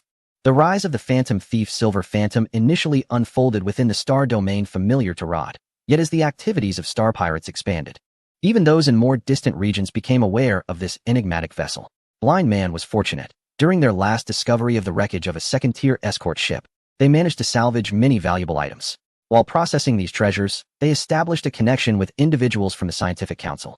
After considerable effort to curry favor with the representative of the Free People's Star Domain in the Council, and after paying a hefty price, he successfully joined the large star pirate gang known as the Shadow Pirates, which operates under the Council's clandestine support, and became a small leader capable of leading his own team. His affiliation with the large star pirate gang elevated Blind Man's reputation among his former acquaintances, and in recent months, many have sought to ingratiate themselves with him, often using various excuses to do so. Some have even resorted to physical confrontations to vie for the privilege of inviting him. This adulation has greatly pleased Blind Man. However, he has recently noticed that many old friends have been discussing a ship called the Phantom Thief Silver Phantom. It is said to be a rather sinister vessel, specifically targeting star pirates, not with lethal intent, but rather by either robbing them outright or compelling them to sell their stolen goods. An increasing number of individuals have reported being robbed by this ship, and among the star pirates, it seems that having been victimized by this vessel has become a sort of fashionable badge of honor, as if one could not truly be considered a pirate unless they had experienced such an encounter. Although the vessel's peculiar behavior is indeed curious, if it were only this, it would merely pique Blind Man's interest. However, another action taken by this spacecraft aroused an extraordinary level of vigilance in the Blind Man. It is said that each time this vessel encounters another ship, it inquires about one specific matter: whether anyone has recently discovered the wreckage of a Level 2 unit escort ship. Is it not a reference to himself? Alarms rang loudly in the Blind Man's mind. He could not help but feel relieved that he had concealed the story of finding that Level 2 unit wreckage for the sake of maintaining his reputation, commanding his subordinates to strictly prohibit any leaks. This meant that many were unaware that he was the very target sought by the infamous phantom thief known as the Silver Ghost. Yet, he soon found himself in a state of concern. The assassins did not seem to have joined the large pirate organization as he had. It was rumored that after acquiring a substantial fortune, they had immediately indulged in revelry within the Star Ring Alliance. Their temporary disappearance was precisely why that peculiar spacecraft had been unable to unearth any clues. However, once the assassins exhausted their wealth, they would undoubtedly return, at which point they might be discovered by the strange vessel. If the assassins were found, he would inevitably be exposed. The mere thought sent a chill down the Blind Man's spine. The notion that the phantom thief Silver Ghost was searching for him and his associates did not bode well. Logically speaking, when he and the assassins had divided the wreckage, there had been no one else around. Yet that spacecraft knew that pirates had found the wreckage. They must have discovered something, and in their quest to locate him and the assassins, they were willing to offend all the pirates in that star region. What immense animosity must exist. Should that vessel encounter him, there would surely be dire consequences. The Blind Man cleverly reached this conclusion and began contemplating his next steps. After some time, he gradually formulated an idea. He would attempt to incite the large pirate organization he had allied with to take the initiative and eliminate that spacecraft, thus resolving the matter once and for all. With determination, he set about preparing to rally his organization. Shortly thereafter, one of the largest pirate factions in the Star Ring, the Shadow Pirates, issued an announcement. The recently notorious phantom thief Silver Ghost had significantly disrupted the balance among pirates due to its bizarre behavior. While such antics might be permissible elsewhere, the vessel's operational area was encroaching upon that of the Shadow Pirates. The Shadow Pirates demanded that this unidentified ship refrain from entering their territory, or, should it do so, it must not rob other pirates within their domain. Otherwise, the Shadow Pirates would take action against it. The announcement was made public rather than through direct negotiation because no one could establish contact with this elusive vessel. Yet, just 4 days after the announcement, the Silver Ghost appeared within the Shadow Pirates' operational zone. Not only that, but it directly attacked a squad of the Shadow Pirates, nearly annihilating them due to their fierce resistance, leaving only a few fortunate souls who managed to escape via escape pods. A provocation. This was a blatant slap in the face. As the pinnacle of the starry domain, the Shadow Pirates had never encountered such audacious and impudent youth. Thus, a retaliatory operation commenced, with the Shadow Pirates assembling over 10 vessels of equivalent class to the targeted ship, the Silver Phantom, alongside more than 100 assorted armed craft. Forming a remarkably vast flotilla, they set forth on a sweeping mission against the notorious thief. However, much to their dismay, this formidable armada scoured the Shadow Pirates' operational territory for over 20 days without catching even a glimpse of the elusive ship. On the 7th day after the fleet had disbanded to resume their routine, the wretched vessel reappeared, once again crossing paths with the Shadow Pirate squadron. This time, the team exhibited a modicum of restraint, opting against immediate aggression in favor of attempting a rudimentary dialogue. Yet, their overtures were met with disdain, as the opposing party not only disregarded the Shadow Pirates' entreaties, but audaciously initiated a show of force. Fortunately, the captain of this squad was no fool like the leader of the previous encounter. After careful deliberation, he resolved to surrender. In an unexpected twist, the adversaries, true to the legends, merely plundered their goods and cash without resorting to eradication. This second act of robbery incited profound fury within the Shadow Pirates, prompting them to deploy over thrice the strength of their previous endeavor. 30 units of Class 3 escort ships and an astounding 400 additional armed vessels were mobilized, vowing not to relent until the accursed Silver Phantom was found. This time, even the blind man was incorporated into the ranks, as he fortuitously commanded a Class 3 escort ship. Chapter 88. The onset of war. Hundreds of armed vessels, with an average of over 100 small crafts encircling the larger escort ship at the center, were arrayed into 30 densely packed rectangular formations. This tactical arrangement, centered around the large escort ship as the command core, possessed the capability to confront even the mightiest armies of the three major powers, representing a formidable force within the Starry Domain. In the past, due to the mutual interests among the various pirate factions, large-scale conflicts had been rare, making this awe-inspiring spectacle unprecedented. This fleet of over 400 armed ships constituted a significant portion of the Shadow Pirates' might, serving as both a display of military intimidation and unwavering resolve. Any who dared to offend the illustrious name of the Shadow Pirates would undoubtedly pay a heavy price. Furthermore, the Shadow Pirates had leveraged their full influence, promising a handsome reward to any pirate who could accurately report the location of the Silver Phantom. Consequently, the entire Starry Domain became agitated, with smaller pirate factions mobilizing to scour for the whereabouts of the Silver Phantom. Other large pirate groups, too, remained vigilant, closely monitoring the unfolding events due to the Shadow Pirates' involvement. Meanwhile, the four aboard the Iron Nail remained oblivious to the tempest approaching them, engrossed in discussions about future plans. We have been active for another 6 months, and while our reputation seems to have spread, we still have no tangible results. Tang Xing mused, stroking his chin. It is quite normal, considering that this star region is home to countless pirate factions. Finding one without even a name is akin to searching for a needle in a haystack, Su Xiaoxiao reassured him. Recently, we have amassed a considerable amount of funds. Perhaps we should contemplate seeking clues within the territories of the three major powers, Rod suggested. As for the pirates, we at least know that they have undoubtedly come into contact with the wreckage of the Wolf Fawn. If we now venture into the territory of the three major powers, we risk losing any trace of leads. This seems to leave us at a loss. Tang Xing shook his head, dismissing the proposal. For some reason, the pirates have appeared to be more active lately. Why not take a bold gamble this time and inquire with a large fleet? Tang Xing ultimately decided. When the Iron Nail appeared before the Shadow Pirate group, the atmosphere turned quite awkward. The enemy they had searched for over many days suddenly presented themselves, leaving the Shadow Pirate fleet unsure of how to react. Should they negotiate first or engage in combat directly? No one could propose a coherent plan. This exemplifies the inherent issues within pirate factions. They are not a disciplined military, but rather small groups fighting their own battles. Their expertise lies in chaotic brawls, charging in mass and dispersing after the fight. Now, as they formed a fleet, despite appearing formidable, they lacked a unified command structure. After the High Command issued orders, no consolidated command system was established. Instead, they merely rallied their subordinates with a wave of the hand. Though they appeared intimidating at times, they faltered when faced with critical moments. The Iron Nail was equally perplexed. The dense formation misled its sensors, drastically overestimating the number of enemies.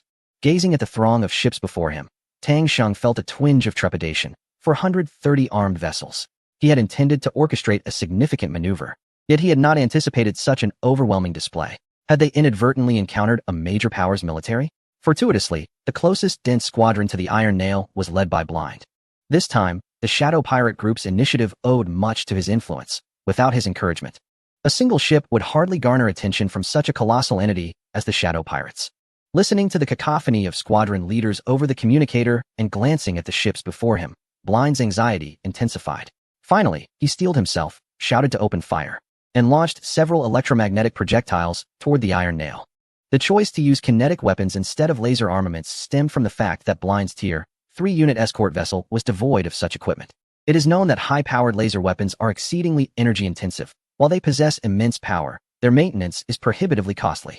The human civilization branch in the Star Ring region, having experienced a precipitous decline in technological capability, has lost the ability to produce weapon-grade laser emitters, with only limited quantities being manufactured in large laboratories. Consequently, the vast majority of vessels are equipped with kinetic weaponry rather than laser systems. Only a handful still retain laser cannons as a form of lightspeed weaponry. Blind's attack instantaneously activated the defensive systems of the Iron Nail. The thrusters of the Iron Spike ignited instantaneously, and the entire vessel began to maneuver along an erratic course with a dexterity that belied its considerable mass. Simultaneously, all weapon systems aboard the Iron Spike were activated, with the primary cannons numbering 4 across 2 distinct types, complemented by an impressive array of approximately 40 secondary guns extending from its frame.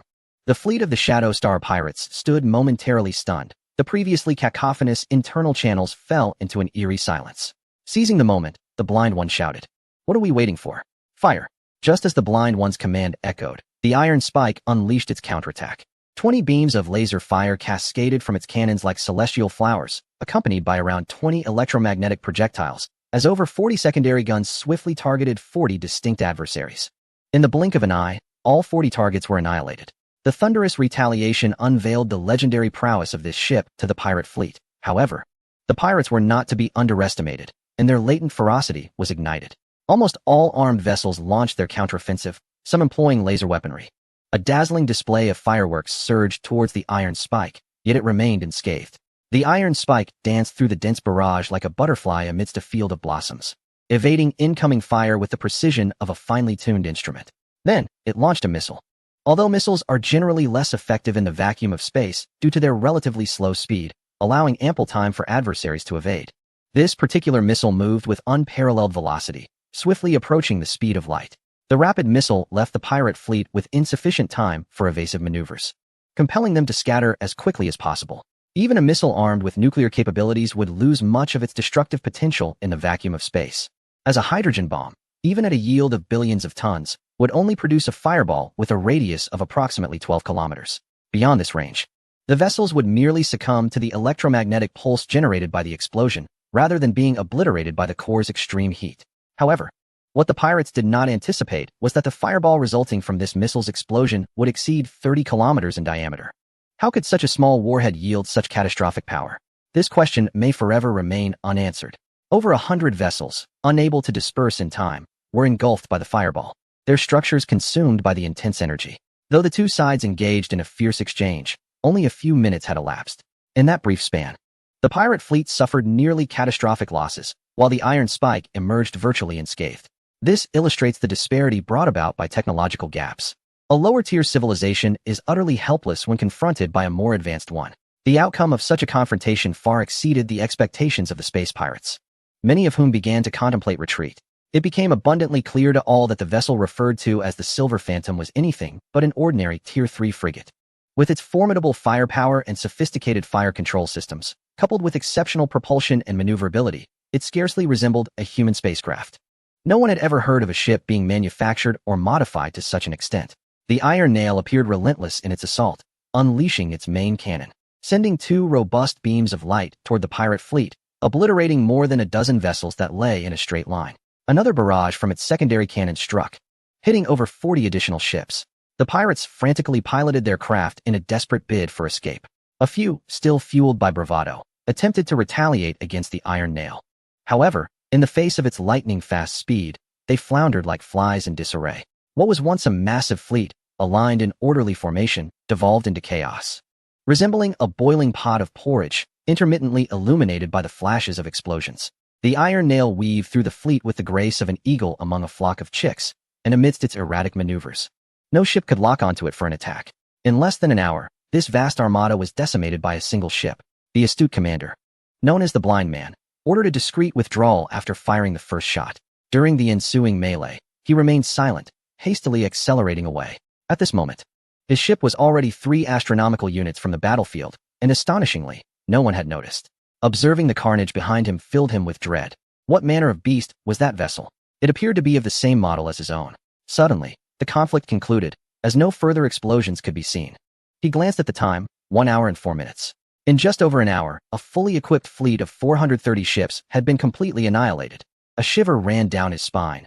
He had no intention of returning to the Shadow Pirate stronghold, which provided him with no sense of security whatsoever. He resolved to flee to a place where no one knew him. He turned to his subordinates and shouted, "Accelerate! Accelerate! Run if you wish to live. Boss, we're already at maximum speed." His crew admired their leader, recognizing his wisdom in deciding to flee from the outset. Initially, he had harbored concerns that such behavior in battle might incur the wrath of the shadow pirates, but now he felt immense relief. Had they not fled, they would undoubtedly have been reduced to debris in the void of space. Now, they were 17 astronomical units away from the battlefield. In the densely packed asteroid and meteor belt of the star ring, he believed that no one could possibly track them down. The tension in the blind man's heart finally eased, though he remained uncertain of the strange ship's intentions regarding him. However, the blind man had already frightened himself into a state of panic, instinctively dismissing any possibility of communicating with the spacecraft. He began to contemplate his next course of action, realizing that he was left with only this large, armed vessel, which could barely compare to his former prowess. Even if he were to resume his past endeavors as a minor space pirate, he would need to carefully select his targets. While he pondered, his ship engaged its retro thrusters, rapidly decelerating. As an experienced space pirate, he sensed something amiss and raised his head to inquire, "Why are we slowing down?" It was then that he beheld the silver phantom ship looming directly ahead of him. Gazing at the ominous muzzle of its main cannon, he shuddered. Rushing to the communication officer, he slammed down the public channel button and shouted, "Stop! Don't fire! I know the whereabouts of the wreckage from that Class 2 vessel. Are you saying that the wreck of the Wolf Tooth was divided between you and another band of space pirates?" Tang Xing asked excitedly. Yes, the blind man replied, his expression betraying a hint of anxiety. "Did you find any cryogenic pods containing sleeping individuals among the wreckage?" Tang Xing pressed on. "Yes, we secured 6 of them, and they all contain people." The blind man hastily responded, rubbing his hands together. "Where are the cryogenic pods now?" Tang Xing suddenly rose from his seat, leaning over the communication console. "They were sold." "Sold?" "Yes, sold." Although the blind man could not see his interlocutor's image, he sensed a shift in the tone of the conversation and felt a twinge of guilt. Tang Xing took a deep breath and continued, "Who did you sell them to?" "The Scientific Council," the blind man answered, met with a prolonged silence on the other end. Fearing a sudden backlash, the blind man quickly added, "I believe that the cryogenic pods are of an unfamiliar model. The Scientific Council has always shown interest in such items, so they would likely offer a high price." The 3 individuals surrounding Tang Xing gazed at him, astonished that they had indeed uncovered information about several other team members. Though only 6 had been located, it was a lead nonetheless. The pressing concern now was that the 6 cryogenic pods had been acquired by the Scientific Council, one of the 3 major powers in the Star Ring region, with which they had no in-depth knowledge. How could they possibly rescue them? Would they be able to trace back to the individual who sold them? Tang Xing resolved to inquire further. "Is it possible? I sold them directly at the Scientific Council's headquarters." Noticing a slight softening in the other party's tone, the blind man quickly added, "Help me arrange a meeting with him." Tang Xing demanded, "What?" The blind man was taken aback. Did this group not regard the Scientific Council with the appropriate reverence? It was, after all, one of the 3 major powers, backed by substantial resources in the form of large asteroids, whose strength was beyond that of mere space pirates. "I need you to arrange a meeting. Surely you have a way to do this, right?" Tang Xing asked, his brow furrowed and words deliberate. "Why, yes. I will certainly do my best to arrange it for you," the blind man replied, on the verge of tears. What could he, a mere pirate, possibly do against someone from one of the 3 major powers? He could only attempt to reach out to the individual who had recommended him for entry into the Shadow Pirate Guild, hoping that, after all this time, the person still remembered him. Chapter 90. The Scientific Council in the Star Ring, Star Domain. Many believe that the Scientific Council emerged from the radical faction of the former North American fleet's top 3 powers. However, the Council has never publicly clarified this information, leading many to remain entirely unaware that it was actually a new organization spontaneously formed by a group of scientists during the latter stages of the Civil War, aimed at safeguarding humanity's technological achievements from irreversible destruction. This organization was hastily established when the scientists discovered that the universal 3D printing devices had been completely annihilated, resulting in humanity's inability to fully restore its technological prowess. Its initial purpose was to prevent any further irretrievable damage to human science and technology. Initially, only researchers gradually joined, pooling all accessible scientific knowledge. As the ideology of this organization garnered substantial support from other enlightened individuals during the latter stages of the Civil War, it began to flourish. With the accumulation of advanced technological knowledge, they experienced remarkable growth in the post-war period, ultimately supplanting the former radical faction of the original fleet to become one of the present 3 major powers. In contrast to other factions, the leadership of the current Scientific Council is exclusively composed of scientists. Furthermore, to minimize the influence of personal judgment and maximize developmental efficiency, All decisions within this faction are now purely guided by data-driven calculations, devoid of any personal emotions. This means that for all matters, large or small, all relevant factors are meticulously considered, and calculations yield a comprehensive evaluation of the advantages and disadvantages of each feasible option. Ultimately, decisions are made through a voting process within the highest decision-making body, the Scientific Council. The absence of a straightforwardly optimal feasible solution arises from the imperfections in their feasibility generation algorithms. The data employed in calculations may not always be sufficiently detailed, and the considerations of pros and cons cannot be exhaustive. Therefore, human judgment remains a decisive factor in the end. To this day, the paramount directive of the Scientific Council continues to strive for the restoration of humanity's former technological level, with the hope that regaining technological prowess will enable a return to the cosmos for exploration. They deem it utterly ludicrous for humanity to be confined within a minuscule non-stellar galaxy, embroiled in power struggles. Humanity's only path to a more glorious future lies in venturing into the universe. The blind man was naturally captured aboard the Iron Nail and placed under guard.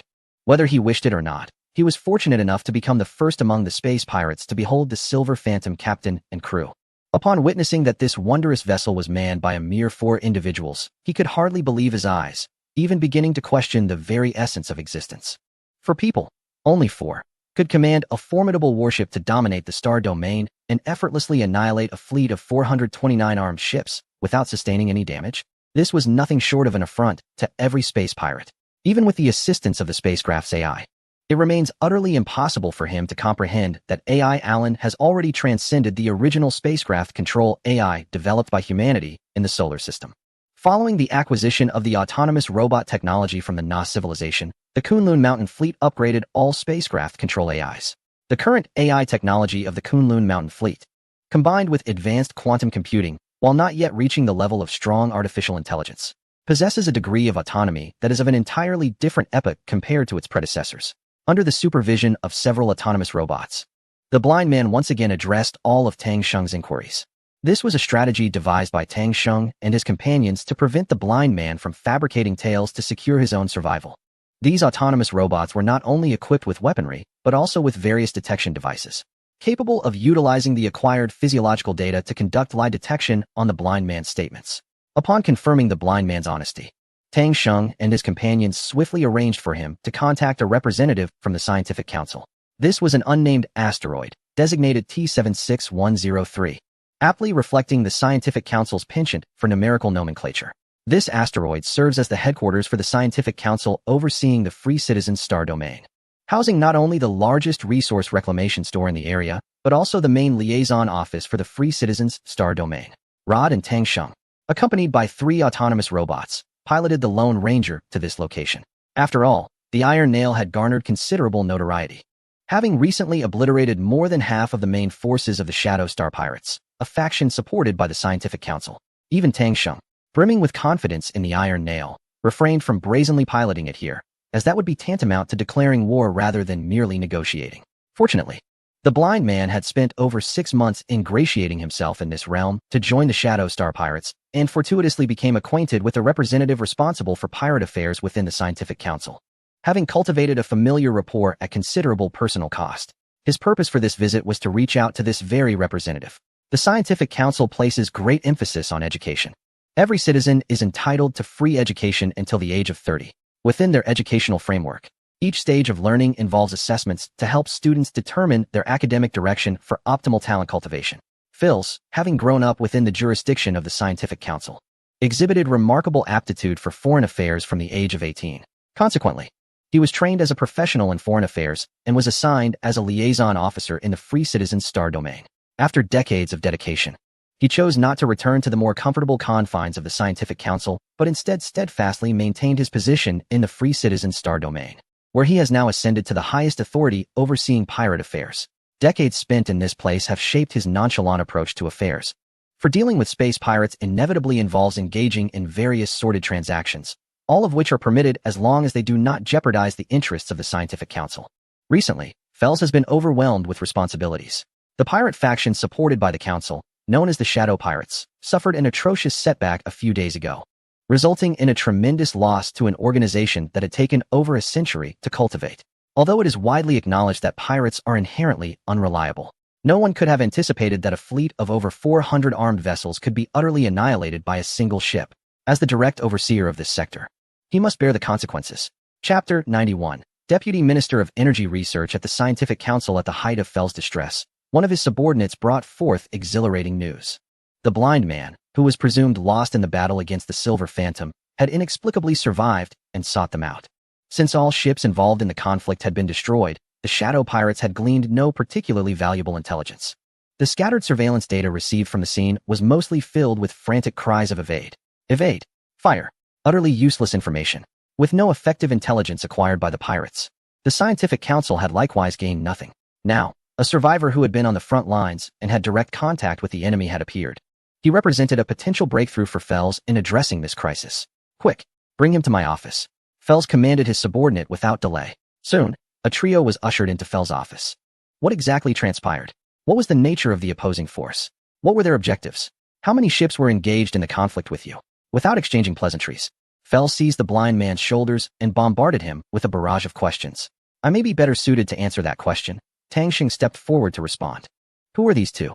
Upon hearing this, Fell scrutinized the two individuals accompanying the blind man into his office.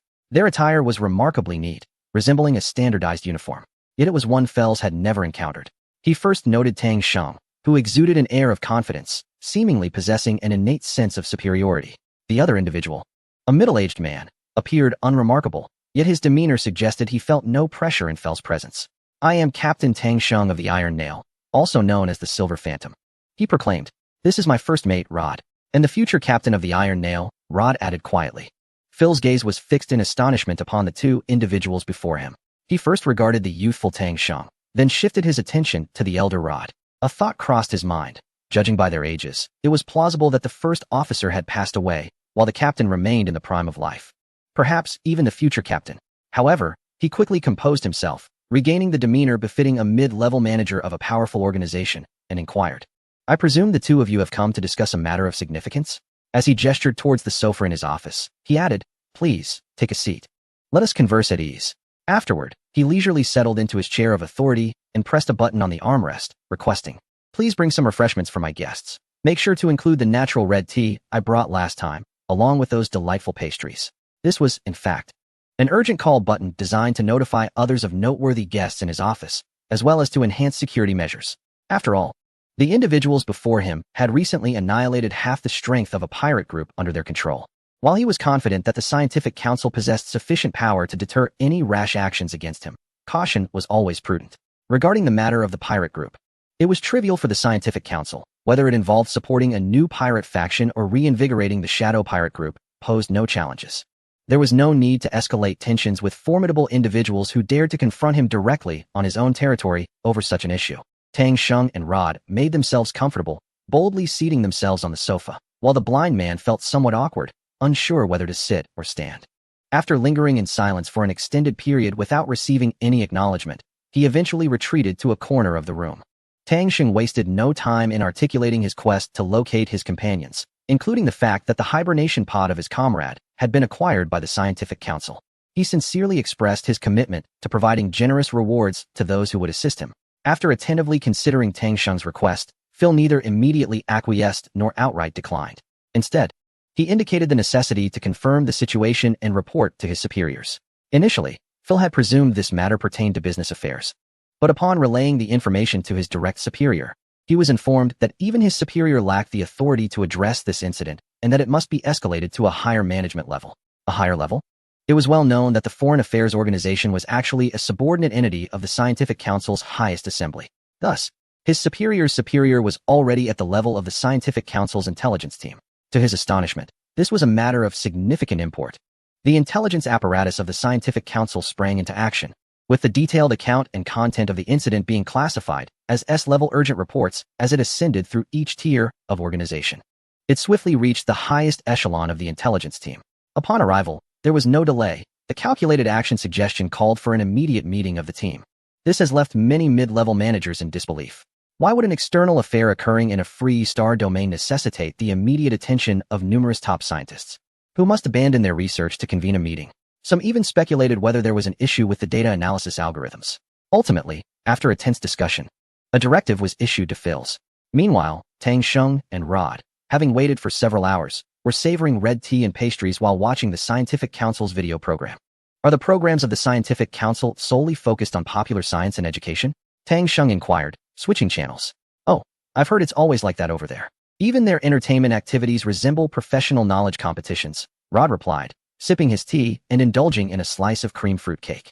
He had thought the convenience food aboard the Iron Nail was a culinary delight, but he was pleasantly surprised to discover that the Scientific Council offered such exquisite cuisine. This somewhat restored his self-esteem, which had been shaken by the prowess and gastronomy of the Kunlun mountain fleet. Being part of the Star Ring domain and feeling inferior was not easy to bear. As for the blind man, Phils had ignored him since Tang Sheng began speaking. And neither Tang Sheng nor Rod had any intention of inviting him to share the refreshments. Exhausted and disheartened, the blind man had long since fallen asleep on the sofa in the corner. Apologies for the wait, gentlemen, Phils declared as he strode into the office, startling the blind man awake. After all, we are quite far from our sphere of influence, so the transmission and processing of information has taken some time. Phils explained with a hint of regret. Looking at the two men before him, he continued, due to my limited authority, I am unable to address the matters you've raised directly. Therefore, I kindly ask you to wait for 7 days. A member of our highest council, who is also the Deputy Minister of the newly established Energy Research Department, will personally come here to discuss relevant issues with you. To demonstrate our sincerity, you may either remain here with accommodations arranged by us or return to your ship and come back after 7 days. Tang Sheng and Rod exchanged puzzled glances. What did this mean? Why were they suddenly required to engage with the highest level leadership of the opposing side? Chapter 92. What the heck? Is it you? For safety reasons, despite their reluctance to part with the delectable food and comfortable surroundings, Tang Sheng and Rod opted to return to the Iron Nail. When Su Xiaoxiao and Tailise learned that the Scientific Council would dispatch a high-ranking official to meet them, they too were taken aback. After much analysis, they arrived at a singular conclusion. Could it be that the Scientific Council had discovered some highly intriguing or urgently needed technology from the items sold to them by the blind man, which warranted such significant attention? Under normal circumstances, this would merely be an incident arising from a transaction involving the sale of used goods. Yet something exceptionally unique must have compelled one of the leaders of a powerful faction to abandon all work and undertake a 7-day journey to meet them. While Tang Sheng leisurely awaited the arrival of time aboard the Iron Nail, chaos ensued on asteroid T-76103. In the realm of the free citizens, this asteroid, despite its grand reputation akin to that of a lofty princess, is a place where the ordinary dare not venture without possessing something of value. However, within the Scientific Council, it is merely a desolate outpost. The free citizens' domain is woefully impoverished, lacking in both material and intellectual wealth. Thus, the arrival of the Deputy Minister of the Energy Research Department, a figure of the highest caliber within this faction, marks a historic occasion. The entirety of the Scientific Council's influence in the free citizens' territory has been mobilized, encircling the space with layers of star pirates and other armed forces so meticulously that even a vessel like the Iron Nail, belonging to a new era, would find it arduous to infiltrate undetected. All personnel on the asteroid have been gathered for intensive etiquette training. While the members of the Scientific Council typically disregard various customary formalities, this indifference implies that while they may overlook such matters, one cannot afford to do so. Concurrently, procurement teams have set off in advance to gather intriguing local specialties from the surrounding asteroids. Although the Scientific Council does not embody a strictly hierarchical structure, such a distinction holds true only internally. The isolation of the T-76103 asteroid has rendered it susceptible to numerous external influences. Given that it has been ages since a high-ranking official visited, should the Deputy Minister's experience here be favorable, it could potentially lead to an increase in budget allocations for the region. Moreover, recent events have severely tarnished the reputation of the Scientific Council. This burden falls not only on Phylos, the direct overseer, but also on the highest authority of the T-76103 asteroid, who bears undeniable responsibility as an indirect leader. These compounded circumstances elucidate why the leadership of T-76103 is particularly contemplative regarding the Deputy Minister's forthcoming visit. As the preparations proceeded with a blend of tension and order, 7 days swiftly elapsed. Upon receiving a reminder from T-76103, the Iron Nail, this time, did not shroud its movements but boldly approached the asteroid. Many, previously oblivious to the situation, were taken aback to learn that the Deputy Minister's presence was indeed linked to the affairs of this spacecraft. Could it be that the previous conflict with the Shadow Pirates was merely a ruse? Was the Silver Phantom, in truth, a vessel of the Scientific Council? Spies from other factions quickly assessed the implications of this possibility, with some impatiently transmitting messages to their respective organizations. The minister had arrived 3 hours prior, forgoing any rest, and insisted on meeting you directly. He would personally welcome you upon disembarking the ship. Phylos, having previously hosted Tang Sheng and Rod, was designated to facilitate the docking with the Iron Nail, and at this moment, he was briefing Tang Sheng on the particulars. Following the briefing, the docking preparations at the shipyard were fully completed. Tang Sheng, Su Xiaoxiao, Loada, and Talisi donned the new-style spacesuits of the Iron Nail, which rendered them akin to a well-organized unit. This was not merely a display of decorum. It subtly suggested to all present that this spacecraft was indeed structured, and in a certain sense, this organization served as a deterrent. Upon their emergence from the Iron Nail, they realized that the surroundings had transformed entirely since their last visit. Everything appeared different. The ground was adorned with a crimson carpet, surrounded by an abundance of flowers that seemed to have materialized from nowhere. These were genuine blooms, cultivated from living plants, not mere imitations. In this star domain, apart from encountering a few canisters of artificially cultivated algae in select rooms, Tang Sheng had not laid eyes on any authentic flora. One could only wonder where such a plethora of flowers had been procured. At the end of the carpet stood a throng of people, including the familiar Fears and several others who bore the semblance of high-ranking officials. Prominently positioned among them was an individual clad in a spacesuit, complete with a helmet. His distinctive attire and positioning clearly indicated that he was the Deputy Minister of the Energy Research Division of the Scientific Council. Confronted with such a grand assembly, Loada and Talisi were palpably anxious, with Talisi even stumbling as he walked. As native freemen of the Star Ring domain, they had never encountered such a significant occasion. In contrast, Tang Sheng and Su Xiaoxiao exuded an air of composure, appearing no different from their usual selves. This was not solely due to the Wolf Fang Squad's experience. They held the backing of the entire Kunlun mountain fleet, a branch of human civilization far more formidable than the collective strength of the Star Ring domain, bestowing upon them an inherent psychological advantage. The deputy minister, before they could reach the end of the carpet, approached them personally, an unexpected gesture that prompted a flurry of followers to move in tandem, reminiscent of a conga line trailing behind him. Upon reaching Tang Sheng, the deputy minister grasped his extended hand vigorously, evidently thrilled. He shook Tang Sheng's hand for what felt like an eternity before exclaiming, "It is a pleasure to finally meet you." Tang Sheng, somewhat perplexed, exchanged a glance with Su Xiaoxiao. He turned to scrutinize the deputy minister, but the golden coating on the helmet obscured any view of his face. He mused to himself, "This individual is rather overly familiar, as if he has harbored a long-standing infatuation with me." Unfazed, the deputy minister then seized Su Xiaoxiao's hand and shook it enthusiastically, saying, "We thought we would never see you again." Noticing the deputy minister's prolonged grip on Su Xiaoxiao's hand, Tang Sheng felt a twinge of jealousy. Suspecting that the man might be taking liberties, he quickly pulled Su Xiaoxiao's hand back and grasped it firmly, shaking it with even greater vigor as he asked, "Minister, why do you keep saying it is a pleasure to finally meet us? We should not have crossed paths before, should we?" The deputy minister paused momentarily, as if suddenly recalling something, then withdrew his hand and began to remove his spacesuit helmet. While doing so, he remarked, "Look at me. I've been quite exhilarated these past few days, eagerly anticipating this meeting since disembarking from the spacecraft, that I completely forgot to take off my helmet." Once he finally removed the helmet, he raised his head and smiled at Tang Sheng, saying, "You haven't forgotten me, have you, Captain?" Upon seeing the bespectacled man before them, Tang Sheng and Su Xiaoxiao were initially taken aback, followed by an exuberant exclamation, "What the heck? It's you, Ding Hao." Chapter 93. Experiences of others. As they witnessed the three of them embracing and laughing joyously, Rod, Taylors, and the members of the Scientific Council were left bewildered. What was happening? It seemed that the minister and Tang Sheng were quite familiar with one another. They appeared to be in high spirits. Should someone remind them that such behavior was rather foolish? The members of the Scientific Council were genuinely perplexed, as it appeared the minister was very well acquainted with the captain of the Silver Phantom. Hadn't he just referred to him as captain? Could it be that this Silver Phantom was indeed a secret vessel of theirs?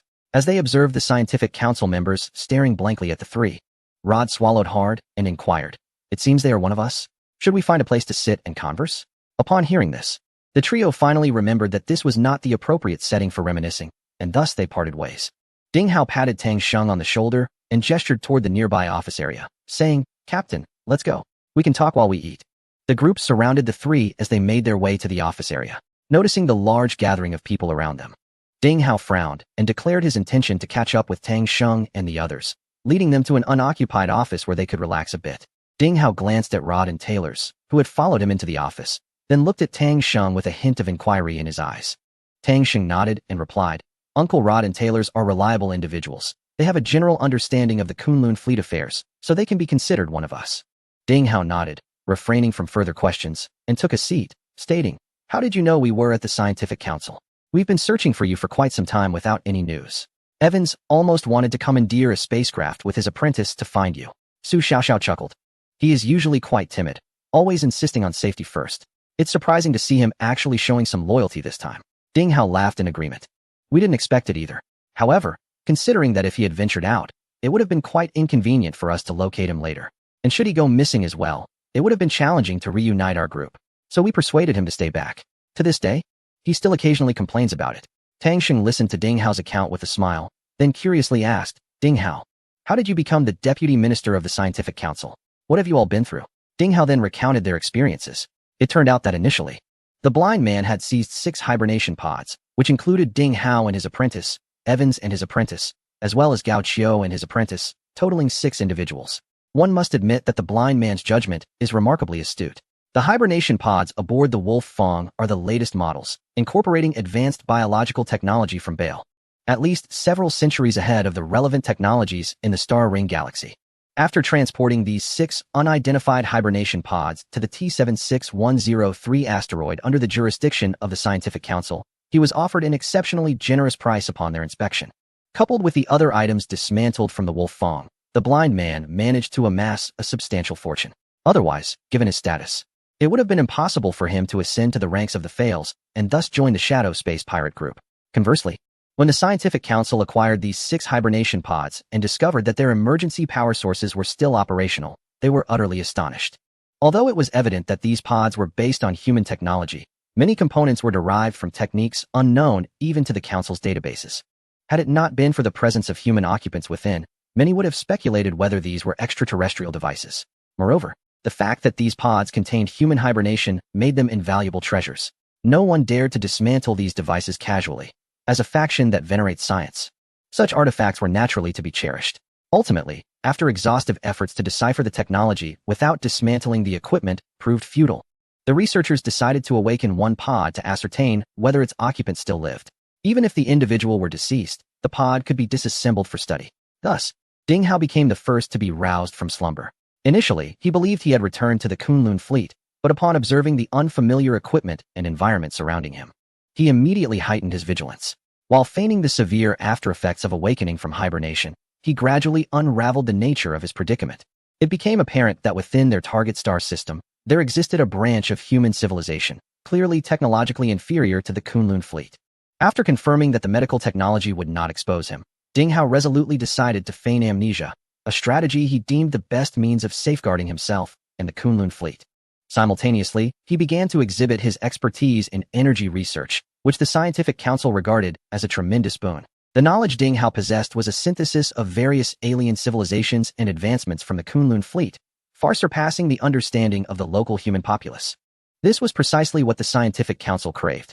As an organization led by scientists, one cannot fathom the immense thirst they have for knowledge. Indeed, within the Council, the age-old adage that knowledge is power was embodied in their every endeavor. Following a rigorous evaluation, which confirmed Ding Hao as an ordinary human devoid of any anti-human or antisocial tendencies, he was permitted to participate in energy-related research. For Ding Hao, this environment was akin to a fish in water. Had it not been for the outdated experimental equipment that failed to meet his requirements, he might have become utterly enraptured. With Ding Hao, a talent for research and development, at their disposal, the Scientific Council resolved to awaken all the hibernation pods. After all, if energy were to be lost, those within might very well succumb to eternal slumber. Should all of them be talents like Ding Hao, it would be an utter waste. Soon, the others were awakened in succession. An old adage states that those who are not family do not enter the same door. This saying is equally applicable to the context of the Wolf Fong Club. Among those awakened, including the interns, none opted to employ amnesia as a means of adaptation to this unfamiliar environment, a skill essential for humanity. The second to awaken was Ding Hao's disciple, Song Yi. Following a rigorous evaluation, the Scientific Council was quite pleased, announcing, Ding, we have acquired another genius in the field of energy studies. The third and fourth to awaken were Evans and his disciple, Raphael. Evaluations indicated that these two were prodigies in engineering, a remarkable discovery. Lastly, Gao Qiu and his apprentice, Zhang Yeye, were roused. Zhang, a tall and slender young woman, stood in stark contrast to her master, Gao Qiu, in gender, voice, and physique, resembling a comedic duo when they stood side by side. The Scientific Council, thrilled with the acquisition of 4 talents, proceeded with their routine assessments. Although these 2 did not exhibit any particular academic expertise, their practical skills were commendable, suggesting they could serve as much-needed laboratory assistants. Thus, the group gradually found employment within the Scientific Council that would sustain them. Chapter 94. The experiences of others too, with Ding Hao and Song Yi making significant strides in the field of energy research. Their status within the laboratory ascended rapidly. Remarkably, Ding Hao became a leading expert in the realm of antimatter research within just 6 months, having effortlessly produced 10 high-quality papers related to antimatter. Song Yi was not far behind, contributing 7 papers of his own. These works were already validated by the Kunlun mountain fleet, representing foundational papers that established a new system, far exceeding the current capabilities of the Scientific Council. Ding Hao later remarked that writing these papers was quite the ordeal. He had to carefully avoid revealing the true areas of research being pursued by the Kunlun mountain fleet, while ensuring that the papers were verifiable within the current experimental environment of the Scientific Council and provided some degree of insight or reference. Despite the collective genetic modifications undergone by the human branch of the Kunlun mountain fleet, they were not robots. And many papers retained only the essence of their content without detail, necessitating a complete revalidation of numerous proofs. Both Ding Hao and Song Yi found this repetitive task akin to reinventing the wheel to be a considerable waste of time. However, they felt compelled to undertake it, as their rising status still relegated them to subordinate roles in leadership positions. Even with the forefront of energy research now being spearheaded by Ding Hao and Song Yi, the director of the Research Bureau remained a staunch member of the Scientific Council. This arrangement was easily understood as a self-protective mechanism of the Scientific Council, where, despite the ambiguous identities of Ding Hao and his colleagues, their particular talents were deemed essential, making this the best possible arrangement. The Scientific Council, in an effort to appease Ding Hao, even granted him the esteemed position of a voting member, one of the highest leadership roles within the council. As there are no titles akin to a supreme leader, although Evans and Raphael did not bask in the same brilliance as Ding Hao and Song Yi, they led 2 engineering-related teams, leveraging concepts and experiences that were epochs ahead of the council's current understanding. Even the chefs, Gao Qiu and Zhang Yeye, won the favor of their laboratory leaders due to their steady hands and meticulous minds. The 6 of them convened almost daily, deliberating on how to connect with everyone. Just a few days prior, Ding Hao had suddenly learned of a formidable 3rd-tier escort vessel, dubbed the Silver Phantom, wreaking havoc in the Free Federation star domain. Evans astutely sensed something amiss. Even the most brilliant captain or commander could annihilate hundreds of ships through cunning strategies or surprise attacks. But it was inconceivable to destroy hundreds of enemies in a single confrontation. Unless, of course, the vessel in question was significantly superior to those ships. The Scientific Council represented the pinnacle of technological advancement for this branch of humanity. If they lacked such capabilities, it was implausible that other factions possessed them. Therefore, the emergence of this ship could only suggest one possibility. It was the Iron Nail. Thus, Ding Hao hurriedly made his way from the Scientific Council to meet Tang Sheng and Su Xiaoxiao. Hearing that they were faring 1,000 times better than himself left Tang Sheng utterly astonished. He had been fighting for survival with 3 others, single-handedly taking on over 400 armed vessels with a mere 3rd-tier escort ship, all in search of their whereabouts, only to discover that they had infiltrated the upper echelons of one of the most powerful factions in the star domain. It was truly infuriating to witness such disparity.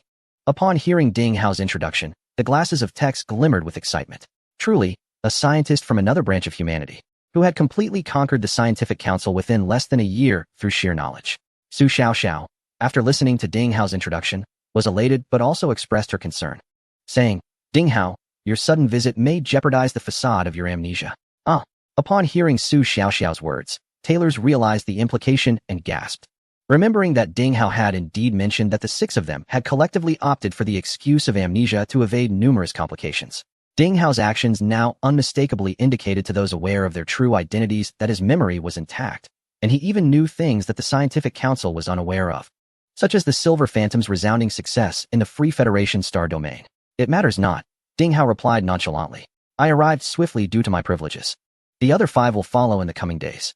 Ding Hao smiled at Taylors, saying, "Since we have encountered the captain, we ought to regroup. Are you truly willing to forsake the high offices and wealth you have just acquired?" Rotor inquired, stroking his thick beard and squinting at Ding Hao. He was utterly perplexed by Ding Hao's choice. Having ascended to the pinnacle of a formidable power, how could he willingly return to serve as a subordinate to Tang Sheng? Such a decision defied his comprehension. "To be frank, I have long been exasperated," Ding Hao lamented, propping his face with one hand. The experimental conditions here are exceedingly primitive. The experiments I aspire to conduct are simply unfeasible. Each day is spent on matters that have long been validated and even discarded by the Kunlun fleet. You cannot fathom the torment this represents. Particularly concerning is that boy, Song Yi, who has only recently graduated and has yet to catch up with the latest advancements of the Kunlun mountain fleet, now stranded here. He is relegated to conducting second-rate experiments selected out of fear of leaks.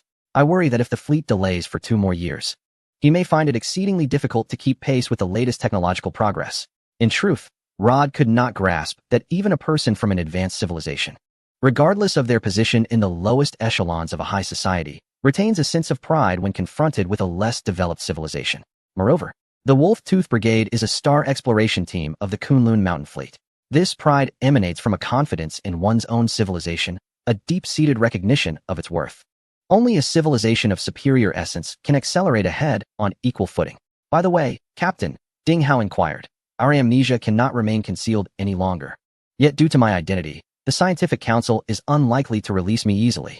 In fact, others face similar dilemmas. We have all been exposed to various classified research, which presents a conundrum. Should we make a direct escape, or should we engage in further discussions? Tang Sheng had evidently contemplated this issue as well. Yet he possessed no superior insights. Thus, he countered, what do you think? After all, you have been with the Scientific Council longer and understand this organization better. Ding Hao shifted his posture, pondering as he spoke.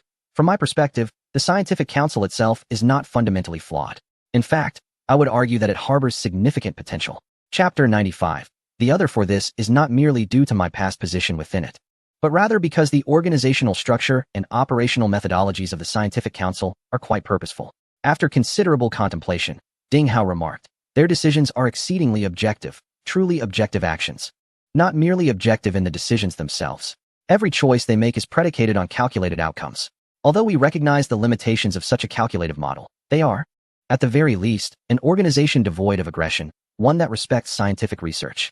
Tang Xing nodded in agreement as he listened to Ding Hao's exposition. Yes, from the perspective of civilizational form, the Scientific Council can indeed be regarded as an enterprising civilization. Ding Hao continued, their reliance on objective methods imbues their decision-making with absolute purpose. Each action they undertake necessitates a careful assessment of its benefits. In other words, this organization is indeed approachable, right? Su Xiaoxiao interjected from the side. Indeed, from my personal perspective, our engagement with them should yield benefits that far outweigh any potential drawbacks. One might even assert that, under conditions of confidentiality, the risks are virtually non-existent. Therefore, I personally advocate for the initiation of formal contact with them, akin to the equitable exchanges we previously conducted on the planet of the insects, correct? However, Tang Xing interrupted Ding Hao's discourse. As the matter of the Kunlun fleet's direct encounters with other extraterrestrial civilizations had yet to be disclosed to Rod and Thales in the room. This is not merely a question of trust. Rather, if such information were to be divulged prematurely, it could incite the covetousness of all powers within the Star Ring domain. Given that Rod and Thales do not possess the obligation or awareness of confidentiality, this scenario poses a danger to all involved, including Rod and Thales. Captain, this is merely my personal opinion.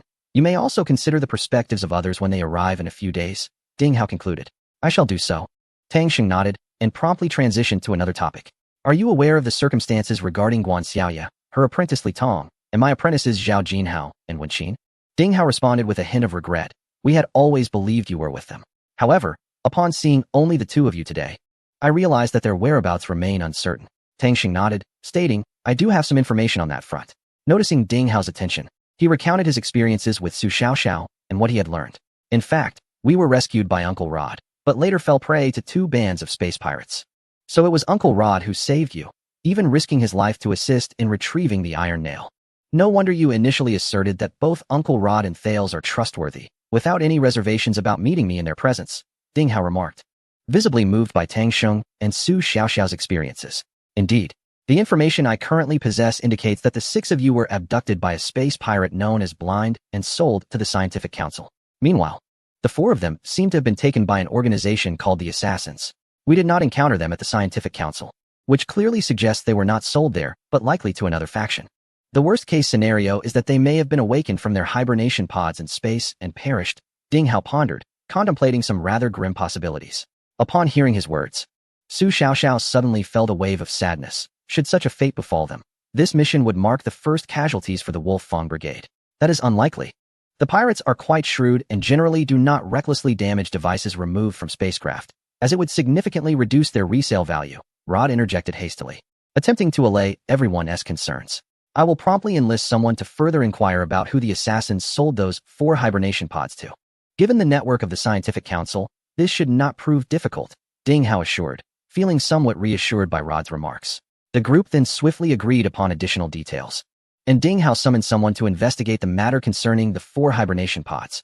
Subsequently, the group remained here under the pretense of a meeting while awaiting the arrival of the other 5 individuals. 3 days passed, and Tang Sheng had yet to see Ivans and the others, but he received news about 4 other cryogenic pods ahead of schedule.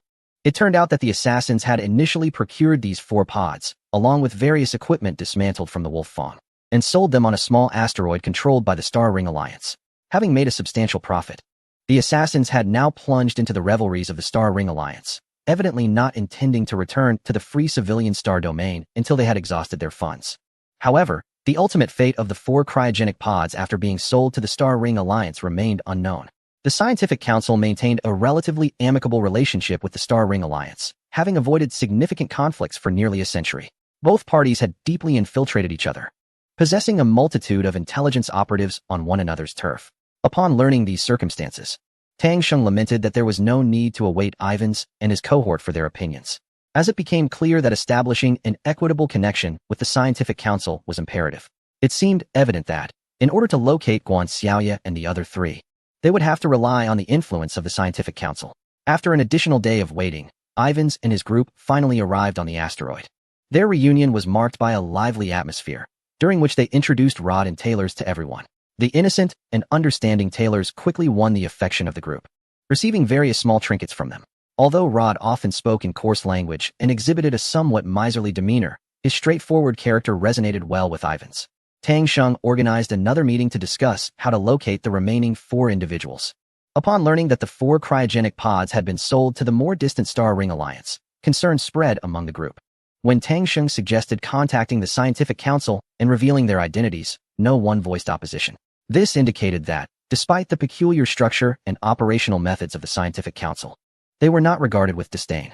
It is essential to recognize that each individual possesses a unique perspective, and for the 6 members to find a sense of identification with the Scientific Council was no small feat. Furthermore, judging by the positions held by their members within the Scientific Council, it was evident that the organization was not stingy. Rather, it exuded a strong sense of inclusiveness. Thus, with the decision to confront the Scientific Council solidified, Ding Hao swiftly utilized his authority to establish contact with their highest institution, bearing the same name as their faction, the Scientific Council. Chapter 96. To hear the path at dawn is worth dying. In the evening, negotiations with the Scientific Council progressed rapidly, propelled by Ding Hao's utilization of his privileges, culminating in direct discussions with the upper echelons of the Scientific Council. Tang Sheng did not proceed directly to the capital of the Scientific Council, located on T1 star, which lies approximately 15 astronomical units away from his current location on T76103 star. In the Ring star domain, where the development of miniature wormhole communication devices has been lost, the production of such rare commodities has ceased, leaving behind only remnants of previous technology. As a remote asteroid, T76103 is unlikely to harbor such scarce resources. Moreover, utilizing electromagnetic wave communication incurs a delay of just over 12 minutes, resulting in a round-trip waiting time of approximately 25 minutes. Typically, such a lengthy delay would be detrimental to negotiations. However, given the nature of the Scientific Council, this delay proves to be rather advantageous. In the highest decision-making meetings of the Council, extensive analysis of all known variables is conducted using computers, followed by the formulation of multiple solutions for voting. This process consumes a considerable amount of time. Consequently, during previous negotiations with other factions, this aspect often frustrated representatives from those factions, as they would propose a topic only for the opposing side to deliberate for an extended period, allowing ample time for meals, restroom breaks, or even a movie before returning. Understanding the negotiation temperament of the Scientific Council, Ding Hao suggested that they remain in their current location. After sending their message, they could comfortably return to the Iron Nail ship to engage in casual conversation and enjoy a meal while awaiting the outcome. This would alleviate the burden on the members of the Iron Hammer squad significantly. Tang Sheng first dispatched a video file, introducing himself and providing a brief overview of the Kunlun mountain fleet, accompanied by some visual explanations. Ding Hao and the others also appeared in the video, expressing their identities as well as their gratitude and acknowledgement towards the scientific council. Finally, Tang Xing outlined the predicament he was facing, seeking the council's assistance. After the transmission was complete, Tang Xing lingered at the communication station for a while before looking up and remarking on the tedium of waiting. Ding Hao's urgent journey to T76103 star was not concealed from anyone in the scientific council. Yet the reasons behind his actions remained elusive until the council received the message sent by Tang Xing through high-level channels. With the corroboration of Ding Hao and the other 6 members, news of a human exploratory team from the Kunlun mountain fleet stranded in the Ring Star domain ignited a fervor within the upper echelons of the scientific council. An emergency meeting was convened swiftly, with every member in attendance. It is worth noting that the leadership of the scientific council, comprised entirely of scientists, often experiences absences during meetings due to critical experiments coinciding with the meeting times. However, this particular meeting proceeded exceptionally smoothly, as notifications sent to every member emphasized a crucial point. The human civilization branch of the Kunlun mountain fleet is likely a civilization branch that has surpassed the scientific and technological levels of the original solar system era across all disciplines. In contrast, the highest objective of the scientific council remains merely at the stage of attempting to restore the scientific and technological standards of the solar system era. Thus, this particular annotation has driven every scientist into a frenzy. Were it not for their rationality and the procedural regulations of the council, they might have unanimously voted to immediately assist the club of the mace-wielding exploration team and establish some future technical exchange agreements. In fact, as notifications began to circulate among the upper echelons, the quantum computer of the scientific council commenced its analysis of this exchange. However, due to the overwhelming number of parameters involved, encompassing every facet of the scientific council, technicians even inputted data regarding the proportion of infants and the other 2 major factions. Consequently, by the time all members gathered in the conference hall, the results were still not available. While awaiting the computation results, the high-ranking officials engaged in a discussion about the recently heard branch of human civilization associated with the Kunlun fleet.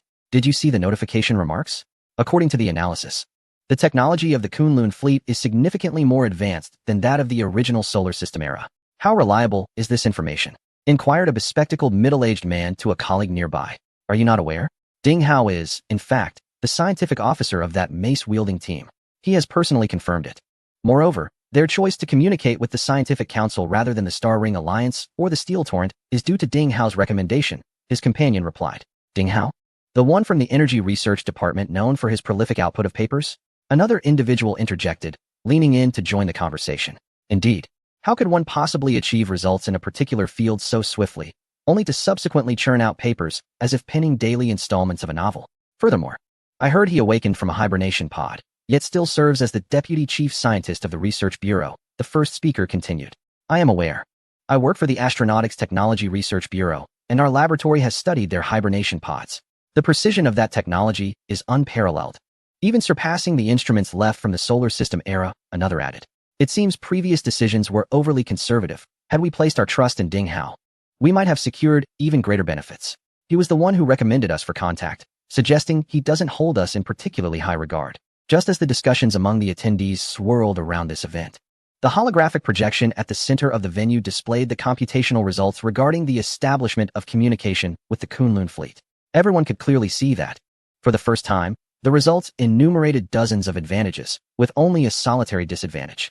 This unprecedented outcome diverged significantly from past computations, which, while not always yielding an equal balance of pros and cons, had never shown such a stark contrast.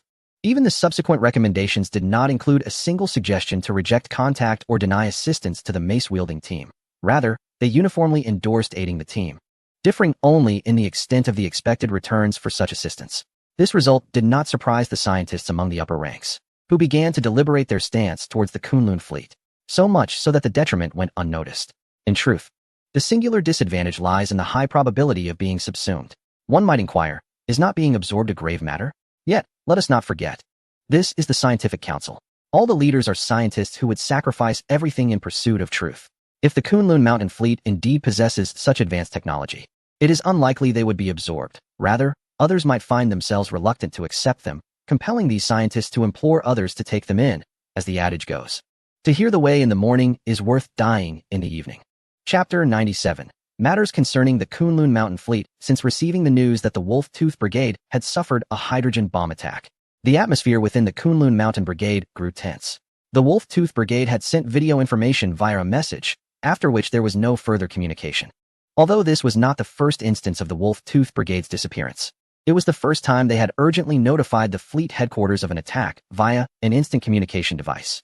Upon analyzing the data returned from the Wolf-Tooth, the Kunlun Mountain Fleet discovered that the hydrogen bomb device used in the attack bore a striking resemblance to the nuclear weapons once wielded by humanity. After comparing its appearance, velocity, explosive power, and various parameters, the fleet concluded that the civilization employing such a weapon was likely on par with that of humanity during the solar system era. How audacious for a civilization of lesser advancement to dare launch a surprise attack on our exploratory vessel without any warning. When this news was made public, the entire Kunlun Mountain Fleet erupted in fervor, with countless individuals demanding that the fleet hasten its advance to locate and vanquish the audacious civilization that had attacked their exploratory ship, seeking vengeance for the Wolf-Tooth Brigade. It is noteworthy that the Kunlun Fleet, at this juncture, represented a youthful civilization with an average age of less than 100 years, where a staggering 98% of its populace comprised the younger generation. This new generation had witnessed the rapid advancement of human technological prowess and experienced significant historical events involving interactions with top-tier cosmic civilizations, acquiring the vacuum zero-point energy engine. Now, their hearts brimmed with hope for the Kunlun Fleet's future, and they possessed unwavering confidence in its capabilities. Not only would they not be deterred by an attack from a civilization likely below their own level, but even if an extraterrestrial force, surpassing the current technological level of the Kunlun Mountain Fleet, were to assault them, they would charge headlong into battle without hesitation. Fortunately, the Kunlun Fleet was not a civilization easily swayed by public sentiment. After convening a meeting, the High Command swiftly reached a conclusion based on the final messages from Tang Sheng and Su Xiaoxiao, along with various data collected in real time during the Wolf-Tooth's attack. It appeared likely that some members of the Wolf-Tooth Brigade had survived, since humanity had never abandoned even a single kin since the days of the solar system. Plans for a rescue operation were quickly formulated. The military system was the first to be urgently awakened. Although humanity had never truly engaged an enemy in the cosmos, the military could not afford to cease its resource investment in construction, as this was a matter of life and death for a civilization.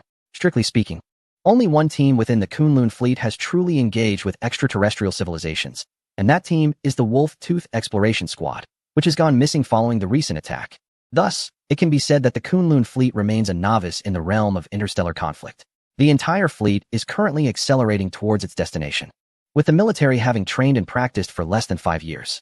Their primary objective is not to wage war against alien civilizations, but to safeguard the flagship, the solar system, which holds immense significance. The solar system is not merely the flagship of the Kunlun Fleet, it embodies the entirety of this branch of human civilization. Even if all other vessels of the Kunlun Fleet were to be destroyed, as long as the solar system remains intact, the core strength of the fleet would remain unaffected. Consequently, the main force of the fleet, led by the solar system, will refrain from directly entering the target star system, instead opting to remain at a distance and search for a resource site, allowing for a potential retreat should circumstances turn dire. Additionally, the military's objective is to locate and rescue the personnel of the Wolf-Tooth Squad, with engaging the unknown interstellar civilization being a last resort. The scientific department has also mobilized, as preparing intelligence prior to military action is of utmost importance. In the face of distant star systems, the best method to obtain information is to dispatch exploration vessels akin to the Wolf-Tooth Squad. However, given the risks associated with sending exploration ships, reliance on various scientific instruments for remote observation has become necessary. Many scientists find it astonishing that a small binary brown dwarf star system, typically inhospitable to life due to the lack of a star providing long-term energy, could harbor a high-tech civilization.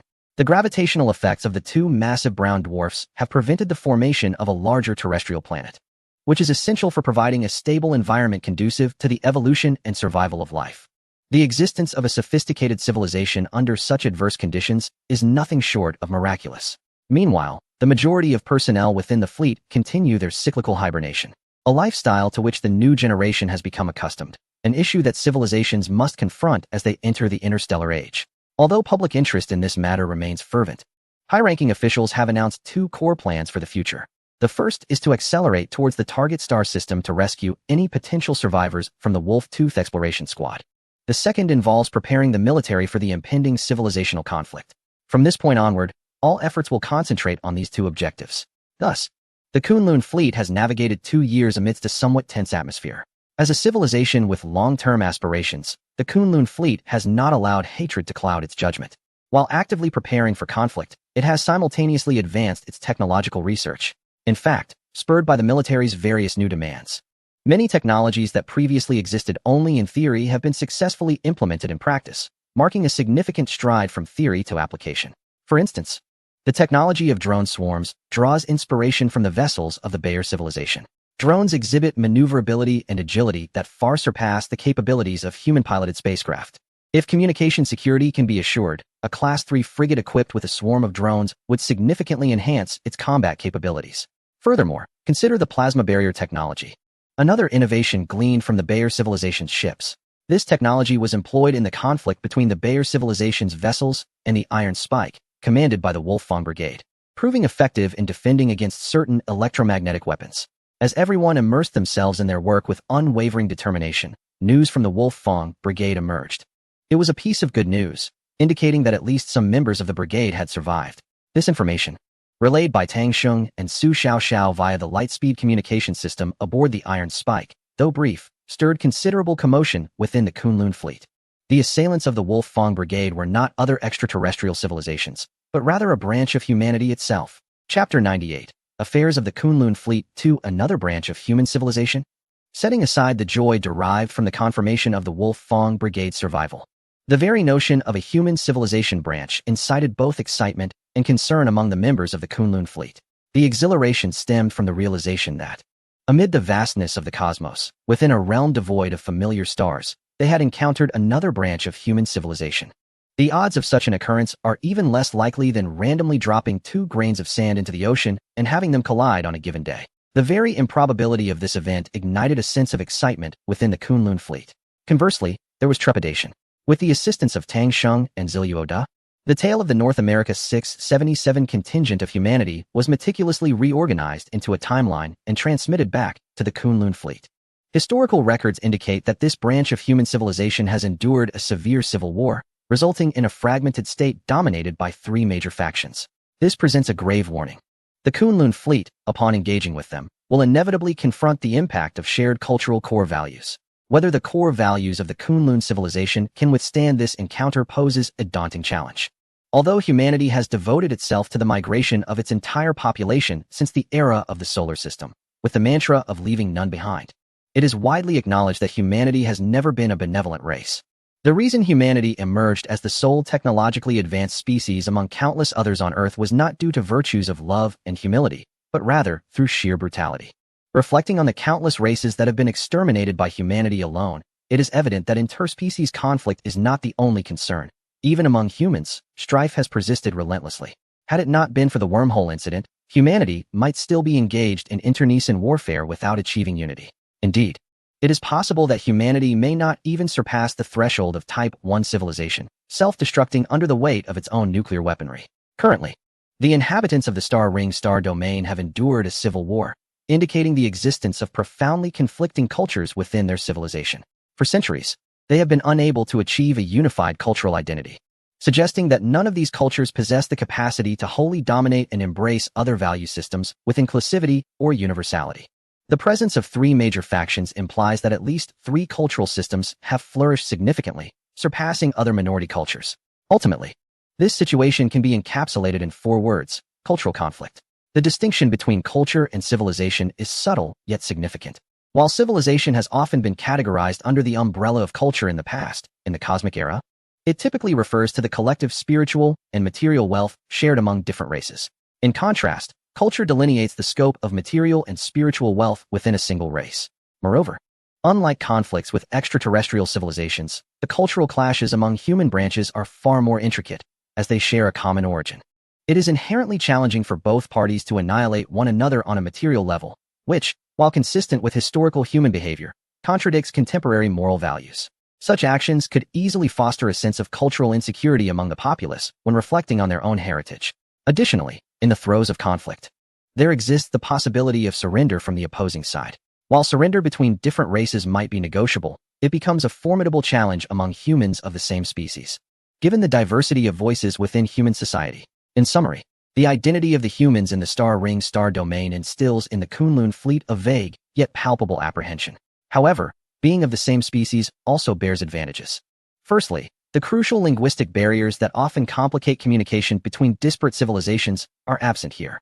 Language has historically been a rigorous medium. Misunderstandings arising from linguistic differences have incited wars even during the past era on Earth. Despite having evolved separately for centuries, the shared roots of their languages significantly reduce communication costs. Secondly, concerning military pressure, the knowledge that the opposing factions' technological capabilities lag far behind those of the Kunlun fleet alleviates some burdens on the military strategic command. Technological emphases may differ across civilizations, leading to unexpected situations during combat. This has perpetuated a heightened vigilance within the military, particularly evident as the Kunlun fleet's command has yet to engage in actual warfare. Given that the adversaries are a human branch with considerably inferior technology, it is reasonable to assume that their military advancements are also inherited from the human civilization of the solar system era. However, rather than progressing, their technological development has regressed due to civil strife, while our own has significantly advanced through encounters with extraterrestrial civilizations.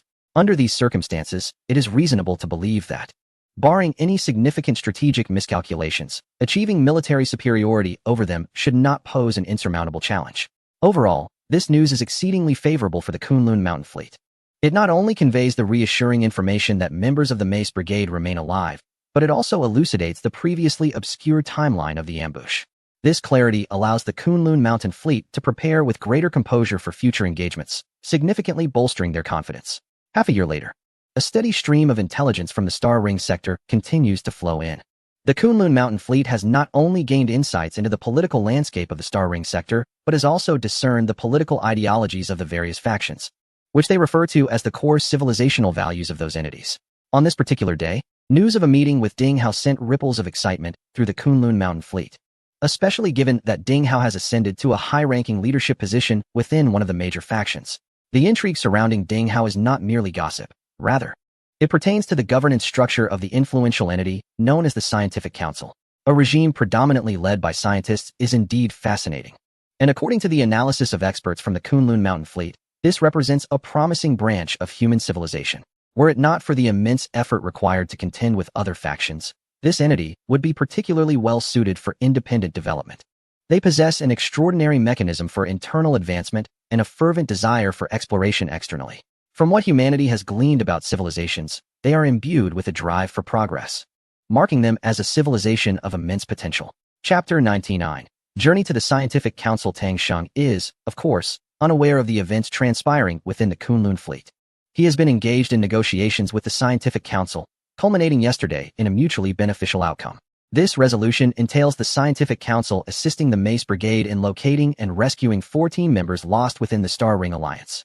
As the exploration leader for the Kunlun Mountain Fleet, Tang Sheng has designated the Scientific Council as the sole representative for communication between the humans of the Star Ring sector and those of the Kunlun Mountain Fleet. This communication encompasses both official scientific exchanges and informal interactions among civilian representatives.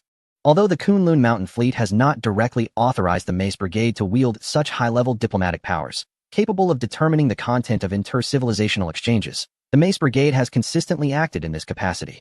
After all, they are the most likely to encounter extraterrestrial civilizations first. When emergency communication devices are operational, they can relay messages and seek guidance from the fleet headquarters. However, in the absence of such devices, they must rely on their own judgment for diplomatic endeavors. Moreover, the Mace Brigade is the most seasoned institution within the Kunlun Mountain Fleet regarding exchanges with alien civilizations. Members of the Mace Brigade frequently serve as guest lecturers in interstellar diplomacy courses at various universities, sharing their experiences. Consequently, the decisions made by the Mace Brigade in the realm of interstellar diplomacy are largely recognized and endorsed by the Kunlun Mountain Fleet. For instance, the assistance provided to the insectoid civilization, the military actions against Baylor and its individual entities, as well as the subsequent encounters with the Neonos civilization. All these independent decisions receive the endorsement and ultimate authorization from the Kunlun Mountain Fleet.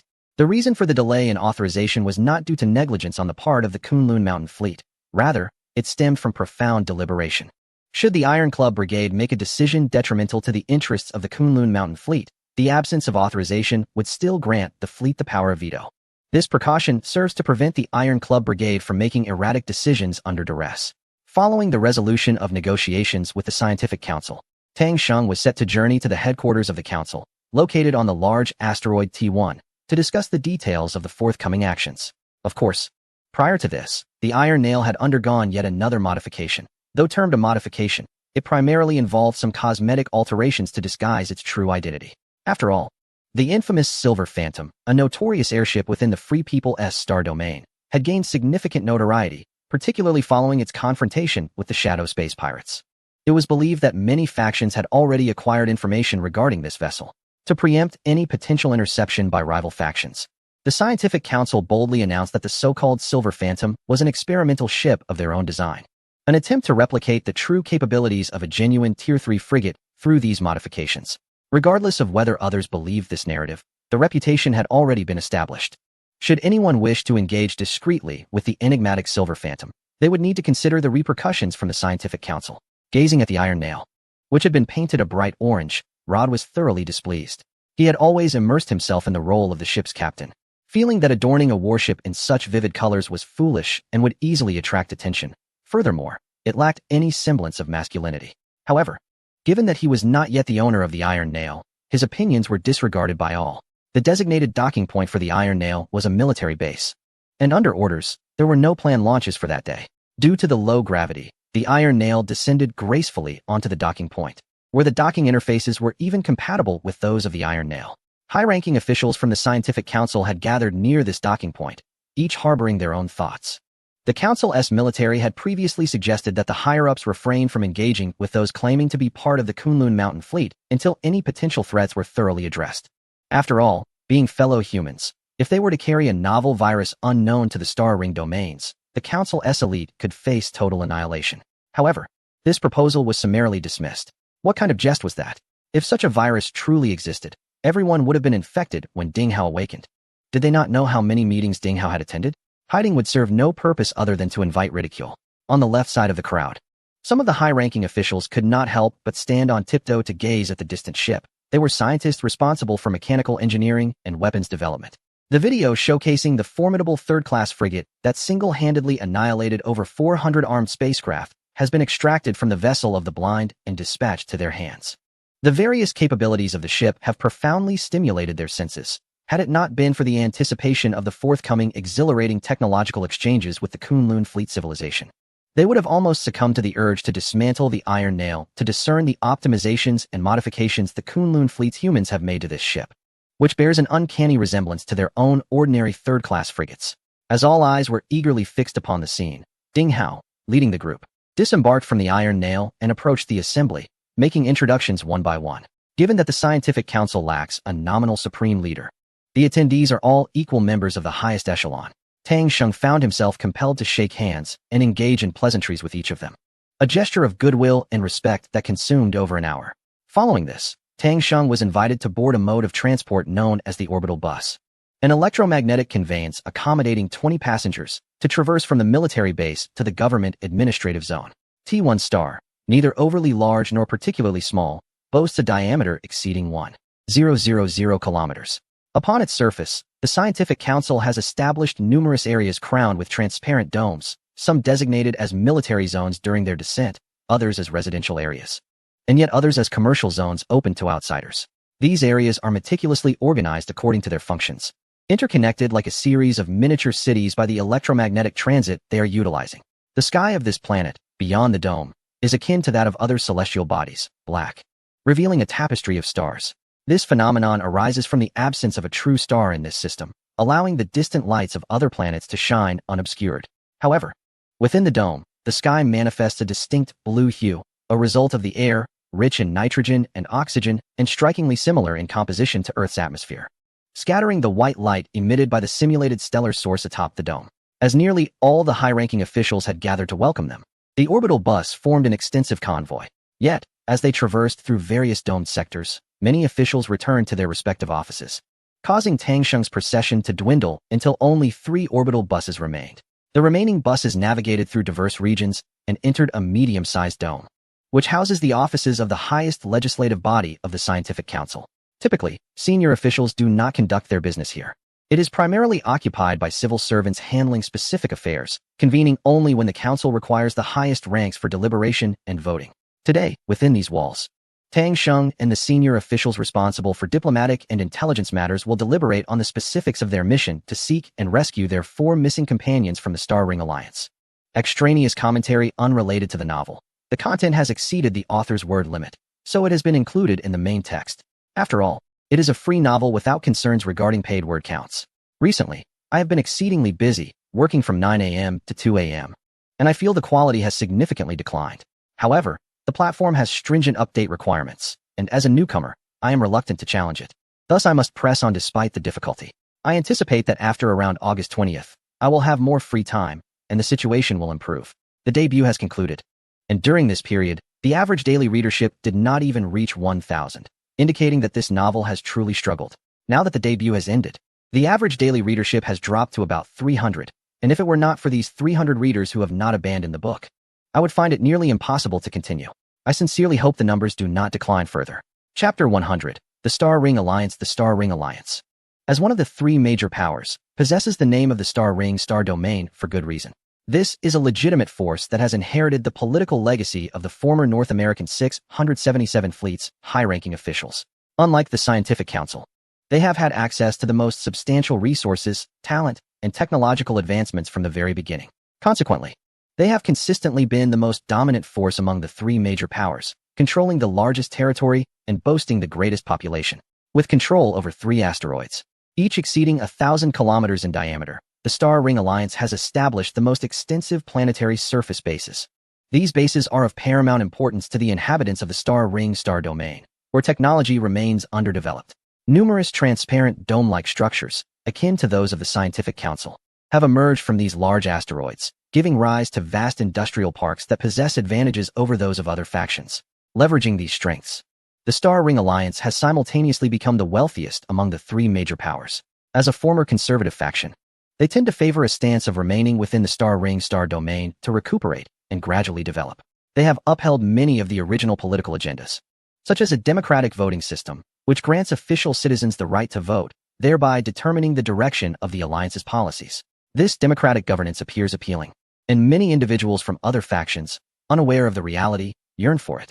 This is a primary method through which the Star Ring Alliance attracts talent, as they even aspire to unify the entire Star Ring Star Domain through this means. This explains why Thales and Rod expressed their intention to purchase tickets to the Star Ring Alliance upon earning money. However, only a few discerning individuals recognize that the so-called democratic voting is merely a puppet show, unwittingly orchestrated under the influence of government and the major media outlets of other factions. The political foundation of the Star Ring Alliance's democratic system is, in fact, firmly monopolized by several internal factions and influential families. This is a politically conservative entity that is reluctant to embrace change, preferring to maintain the current state of affairs, a tendency that directly impacts its foreign policy. Apart from the adversarial military political system that has emerged from the mid-ranking members of the original North American 677 Fleet, they typically adopt a strategy of appeasement in their external relations. In recent times, they have found themselves in a cordial relationship with the Scientific Council. Thus, it was only natural for the Council to exchange researchers with them under the guise of scientific collaboration. For the Scientific Council, such exchanges are a perfectly legitimate rationale. Physicist Claude arrived at his laboratory at 10 a.m. The pace of life within the Star Ring Alliance is notably unhurried, even slow. They do not endorse the inefficient work ethic of relentless toil, but rather advocate for a model where 1 hour of work is equivalent to the output of 2. Hey, Claude, good morning. Have you heard? Those peculiar individuals from the Scientific Council are coming here for academic exchanges again, greeted Claude's colleague, Eastman, as he entered the office. Is that so?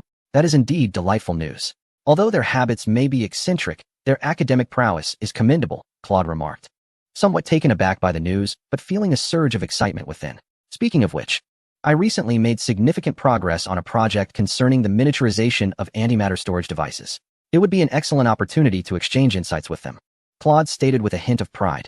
He had succeeded in reducing an electromagnetic trap for antimatter storage, once the size of a building, to a room-sized apparatus, pioneering a new approach in antimatter storage. This achievement was a source of pride for him.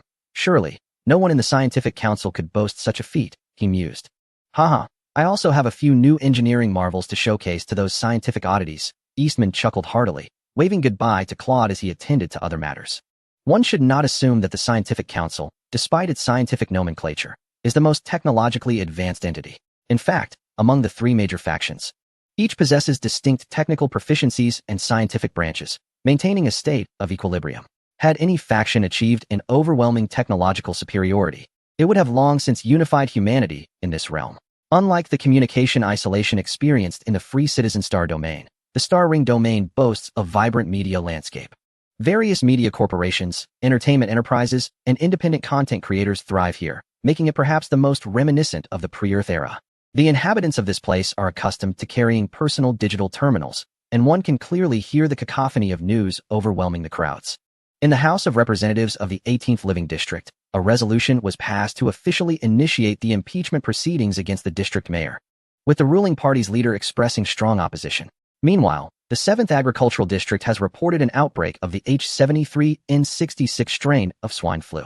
Experts indicate that this virus is a novel strain, incorporating genetic fragments from human influenza, avian influenza, and various swine flu viruses. As of now, the medical community has yet to develop any vaccine capable of combating this swine flu, and it remains uncertain whether the existing influenza vaccines can provide sufficient protection to the human body. The recent pandemic is set to impact the production of 600 million pigs, potentially influencing the overall price of pork. The Steel Torrent has engaged in conflict with 3 nearby minor factions, resulting in the destruction of over 300 spacecraft. Our Ministry of Foreign Affairs has issued a strong condemnation of the unjust actions undertaken by the Steel Torrent. Once again, a leader from the Ilman Confederation, a faction on the outskirts of the Star Ring domain, has fallen victim to violence, with the 187th leader tragically killed at home. The vastness of the Star Ring domain is astonishing. Aside from the 3 major powers, there are thousands of notable minor factions, with an even greater number of unknown entities that are nearly impossible to quantify. Every day, a myriad of bizarre occurrences, driven by human ingenuity, unfold within these various factions. As one of the most powerful forces, the Star Ring Alliance boasts a level of societal stability that far surpasses that of smaller factions, many of which may house only a few tens of thousands of inhabitants. Even if issues arise in certain areas, they are hardly consequential for a force of this magnitude. The troubles of a single planet do not pose a significant threat. Consequently, the inhabitants here are exceptionally curious, displaying a penchant for gossip and a keen interest in novel events, yet they maintain a certain distance. They prefer to observe from afar, satisfied with mere knowledge rather than direct experience. After all, where else in the Star Ring domain could one find a more suitable place to live than the Star Ring Alliance? Is it within the Steel Torrent, a society grotesquely governed by military rule, where all wealth is distributed uniformly by the armed forces? Or perhaps within the Scientific Council, where life goals are dictated by meticulous calculations, overseen by a cadre of eccentric scientists? Upon reflection, it seems that the free-spirited Star Ring Alliance is indeed the more comfortable choice. Thanks to the advanced media, news of the Scientific Council dispatching an exchange team to the Star Ring Alliance for academic collaboration quickly spread throughout the alliance, while the general populace remained largely indifferent, with some merely mocking the eccentric scientists vacationing in their territory. The research community was elated. Although the Scientific Council is not the most technologically advanced faction, it possesses the fewest technological shortcomings, allowing it to maintain its status among the leading tier, even if it does not lead the pack in every field. P.S. There is no need for concern regarding my earlier comments about abandoning this novel. Although I am not a professional writer reliant on this work for my livelihood, anyone undertaking a task naturally hopes for positive feedback. The performance of this book has indeed been lackluster, yet I feel compelled to continue writing. Chapter 101. The Scientific Exchange Team. The leader of the Scientific Exchange Team, visiting for academic collaboration, is Ding Hao, the Deputy Minister of the Energy Research Department of the Scientific Council. It is said that this young man has become a member of the highest council of the Scientific Council at a remarkably early age, demonstrating exceptional talent in high-energy physics, particularly in research related to antimatter. He is currently the de facto head of research within the Energy Research Department. While many members of the Scientific Council's highest council are dedicated researchers, few are willing to set aside their experimental work to engage in exchanges with other factions. Thus, it was indeed unexpected for everyone that Ding Hao was the highest-ranking visitor from the Scientific Council of the Star Ring Alliance in nearly 2 decades. While this may not hold much significance for the Scientific Council, it certainly represents a noteworthy event for the Star Ring Alliance. Although it is a matter of technological and academic exchange, the visitor is undeniably one of the foremost figures within the Scientific Council. This compels the Star Ring Alliance to accord greater importance to the occasion. The individual responsible for receiving Ding Hao was a member of the Alliance Council, an official of nearly equal standing to Ding Hao. However, he was merely a career politician rather than a scientist. After a brief exchange of pleasantries, Both parties awkwardly realized that they struggled to comprehend each other's discourse. Consequently, after a rather forced meal, the council member hastily concocted an excuse to depart. Fortunately, the team leader was the worldly wise Ding Hao. Had it been someone who had been nurtured entirely within the confines of the scientific council, the atmosphere would likely have become even more uncomfortable. Following the departure of the council member, the task of hosting the scientific exchange group fell to the previously mentioned physicist, Claude. His selection as the host was twofold. First, he is an expert in high-energy physics, allowing for meaningful dialogue, and second, his recent achievements have made waves throughout the Star Ring Alliance's physics community, effectively elevating the alliance to a premier level in this technological domain. This was an opportune moment to temper the arrogance of these scientific eccentrics. Despite not being a scientist of the scientific council, a scientist remains a scientist. Eschewing the elaborate welcoming ceremonies favored by politicians, Claude promptly brought the scientific exchange group to the 66th Research Zone. This zone is dedicated to high-energy physics research, with primary areas of focus including theoretical physics, particle astrophysics, accelerators, synchrotron radiation technology and applications, particle physics materials, and particle physics applications. The classification of disciplines within the Star Ring Alliance is more akin to that of humanity during the Solar System era, likely due to their inheritance of the majority of legacies from the former North American 677th Fleet. In contrast, the Scientific Council has a more nuanced division of disciplines, categorizing them broadly into theoretical and applied directions, with further subdivisions under each major category. There is no inherent superiority in either classification system. They merely reflect the structures of their respective organizations. After all, the Star Ring Alliance operates similarly to a nation, where research institutions, like in the past, must engage in both theoretical and applied work. Conversely, the Scientific Council structure is almost entirely designed for research, resulting in a more intricate and even convoluted division of labor. The Energy Research Department, led by Ding Hao, falls within the applied research category, primarily focusing on the analysis and utilization of various energy forms. This aligns well with Ding Hao's original responsibilities within the Kunlun mountain fleet. Claude intended to first lead the exchange group on a general tour of the entire research zone, providing them with a preliminary understanding of the research framework of the Star Ring Alliance. He was aware that the delegation comprised not only physicists but also chemists and biologists. After completing the tours in the coming days, he would arrange for these scientists from other disciplines to visit research areas pertinent to their fields. Ding Hao was compliant with Claude's arrangements, though he personally held little interest in academic exchanges. One might wonder what meaningful academic discourse could transpire between a university student and a group of kindergarten children. Observing the rudimentary experimental apparatus, the plethora of misguided research directions, and the self-satisfied expressions of those who fancied themselves masters of physical truths, he could hardly suppress a roll of his eyes. Nonetheless, for the sake of his 4 missing teammates, he gritted his teeth and endured. After a day's tour, as they dined in the restaurant, Claude sat across from Ding Hao. Noticing Ding Hao busily prodding at his plate with a fork, Claude inquired, "Professor Ding, is the dinner not to your liking?" "As far as I know, the steaks from the Star Ring Alliance have always been quite popular within the Scientific Council. We selected steak with the belief that it would cater to the majority's palate. Could it be that you, Professor Ding, are not fond of steak?" Ding Hao lifted his gaze to meet Claude's before returning his attention to the plate, replying, "Not exactly. It's just that I have been eating steak at home as well, and I had hoped to indulge in a new flavor upon arriving at the Star Ring Alliance." "Oh, so Professor Ding enjoys steak regularly? It seems you seek to try something new. Allow me to arrange for a serving of pan-seared foie gras and beef onion soup for you," Claude said with a smile, summoning the staff to bring Ding Hao 2 additional dishes. "To be honest, I am somewhat perplexed as to why steak sells so well in the Star Ring Alliance, accounting for 70% of our import volume. Is there some special custom associated with it?" Claude inquired, observing Ding Hao finally beginning to eat. "It is not so much a special custom. Rather, we consider beef to be highly nutritious, and steak is particularly simple and convenient to prepare. As you know, those of us in the Scientific Council prefer not to squander time on matters unrelated to scientific research, so steak has become our staple. Moreover, this dish is quite filling. Typically, 1 piece suffices to satiate hunger," Ding Hao casually explained. Claude was rendered speechless. Although, as a scientist, he too often worked tirelessly during crucial moments. He was astonished to find that everyone in the Scientific Council shared this trait. Research is not merely a matter of effort. It often necessitates innate talent.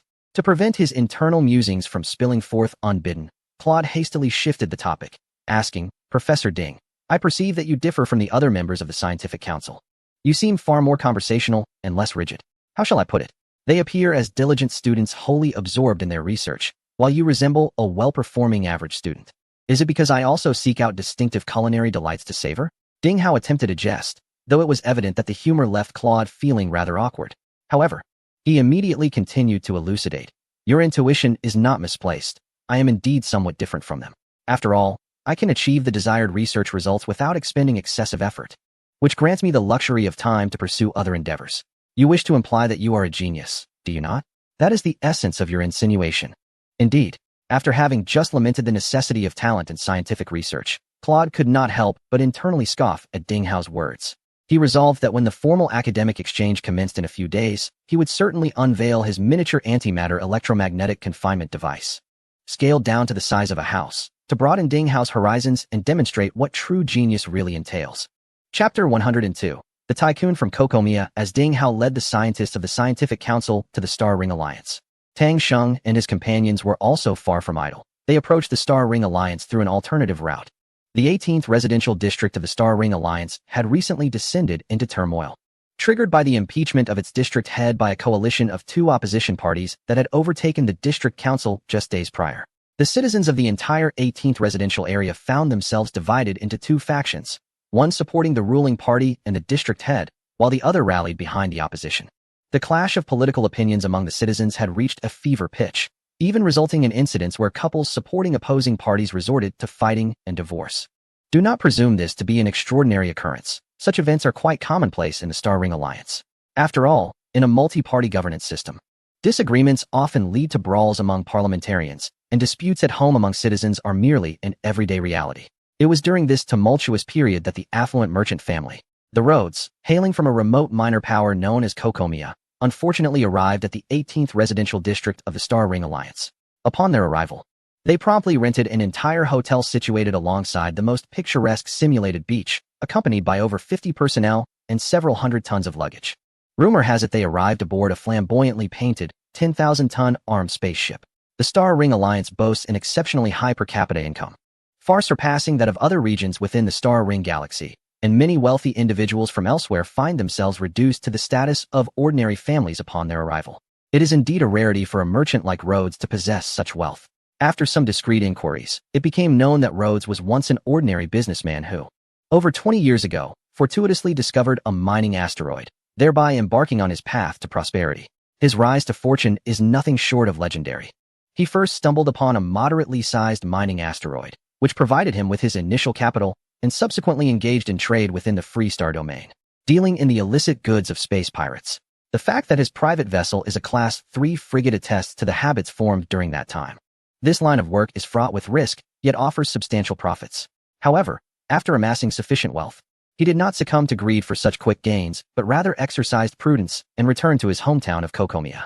Kokomiya is a medium-sized power located on the periphery of the Star Ring star domain, possessing two scarcely habitable asteroids.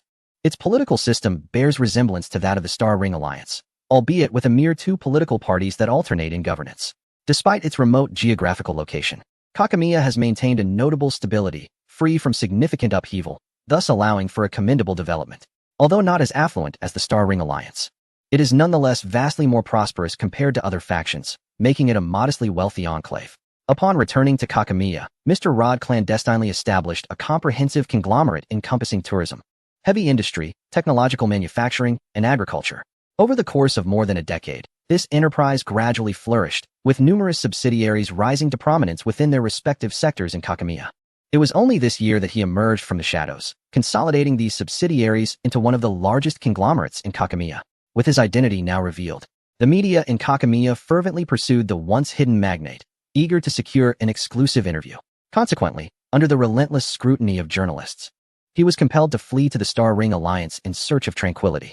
Moreover, it is rumored that this seemingly mature Mr. Rod is still a bachelor, which has captured the attention of many young women who, disillusioned with hard work, are drawn to the allure of his astonishing wealth. Accompanying Mr. Rod to the Star Ring Alliance were his cousin Tang Sheng and his family, including his nephew, Tylus. As one might infer from the name, this was indeed Tang Sheng's party. Following discussions with the Scientific Council regarding subsequent actions, the council activated a covert network that had been in place for years, disguising Tang Sheng and his entourage as affluent individuals from a remote minor power. This facilitated Ding Hao and others to explore official channels inquiring whether the Star Ring Alliance had located Guo Xiaoya and her companions. Meanwhile, Tang Sheng and his associates would pursue leads through unofficial avenues. The decision to present Rod as the wealthy figure rather than Tang Sheng stemmed from the notion that when attention is focused on the wealthy, it can hinder action. Rod's rough demeanor and conduct aligned well with the persona of someone who has long mingled with space pirates in the Free Citizens star domain. Conversely, his cousin Tang Sheng enjoyed greater latitude for movement, serving as the affluent spokesperson while also engaging in clandestine activities under the guise of anonymity. Among the 50 accompanying individuals, aside from Gao Qiu and his apprentice Zhang Yeye, who resumed their roles as Mr. Rod's private chefs, the remainder comprised professional agents trained by the Scientific Council. To a certain extent, the upper echelons of the Scientific Council are indeed peculiar individuals, deeply engrossed in their scientific pursuits. However, they are far from foolish. On the contrary, they possess an intellect superior to that of the majority. To regard the Scientific Council merely as a collection of inept researchers is the true folly. One must contemplate how, without a modicum of cunning, the Scientific Council has managed to secure its position among the three great powers. I said, cousin, what shall we do next? Rod, clad in sunglasses and beach shorts, reclining on a sun lounger with a cigar in hand, posed the question. Ever since he adopted the guise of a wealthy individual, he had exchanged his regular cigarettes for the luxurious indulgence of fine cigars. Let's wait a couple of days. I firmly believe that the Star Ring Alliance is certainly not composed of simpletons. It is quite possible that numerous factions and confidential agencies are currently observing our actions. Tang Sheng, equally bare-chested and adorned in floral swim shorts, lay on the adjacent sun lounger, allowing Su Xiaoxiao, dressed in a bikini, to apply oil to his skin. As they played the role of a married couple, shall we go for a swim? Tyler, sporting shorts and clutching an ice cream cone, approached, buoyed by a swimming ring. Witnessing Tyler's unprecedented joy, Rod rose with a hearty laugh, exclaiming, "Let's go." He was the first to dash toward the nearby artificial sea. Chapter 103. Undercurrents. As Tang Sheng collaborated with the Scientific Council to orchestrate a grand rescue within the Star Ring Alliance, the third-party entity, the Iron Torrent, which had yet to make contact with the masses, was scheming a significant undertaking of its own. The Iron Torrent is a formidable faction that amalgamates military and political power, originating from mid-level officials of the former North American 677 fleet. They recognize the shortcomings of the former fleet's leadership, notably its lack of unity and strong control. Consequently, within their domain, a central political group led by authority gradually emerged, structured around an absolutely equitable examination system reminiscent of ancient civil service assessments. Only those who successfully navigated the rigorous examinations were permitted to join the central political group. Moreover, they must endure stringent annual performance evaluations. Failure to meet standards could result in demotion or even imprisonment. The entire organization is maintained with the precision of a well-oiled machine, with ordinary citizens functioning as mere cogs, expected to diligently fulfill their roles.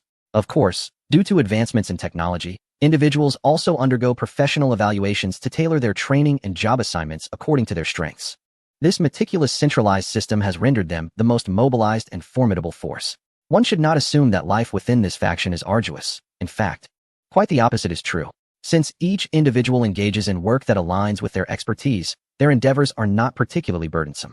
Moreover, with the high welfare system operating throughout society, within the technologically advanced realm of the Star Ring, the citizens of the Iron Torrent enjoy a life free from want, engaging in pursuits they excel at.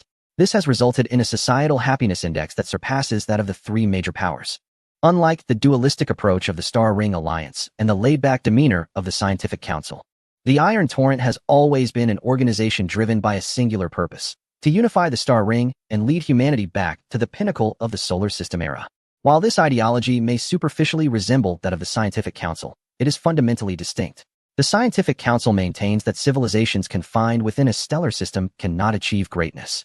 Their aim in restoring technology is to enable interstellar travel. This perspective aligns closely with that of the Kunlun fleet, which is why Tang Sheng and Ding Hao believe communication with the Scientific Council is feasible. With similar values and worldviews, dialogue is considerably more straightforward. In contrast, should significant differences arise, communication would become fraught with difficulty. The Iron Torrent, however, aspires for humanity to establish a solid foundation from which to gradually advance, adopting a methodical approach. While this conservative strategy fosters steady development, it also risks the loss of ambition in a comfortable environment, potentially leading to a stagnant civilization devoid of progress. Naturally, the ideals of freedom and democracy espoused by the Star Ring Alliance position it as the Iron Torrent's staunch adversary. The disarray and fragmentation of the human fleet, caused by power struggles and the resultant chaos of so-called democracy and voting, have led to the current state of the Star Ring. To the Iron Torrent, the concepts of freedom and democracy represent the greatest threat to unity. In comparison to the negotiable and accommodating stance of the Scientific Council, the Star Ring Alliance stands as an absolute heresy, devoid of any inclination towards dialogue. Conversely, the Iron Torrent is viewed by the Star Ring Alliance as an irredeemable enemy of freedom, with its unwavering objective of unifying the entire star domain. The Iron Torrent has emerged as a formidable and aggressive power. Over the past several centuries, after amassing sufficient strength, they have repeatedly attempted to assimilate neighboring factions through various means, including warfare, conspiracies, coups, and, at times, peaceful transitions. Successes and failures have marked their endeavors, with many failures attributed to the interference of the Star Ring Alliance, which invariably intervenes in any actions taken by the Iron Torrent. This has resulted in a long-standing rivalry that transcends mere ideological differences, evolving into an entrenched enmity. Now, decades later, the Iron Torrent believes it has once again gathered sufficient strength to embark on a new phase of expansion. Recent conflicts with 3 surrounding minor factions are merely precursors to their forthcoming actions, distinct from previous attempts. This time they are even prepared to engage in direct warfare with the Star Ring Alliance. Given that the Star Ring Alliance has consistently thwarted their grand designs, they have resolved to embark on a significant confrontation without hesitation. Not only must they engage in warfare against the Star Ring Alliance, but they also seek to entangle the Scientific Council, lest they benefit as a third party amidst the conflict. In terms of mobilization capabilities, the entire Star Ring domain pales in comparison to their forces. The Iron Torrent, with its fervent embrace of warfare, excels in the realms of spacecraft and weaponry. After decades of consolidating their might, they have assembled a formidable fleet boasting a total tonnage exceeding 100 million tons. This is an extraordinarily staggering figure. Unlike the Kunlun fleet, the Iron Torrent possesses 2 asteroids, each over 1,000 kilometers in diameter, which can be modified to provide habitable environments, alleviating the necessity of residing entirely in the void of space. The warships they construct are purely combat vessels. The sheer number of dedicated military personnel required to man these ships is a daunting figure. And managing such a populace while ensuring the smooth operation of production and society is a feat that only the Iron Torrent could accomplish within this star domain. The immense fleet instills the Iron Torrent with unparalleled confidence, given that similar maneuvers have occurred every few decades. Neither the Star Ring Alliance nor the Scientific Council deemed it necessary to conduct a thorough investigation, allowing the Iron Torrent to conceal such a vast fleet safely. In reality, over 100 smaller factions surrounding the Iron Torrent have been covertly subsumed, merely maintaining a facade of independence. These vessels are strategically dispersed among these factions. After all, in the presence of an aggressive superpower, it is quite normal for neighboring states to uphold a considerable military presence. This time, the Iron Torrent's ambitions extend beyond the smaller factions. They aim to test the waters by attempting to directly annex the Star Ring Alliance, or at the very least, seize 1/3 of its territory and populace, to prevent the Scientific Council from allying with the Star Ring Alliance. A portion of their military will masquerade as space pirates to harass them. Undoubtedly, the Iron Torrent is orchestrating a grand design for a world war within the Star Ring domain. Chapter 104. The life of the affluent Tang Sheng and his companions remained at the hotel for a full 5 days before embarking on their mission. They needed to avoid detection by the local Alliance's espionage agencies while also evading the scrutiny of prominent local powers. Thus, during these 5 days, they diligently recuperated within the hotel, meticulously organizing critical intelligence received from the Scientific Council's intelligence network. Externally, they claimed that the exhaustion from their long journey necessitated ample rest. After 5 days, as the local factions and Alliance spies had largely confirmed their lack of suspicion, withdrawing numerous intelligence personnel and leaving only essential information gatherers, Mr. Rod, accompanied by his family, commenced their expedition. Their first destination was naturally the largest central commercial plaza in District 18. Much like in the bygone era of Earth, the Central Commercial Plaza amalgamates various commercial entities.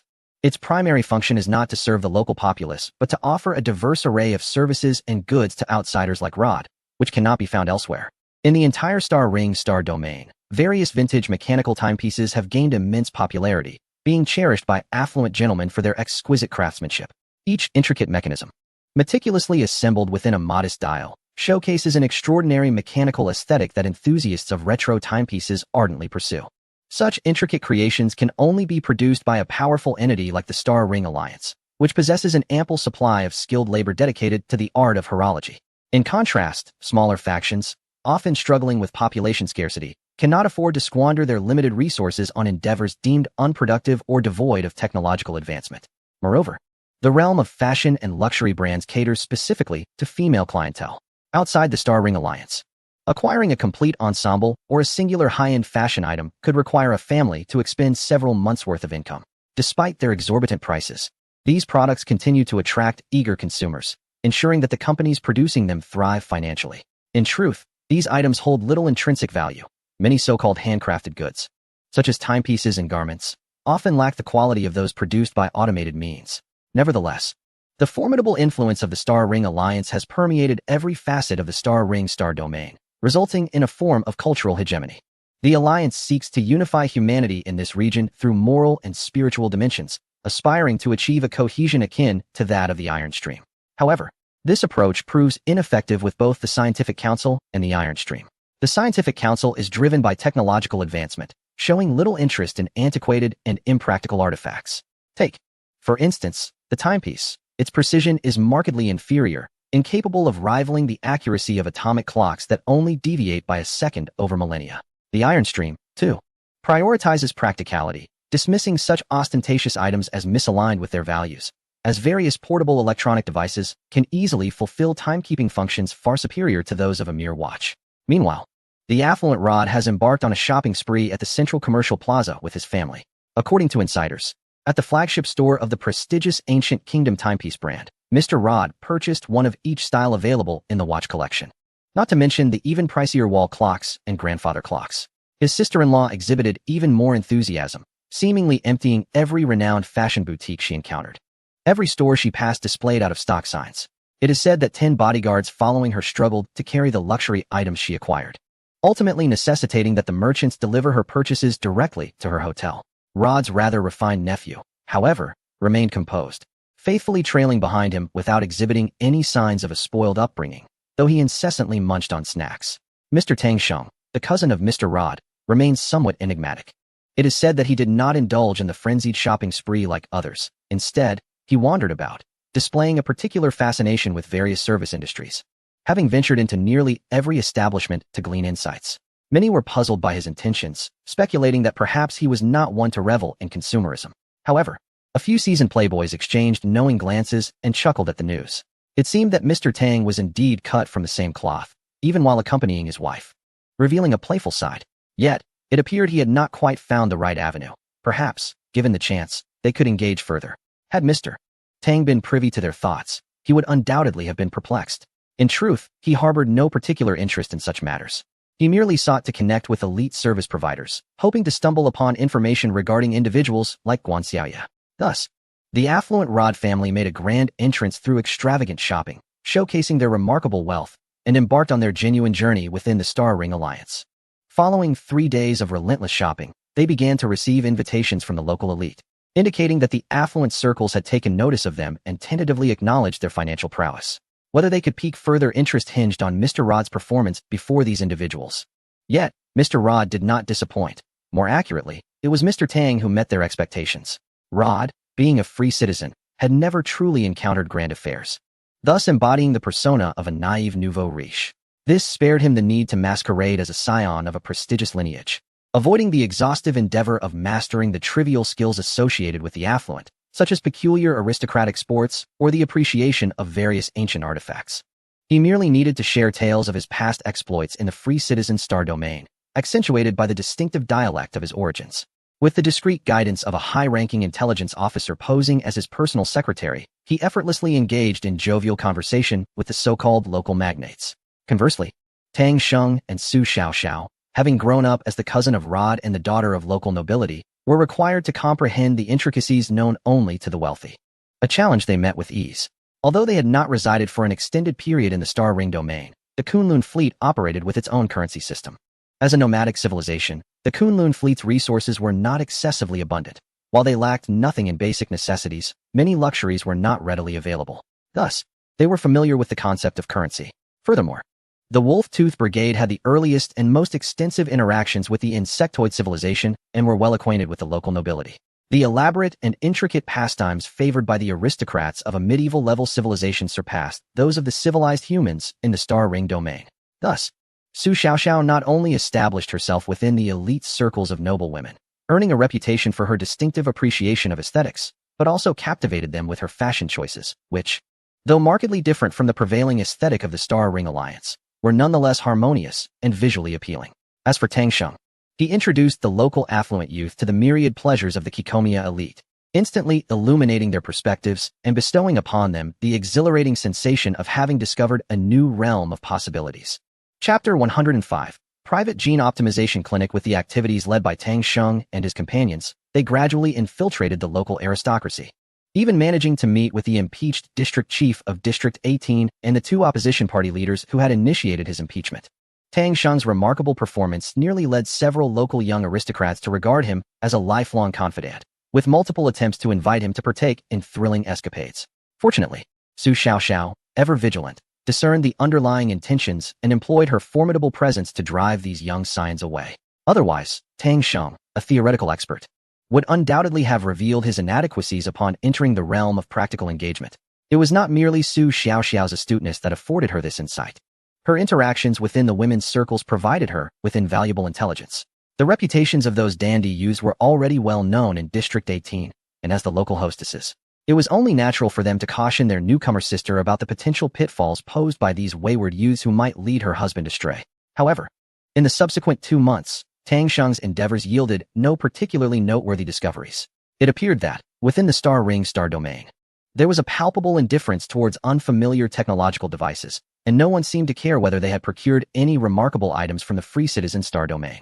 Meanwhile, the scientific exchange team led by Ding Hao had divided into more than 10 smaller groups, each assigned to different research areas within the Star Ring Alliance. Aside from an incident that transpired while Ding Hao toured Claude's pridefully compact antimatter electromagnetic trap storage device, which sparked considerable commotion, they did not acquire any information of significant interest. Regarding that incident, it startled the scientific community of the Star Ring Alliance. They had originally believed that Claude's achievement in miniaturizing the antimatter electromagnetic trap storage device to the size of a house was remarkable. It was not merely about storing a few antimatter particles, but rather retaining antimatter measured in grams. Claude's accomplishment had already marked a qualitative leap in public publications, representing a significant advancement in the practical application of storage devices. Although it still fell short of the technological prowess exhibited during the solar system era, it was undeniably a top-tier achievement given the current technological standards of the Star Ring Star domain. However, Ding Hao, the Deputy Minister of the Energy Research Department from the Scientific Council, not only expressed no astonishment, but also took it upon himself to guide their researchers in revising the design. He eliminated numerous components they deemed essential, leading to a considerable reduction in the device's size, ultimately resulting in a final product no larger than 3 adjacent hibernation chambers. This was utterly astonishing. A detailed analysis of Ding Hao's guidance suggested that such a design exhibited no apparent flaws. 7 days later, when the researchers had gathered the materials and successfully assembled and operated the device, Professor Claude fell into a state of utter despondency. At that moment, he truly comprehended the meaning behind Ding Hao's assertion that one need not expend excessive effort in research to achieve desired results. It was not mere self-promotion. Rather, it was a candid statement of reality. In a moment of profound realization regarding the essence of genius, Professor Claude succumbed to illness, taking a full fortnight to recuperate. Meanwhile, the Star Ring Alliance was left in awe of Ding Hao's extraordinary intellect, recognizing that with such a prodigy, the Scientific Council would likely lead the entire Star Ring domain in this field for an era. Fortunately, this domain did not possess the capability to instantaneously shift the balance of power, as significant breakthroughs in the production and application of antimatter were still elusive. Conversely, the willingness of the Scientific Council to send a talent as promising as Ding Hao to the Star Ring Alliance for academic exchange suggested that there was nothing particularly confidential requiring secrecy in this field, which could also be interpreted as a gesture of goodwill from the Council. Thus, under the misguided assumptions of the Star Ring Alliance, they further opened access to some non-confidential research institutions and projects for the visiting delegation of scientists, which proved to be an unexpected delight. As Tang Sheng and his associates delved deeper into the local affluent circles, they recently discovered a peculiar trend among the wealthy of the Star Ring Alliance. These individuals seemed to vanish for a day at regular intervals. Initially, they were somewhat reticent about this matter, but once Rod expressed his inclination towards immigration, the local magnates perceived him as a financially potent and strategically valuable ally, potentially paving the way for future collaboration. Consequently, they divulged a secret known only among the upper echelons of the Star Ring Alliance. It is noteworthy that during the solar system era, humanity had undergone several gene modifications that ostensibly extended life expectancy to 200 years. However, Inexplicably, beginning 3 centuries ago, these genetic enhancements, which should have been hereditary, ceased to function, reverting the lifespan of humans in the star ring domain to less than a century, akin to that of Earth's bygone era. After centuries of scrutiny and experimentation, scientists concluded that this gene had not vanished, but rather entered a stable recessive state within the human genome throughout the star ring domain, remaining present yet unexpressed. The intelligence agencies of the Scientific Council had long observed that the affluent individuals within the Star Ring Alliance appeared to enjoy longer lifespans and prolonged youth compared to the general populace. Specifically, the affluent lived approximately 20 years longer and maintained youth for an additional 10 years relative to ordinary individuals. The Scientific Council conducted an analysis regarding this phenomenon, concluding that the superior quality of life enjoyed by the wealthy was likely the reason for their extended longevity and youthful vitality. Ultimately, the Council did not pursue this topic further, opting instead to continue the collection and organization of relevant data by the Intelligence Department. However, today, Rod unexpectedly revealed to the Scientific Council the true reason behind this phenomenon: private genetic optimization clinics. Indeed, the Star Ring Alliance had made groundbreaking advancements in genetic optimization technology decades ago.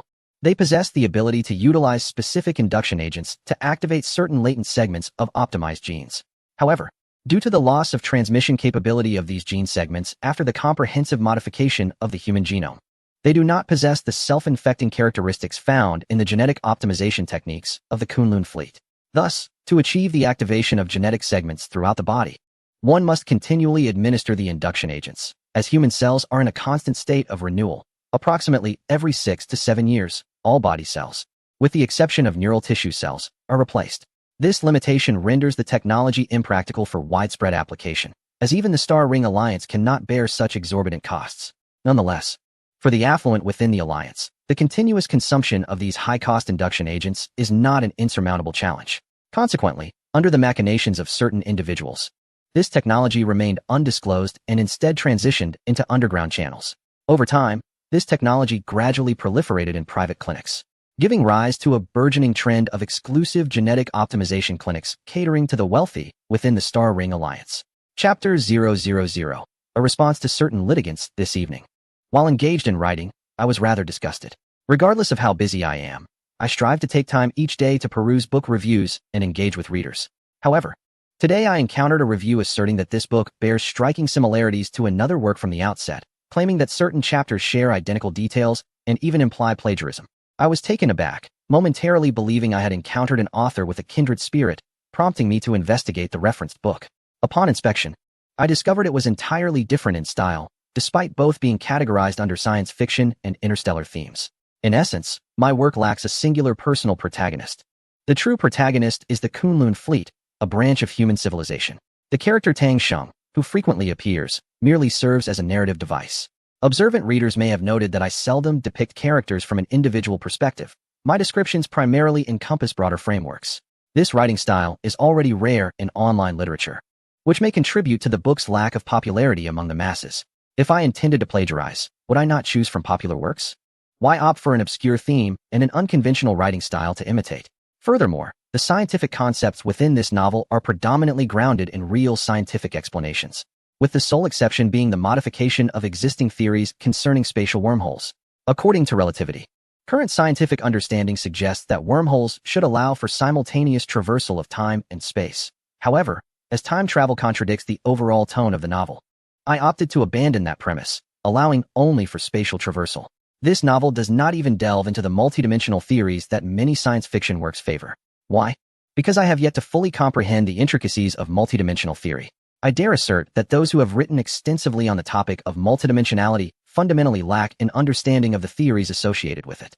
The true essence of multidimensional theory does not align with the superficial explanations found in 10-minute internet videos discussing 11 dimensions. Rather, it originates from M-theory, proposed as the ultimate theory in physics. It is worth noting that even among theoretical physicists, few confidently claim to comprehend M-theory in its entirety. As a fervent enthusiast of science, I strive to convey only what I have preliminarily understood. Consequently, this book refrains from indulging in fantastical notions that stray too far from verifiable theories. I prefer to pen narratives that hold substantive meaning. For instance, a reader once engaged with me on the topic of superluminal communication, suggesting it could only be achieved through quantum entanglement. While many online writings echo this sentiment, it is crucial to clarify that, Although quantum entanglement may occur at superluminal speeds, it cannot transmit information. This distinction preserves the integrity of relativity and elucidates my choice to employ miniature wormholes for superluminal communication in my narrative, rather than relying on quantum entanglement. Due to personal inclinations, I enjoy incorporating elements of scientific education within my chapters, such as brown dwarfs and magnetars, though I have since reduced such content after some readers likened it to reading a manual, expressing their discontent. Nonetheless, I will still provide brief explanations when deemed necessary. Moreover, I have completely discarded the framework of the dark forest theory from the three-body problem, even going so far as to overturn it within this novel, as detailed in Chapter 60-65. Is it truly necessary to plagiarize the content of an obscure online narrative? Let me clarify. Everything presented in my novel is an original creation, crafted late into the night. Those who accuse me of plagiarism are welcome to provide evidence and report it to the platform, rather than promoting their preferred novels in my comment section. While I have no issue with fellow readers recommending books to one another, I would appreciate it if those seeking to undermine my work would refrain from doing so. In Chapter 106, titled Genetic Testing, the intelligence that presents itself to Tang Sheng is not something he can afford to overlook.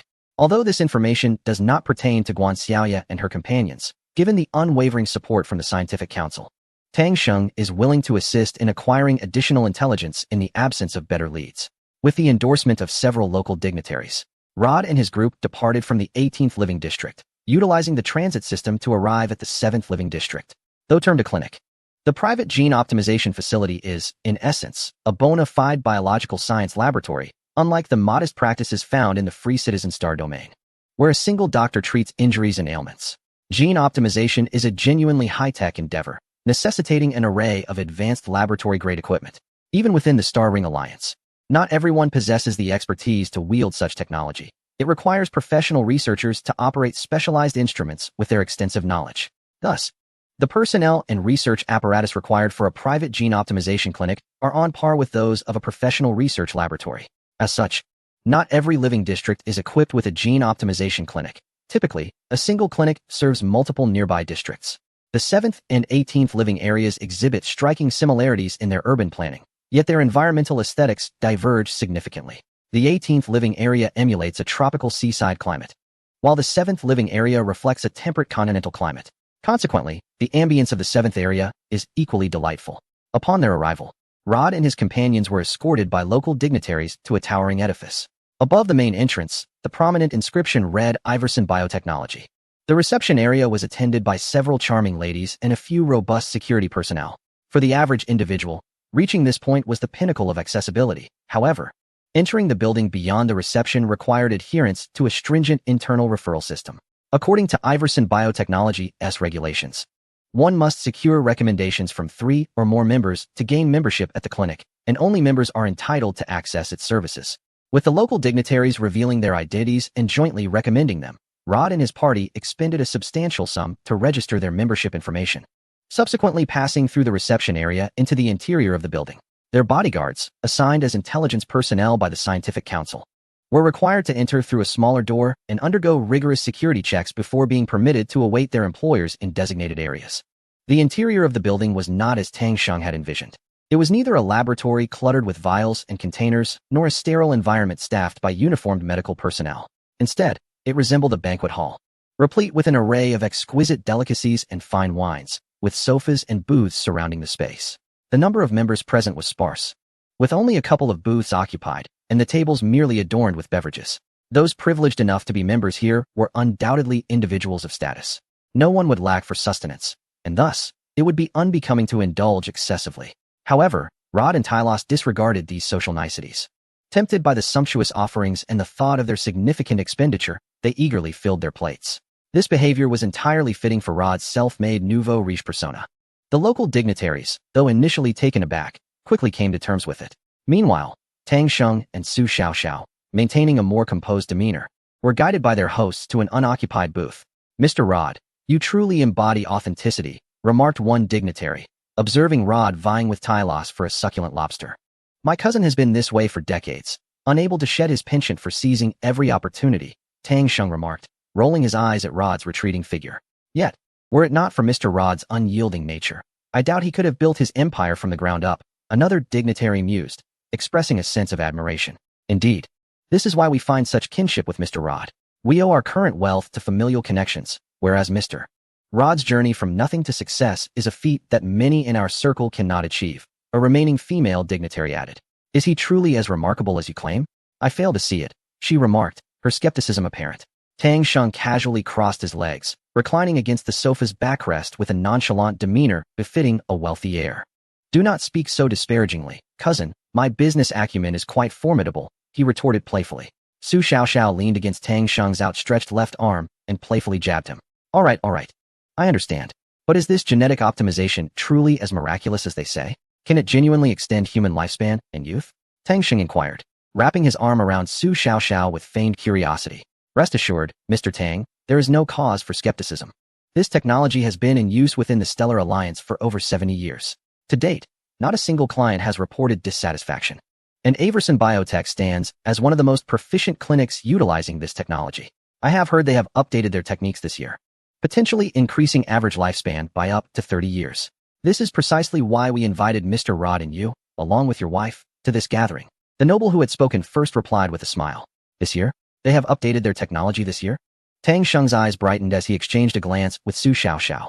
It was worth noting that Guan Xiaoya was the medical officer of the Wolf Fang Brigade, and she likely possessed some knowledge of biotechnology. The timing of their disappearance, coupled with this technology's lack of updates for decades, raised a question in Tang Sheng and Su Xiaoxiao's minds. Could this breakthrough be connected to Guan Xiaoya and her companions? Indeed, there must be some new technological advancement. After all, Averson Biotech earns substantial revenue from this technology each year. I have also heard that their background is linked to the 166th biological experiment zone. Perhaps years of substantial investment have led to this breakthrough, the individual continued. We are most sincere in our intentions and hope to collaborate in business once Mr. Rod immigrates to the Stellar Alliance. Observing the harmonious atmosphere, the woman cast a flirtatious glance at Tang Sheng, playfully covering her mouth with her fingertips while giggling. Unfortunately, Su Xiaoxiao noticed this gesture and, maintaining her composure, discreetly pinched Tang Sheng's waist. How unfortunate that this scoundrel had chosen to portray himself as a playboy, attracting attention wherever he went, even inciting such antics from the woman before her. Tang Sheng felt a sharp pain at his waist and struggled to maintain his composure, though the discomfort caused his facial muscles to twitch. The onlookers could not help but burst into laughter at the spectacle. Chapter 107. Chief Technology Officer Guan Xiaoya. It was not until Rod and Taylor's completed their meal and returned to their booth, and after a while, when the guests from the two booths were escorted into the elevator, that a staff member finally arrived to attend to them. Thank you for your patience. Due to the updates in our technology, the examination procedures have been expanded, resulting in a longer process, the staff member explained, clearly demonstrating professionalism. Recognizing the four newcomers, he elaborated further, for the sake of achieving optimal results, what is a little wait time in this place? The noble who had spoken second earlier responded with a smile. Mr. Rod, the newly appointed magnate of our 18th district, has recently arrived. I am confident that if your gene optimization meets his expectations, he will not hesitate to introduce more of his affluent acquaintances to Iverson Biotechnology. He continued, I have long been aware of the illustrious Mr. Rod from Cococamia. Upon your arrival in the 18th district, you have undoubtedly become a figure of considerable renown, which is truly commendable. I am certain you will find the Star Alliance family to your liking. Your and your family's immigration will undoubtedly enhance the commercial prospects of the Star Alliance. The staff member, clearly well informed about Mr. Rod's background, promptly shared much of the publicly available information about him. If everyone is ready, please follow me to the 17th floor for testing, he announced, to welcome our new clients. Iverson Biotechnology has arranged for our newly appointed Chief Technology Officer to conduct a thorough genetic analysis for you. Upon observing no objections from the crowd, he gestured towards the elevator and bowed in deference. The group then proceeded in the direction indicated, arriving at an elevator, which the staff member led them to, ultimately reaching the 17th floor. The first two floors of the Iverson Biotechnology building serve as waiting areas for clients. From the third floor to the penultimate level, each floor comprises a fully equipped examination and treatment suite, while the top floor houses their offices. Upon reaching the 17th floor, the decor began to reflect the style of laboratories and hospitals. Given that many dignitaries possess limited scientific literacy and tend to be rather suspicious, the design here is entirely transparent and open, allowing clients to observe the activities occurring within each glass partition. Additionally, Iverson Biotechnology provides each group of clients with a guide responsible for explaining the purpose of each room, detailing the steps involved in the examination process, and elucidating the specific aspects these tests address. The first step of the examination involves the collection of genetic samples, performed using a device resembling a handgun. By simply placing the nozzle against the arm and pressing the trigger, a sampling needle swiftly extends and gently punctures the skin. The entire process is efficient, quick, and devoid of any discomfort. Considering the presence of both dominant genetic fragments of the original solar system humans and newly developed optimized gene fragments from the Kunlun fleet within himself and Su Xiaoxiao, Tang Sheng was wary of any potential complications should these be discovered. Thus, he feigned a lack of trust in their technology and opted out of the genetic testing for both himself and Su Xiaoxiao, including fails in this decision. Meanwhile, Mr. Rod nonchalantly volunteered as a test subject. Upon completion of the sample collection, the genetic samples are immediately dispatched to the various glass rooms for analysis, with the process and progress displayed at the entrance of each glass chamber. Mr. Rod guided everyone past the entrances of these glass rooms, observing that although he lacked expertise in biotechnology, the information presented was not overly technical. Rather, it was articulated in a manner comprehensible to the layperson, providing a semblance of understanding. The staff explained that it was entirely normal, as it was the first encounter with such data. They believed that with a few more visits, one would swiftly comprehend the information presented. The design instilled a profound sense of comfort, devoid of the anxiety and dread associated with awaiting test results. In just over 40 minutes, Rod's comprehensive genetic analysis was completed, revealing, among other details, that he possessed 128th heritage from the indigenous peoples of South America. Subsequently, the staff guided Rod to the innermost office of the building. Due to privacy concerns, only Tang Sheng, Su Xiaoxiao, and Tai Lis, all confirmed by Rod's personal authorization, were allowed to enter the office with him, while the others, including the staff, remained outside, waiting. Upon their entrance, the previously transparent office transformed abruptly into an opaque, dark frosted glass effect. This was the largest office on the floor, meticulously organized. At a substantial multimedia work desk, a woman was engrossed in organizing various reports into a comprehensible summary for the layperson. Sensing someone had entered, she did not lift her gaze but instead spoke in a slightly nervous whisper. "Please, just a moment. You are Mr. Rod, correct? Your report indicates that you are in excellent health. I need a few more minutes to finalize it before I can present it to you." Hearing that familiar voice, Tang Sheng and Su Xiaoxiao exchanged glances and smiled with delight.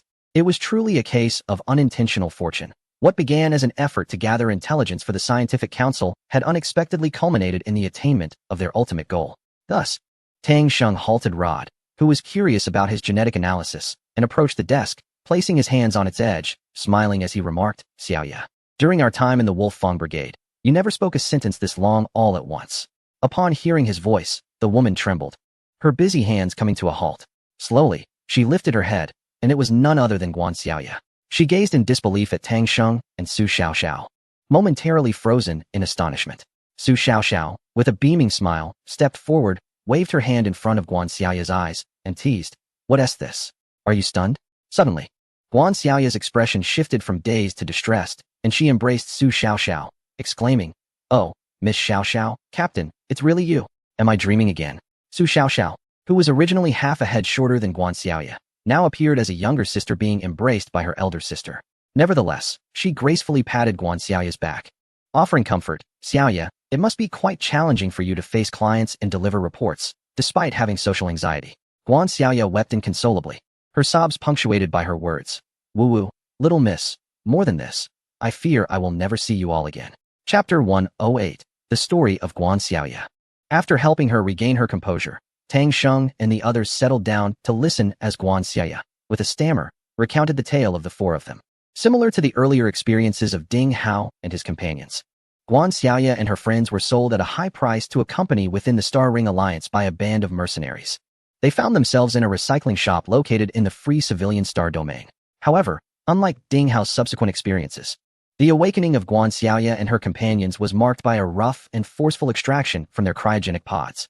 The private company that acquired these pods recognized that the ones from the Wolf Fang were distinct from ordinary cryogenic chambers and purchased them at a premium. Yet, their level of scrutiny was evidently inferior to that of the scientific council. Consequently, when it became clear that external research could not yield the desired technology, the company rudely dismantled all the cryogenic pods, hoping to uncover new advancements from within. This illustrates the dichotomy between corporate interests and research endeavors. A corporation primarily considers profit maximization, whereas research demands a more cautious and stable approach. Once the cryogenic pods were opened, the four women awakened, startling everyone present. Naturally, they were promptly apprehended as illegal immigrants. Unlike other factions, the private sector within the Star Ring Alliance wields considerable power. as private property. The owners enjoy nearly limitless autonomy within their domains. This company did not alert the authorities. Instead, they clandestinely detained the women, initially planning to conceal them and send them to a biotechnology firm under the group's umbrella for illicit live human experimentation. It is crucial to note that since the Star Ring Alliance has adopted a democratic framework, it has established numerous ostensibly virtuous legal provisions, particularly concerning individual rights. Within the Star Ring Alliance, the use of humans for live experimentation is strictly forbidden. Even the most benign human trials must undergo rigorous technical safety assessments, ethical evaluations, and health screenings before being authorized. Thus, on the surface, the Star Ring Alliance categorically prohibits unauthorized human biological experimentation. However, as shadows invariably accompany sunlight, the regulations of the Star Ring Alliance cannot encompass every inch of its territory. Coincidentally, the conglomerate owning this company operates a clinic dedicated to genetic optimization for the affluent. Serving these clients, while highly profitable, carries significant risks, as many possess immense power. Any misstep could jeopardize the operations of the entire conglomerate. Therefore, despite the stringent regulations imposed by the Star Ring Alliance, they still dare to smuggle individuals from other star domains to conduct various human experiments. After all, without identification, a person who does not exist cannot be said to have encountered any problems, can they? After several transfers, the 4 individuals were finally relocated to the capital asteroid of the Star Ring Council and subsequently sent to the Iverson Biotech, where Tang Sheng and his companions had recently arrived. Due to the significant loss of previously accumulated technology, the biological sciences of the Star Ring Alliance's humanity were not particularly advanced. In an effort to rapidly enhance their gene modification technologies, Iverson Biotech resorted to extensive experimentation on numerous human subjects. The experiments at the genetic level were far more terrifying than one could imagine. The accidental activation of certain gene expressions could lead to excruciating outcomes. There was a case involving a free citizen who, during an experiment, inadvertently caused the gene responsible for fat production to spiral out of control. Within a mere month, he transformed from a 140-pound, 6-foot, 3-man into a grotesque mass of flesh. His subcutaneous tissues began to produce fat uncontrollably, and the internal fat proliferated like a cancerous growth. Soon, he was enveloped entirely by his own adipose tissue, gaining over 10 kilograms per day while ensuring his nutritional intake. After a month, he had lost all semblance of humanity, completely encased in a mound of fat, ultimately suffocating amidst the ever-expanding layers of his own flesh. Another individual experienced severe muscle dissolution symptoms after being subjected to a new gene activation agent. Unlike typical muscle dissolution, he did not merely suffer from rhabdomyolysis. Rather, all types of muscle tissue disintegrated. His muscle fibers abruptly lost vast quantities of potassium ions, rendering them incapable of maintaining structural integrity. His entire muscular system degraded into scattered proteins. This individual wailed for 3 consecutive days before succumbing, reduced to a mere skeleton shrouded in skin and fat, immersed in a liquid of protein tissue. The 4 witnesses were horrified by these gruesome scenes, feeling a mixture of anger and fear in the unfamiliar environment. They deemed the biological experiments here to be so utterly insane that even the term inhuman fell short of describing the reality, while simultaneously worrying about inadvertently revealing the distinctions between the Kunlun fleet's humanity and that of their captors. Thus, they remained both enraged and silent.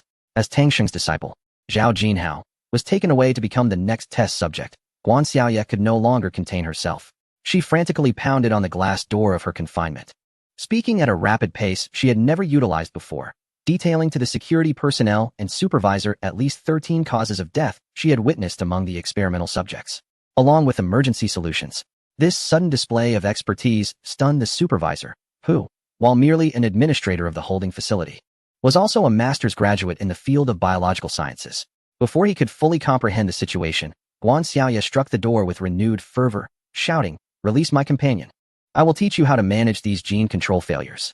Faced with this seemingly gentle, yet suddenly ferocious woman, akin to a protective mother bear, the supervisor snapped back to reality. He quickly exited to intercept Zhao Jinhao, promptly reporting the situation to his superiors. Soon, Guan Xiaoye and her companions were extracted from their prison cells and escorted to a room surrounded by surveillance yet devoid of any personnel.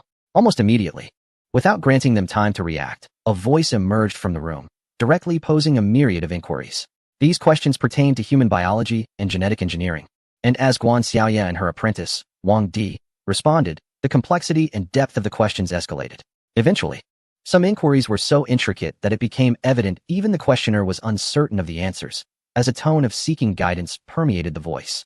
In Chapter 109, titled The Super Soft Rice King, Zhao Jinhao, Guan Xiaoya, and Wang Di, armed with knowledge that transcended centuries in the Star Ring galaxy, flawlessly demonstrated their worth, leading to a swift reception by the upper echelons of Iverson Biotechnology, in a bid to conceal their true identities. The four adeptly masqueraded as refugees who had clandestinely traversed from the Free Citizen Star Domain to the Star Ring Alliance, despite their ignorance regarding the very concepts of Free Citizens or the Free Citizen Star Domain. Nevertheless, under the preconceived notions of their interlocutors, their ruse proved successful. This time, Guan Xiaoya, accompanied by three younger protégés, did not remain in the shadows of the Wolf Fang Brigade as she had in the past. Instead, she stepped forward to take on the role of leader of their small quartet. To further embellish their facade, she boldly expressed her desire to join Iverson Biotechnology, contingent on a competitive salary. This sentiment resonated well with the executives, who were already inclined to retain Guan Xiaoya and Wang Di, the enigmatic figures in the realm of biotechnology. Subsequently, Su Xiaoxiao's apprentice, Wenqin, also proactively asserted her expertise in communications engineering, aspiring to secure a position within the Star Ring Alliance. Coincidentally, the conglomerate associated with Iverson Biotechnology housed relevant industries, leading to Wenqin passing an assessment and obtaining a lucrative position. Meanwhile, Zhao Jinhao found himself in an awkward predicament. He had been groomed as a comprehensive management talent akin to a spaceship captain within the Kunlun Mountain Fleet's second exploration team.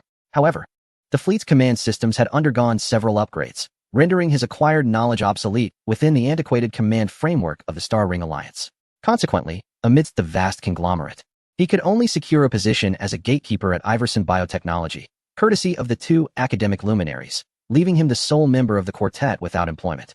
Fortunately, the three women, being high-end technical professionals, earned substantial salaries and were entitled to generous year-end bonuses. Relying on their incomes, the four could indeed lead a vibrant life within the Star Ring Alliance. Yet, Zhao Jinhao felt a profound sense of frustration, as the only man among them. He not only failed to shoulder the responsibilities of providing for the household, but also found himself dependent on the three women, rendering him a rather pathetic figure. Thus, the quartet, comprising Guan Xiaoya as the eldest sister, Wenqin as the second sister, Wang Di as the third sister, and Zhao Jinhao as the unambitious younger brother, remained in the seventh living district of the Star Ring Alliance. Due to her exemplary performance, Guan Xiaoya was directly integrated into the core research team of Iverson Biotechnology after only a few months of work.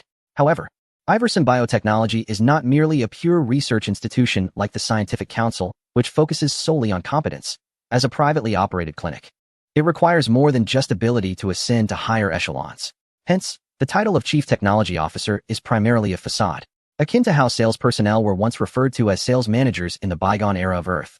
Once one enters the core research team, they can publicly claim the title of Chief Technology Officer, as affluent individuals often perceive themselves as unique and privileged, believing that only those bearing such titles can provide them with genetic optimization and enhancements.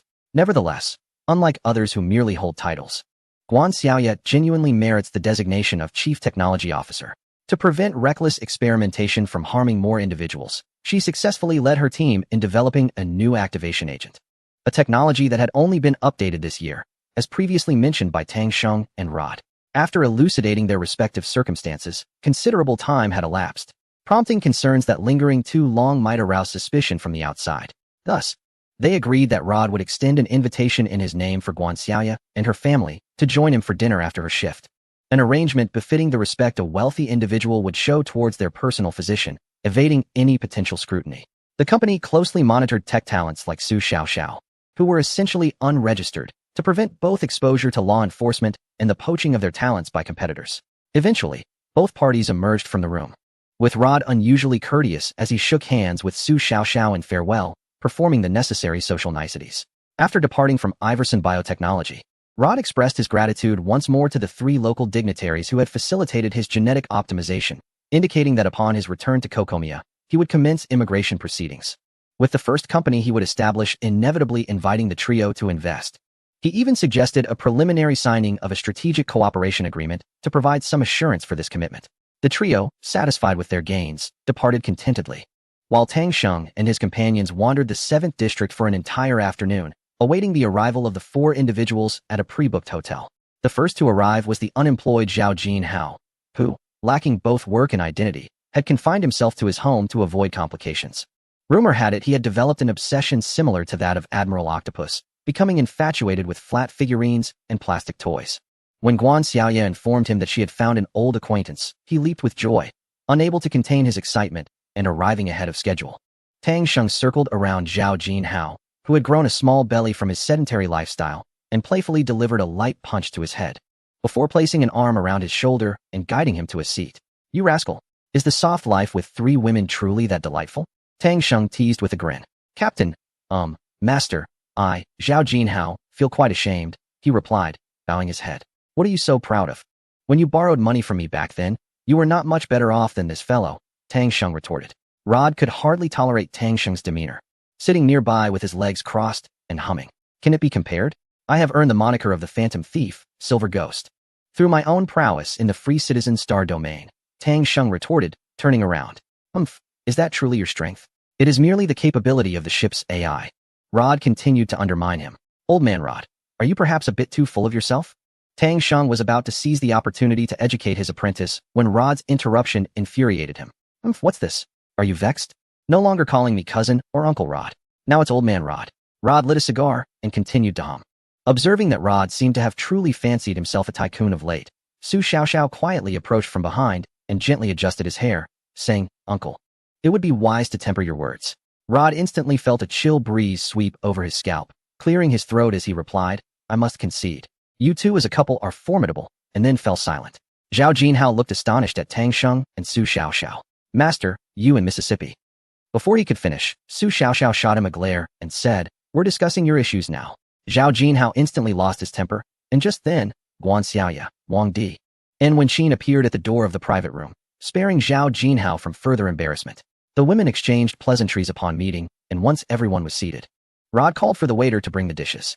Dinner stretched over nearly 3 hours, with no one drinking, as the Wolf Fong Brigade dared not compromise their clarity of mind in an unfamiliar environment. This led Rod to express some dissatisfaction, considering they had brought along over 20 bodyguards disguised as agents from the Scientific Council, a measure he deemed entirely unnecessary. During the meal, they deliberated on matters concerning their withdrawal from the Star Ring Alliance. Now that Tang Sheng had achieved his true objective, the priority was to leave promptly. Chapter 110. Withdrawal. Mr. Rod was preparing to depart. Although he had only spent a brief time of less than a month here, his remarkable financial clout had become widely recognized in the 18th Living District.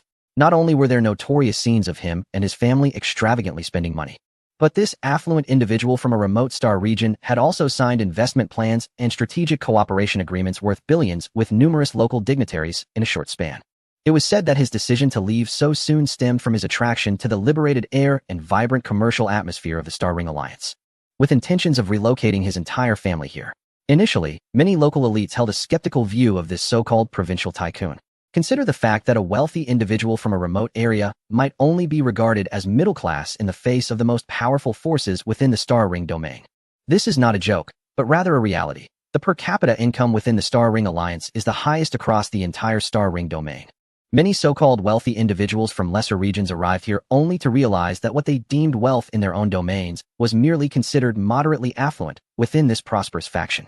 However, no one anticipated that Mr. Rod, hailing from Kakamiya, was indeed a bona fide magnate.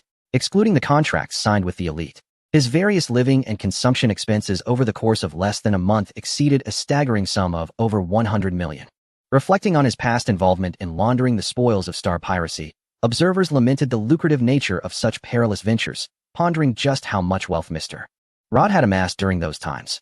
After all, even a top-tier commercial conglomerate within a stable small power might not rival the profitability of a large corporation within a residential area, yet the financial prowess exhibited by Mr. Rod far surpassed what such modest commercial entities could possess. Many of Mr. Rod's newly acquainted friends in the locality were invited to the hotel he had rented to bid him farewell. The farewell banquet was held on the eve of his departure, and what initially was intended as a simple farewell gathering morphed into a grand event radiating from the 18th district, encompassing over a dozen surrounding residential, commercial, and even research zones.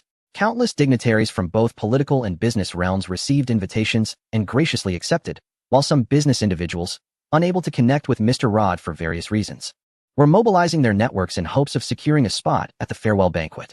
Attending such a soiree not only served as a testament to one's status, but also presented an excellent opportunity to mingle with other influential elites.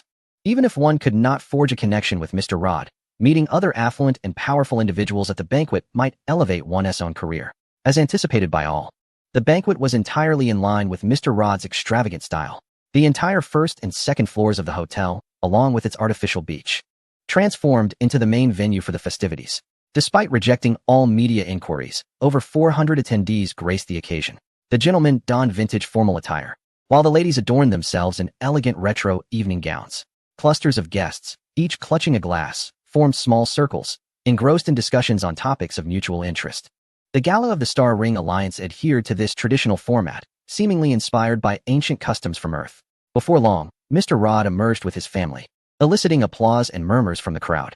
Walking at the forefront was a rather diminutive gentleman with a strikingly handsome beard. Was that Mr. Rod? A voluptuous lady, fixated on the leading figure, quietly inquired of her companion. Upon receiving confirmation, she subtly adjusted the already precarious straps of her dress and began to sway her hips, attempting to weave her way forward. Regrettably, those more familiar with or previously acquainted with Mr. Rod had already surged ahead, leaving her jostled amidst the throng. In the chaos, an unknown rogue even dared to pinch her rear, inciting her to stomp her foot and utter a curse in frustration. She was a young widow, not the archetypal youthful beauty of the lotus blooming after a spring rain, but rather a mature woman radiating the warmth of spring, basking in the glow of the morning sun. Since the untimely demise of her husband, she has devoted the profits from all her shares to an array of new fashion brands and extravagant soirees, an expenditure that has left her somewhat breathless. Upon learning of a wealthy bachelor from a remote small state who had arrived in the 18th living district, she immediately developed a keen interest in Rod. Confident in her allure as a mature woman, she envisioned that upon meeting this rustic tycoon, he would surely succumb to her charms. Unfortunately, fate did not favor her, as she struggled to find an opportunity until Rod's farewell banquet, where she painstakingly secured an invitation to gain entry. Regrettably, the throngs vying for Rod's attention were overwhelming, and she still failed to seize the moment. Many women like her, harboring aspirations of effortless success, found themselves similarly thwarted, with most lacking the chance to truly approach Rod.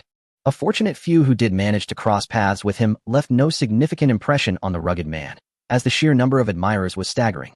Rod, unaccustomed to being the center of attention amidst hundreds, expended all his energy merely maintaining a facade of composure.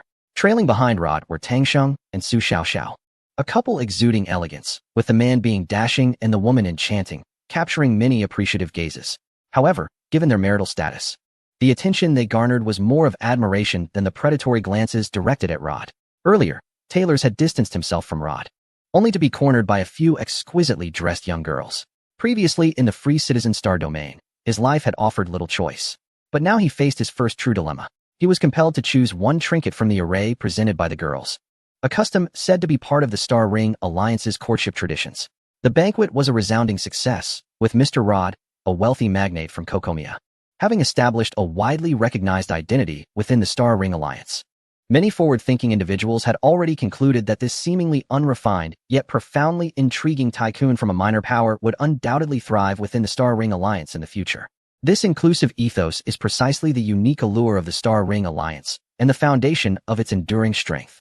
Chapter 111. The abducted bodyguard. The day following the grand farewell banquet in the 18th district, Mr. Rod, accompanied by his family, set off for the aviation port. Clearly, he had not forgotten the most significant matter he had attended to during his stay, the gene optimization service. On the day of his departure, he extended a special invitation to his attending physician, Miss Guan Xiaoya, to join his family for lunch. A perfectly reasonable gesture considering the vital nature of their relationship regarding his longevity. Typically, individuals like Guan Xiaoya, who possessed core technological expertise, were not permitted by Iverson Biotechnology to venture to the aviation port. This is to prevent such technical talents from being forcibly taken away by competing rivals. Although the Star Ring Alliance is a society governed by law, the essence of such a legal order lies in the existence of transgressions, does it not? However, considering the formidable influence recently exhibited by Mr. Rod, Iverson Biotechnology dispatched a seasoned bodyguard to escort the Guan family. Before their departure, they were sternly advised to keep a vigilant eye on the Guans, ensuring that no individuals from other gene optimization clinics seized the opportunity to approach them. The entire lunch was exceedingly harmonious. Mr. Rod expressed his admiration and yearning for the Star Ring Alliance, as well as his praises for the extraordinary technology of gene optimization. Guan Xiaoya listened with a shy smile, refraining from offering too many opinions. Yet, her inept brother seemed to idolize Mr. Rod's cousin, Tang Sheng. sitting beside him and whispering in awe, occasionally looking up with an expression of admiration and disbelief. Ultimately, accompanied by the bodyguard from Averson Biotechnology, the Guan family, as the last locals to interact with Mr. Rod, escorted him to a flamboyantly painted orange Class 3 destroyer. On the gangway of the spaceship, Mr. Rod graciously invited them aboard his private vessel for a tour. After several polite refusals, Guan Xiaoya, unable to decline the kindness of Mr. Rod, glanced at her brother who was eagerly encouraging her to board for a broader experience, and then helplessly at the bodyguard, who seemed to be more of a watcher than a protector. The bodyguard pressed his finger to his ear, seemingly catching some transmission, nodded slightly, and then addressed Guan Xiaoya. Let us go up and take a look. We shall not exceed 1 hour, so as not to delay Mr. Rod's schedule. Before Mr. Rod could speak, his cousin, Tang Sheng, approached with a hearty laugh, clapping the bodyguard on the shoulder. It won't be a delay. WVE secured the entire afternoon's launch window at the spaceport. Even behind his sunglasses, the bodyguard's expression slightly faltered in surprise. He had not anticipated that this client was so extravagantly wealthy. It was known that the spaceport handled up to 100,000 launches daily, meaning the cost of reserving an afternoon's launch window would exceed 100 million.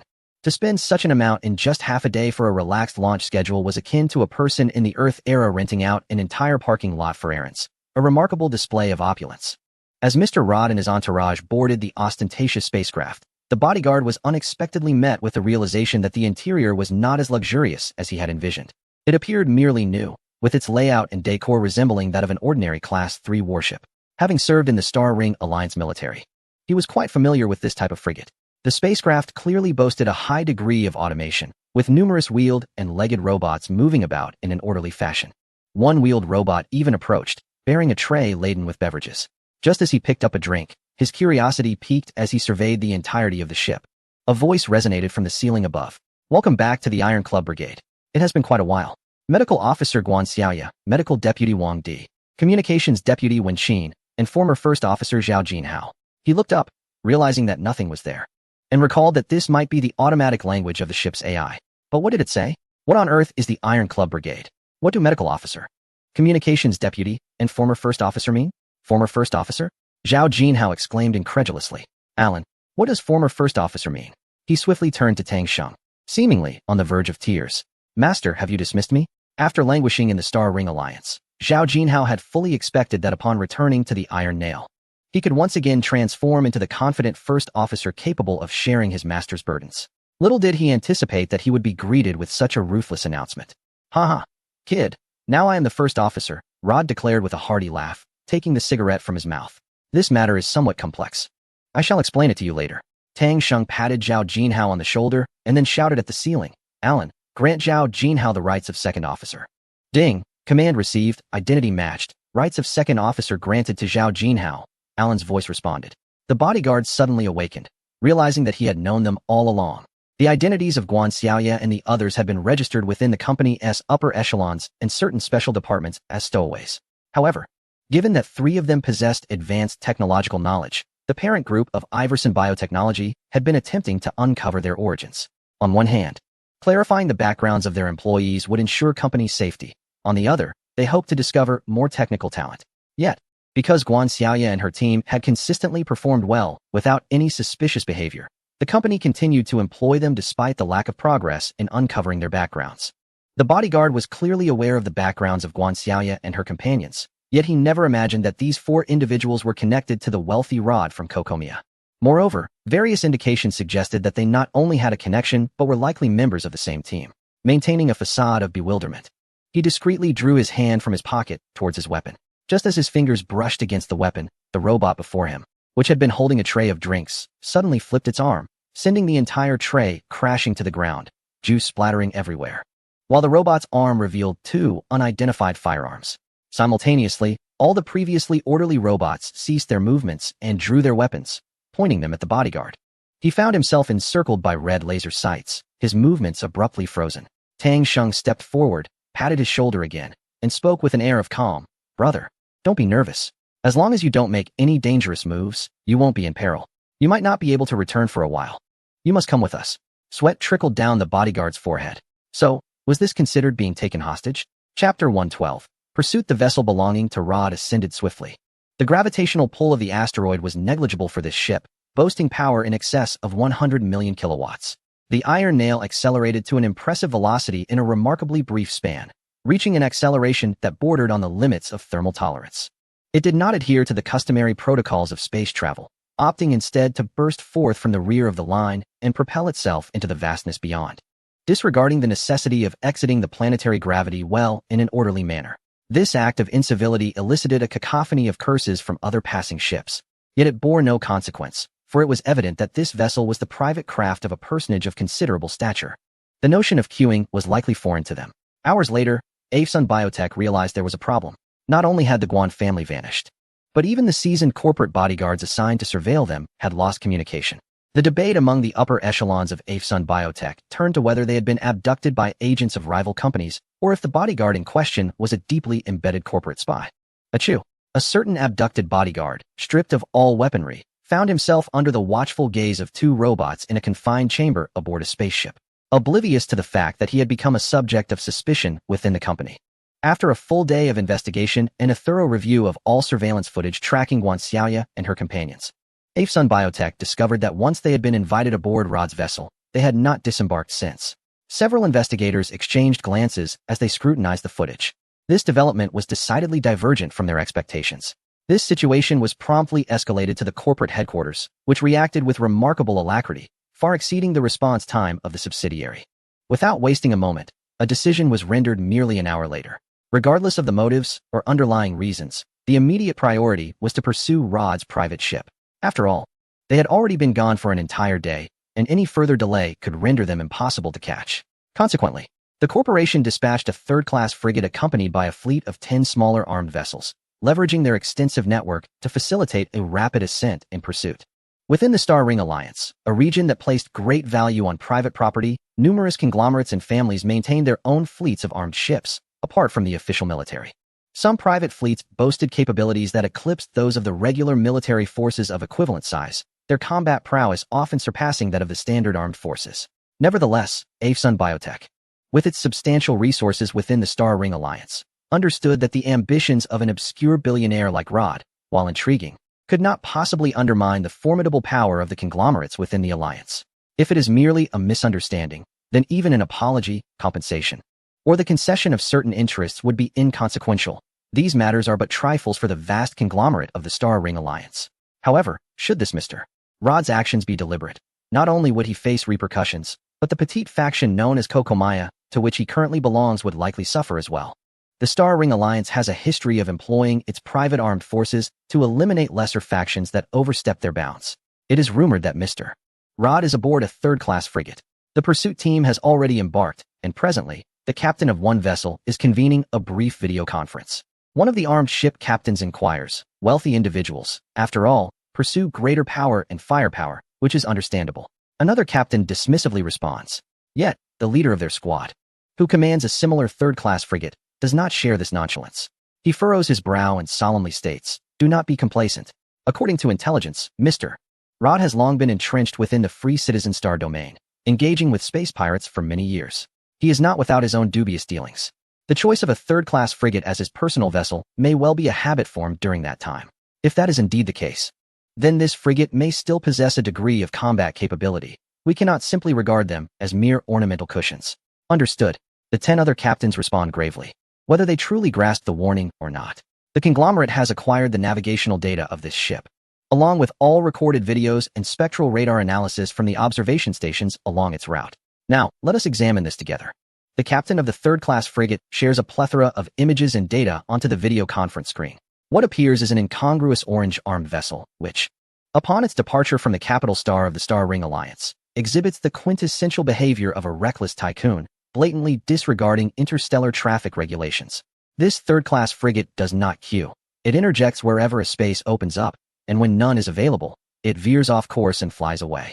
Having never adhered to speed limits, merely 3 hours into its journey, it has already violated over 100 aerospace regulatory rules. What is the Aerospace Police Department doing? Is there no one to investigate this vessel? One armed ship captain gulps, questioning. If an ordinary individual were to pilot a ship in such a manner, they would likely be apprehended within the confines of the capital star's traffic control, have their piloting privileges revoked, and face fines that could bankrupt them, along with serving several years in prison. News from the conglomerate. This ship has been incurring fines at an alarming rate, with penalties already exceeding 20 million. It is said they have prepaid a total of 100 million in emergency interstellar passage fees. Another captain replies, also swallowing hard. What on earth is an emergency interstellar passage fee? A novice captain inquires with curiosity. Oh, that is an account established for the wealthy to prepay fines incurred during interstellar travel. You are aware that many privileged signs within the Alliance are not significantly superior in their spacecraft compared to this vessel, someone remarked. Ah, these damned wealthy individuals. The new captain lamented. Cough, cough. Do take note. All communications during the conference are recorded for subsequent review by the group. A reminder was issued. The captain of this squadron predominantly comprises seasoned military talents, recruited from the Alliance's military department after their retirement.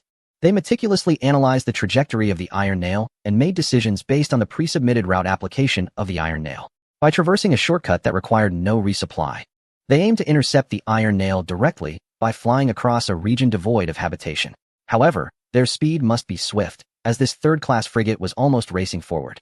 Had it not been for several planned resupply stops along the way, they might not have been able to catch up even with the shortcut. Chapter 113. The unidentified fleet in the uninhabited stellar region in pursuit of Rod, who allegedly absconded with core personnel of the group. This squadron of 11 vessels boldly ventured into the uninhabited stellar region. This area earned its designation due to the gravitational interplay of several large asteroids, creating a chaotic environment filled with debris and dust, all in unpredictable motion. The absence of sizable celestial bodies suitable for habitation, coupled with insufficient mining resources and a dense swarm of erratic meteors, accounts for the desolation of this stellar region. Typically, spacecraft would not choose to traverse such an area. For at high speeds, a collision with the erratically moving meteors could result in catastrophic destruction. Nonetheless, even in such perilous environments, the spirit of exploration persists among certain individuals, scientists studying celestial evolution, military forces considering diverse combat scenarios, and some reckless scions of privilege, who, having exhausted all other thrills, recklessly plunge into these regions in pursuit of excitement, often at the cost of their lives. This squadron's composition consists of 80% personnel from the Alliance military, while the remaining 20% hails from private military forces affiliated with the group, most of whom have undergone rigorous military training. In fact, among them, 5 possess experience in safely traversing uninhabited stellar regions. Otherwise, they would not have opted for such a hazardous pursuit of Rod. Upon entering the uninhabited stellar region, the surrounding environment underwent a stark transformation. The originally ringed star domain was already cluttered with asteroids and meteor clusters, aside from a few large asteroids, which were relatively clear due to their gravitational influence. Debris was ubiquitous. The uninhabited stellar region was even more daunting. The density of meteors here was exponentially higher, and the pervasive dust posed various dangers to the spacecraft. At high speeds, even the minutest particles could inflict considerable damage. Navigating through the uninhabited stellar region, the 11 spacecraft exhibited exceptional maneuverability, with the third-class frigate leading the charge. The tri-unit spacecraft, developed during this era of the solar system, has proven to be an exceptionally successful design over the course of several centuries. No faction within the star ring domain has fundamentally altered its hull design, which may be attributed, in part, to the technological regression experienced by humanity here. Its upper structure is heavily armored, capable of withstanding impacts from small meteoroids and interstellar dust in the vastness of space. Larger meteoroids, which pose a significant threat to the vessel, are preemptively neutralized by 10 small armed ships trailing behind it. This method has been refined by humanity in the star ring domain over a long period of time, allowing safe passage through uninhabited star regions.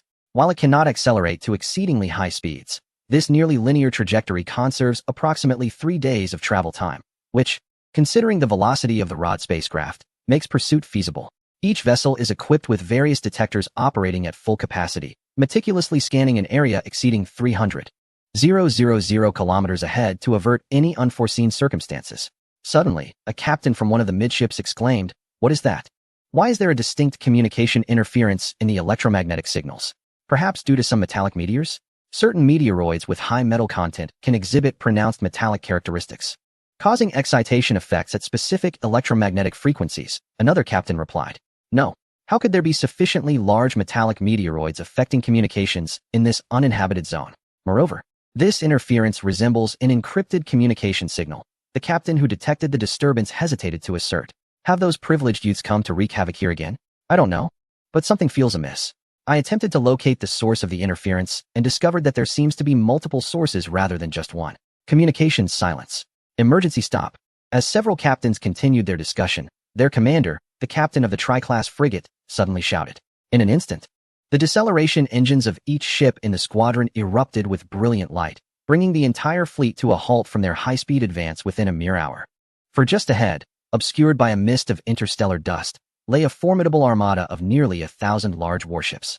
This fleet is predominantly composed of tri-class frigates, with a few dozen supply ships weighing around 300,000 tons interspersed among them. It is noteworthy that even the largest combat vessels produced by the current three major factions are merely tri-class frigates.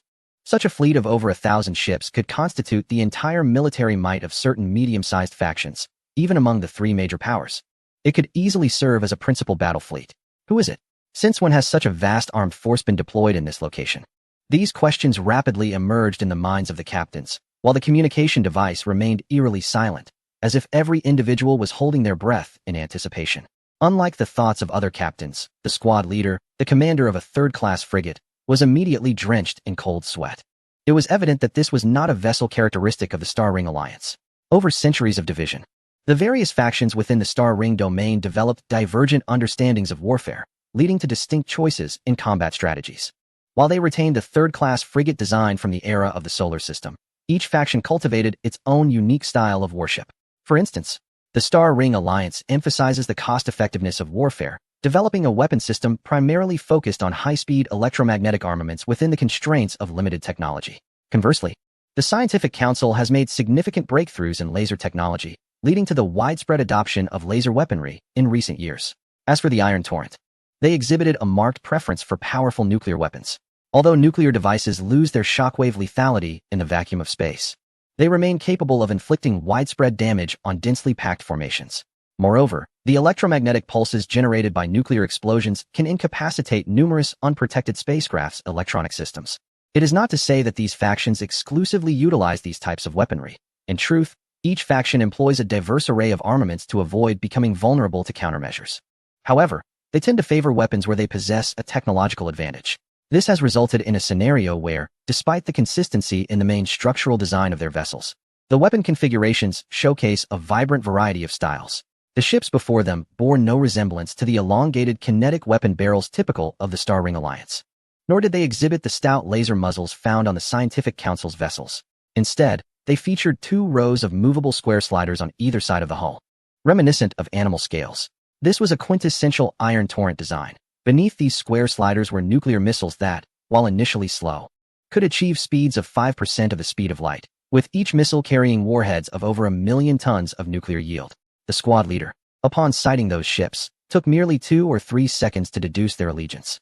Beads of sweat dotted his forehead as he realized that a fleet, rivaling that of a main battle group, had stealthily concealed itself within the vast uninhabited expanse between the Star Ring Alliance and the Free People's domain. What were they planning? Chapter 114. The war commences just 3 days after Tang Sheng and his companions departed from the capital of the Star Ring Alliance. The Iron Torrent declared war on the Alliance without any forewarning. Nearly 20 fully equipped main battle formations, totaling over 50,000 vessels that included a substantial number of third-class frigates, small armed ships, and large supply vessels, launched a simultaneous assault on the Star Ring Alliance from 5 different directions. Caught off guard, the long peaceful Star Ring Alliance was stunned, and in less than 7 days, the territory under its control had diminished by 1/5. Even on the very first day of the war, a fully equipped main fleet emerged from the uninhabited Star Domain, located less than 2 days' journey from the capital star. Had it not been for a private consortium's third-class escort vessel that, for reasons unknown, took a shortcut through the uninhabited Star Domain and risked its life to break through and deliver a warning, the capital of the Star Ring Alliance might have fallen to this unexpected force at the onset of the conflict. At the commencement of the war, Tang Sheng and his companions had just departed from the territory controlled by the Star Ring Alliance. To maintain the facade, they meticulously planned and reported a legitimate course to Kakamiya to the authorities of the Star Ring Alliance, intending to find an opportunity to return to the Scientific Council after a safe distance from the Alliance's jurisdiction. This war, evidently long in preparation, did not immediately assault the Scientific Council. However, recent reports indicated that they were systematically severing all external access points to the Star Ring Alliance, seemingly intent on cutting off all military and material aid from abroad. Moreover, other fleets were maneuvering around the vicinity of the Scientific Council, either harboring intentions to strike or seeking to thwart any threatening actions arising from the Council's alliance with the Star Ring Alliance. Currently, Only the star domain directly bordering both the Star Ring Alliance and the Scientific Council remained accessible, as it housed significant fleets from both factions, an area not easily compromised by a mere ambush. This precarious situation left Tang Sheng and his companions in a dilemma. Having already exited the Star Ring Alliance's domain, any attempt to return could likely lead them into the path of the Iron Torrent's fleets. The domain of the Scientific Council was not on their current trajectory, requiring at least 7 days to reach, by which time it was uncertain whether it would be swarming with the forces of the Iron Torrent. Thus, Tang Sheng decisively resolved to follow the previously reported course to Kakamiya, heading directly to this remote minor power within the Star Ring domain, as it was situated far from the storm of war and offered a semblance of safety. Meanwhile, the scientific expedition led by Ding Hao had promptly organized their return on the very day hostilities erupted between the Iron Torrent and the Star Ring Alliance. Utilizing the official route, they could navigate through the star domain that had yet to be severed by the Iron Torrent. By the time the vessel Iron Nail was deliberating its next move, the scientific team had already safely retreated back to the confines of the Scientific Council. As Iron Nail adjusted its course, news of the war continued to pour in. After an initial state of unpreparedness, the Star Ring Alliance indeed demonstrated its formidable foundation. With the support of private military forces from various powerful consortiums, the Alliance's military quickly regained its footing and initiated a counteroffensive, leading to a stalemate in the ongoing battles. In several theaters far removed from the Iron Torrent's control, the Star Ring Alliance, capitalizing on its home field advantage, launched a fierce counterattack, reclaiming numerous territories that had originally belonged to them. Outside the battlefield, the diplomatic offensives between both sides commenced with vigorous exchanges. The Star Ring Alliance vehemently condemned the Iron Torrent's shameless acts of surprise attack across the entire Star Ring domain. The Iron Torrent publicly proclaimed that the war was a retaliation against the Star Ring Alliance for its attempts to incite armed rebellion among several newly integrated minor factions. It presented a multitude of evidence purportedly demonstrating the Alliance's encouragement and support for these uprisings. In an instant, diplomats from both sides engaged in a heated exchange of accusations, a spectacle that dominated the media of every faction. As the war reached a stalemate, the true intent of the Iron Torrent was unveiled. After launching a preemptive strike that left the Star Ring Alliance scrambling, it unleashed dozens of its main fleets, which had been concealed for decades, sweeping through the surrounding factions and assimilating them into its own domain.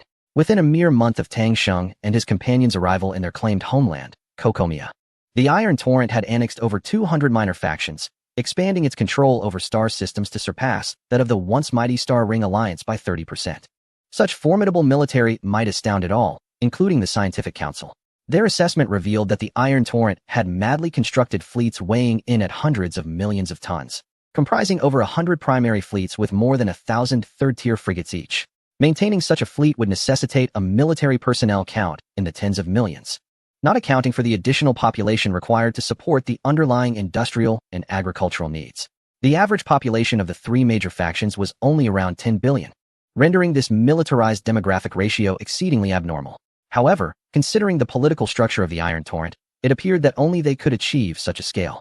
This reckless maneuver incited unanimous opposition from all factions within the Star Ring domain. Yet, it was too late to voice dissent. The die had been cast. The Iron Torrent, having absorbed a vast number of star systems, refrained from immediately addressing external criticisms.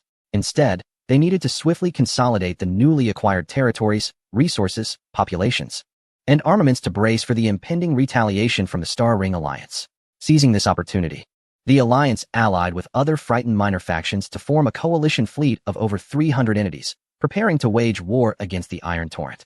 Just as the Alliance was about to declare a state of total warfare, their supreme leader was unexpectedly impeached by the opposition for negligence, leading to substantial territorial losses, indifference to the suffering of the populace during wartime, and sluggish responses to emergencies. In a surprising turn of events, the impeachment succeeded, aided by extensive media coverage of the leader's negative press. Such a scenario would seem absurd to other non-democratic factions, who would unseat their highest leader at the onset of war. Yet, this extraordinary event transpired within the Star Ring Alliance, which promptly organized a new leader election to be held in just 7 days. Ultimately, an elderly gentleman in his 70s, evidently a nationalist, ascended the campaign podium, proclaiming with fervor that no one understands war better than he does.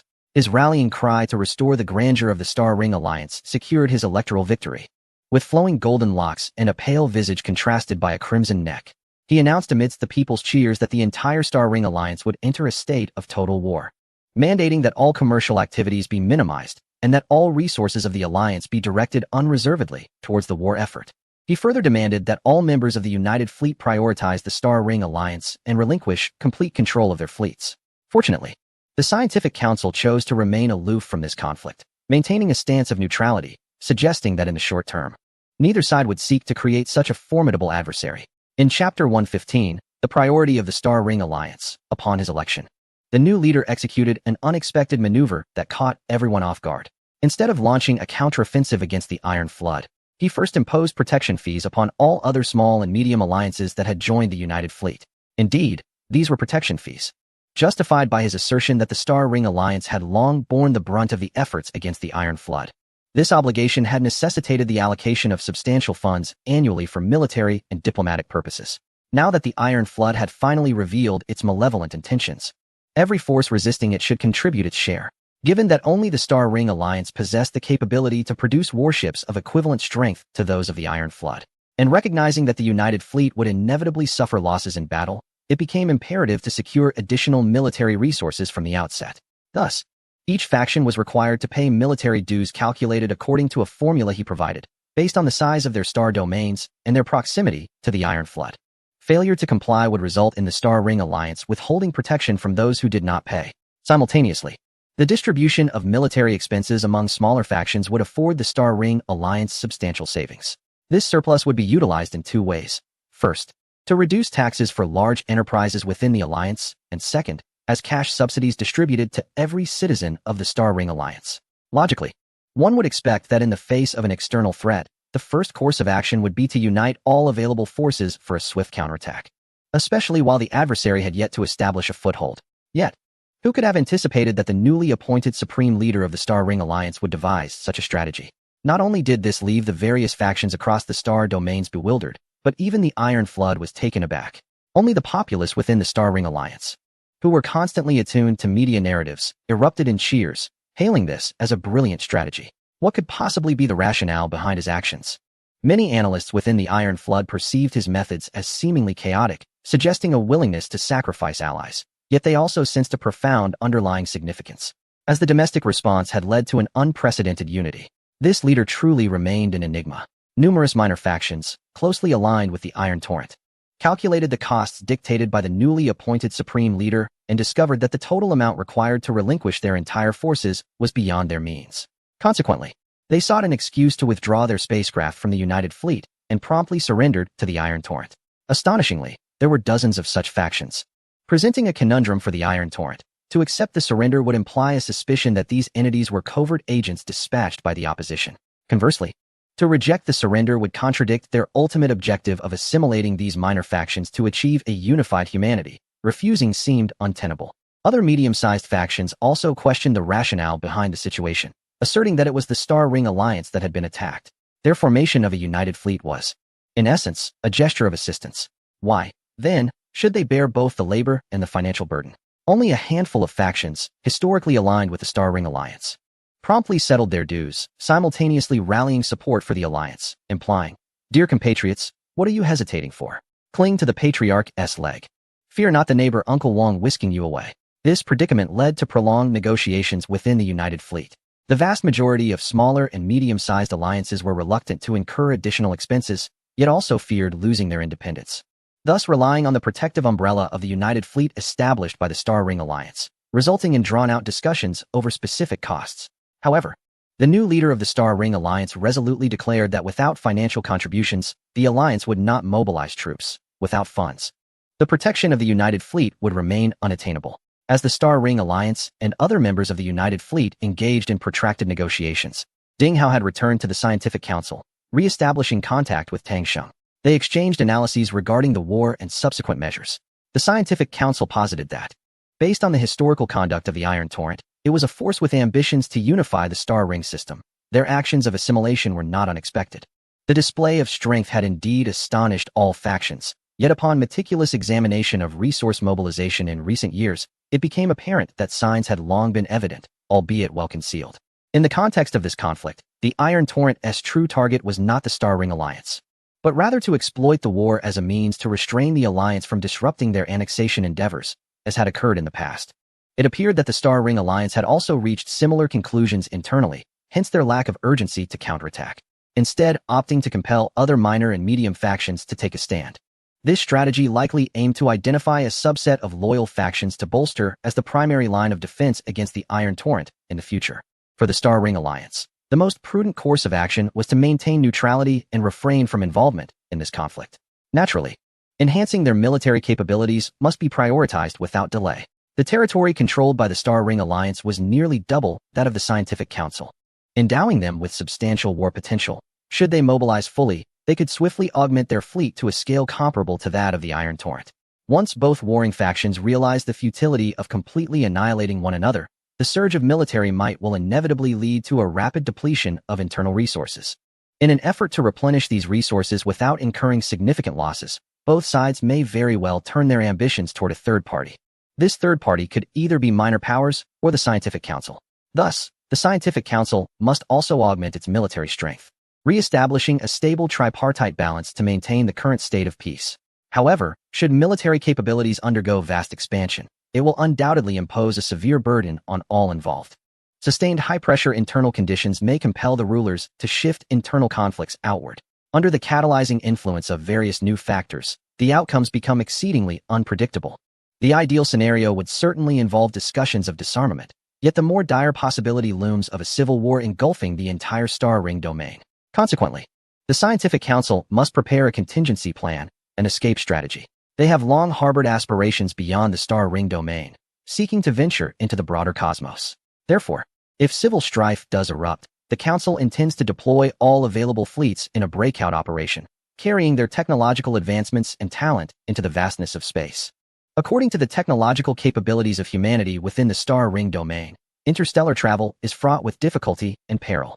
Nevertheless, the impending conflict forces the Scientific Council to consider this course of action, as they have become aware of another human civilization within this vast galaxy, one that possesses technologies far more advanced than those of the original solar system era. Chapter 116. The choice of the Kunlun Mountain Fleet. Upon learning of the exploits of the Kunlun Mountain Fleet, the Scientific Council resolved to depart from this chaotic star domain, aspiring to become a wandering civilization akin to that fleet. They conveyed this plan to Tang Sheng, not only as a declaration but also as a means of gauging the Kunlun Mountain Fleet's response. Having endured centuries of civil strife, the Scientific Council understands all too well the boundless nature of human desire and ambition, as evidenced by the steel tide of the three major powers and the Star Ring Alliance. As a branch of civilization sharing the same roots, they have yet to establish direct contact, leaving the question of trust regarding this analogous civilization branch open to debate. The previous demonstrations of scientific acumen by Ding Hao and his companions undoubtedly reflect the Kunlun Mountain Fleet's technological prowess. However, the prospect of this branch ultimately becoming subjugated slaves to their conquerors is an outcome the Scientific Council fervently wishes to avoid. As a powerful entity that has existed for centuries, the Scientific Council is equally confident in its own system, unwilling to become a vassal of another power. Indeed, due to their limited perception, they have yet to regard the Kunlun Fleet as an independent civilization, still perceiving them merely as a faction within human civilization. Were the Kunlun Mountain Fleet to become aware of this, they might very well respond with a wry smile. Since establishing its core civilizational values, the Kunlun Fleet has defined itself as an independent civilization. By affirming these fundamental principles, the fleet has unified its ideology, with every adult reinforcing this value system through internal propaganda, while every newborn is educated in these ideals. Should the members of the Kunlun Fleet be reintegrated into other branches of human civilization, their divergent moral perspectives, worldviews, and values would pose significant challenges to their assimilation. This is akin to individuals like Ding Hao, who attained high status within the Scientific Council, or Guan Xiaoya, who secured a lucrative position within the Star Ring Alliance. Regardless of the recognition their individual merits might receive in other human civilizations, the inhabitants of Kunlun Mountain would find it challenging to align themselves with these civilizations. This is because pioneers such as the New Na civilization have already illuminated the path for the Kunlun Fleet. Every member of the Kunlun Fleet can confidently assert that the path they have chosen is one that leads civilization to its zenith. Tang Sheng naturally relayed the news from the Star Ring domain to the Kunlun Fleet. However, due to the vast distance, communication delays exceeded 6 months, and thus no response was received regarding this information. Meanwhile, the dynamics within the Star Ring domain continue to evolve. As analyzed by the Scientific Council, The Star Ring Alliance has not launched an immediate counterattack, but is instead accumulating strength while compelling the remaining undecided medium and small factions to choose sides. Concurrently, the Iron Tide is accelerating its absorption of the Star Domain forces, and according to reliable sources, the Iron Tide will fully integrate these newly acquired Star Domains within a month, at which point they will be entirely assimilated into the original structure of the Iron Tide. By then, even seasoned entities like the Star Ring Alliance will find it exceedingly difficult to incite dissent among those who still possess the will to resist. The Kunlun fleet hastens towards the Star Ring domain, having recently re-established stable communication with the Iron Nail, and they have been greeted with a series of encouraging updates. First and foremost is the confirmation of the survival of all personnel in the Wolf-Tooth Brigade. A piece of news that has once again ignited fervor throughout the entire Kunlun fleet. The Wolf-Tooth Brigade, already a legendary exploratory team, has achieved the miraculous feat of ensuring the safe escape of all its members following a nuclear assault. Their remarkable resilience has led some to affectionately refer to them as the Little Strong Brigade. Additionally, reports have surfaced regarding renewed civil strife within the Star Ring domain, along with the Scientific Council's decision to prepare for evacuation. This information has prompted military strategists and scientists within the Kunlun fleet to reassess the characteristics of this branch of human civilization, with the exhibited war data and select battle imagery serving as crucial indicators of their technological prowess. The Scientific Council has long been recognized within the Kunlun fleet, not only for being the sole large entity aware of its own branch of human civilization, but also due to its unique political and social structure. In the analysis conducted by the Kunlun fleet, this political and social system has been rated exceptionally high. Humanity itself relies on scientific and technological advancements to sustain the continuous low-entropy collective of civilization. The Scientific Council has thus directed the entirety of societal resources toward this endeavor. In this context, barring any significant unforeseen events, their technological prowess is poised to rapidly revert to the levels of the original solar system era. The absence of recovery over the past few centuries can be largely attributed to the physical threats posed by other formidable powers, which have diverted their focus and depleted their internal resources, should fortune favor them. This Scientific Council could very well evolve into a second wandering civilization akin to the Kunlun fleet, fostering long-term stability and development. Within the Kunlun fleet, two divergent sentiments have emerged. One faction advocates for the assimilation of humanity from this burgeoning power into the Kunlun fleet, positing that it would not only replenish their population and enrich their genetic reservoir, but also absorb the unique core of its civilization to enhance their own. However, this notion was swiftly met with criticism from other voices. Many have unequivocally asserted that such a perspective fundamentally contravenes the core values of the interventionist civilizational ethos established by the Kunlun fleet, epitomizing a typical approach of civilizational absorption. According to the AI knock of the New Nas civilization, if a primitive civilization has not engaged with any civilizational factions, the New Nas civilization refrains from interference, viewing it as an opportunity to observe the development of diverse primitive civilizations.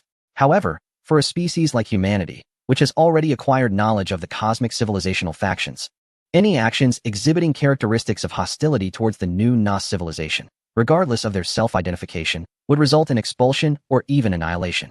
While the Kunlun fleet possesses advanced insights into the cosmic civilizational factions and their core values, enabling them to define their path in the early stages of civilization, it has inadvertently shackled itself with a set of regulatory constraints. As a civilization that has recognized its independence, the Kunlun fleet leans towards fostering deep engagement with the Scientific Council, aiming to learn from and study their political and social frameworks. They might even consider providing technological assistance to elevate the Scientific Council to the standards of a Type 1 civilization. However, outright annexation into the Kunlun fleet is absolutely off the table. Such an act would not only invite retribution from the New Nas civilization, but could also introduce destabilizing factors. It is essential to recognize that, should the Scientific Council affirm its core civilizational values, it will stand as an independent entity. With its own mature governance and developmental trajectory, it shares a fundamental kinship with humanity, rendering any forced assimilation potentially detrimental to the Kunlun fleet itself. Such an integration could gradually influence the fleet, leading to ideological discord and eventual fragmentation. Presently, despite the Kunlun fleet's commendable technological standing among Type 1 civilizations, its civilizational depth remains insufficient. With a population of merely over 20 million, should a schism arise, the consequences could be dire, potentially jeopardizing the survival of both factions in the cosmic expanse. Thus, in the end, the Kunlun Mountain Fleet steadfastly upheld its core civilizational values and resolved to adopt an interventionist communication policy towards towards humanity across the entire Star Ring star domain. Chapter 117. War unraveled initially. The situation within the Star Ring star domain. Under the auspices of a series of audacious maneuvers by the new leader of the Star Ring Alliance, miraculously gained a respite. The imminent threat of full-scale military conflict between two superpowers was alleviated in a comical manner, leaving all factions, positioned on either side of the divide, utterly astonished, while other neutral entities, merely spectators, were equally taken aback. Subsequently, the joint fleet formed by the Star Ring Alliance became mired in protracted negotiations, and after extorting every ally, the war potential of the Star Ring Alliance began to surge forth. Warships were produced one after another and deployed to the front lines. The industrial capacity of the entire Star Ring Alliance was wholly activated, with various planetary defense systems manufactured and dispatched to crucial political and industrial planets. The military strength of the entire joint fleet expanded at an astonishing rate, akin to a balloon inflating, in stark contrast to the efficient operation of the industrial system. The citizens of the Star Ring Alliance remained in a peculiar state of jubilation, for the promised cash war subsidies had arrived. Each citizen received a war subsidy of 2,000 credits, equating to an unexpected additional month's salary, causing widespread elation and transforming shopping and consumption into the prevailing societal trend. Thus, in the early stages of the war, the Star Ring Alliance bizarrely achieved an economic growth rate of up to 36%, bolstered by tax cuts for enterprises and substantial military industry contracts, resulting in a record-breaking stock market. The diplomatic negotiation successes and the latest economic achievements filled the new leader with immense pride, causing his approval ratings to soar to an astonishing 74%. Strolling through the capital's residential district, one frequently encountered fervent supporters of the new leader vociferously proclaiming their endorsement through the streets, declaring that no one understood the economy better than the leader who restored the Star Ring Alliance's economic supremacy. While the Star Ring Alliance was engaged in a frenzied military expansion, the Iron Torrent was not idle. As one sector after another was entirely assimilated, the majority of troops previously employed to suppress the newly acquired territories became available and began advancing towards the front lines. In response to the military buildups of the other two major powers and the increasingly complex circumstances, the Scientific Council was compelled to embark on its own expansion. Thus, the military forces of the three factions grew rapidly, yet a fragile equilibrium was maintained. However, the Star Ring Alliance soon began to take action. As citizens exhausted their subsidies, the haunting fears of being dominated by the Iron Torrent resurfaced from months past. Consequently, public sentiment shifted towards the previous brazen assaults perpetrated by the Iron Torrent. The rapidly developing economy and the unaffected daily lives of the populace rekindled the citizens' confidence in their status as the premier power, leading them to clamor for revenge against the Iron Torrent.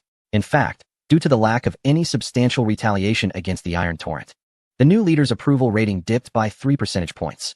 Amidst the fervent public sentiment, the new leader was compelled to initiate a plan of retribution, and the United Fleet began to encircle the realm of the Steel Torrent from multiple directions. However, at this moment, the new leader of the Star Ring Alliance executed a maneuver that left everyone breathless. Considering the disparity between the newly added warships over the past months and the anticipated total military strength of the Steel Torrent, the Star Ring Alliance sought an alliance with the Scientific Council to augment its power. After all, just a few months prior, the two parties had engaged in a cordial scientific exchange meeting, making this request seem somewhat opportunistic. Yet, the Scientific Council reaffirmed its stance of neutrality. Logically, as a third-party power, the Council should have been courted by both warring factions. The Council itself believed this, having concluded from initial strategic assessments that neutrality would allow it to minimize control over the situation while maximizing its strategic options. However, the new leader of the Star Ring Alliance, upon learning of the Council's refusal to ally, immediately took to the media to declare that the Scientific Council was nothing more than an ally of the Steel Torrent. They had long been covertly colluding with the Steel Torrent, and the scientists sent for the exchange were, in fact, spies gathering intelligence on the enemy. Furthermore, among the scientists from the Star Ring Alliance who participated in the meeting, there must surely be a multitude of spies. This barrage of accusations left the upper echelons of the Star Ring Alliance bewildered. They had intended to be mere spectators, yet found themselves thrust into the limelight as principal actors. Following the Scientific Council's stern reiteration of its position, the new leader boldly asserted that the Council's reluctance to ally must conceal deeper motives. Perhaps they sought to conspire with the Steel Torrent against the Star Ring Alliance during the conflict? Not only did he level accusations, but this new leader also proclaimed that if the Scientific Council could not decide on an alliance with the Star Ring Alliance within 3 months, it would be regarded as an enemy, facing the wrath of the United Fleet. Whether the United Fleet was indeed enraged remained uncertain, but the Scientific Council was certainly incensed. The saying "trouble comes from unexpected quarters" aptly described the situation of the Scientific Council. This new leader of the Star Ring Alliance adeptly leveraged media resources, constantly delivering news speeches or en route to do so, seemingly neglecting the affairs of governance. Yet, the long-standing atmosphere of political complacency made the populace of the Star Ring Alliance quite receptive to his rhetoric. Managing state affairs was deemed trivial compared to the art of oratory. Just when everyone presumed this new leader was merely a master of bluster, he revealed himself to be a pragmatist. Within a mere month, the Star Ring Alliance launched a counteroffensive against the Steel Torrent, simultaneously dispatching substantial military forces to the border with the Scientific Council. Initially, the fleet that the Steel Torrent had deployed for suppression had not yet reinforced its frontline troops, resulting in a swift retreat from the territories of the Star Ring Alliance they had previously occupied. As everyone anticipated that the united fleet of the Star Ring Alliance would launch a decisive assault against the Iron Torrent, they unexpectedly withdrew their forces and turned their attention to waging war against the Scientific Council. This shift was incited by the voters, who had initially vowed to confront the Scientific Council and could not afford to go back on their word. Soon after, the Iron Torrent regrouped and bolstered its military might to engage in battle with the Star Ring Alliance. Simultaneously, to preempt the Scientific Council from reaping the benefits, they seized the opportunity to attack the Council as well. This war, with the involvement of the three major powers, spiraled out of control, plunging the entire Star Ring sector into chaos. Even the remote region of Kokomia, where Tang Sheng resided, sensed the looming threat. Chapter 118. World War. Kevin and Jeffrey were childhood friends who grew up together in the Star Ring Alliance. They both underwent the most traditional education in the Alliance. Nurtured by the ideals of democracy and freedom, they attended the same elementary and secondary schools, their bond as close as that of twins, until they parted ways for university. Kevin opted for a business school, aspiring to intern at a company upon graduation and eventually venture into entrepreneurship once he grasped the intricacies of the industry. Jeffrey, on the other hand, chose an engineering school, driven by a lifelong desire to become an accomplished engineer like his father and to work in a top-tier company engaged in cutting-edge technological research. Had history unfolded normally, their diligent studies would likely have enabled them to realize their dreams, as many had done in the past, a path often referred to as the Alliance Dream. However, a war engulfing the entire Star Ring sector altered everything. With the outbreak of conflict, those dispatched to the front lines included not only warships, but also a substantial number of soldiers. The military forces retained during peacetime were swiftly depleted by the insatiable demands of war.